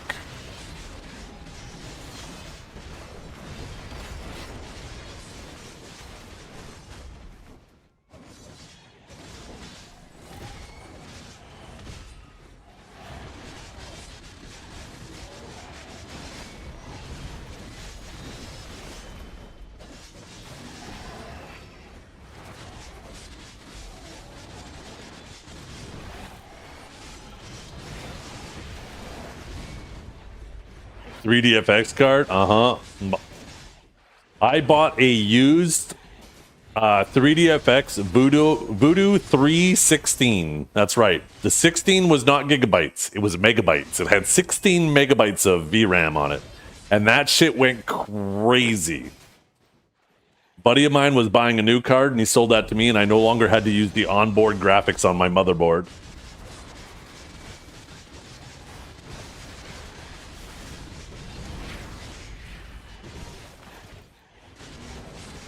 I remember my monitor was at 720p resolution, but I couldn't even play the game in full screen. I had it in a tiny little window like this big, playing Unreal Tournament, because that's all my onboard graphics could handle. And when I got that Voodoo 316 and I was able to go full screen and hold like a solid 90, 100, maybe even 100 FPS, it was fucking sick. I had a really nice CRT monitor at the time too, a 21-inch. Thing was a fucking unit. When you turned it on, it sounded like you're turning on the microwave. It was crazy.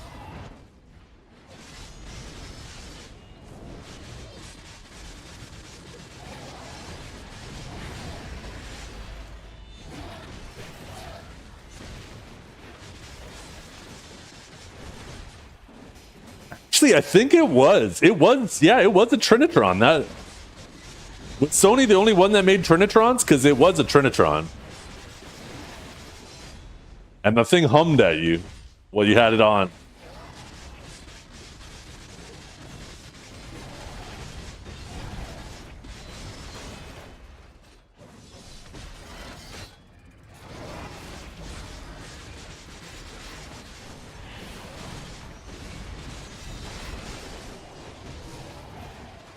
I remember, I love that monitor so much though. I remember when LED monitors first started coming out and people were buying them and they're like, look how thin my monitor is. They'd bring it to LAN, right? And it's like so light. They're not carrying this giant monitor. It's just, they have their PC under one arm and the monitor under the other.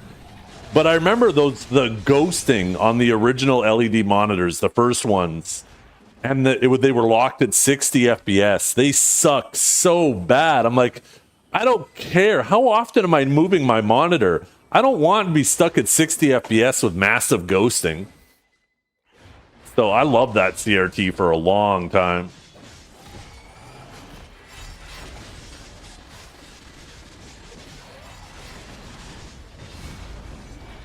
Back in my day, yeah. Oh, we got stories of back in my day. Playing Baldur's Gate and having to swap the CDs between acts. Or, using dial-up and having to constantly reconnect. So you would redial every time trying to get the 56k connection because you would either get like 14.4, 28.8, or 56k. And obviously the 56k connection was the best, but you would get a random one for some reason. I don't even know why that was the case. And you would do this so often that you could recognize the sound that your modem was making. You knew when you were getting that 56k connection before you were fully connected.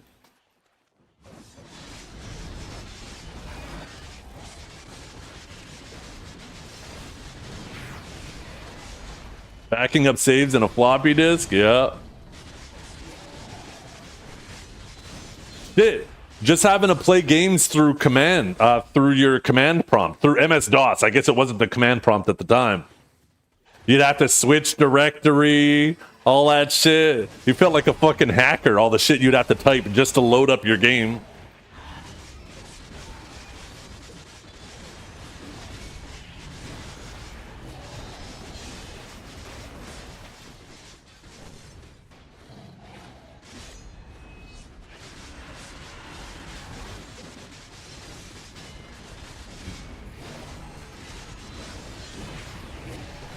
Luckily, I couldn't afford a graphics card at that time, never mind a sound card.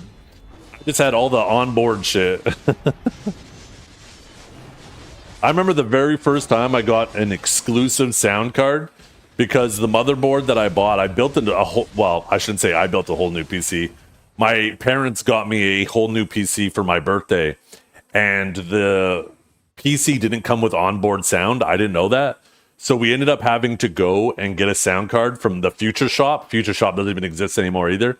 And I remember my dad was like, what is the best? And the guy was like, here's your Sound Blaster Platinum Edition. And my dad decided to spoil me that day. He's like, get that.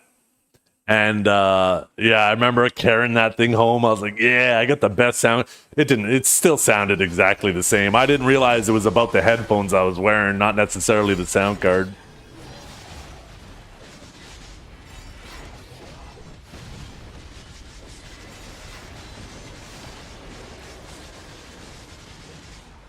Fever Dream or pre-nerf back to the roots, yeah.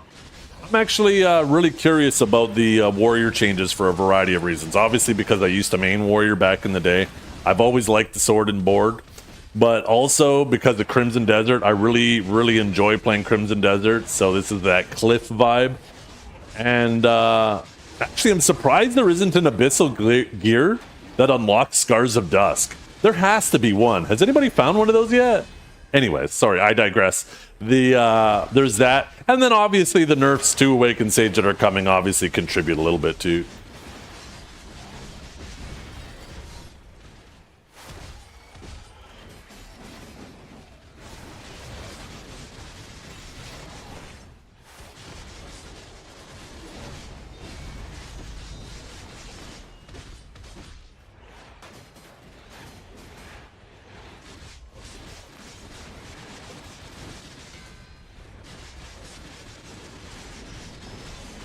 Yeah.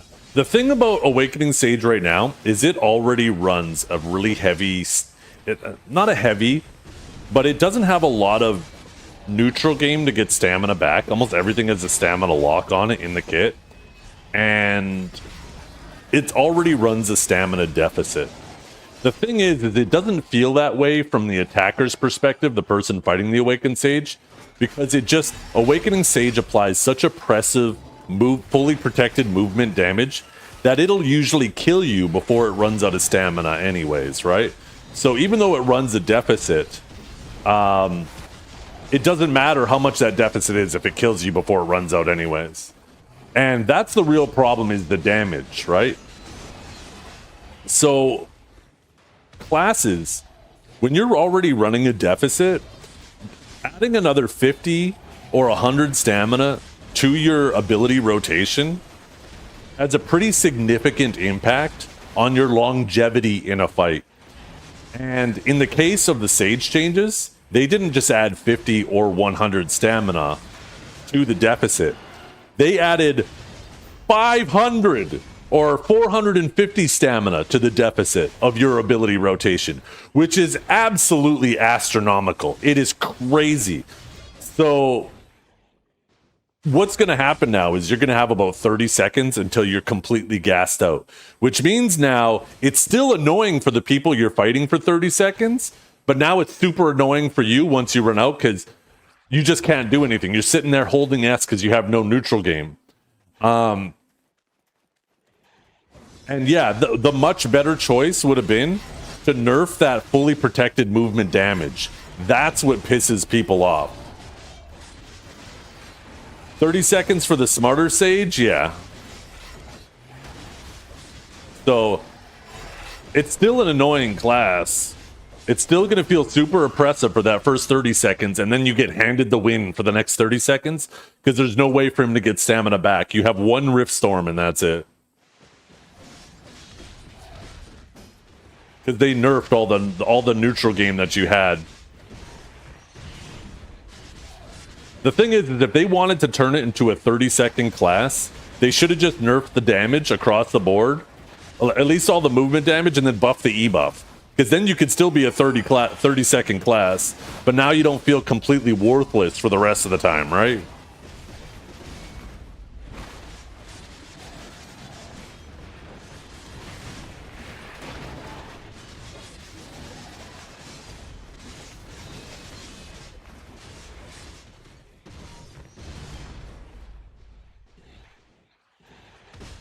Yeah, maybe Woodaroo.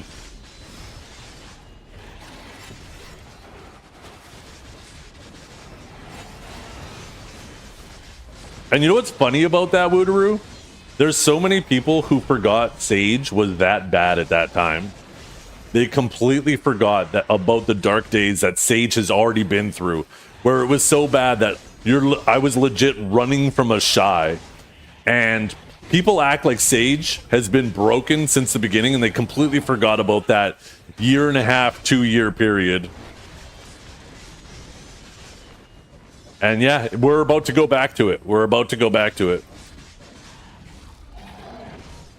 The thing is, we're going to be back to it in a different way, right? We're not going to be like back then. We were just overall bad because everybody got massive damage buffs. We got massive damage nerfs. We got massive stamina costs and locks on our kit. We also had significantly smaller kit at the time. So it was really bad then for a bit of a different reason. Now, we're still going to be insane for 20, 30 seconds, but then it's going to be absolutely despair after that.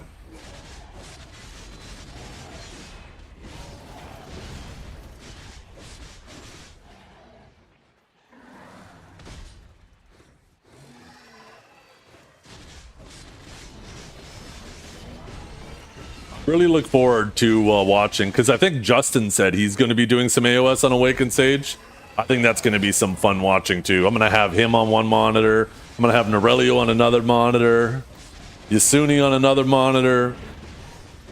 I love watching AOS shenanigans.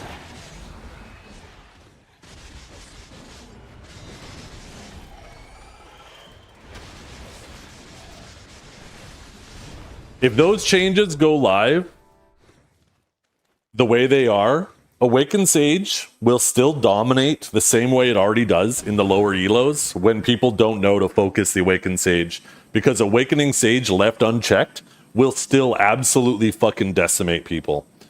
But as soon as you reach the point where people understand just pressure the Awakened Sage, you're going to see Awakened Sage becoming the win condition. They're going to see an Awakened Sage on the other team. They're going to say, okay, pressure it. In 30 seconds, it'll be out of stamina, it'll have to V, it'll come out of V, it'll have about 10 seconds more worth of stamina, you'll win every fucking time, unless the other two teammates on the Awakened Sage's team are god tier at peeling. But the Awakened Sage will be the win condition with the way it's designed on Global Lab. And you will see Awakened Sages just plateau at the point, just at that threshold where people don't pressure it to where they know to pressure it. Not grinding on Sage, is this stream real? You missed it, I was just grinding on it.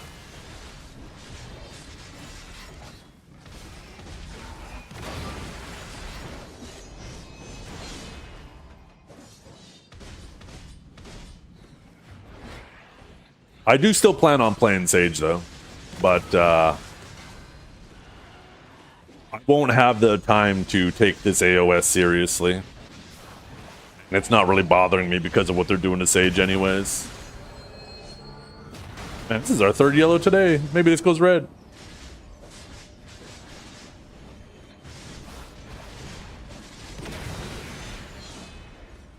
My kids are still in school and dance. They got dance exams coming up soon too. So like when I pick them up from school, I gotta feed them, get them to do their homework, bring them to dance. They go to dance at different times, so I'm constantly back and forth out of the house in the evenings. And then by the time they're done dance and the wife is home, it's like the middle of the AOS of in the evening. And at that point, I just want to sit on the couch and spend time with my family because, you know, that's when everybody's home. So I'm not going to say, okay, kids, you've been dancing and doing school all day, but dad's going to go downstairs and play Arena of Solaire. I typically just get to queue, like, sometimes they'll both be at dance for an hour, and I'll get to queue in, like, maybe 2 or 3 games a couple days a week. That'll probably be the extent of which I play Solaire this season.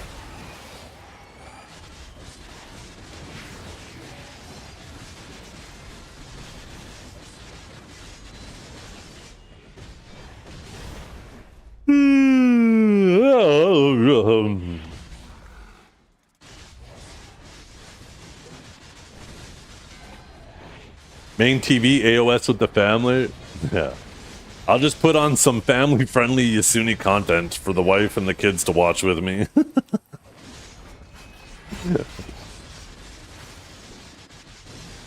You know what cracks me up the most watching streamers play AOS? Is when they're acting all nice to their team, and then you see them open up the AOS window and mute their microphone in-game, and they unfucking leash. And then they unmute, and then they start talking all nice again.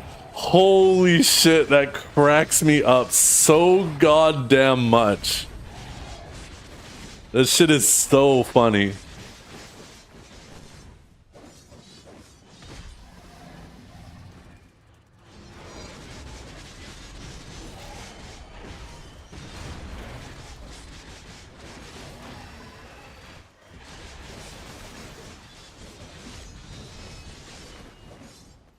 This is the Huntler POV right here, right? He's in his AOS match, doing his thing. All of a sudden, the match finishes. Like, okay, good games, guy. Good luck next. Holy shit! That Musa on my team was so fucking garbage. He was off to the side, fucking around with the Sork the whole fucking time. Learn how to play the game and get over here. Holy fuck! He could have helped me 1,000 times with that witch. I had him on the fucking ground. Yeah, good luck next. See ya.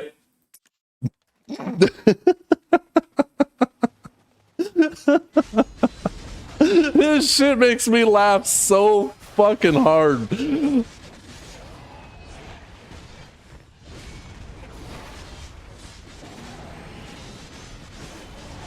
Huntler isn't the only one who does it. I just thought it would be funny to throw Huntler under the bus. But there's like practically everybody who streams AOS does that. And I'm sure there's lots of people who don't stream that are doing it too. Ooh-wee, thank you.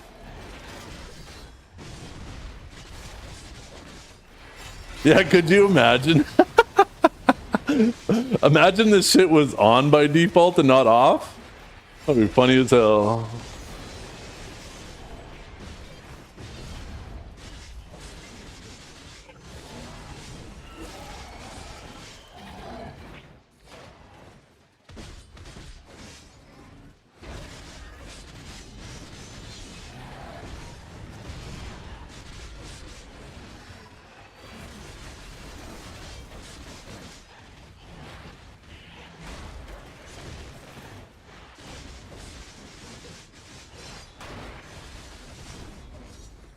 Look at this chat.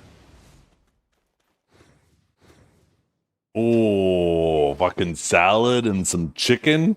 Hell yeah.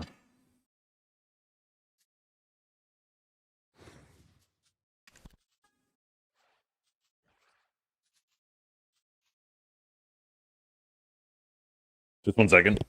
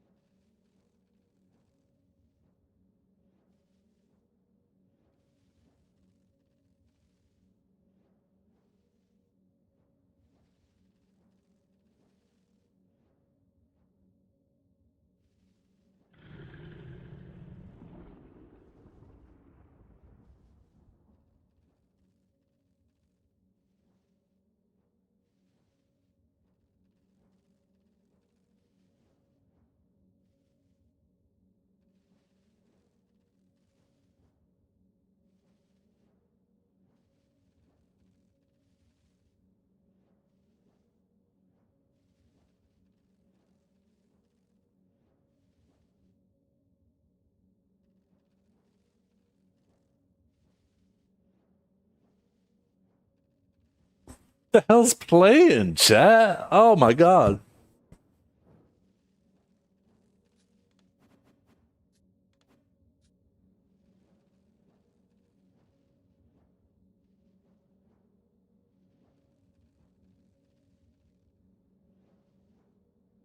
This song is a fucking vibe, man. Okay, I'm gonna eat my food.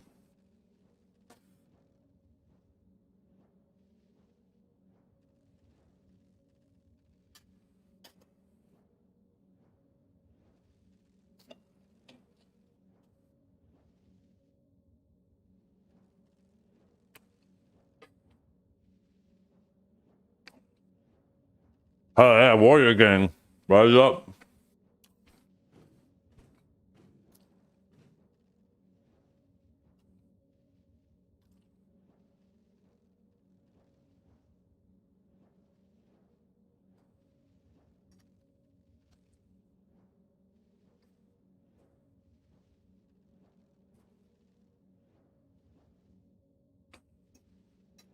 What? What do you mean what? I just on my warrior. Look at that, baby.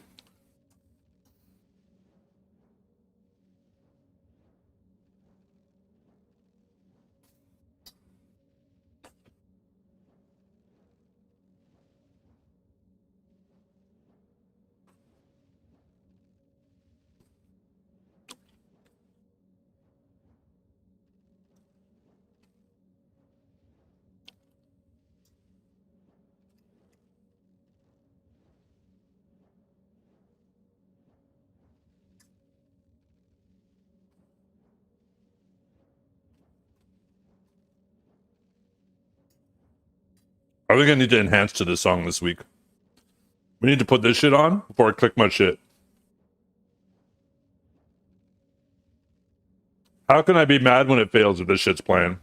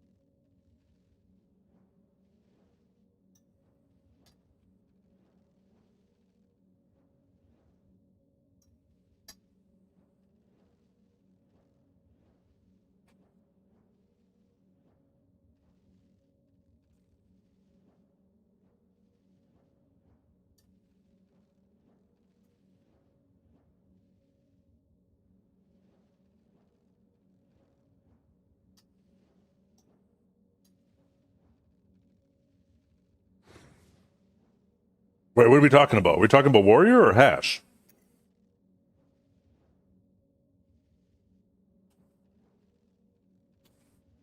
It's not Hash? Okay, I thought so.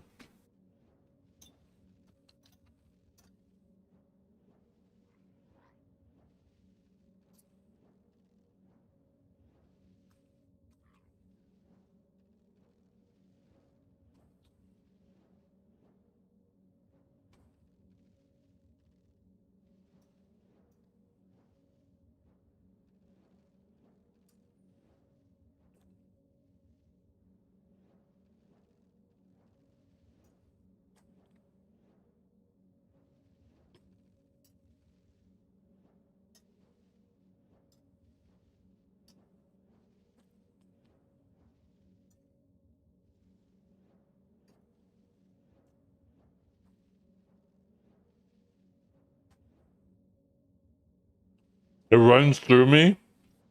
Why do I feel like this is talking about diarrhea? I'm scared about this song.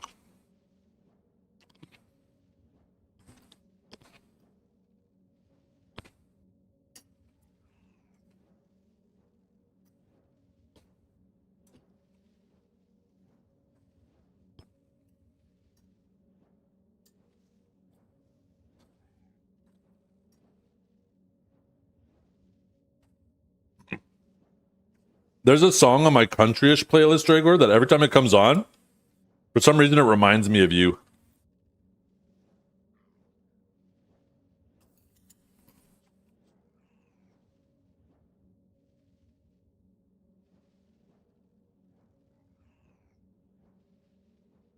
It's not that it reminds me of you because of the lyrics.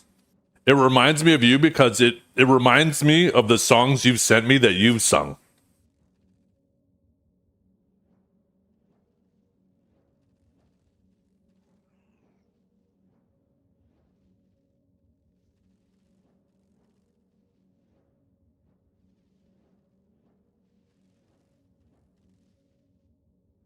Here, I'll put it on after your song. Let's see if I can find it.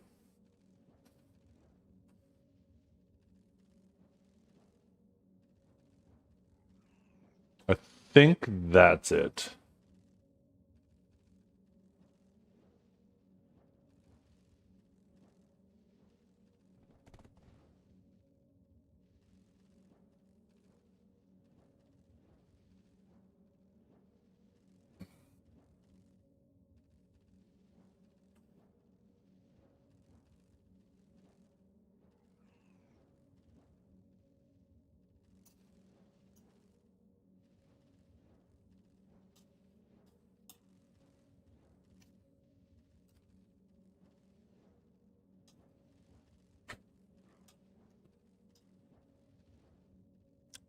I obviously haven't listened to a lot of your shit, Dragor. So you're probably going to hear it and you're going to be like, I don't hear it at all. But I don't know. For some reason, it does.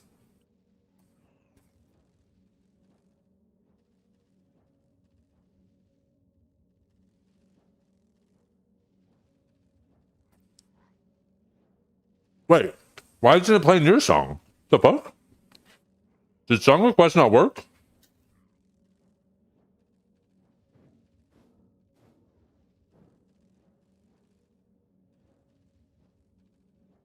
The hell?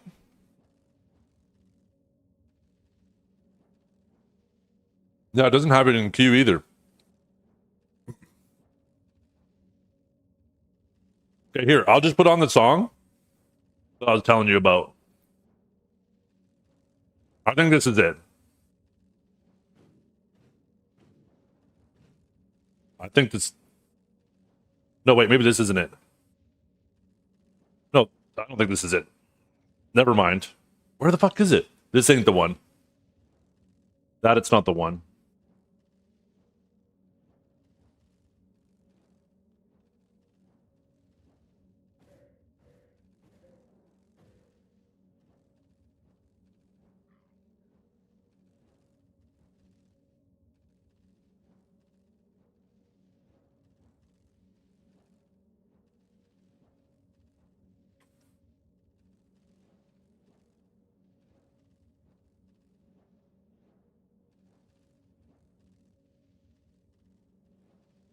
The fuck?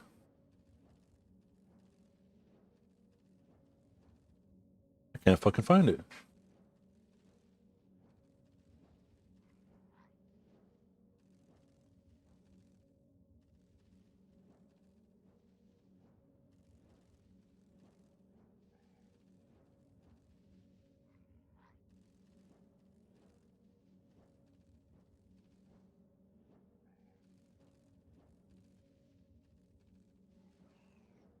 We need to sort this by date. 1 second.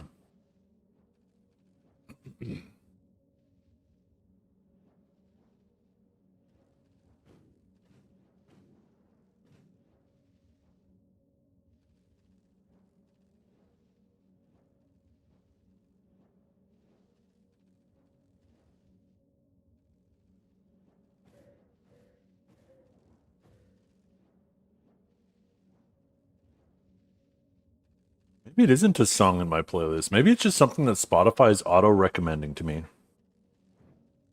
Maybe I gotta look at the album name. Maybe I'll recognize it based on that.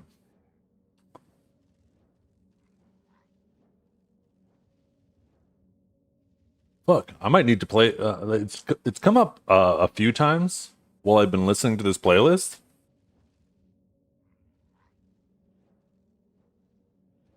Well, wait, well, maybe this is it. Oh, I think this is the song here. Maybe this isn't. No.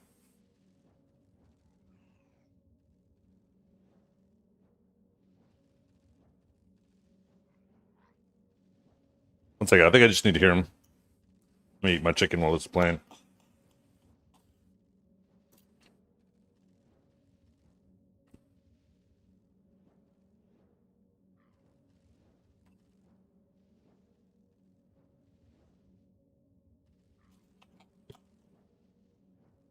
This isn't the song I'm thinking of.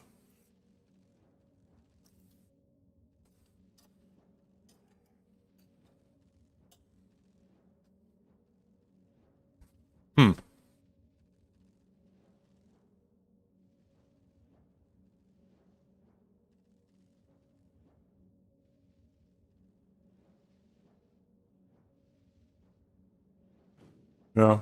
I don't know. This isn't the song.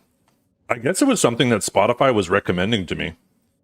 Next time it comes on, I'm going to make sure I grab my phone and quickly take a look. And, yeah. We'll see. Watch it actually be you. Do you have music on Spotify? I think you said you do at some point, right?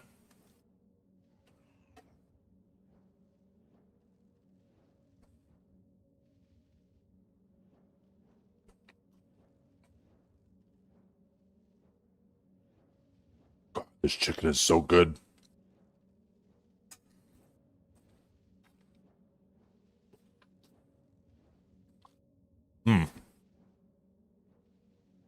I wonder what the chances are that it's actually your music that it recommended to me.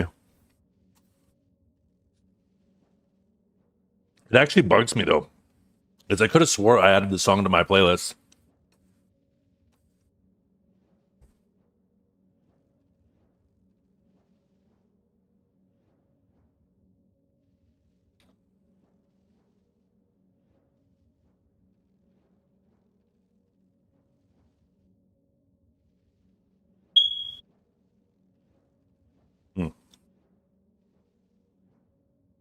I'm gonna put my normal playlist back on, and then okay,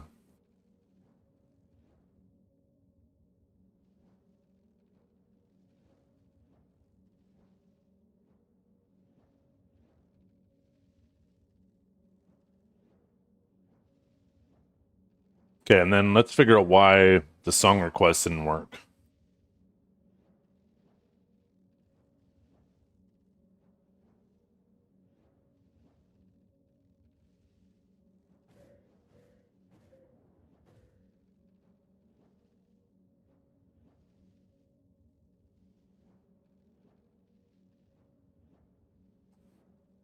Apparently the bot just likes me more. I didn't even change anything.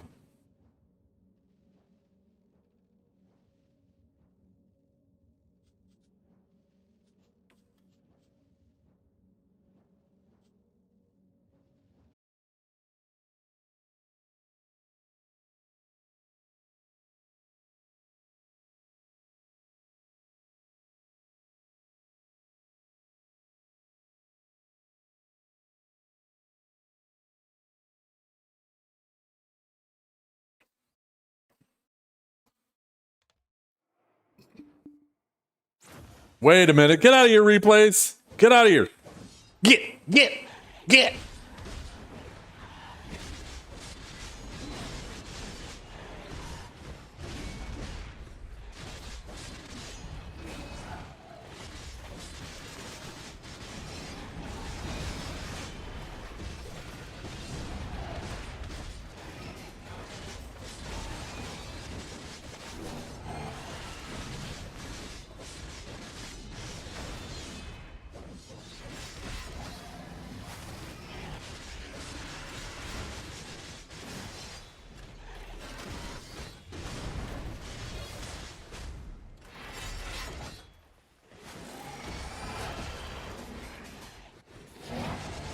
I don't know, I feel like my buff bar looking kind of weak right now.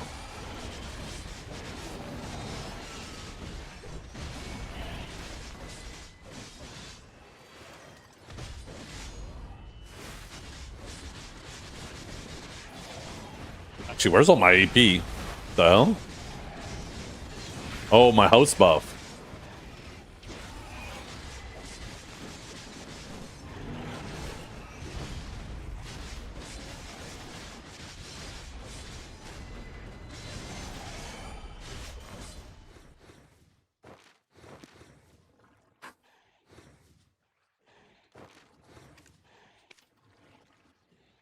Oh, wait, we got bosses here in like 15 minutes.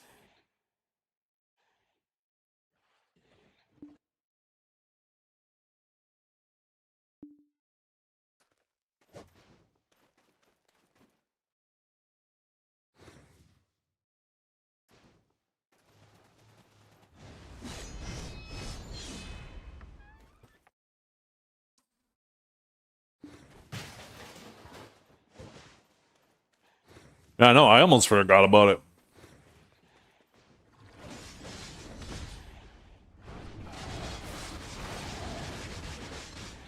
I don't know how you do it considering it's like, what, 11 p.m. for you right now? I guess that's not too bad.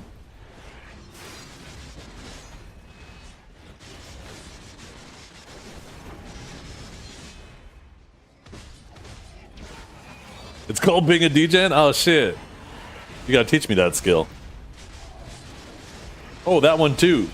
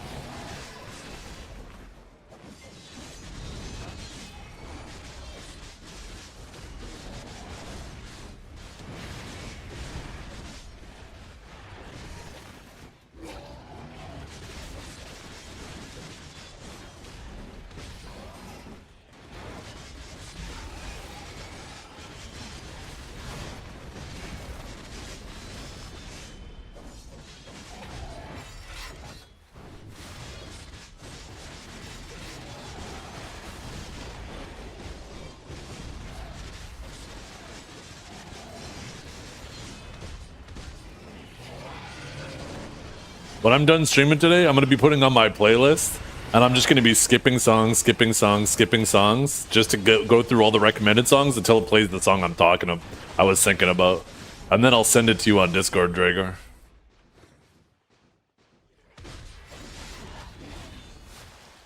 $11 p.m. is brutal one night a week.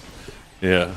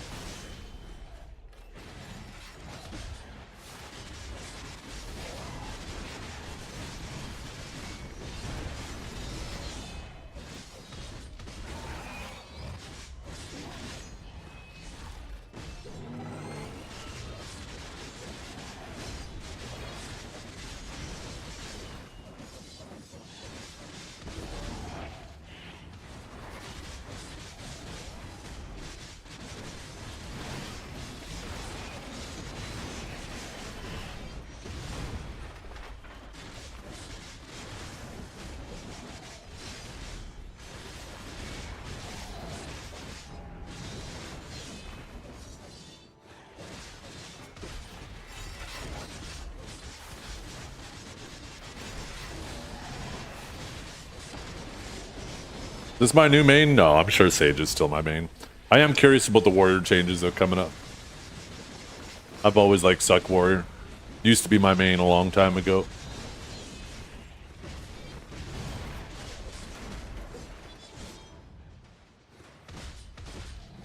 Full deck accessories and octo weapons, enough AP for Sakurai. If you have Node War buff, sure. Yeah. And it depends on your class too. Like if you play Sage or other high AP classes, I'm sure it's more than enough too. Who requested the song? That was Dragor. I mean, technically me, but he did it first and it didn't work, so I did it for him.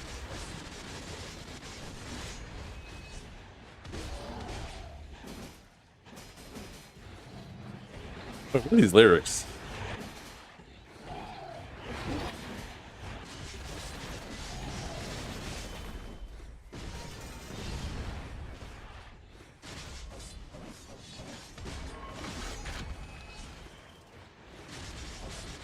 Did you say the ball event will give us a lot of loot? Could you explain more?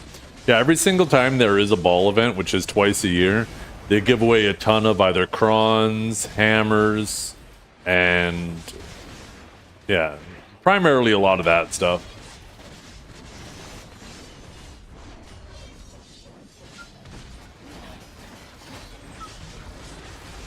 Couldn't handle being a legless little fucking sage? Nope. I've already gone through that once. I went through the dark days of post reboots. I'm not doing it over again.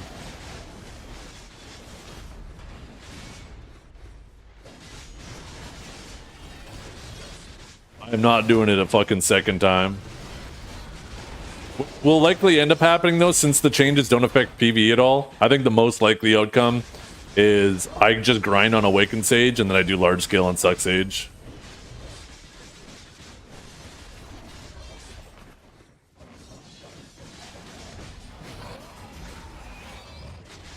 Yeah. The first 2 ever AOS seasons, I was the only Sage on NA to finish top 20. The rest was all Suck Sages. And then me. Not top 20 AOS. Top 20 for Sage.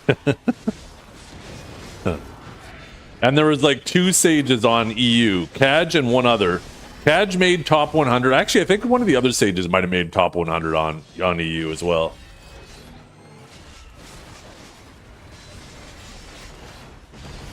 And then Sage, season 3, Sage got a bit better, and Kirby started playing.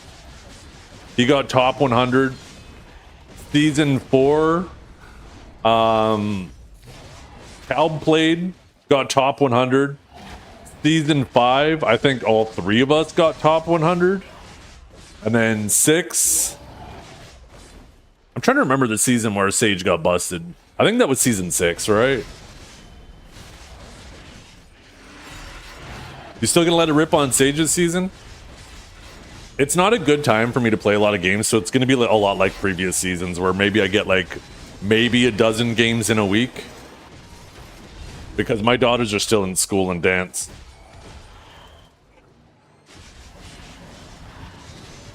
Yeah, the last couple seasons. Last season, Sage and Calb were both the top overall.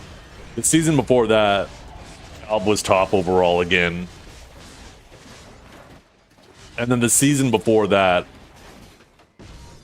all 3 of us got top 100. So yeah, I guess, did we just finish 7? We're going on to season 8, right? I wish there was something where it said the seasons we were on. But yeah, I'm not going to have a lot of time. I will play a little bit, but not much. Mainly, you know, I'll just try to lock in on that catch-up rank and get the rewards from that. What do you think, Norelio, about the losing streaks? I think that shit's going to make some stream content. There's going to be some fucking crash outs when somebody has a page full of red.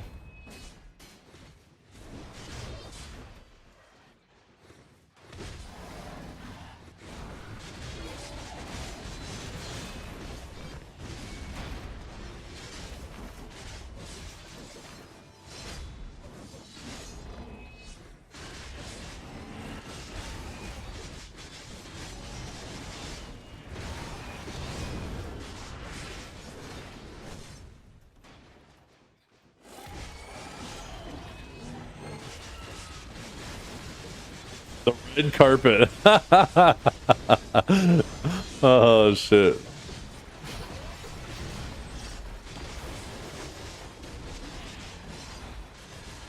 Yeah. Deadeye, legless. Sage, legless. Ninja, still got legs, but they'll tell you they're legless. This is going to be the Kuno season. Kunos are going to go crazy.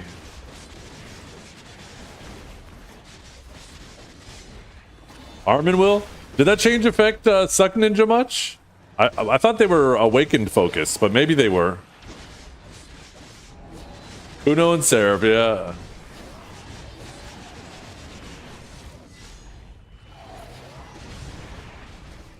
Hey, maybe I bring the Suck Warrior in there. Big Bomber come flying in with one of these from the top ropes. Huh, huh, huh, huh. Boom! Boom! Slash! Slash! Scars! Scars! Oh my god, and everybody's dead. Everybody.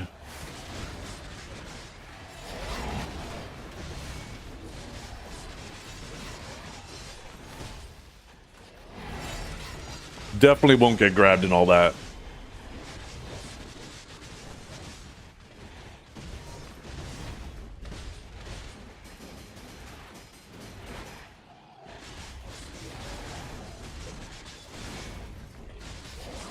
Oh, maybe I should put my buffs on, huh?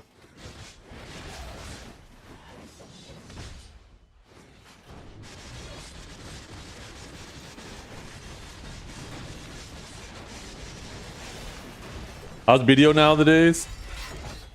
The best it's ever been. Unless you miss the days of open world PvP, then it's the worst it's ever been.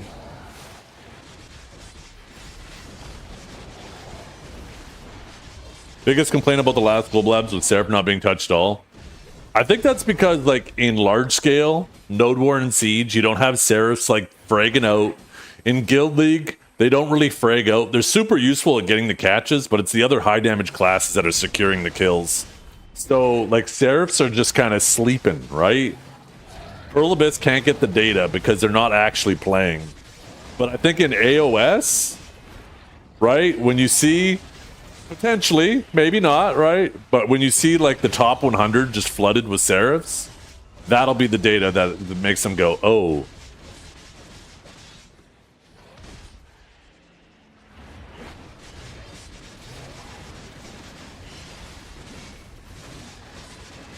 Maybe that's what I do, chat. Maybe it's time to just embrace Fodom. Maybe I'm a Kuno or a Seraph or a Wukong. Wukong kind of crazy now.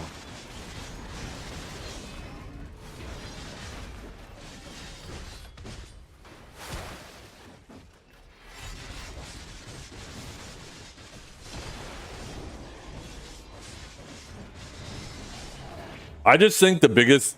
It's crazy to me that Seraph is like Awakened Warrior, but with all the cores at once. And a significantly better grab. That's fucking wild to me.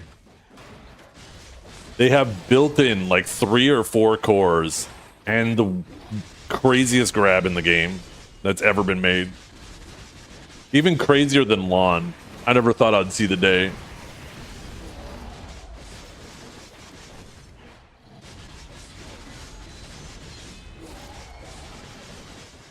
What happened to Going Hash? Oh, Hash is still on the table.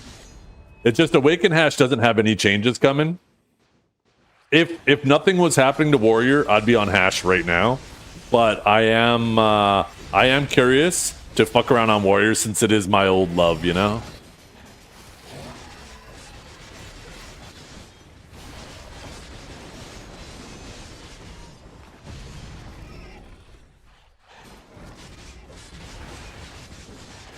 Ooh, yo, wait a minute.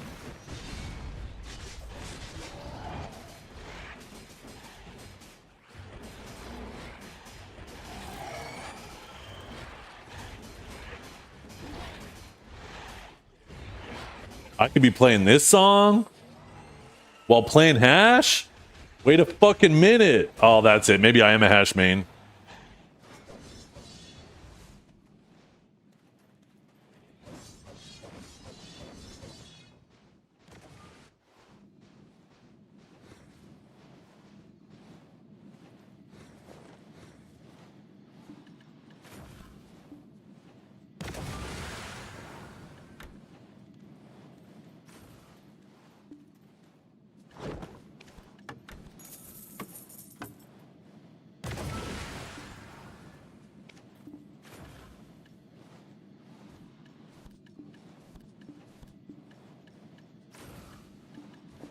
Oh shit. Damn it, I gotta wait for this thing to finish glowing. Okay, I have it kind of loud. Holy shit. Drac is for tiny people with tiny wieners.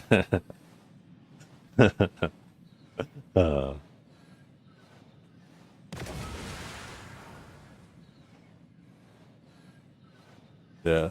Some might argue it wasn't loud enough. Good point. Well, the thing is, you could barely hear me, so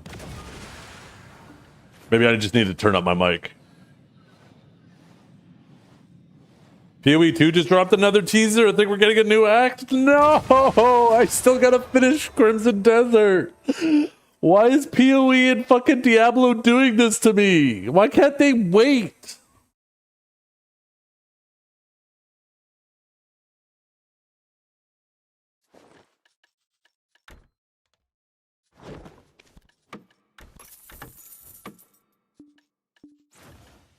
You dress like a Canadian dad? I wonder why.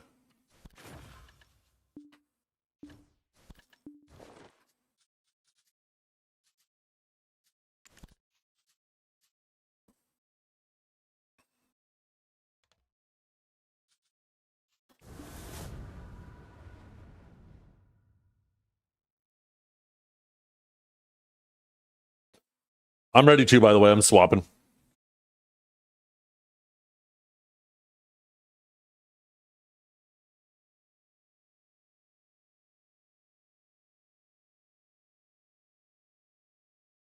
I wonder how many bosses I've killed. I didn't realize there was a journal entry for that.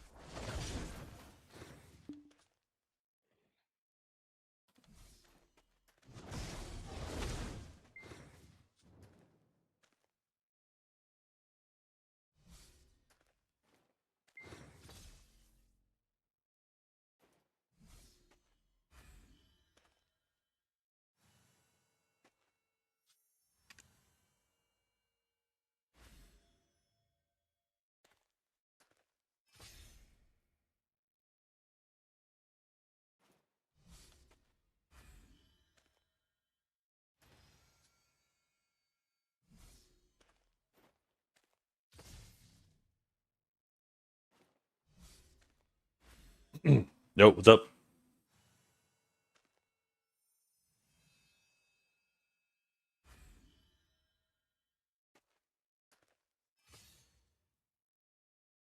Mhm.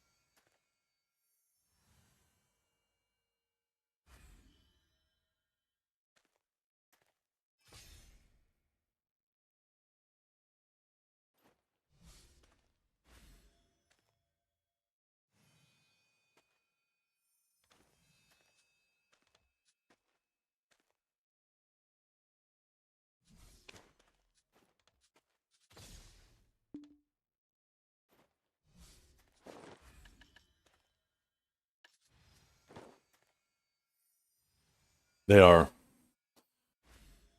We are getting absolutely executed. Am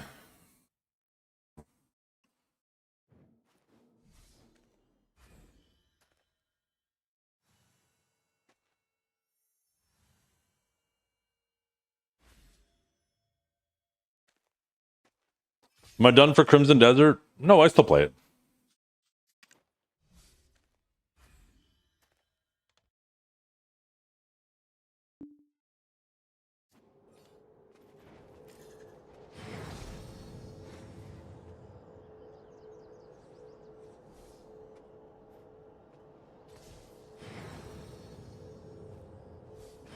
cannot be.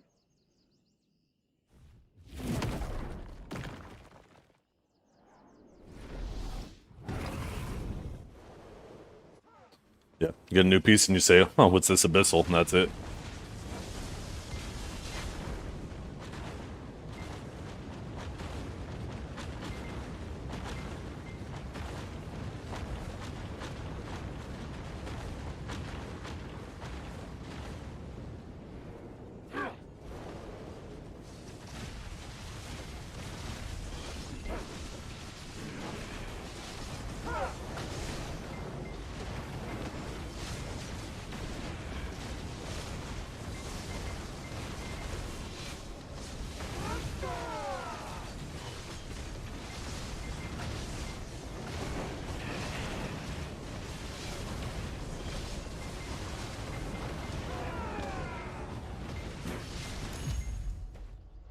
I can't have that.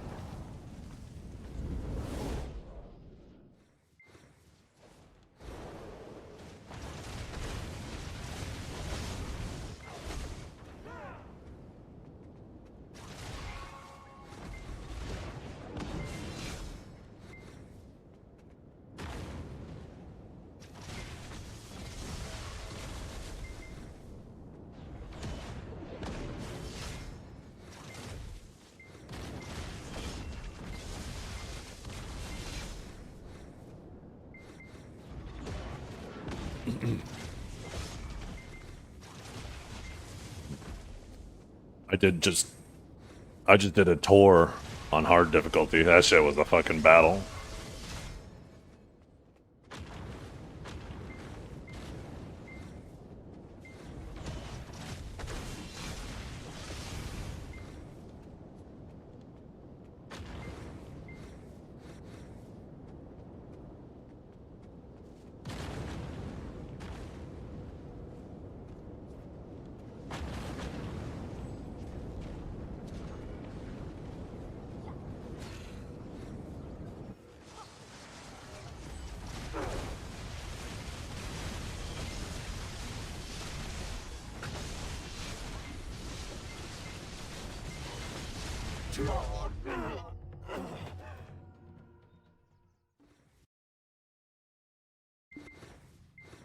Mm-hmm.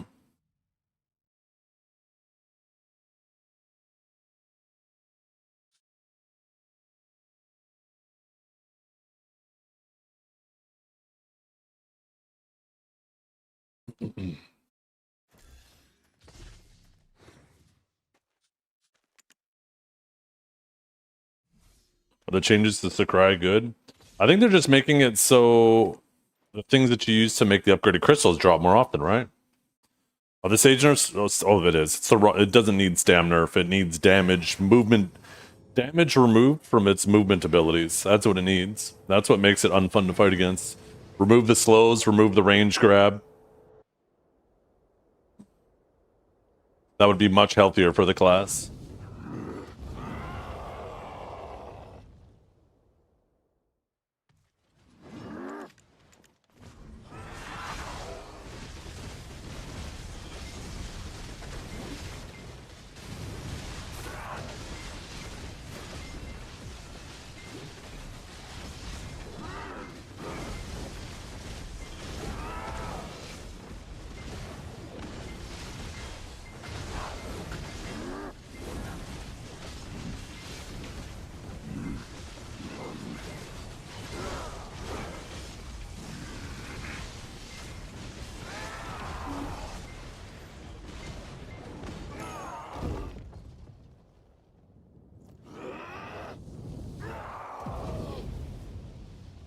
Yeah.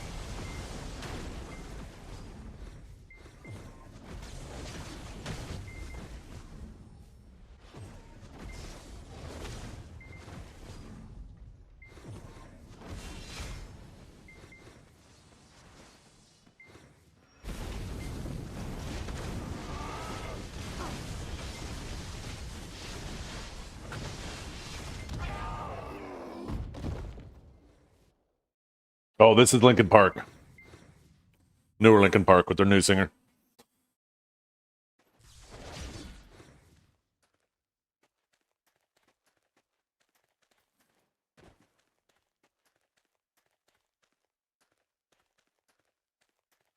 Seems like they want to force you to use it to engage, right? Not disengage.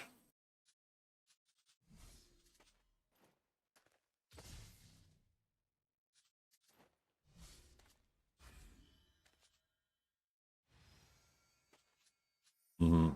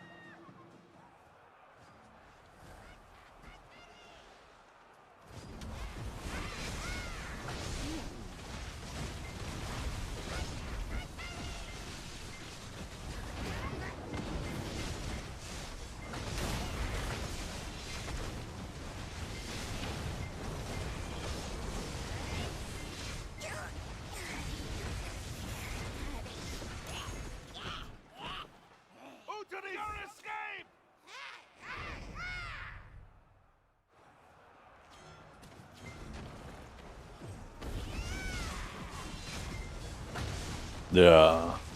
So I'm now curious if 60% is the music, what's the other 40%? It's my freakishly good looks, isn't it?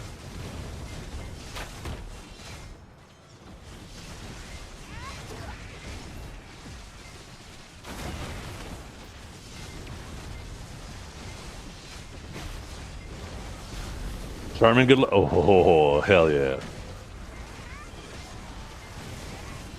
A face for a radio. Thank you. Thank you for that. I appreciate that. Better than having nothing for radio, I guess.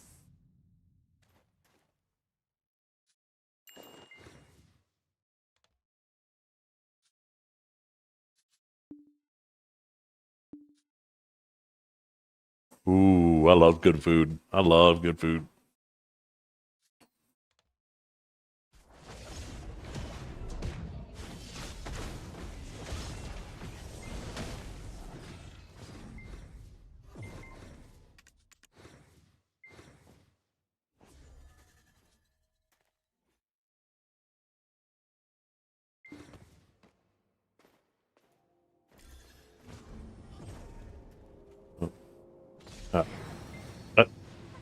I think that happened because there's not really any data on Seraph, right? It's not like it top pages in Node War or Siege or Guild League, but it is doing a fuckload of the catches so other people get the kills.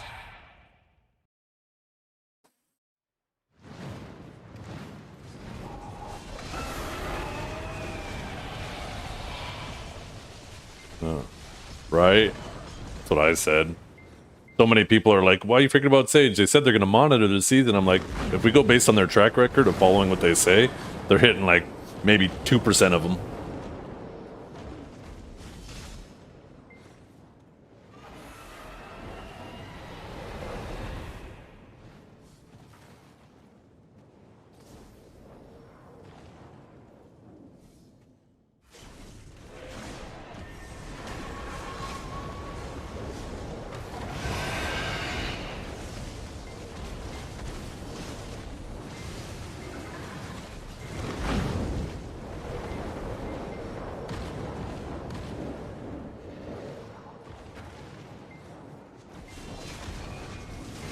Yeah.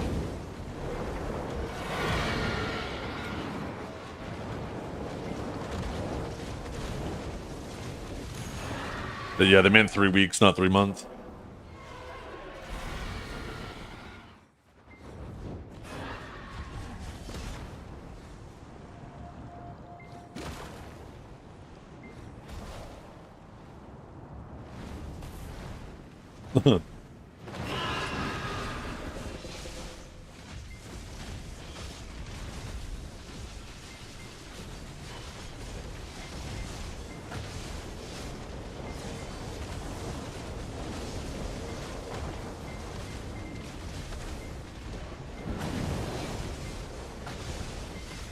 Yep.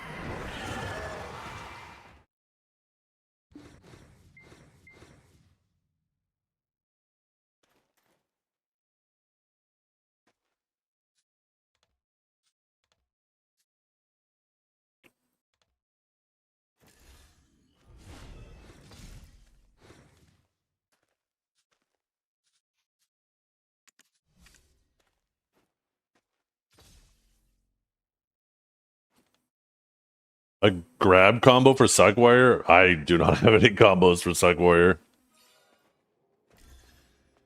I think you grab SE for the DP debuff. Then you hit spin counter, which I think is S, shift, LMB. And then I think you do. Oh, wait, no. I think you grab spinning slash SE, spin counter, then. Actually, I don't know. It's some shit like that. Maybe you throw the spinning slash after and do like a crit buffed pulverize, maybe? I don't know.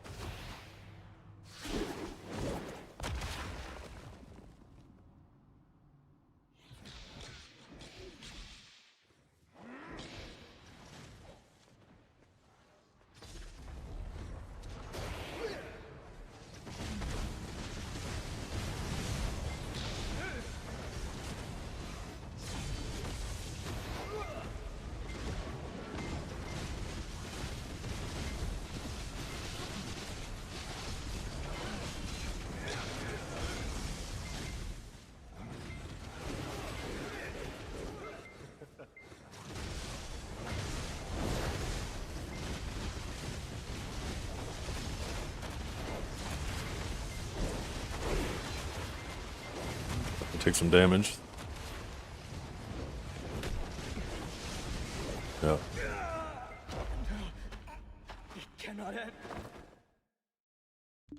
Oh. Good job. Yep.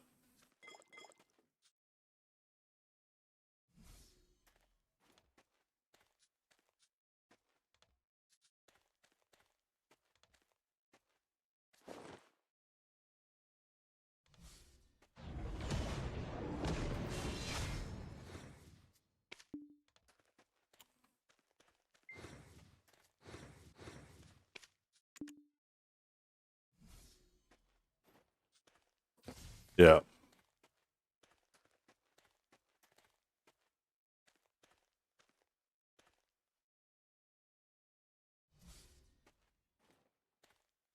Mm-hmm.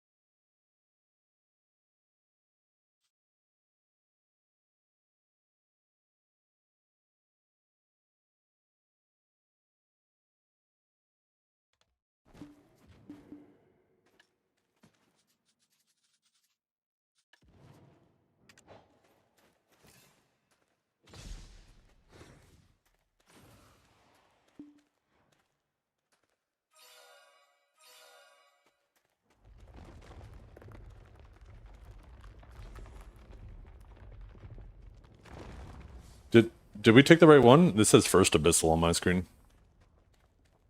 Oh, okay.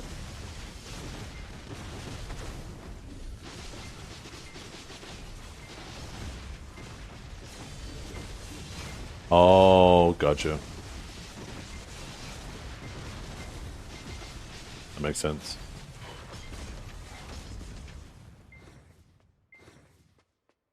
Yeah.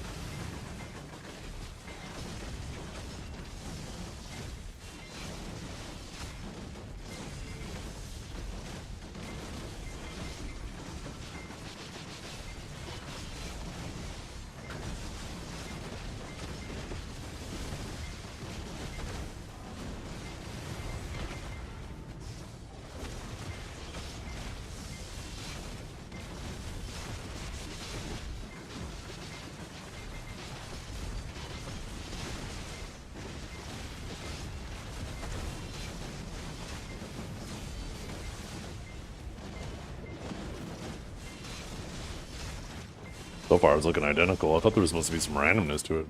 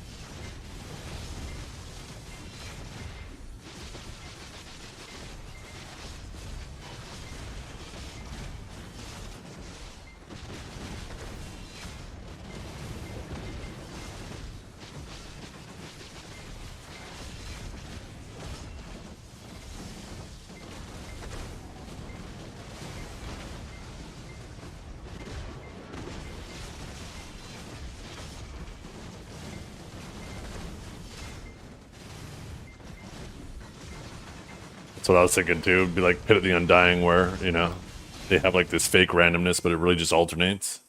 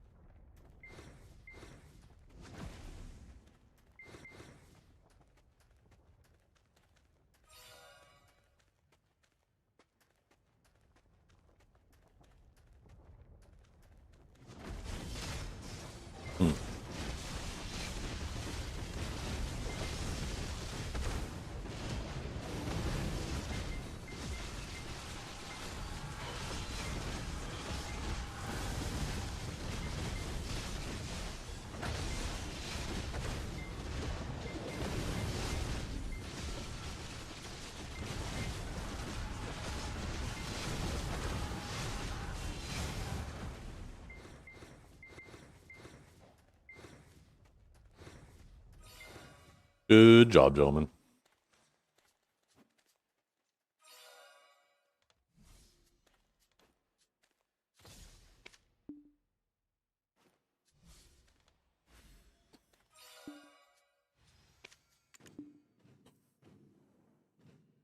Oh man, that content that they added to the game was so good.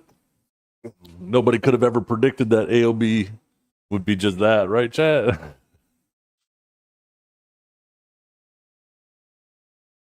Nobody could have predicted that.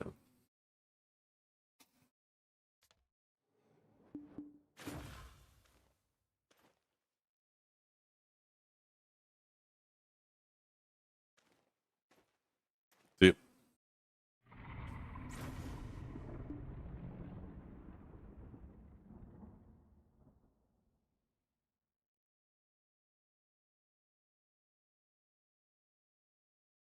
Yeah.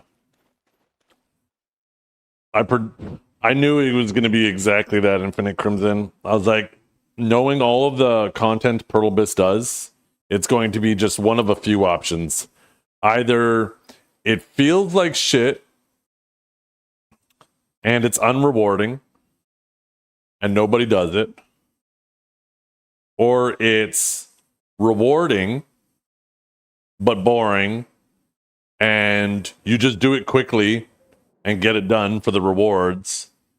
And at best, it's temporarily challenging until power creep makes it boring. And then if it's rewarding, people keep doing it. If it isn't, then people stop. That's how every single set of PvE content works in BDO.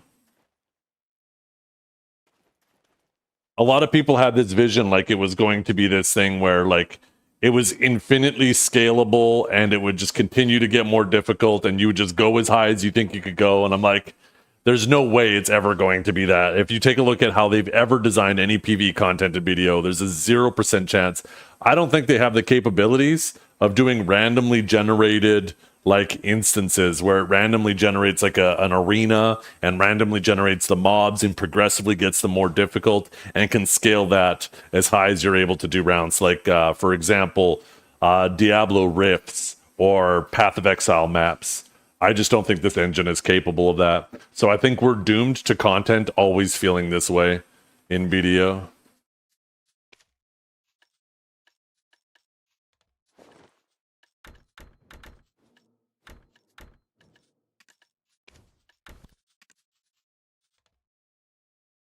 What if they did an engine overhaul? I can't see that happening. They got a brand new engine now. There's no the likelihood of them, and this is generous, ever porting over BDO to the Crimson Desert engine, the Black Space engine, is less than a percentage of a percentage.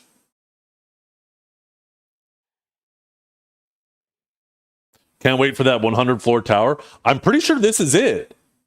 I'm pretty sure this AOB is exactly that, Infinite Crimson. I think it's one of those things where they're just going to trickle in every once in a while. They'll put in another level that is a little bit higher gear, but it's effectively still going to be the same thing. I'm pretty sure this is it.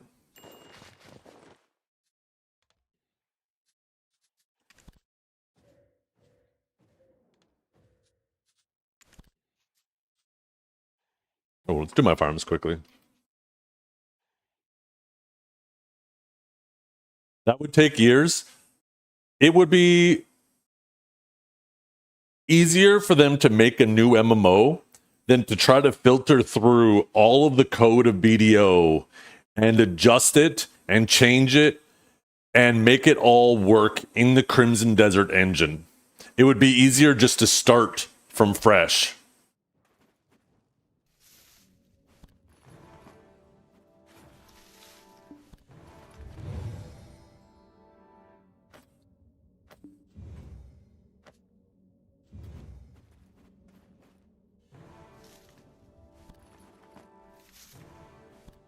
Is it actually? I thought it was supposed to be for the Winter Region Part 2. Maybe it is. Maybe I'm mistaken. Maybe I need to go back and rewatch the ball.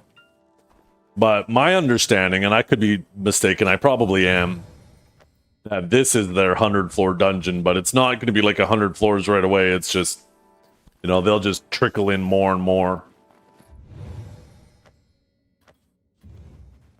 Like this one is already supposed to be random. And what we just did was the exact same as last week. So it's like apparently there's supposed to be 6 or something different randoms. But I don't know, maybe we rolled the 1 in 6. Did any of you guys do it and get the get a different Abyssal Illusion this week? Because it was exactly the same for us.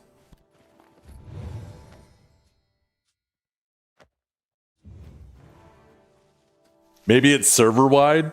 Like everybody gets the same thing, just the server, when the patch happens or reset happens, it randomly generates or randomly picks one. So everybody has to deal with the exact same thing.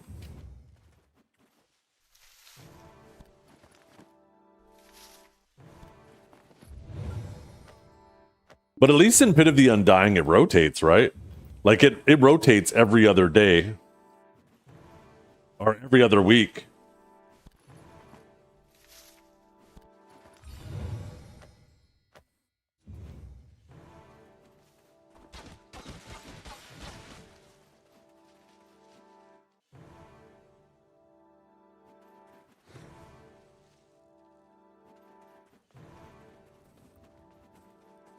Yours will be different than mine. Will it? I wonder if I've done Pit. I can't remember if I've done Pit.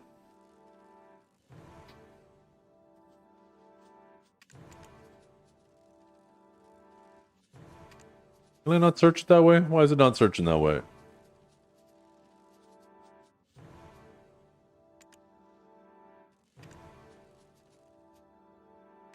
Oh yeah, I've done it. 101.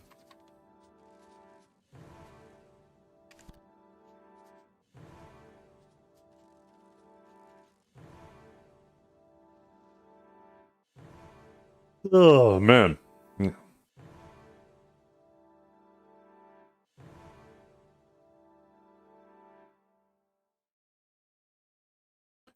Somebody let me know if you're watching Blue Squadron. Let me know if he gets into the drama he was planning on talking about later. I like drama streams.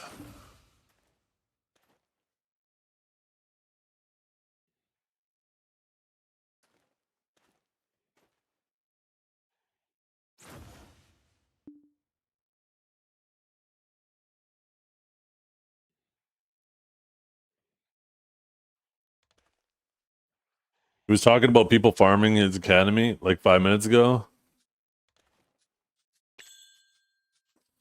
Wait, people farming his academy?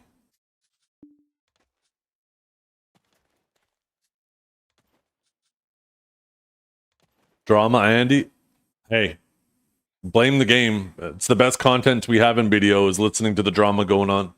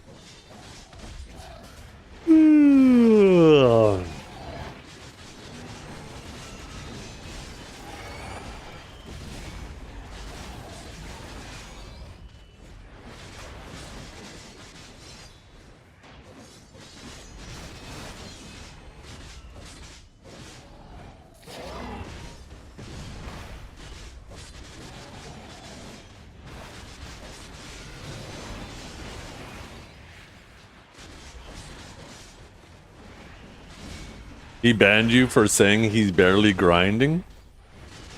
That's a weird thing to ban you for. Are you sure there wasn't a little more to that? I don't think you said it just like that.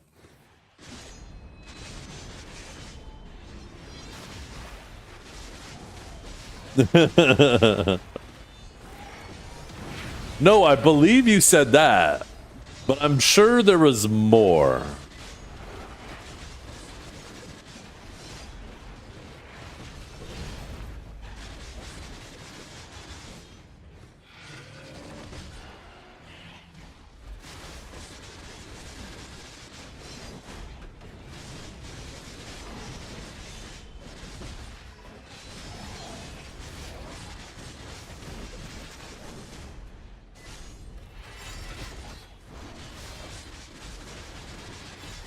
Who won the NA bracket? Team FOMO. Calb, Belly, Akari, and Calb. They were the projected winners. At least for me. I was like, yeah, that's the team to beat. That's they're all fucking units. And PvPs fought them in the finals. That was Vert, Liger, Pinks, and oh, they didn't have a sub, did they? And they fucking played their asses off too.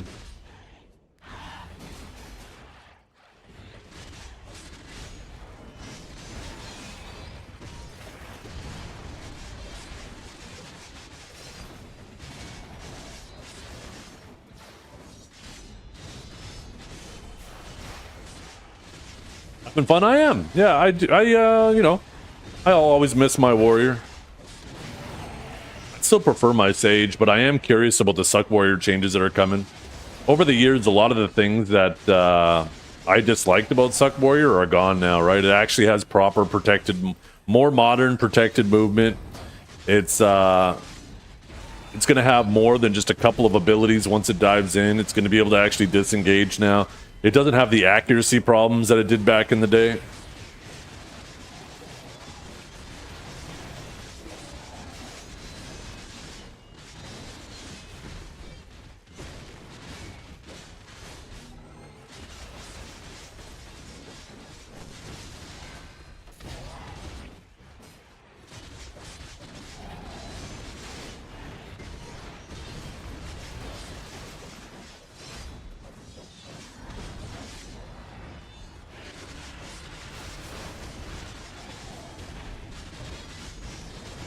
I think they'll definitely nerf her, but not immediately.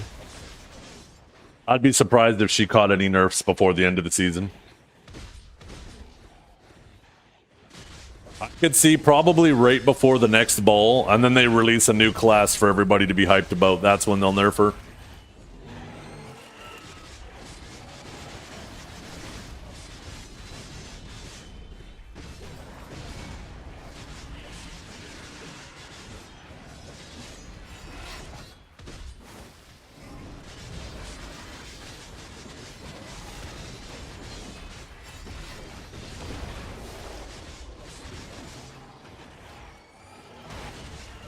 Yeah.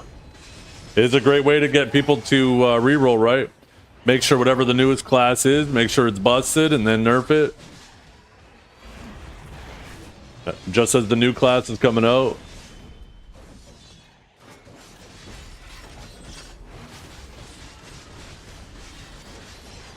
There are some exceptions of classes that don't come out busted, like Wukong, for example, but it looks like it might have its day.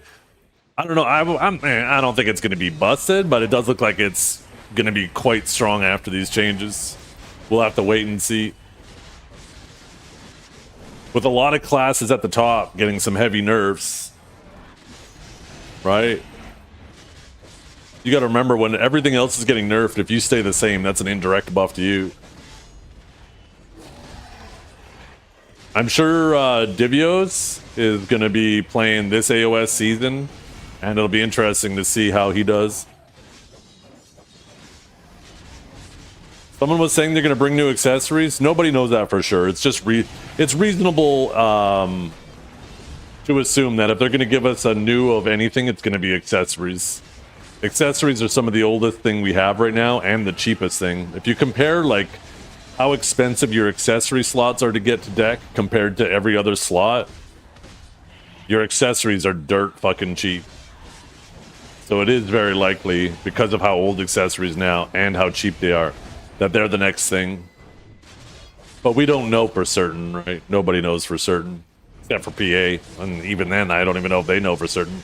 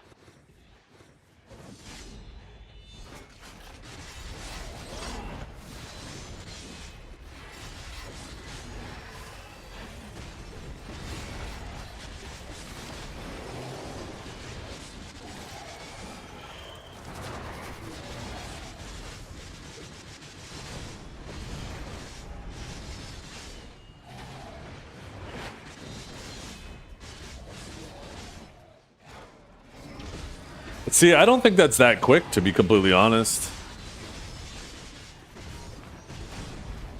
I think a year and a half is actually kind of long.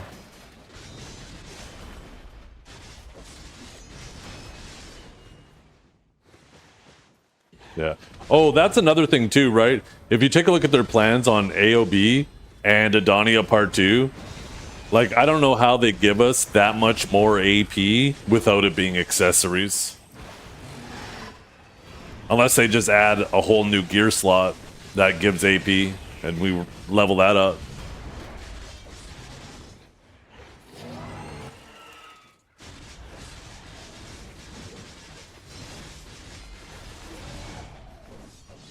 I'm out of jail. It has to be accessories. Wait, why were you in jail? What happened? You didn't tell me that I never grind, did you?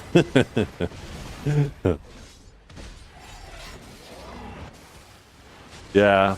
I think the difference though with the previous accessories, because you're right, and it does give that perspective, because how long do we sit with like Eye of the Ruins rings, Tungrad rings, Crescent rings, Bassi belt? Like, it felt like forever relative to this, for sure.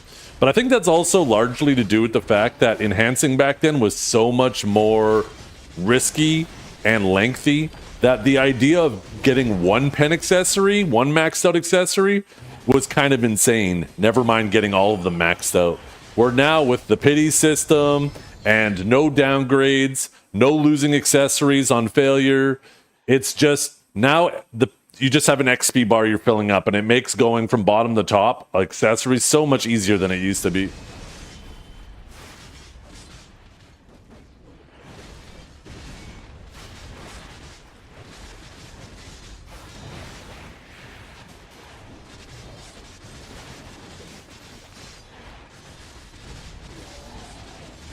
Yeah. Well, by that logic, these new accessories, I'm sure, will be the exact same thing. I would be very, very surprised, especially with your Karazads not be sellable, right? Imagine if they gave us a whole new accessory and all of our Karazads became a paperweight. I think realistically what happens, and this is probably what the gear progression in BDO is going to be from here on out, because it's lazy, and that seems to be what Pearl Abyss's MO is with progression. But I think we're just going to exchange our Karazad for whatever the new accessory is. And if you have a deck, maybe you'll get to start at pen. If you have an Oct, maybe you'll get to start at try, some shit like that. But I think it's just going to be trade-ins. I think this is just the future of BDO. Everything's a trade-up.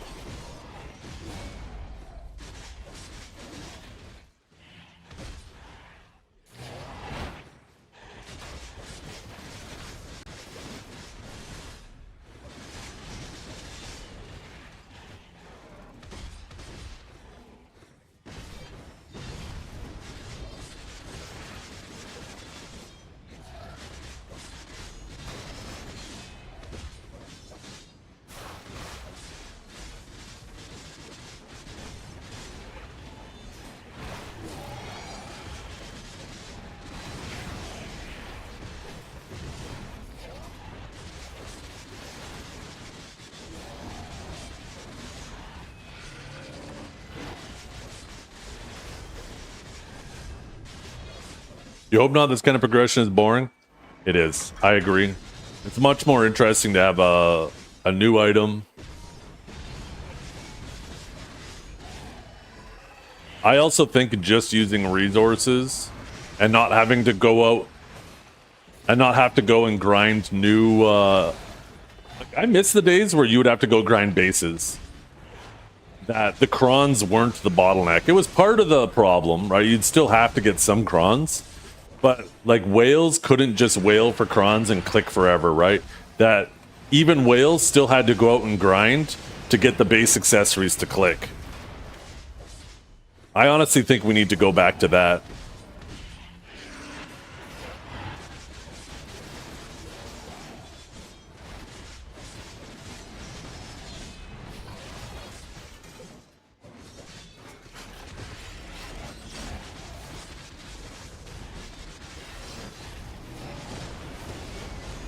Yeah. And not just that, I think it makes the world more lively, right? Because you would see somebody out grinding Crescents, you would see somebody grinding Bassies, you would see somebody grinding Ogres. Like they would be at all these spots, even though they weren't the best money. The spots had something they needed, so there was a purpose to go there. It wasn't just all about the silver per hour.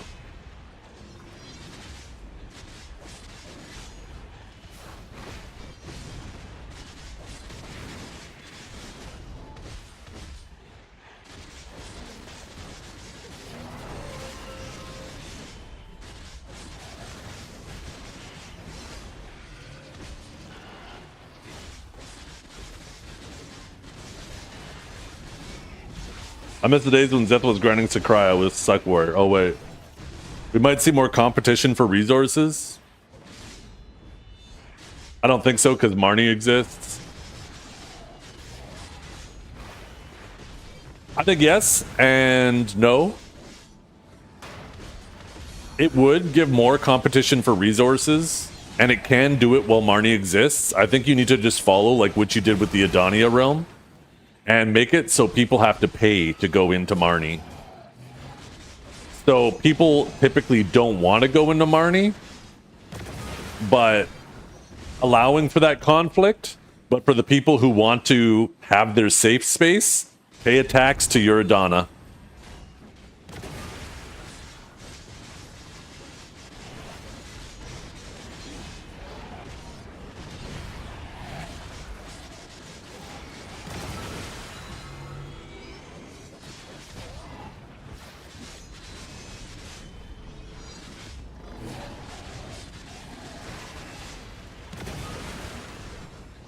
Yeah. Raise the price more. And then have the silver. Instead of the Adanas only getting money from the Adana for their, the Marnie realm for their region, make it so you can go to Marnie's realm everywhere in the game, but you have to pay everywhere in the game. And that all that silver is added to a pool. And the higher castles get a higher proportion of that total pool, and it scales down, right?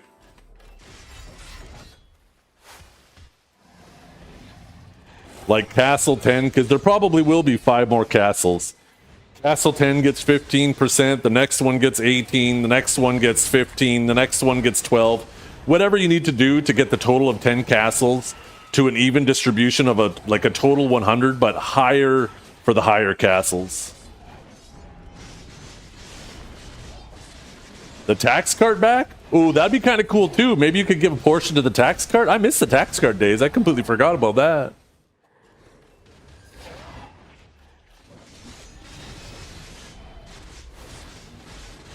Yo, that's actually not a bad idea. The tax cart used to be based off of the taxes for Serendia and Kelphion, right? Or maybe it was Serendia and Balanos. Maybe it was Serendia and Balanos. But yeah, maybe now you take the Marnie realm and then have a new cart that goes across like Adania, and all the money from that. That's certainly something to think about. That'd be kind of cool. Bring back the tax cart. Have a tax cart in every region. That too, yeah. I like that.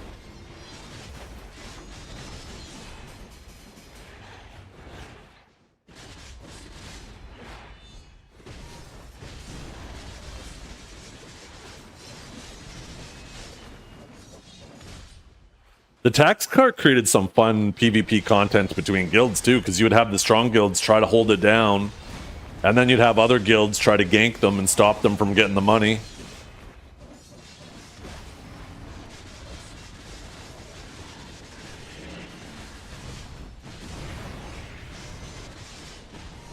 Yeah, I completely forgot tax cart existed.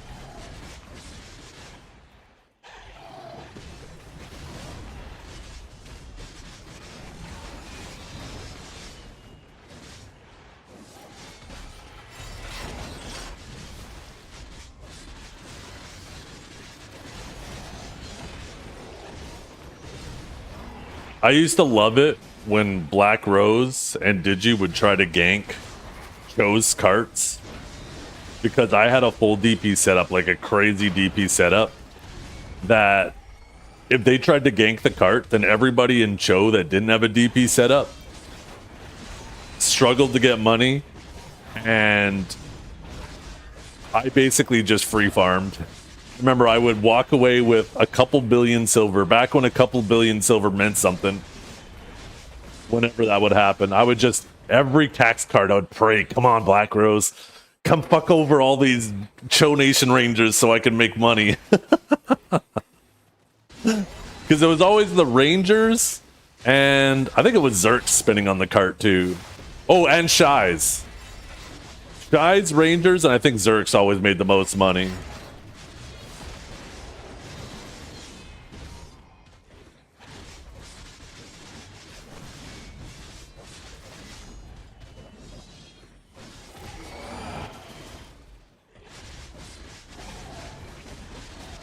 Yeah, normally that's about how much I would make at the tax cart. But if they ganked it, I always made so much more because everybody would be fighting and I'd be just sitting there being a piece of shit, getting my money.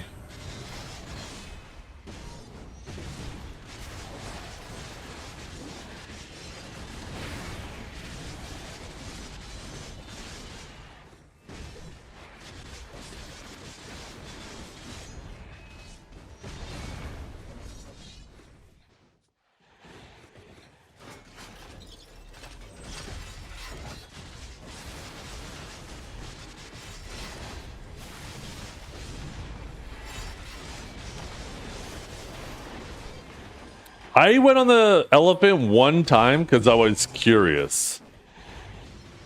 And it turned out it was, I mean, it was solid. The elephant was consistent, but it was, I don't know. I just never really enjoyed the elephant. Elephants actually used to make me mauled while I was trying to do it on my Sage because I'd be spear bolting and stuff over the cart and all of a sudden a fucking random stomp knocks me on my ass.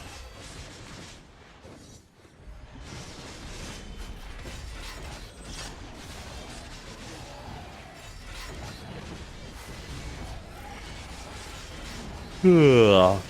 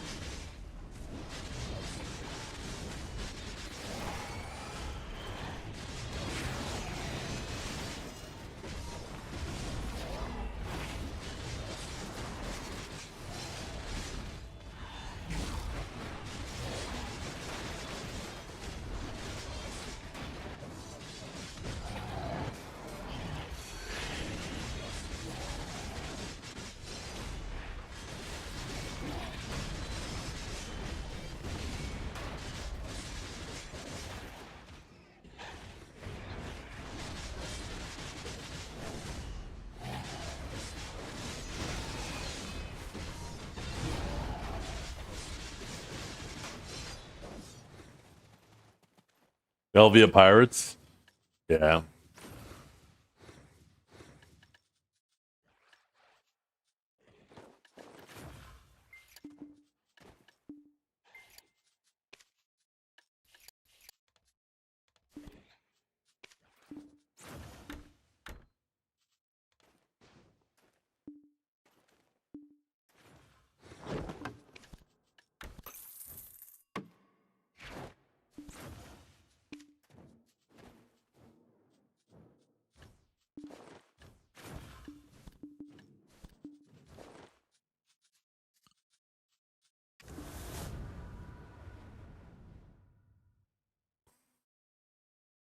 I've had two reds. That's it. And they were within, sorry, 3 reds. They were within 2 hours of each other. I actually had 2 reds in the same hour. And then I logged off that night, and the next morning I got another red in my first hour. And those were the only 3 I've had since then.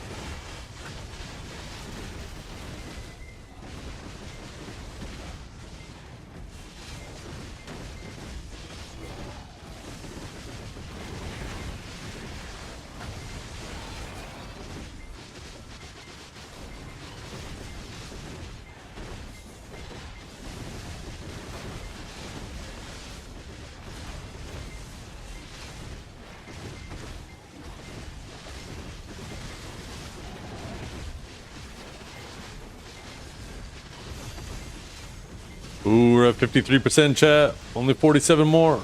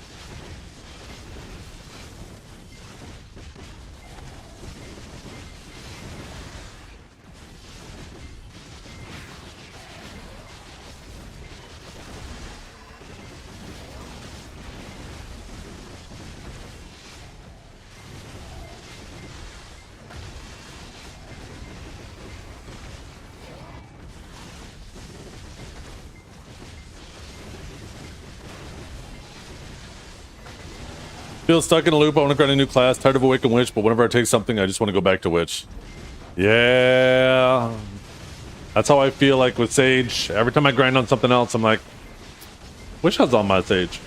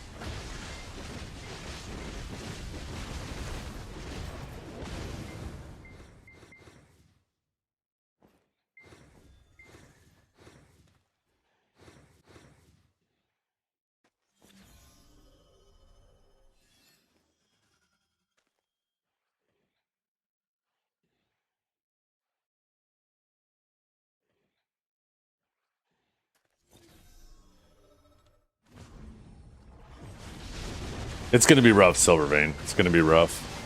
I think you'll still dominate in the really low, like when you're in green and blue. But I think once you get to yellow, maybe red. I guess it depends on, like, what are we talking? Are we talking yellow in the old seasons where everybody was getting Solar Incarnate? Then you'll probably still dominate in yellows. But I think once you start hitting around reds and people start knowing a bit more what classes do, I think people will know to run you down, and you're the win con. You're the win condition. They leave you alone, they decimate you, or sorry, you decimate them. If they go at you, they decimate you.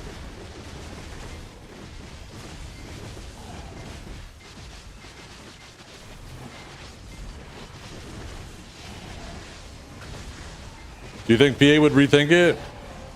I would hope so, but I try not to predict anything Perlabiz does, because the one thing that they are extremely consistent about is being inconsistent, so. I think my spot bugged out, by the way. I think this channel's bugged. I've been grinding so slow on it, and that's why I swapped to the Sage, but I think I just realized I'm only pulling part of the mobs. I think this channel's fucking broken. Oh, wait, no, maybe not. Maybe I'm just grinding slow. Never mind. Maybe I'm just being slow as fuck. Never let them know your first move? Yeah. Next move? Yeah.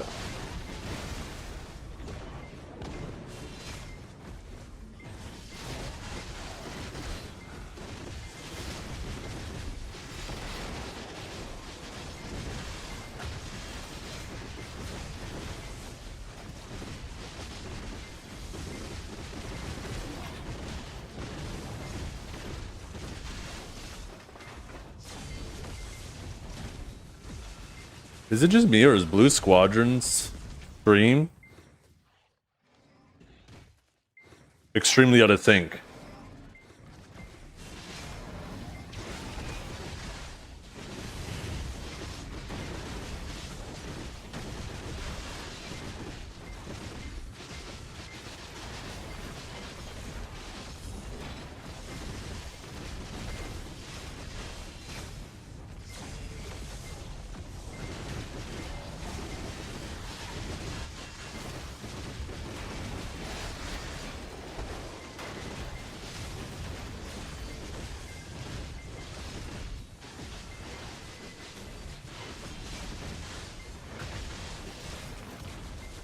I wanted to make him rice and prep for fried rice tomorrow. Put in my 4 cups, start the rice cooker. 30 minutes later, check on it. Forgot to add water. I bet it's an extremely crunchy, tooth-destroying Rice Krispie square.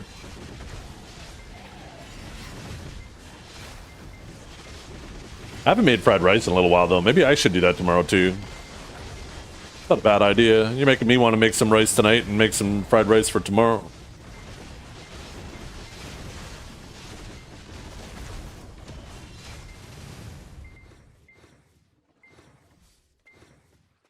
I think I have everything I need for fried rice, too.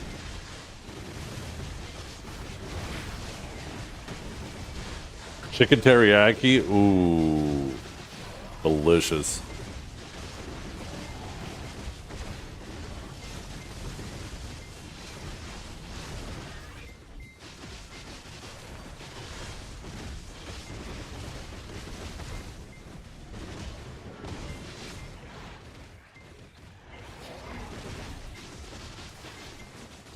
It must be just my browser that's dying right now, because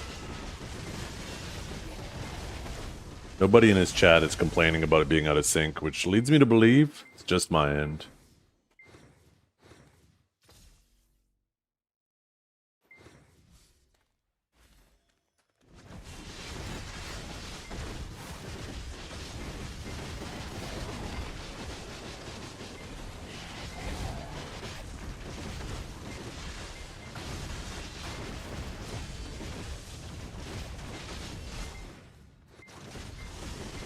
You guys doing AOS with me? It was fun back then. Yeah, AOS is fun. I really enjoy playing with everybody, man.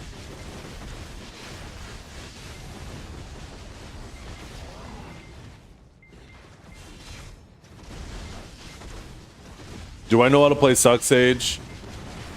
Very, very basically. I haven't played Suck Sage in quite a long time. I used to primarily play it. There's a good chance that I end up playing that exclusively for any like Guild Wars and Sieges.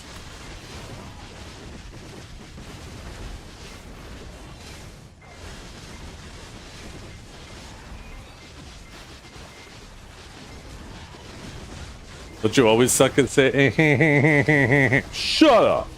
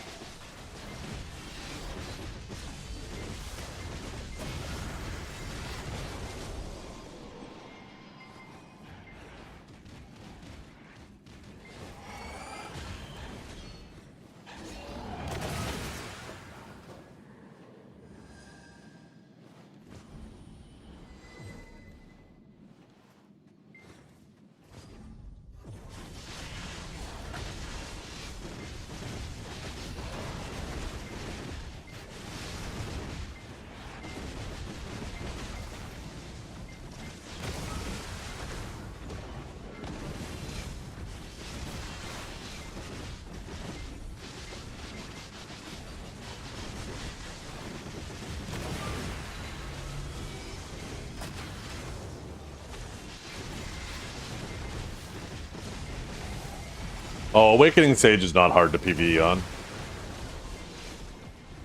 on. One of the biggest things for people playing Awakened Sage is getting used to, like, Spear Bolt. Having it rotating your hammer. Or rotating your hammer. Rotating your camera. Why the fuck did I say hammer? Something wrong with my brain, chat. Getting old, I think. These neurons aren't firing like they used to.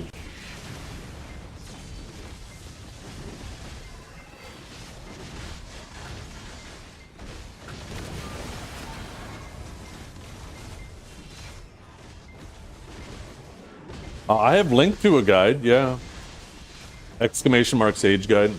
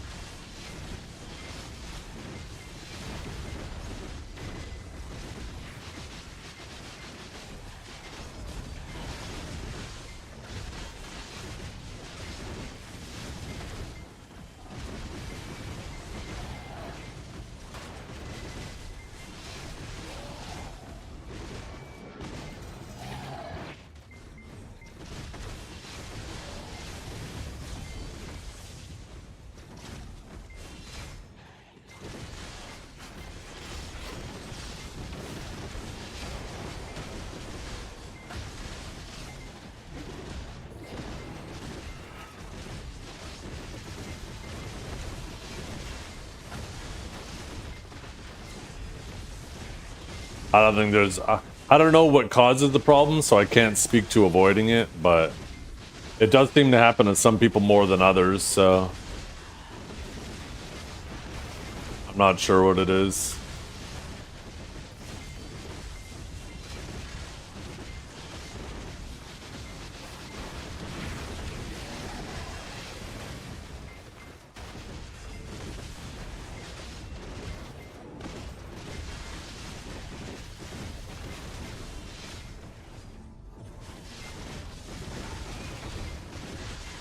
Yeah.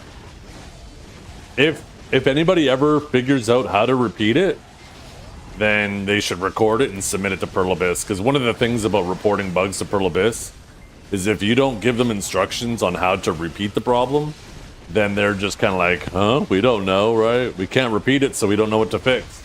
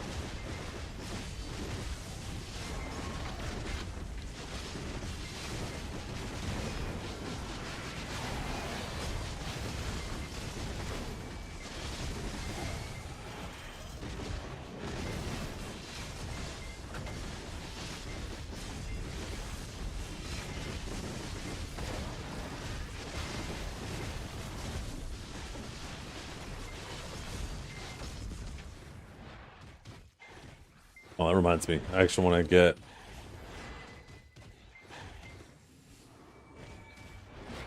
Why did this do that? What the hell? Okay.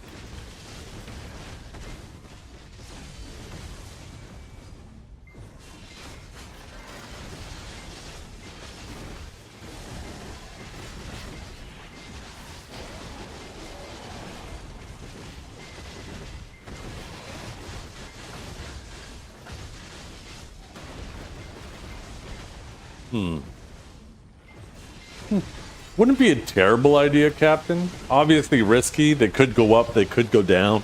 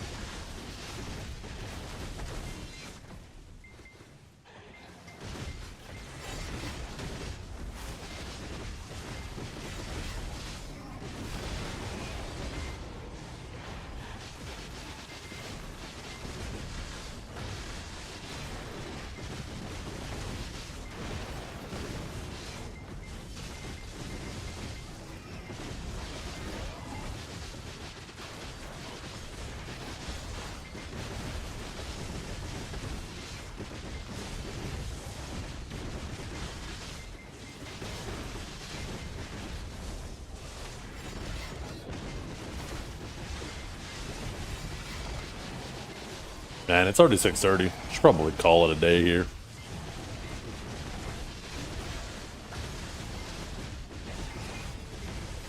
Been at it for how long has the stream been live for? 11 hours. Holy fuck! A long stream today, chat. We'll be back tomorrow. Back to our normal shorter streams from 9 till 2. So just a little 5-hour stream, less than half the time we streamed today. Just another reminder, Thursday there probably won't be a stream. My basement should be finished though, and I can finally start working on getting more stuff up on the walls and in this room that day. So looking forward to having the basement finally completely done. Speaking of which, yesterday, because of the work we're doing on the basement, I decided to start ripping out a bunch of wiring in my house that has accumulated over previous owners, like telephone lines that have been going to every room, because cable lines, all that stuff. I was like, all of this is unnecessary. Fucking never getting cable or any of that shit again. So I just started pulling it out because it's all just fucking coming out from holes and stuff here and there, right? And I must have pulled out like 200 feet of fucking wires.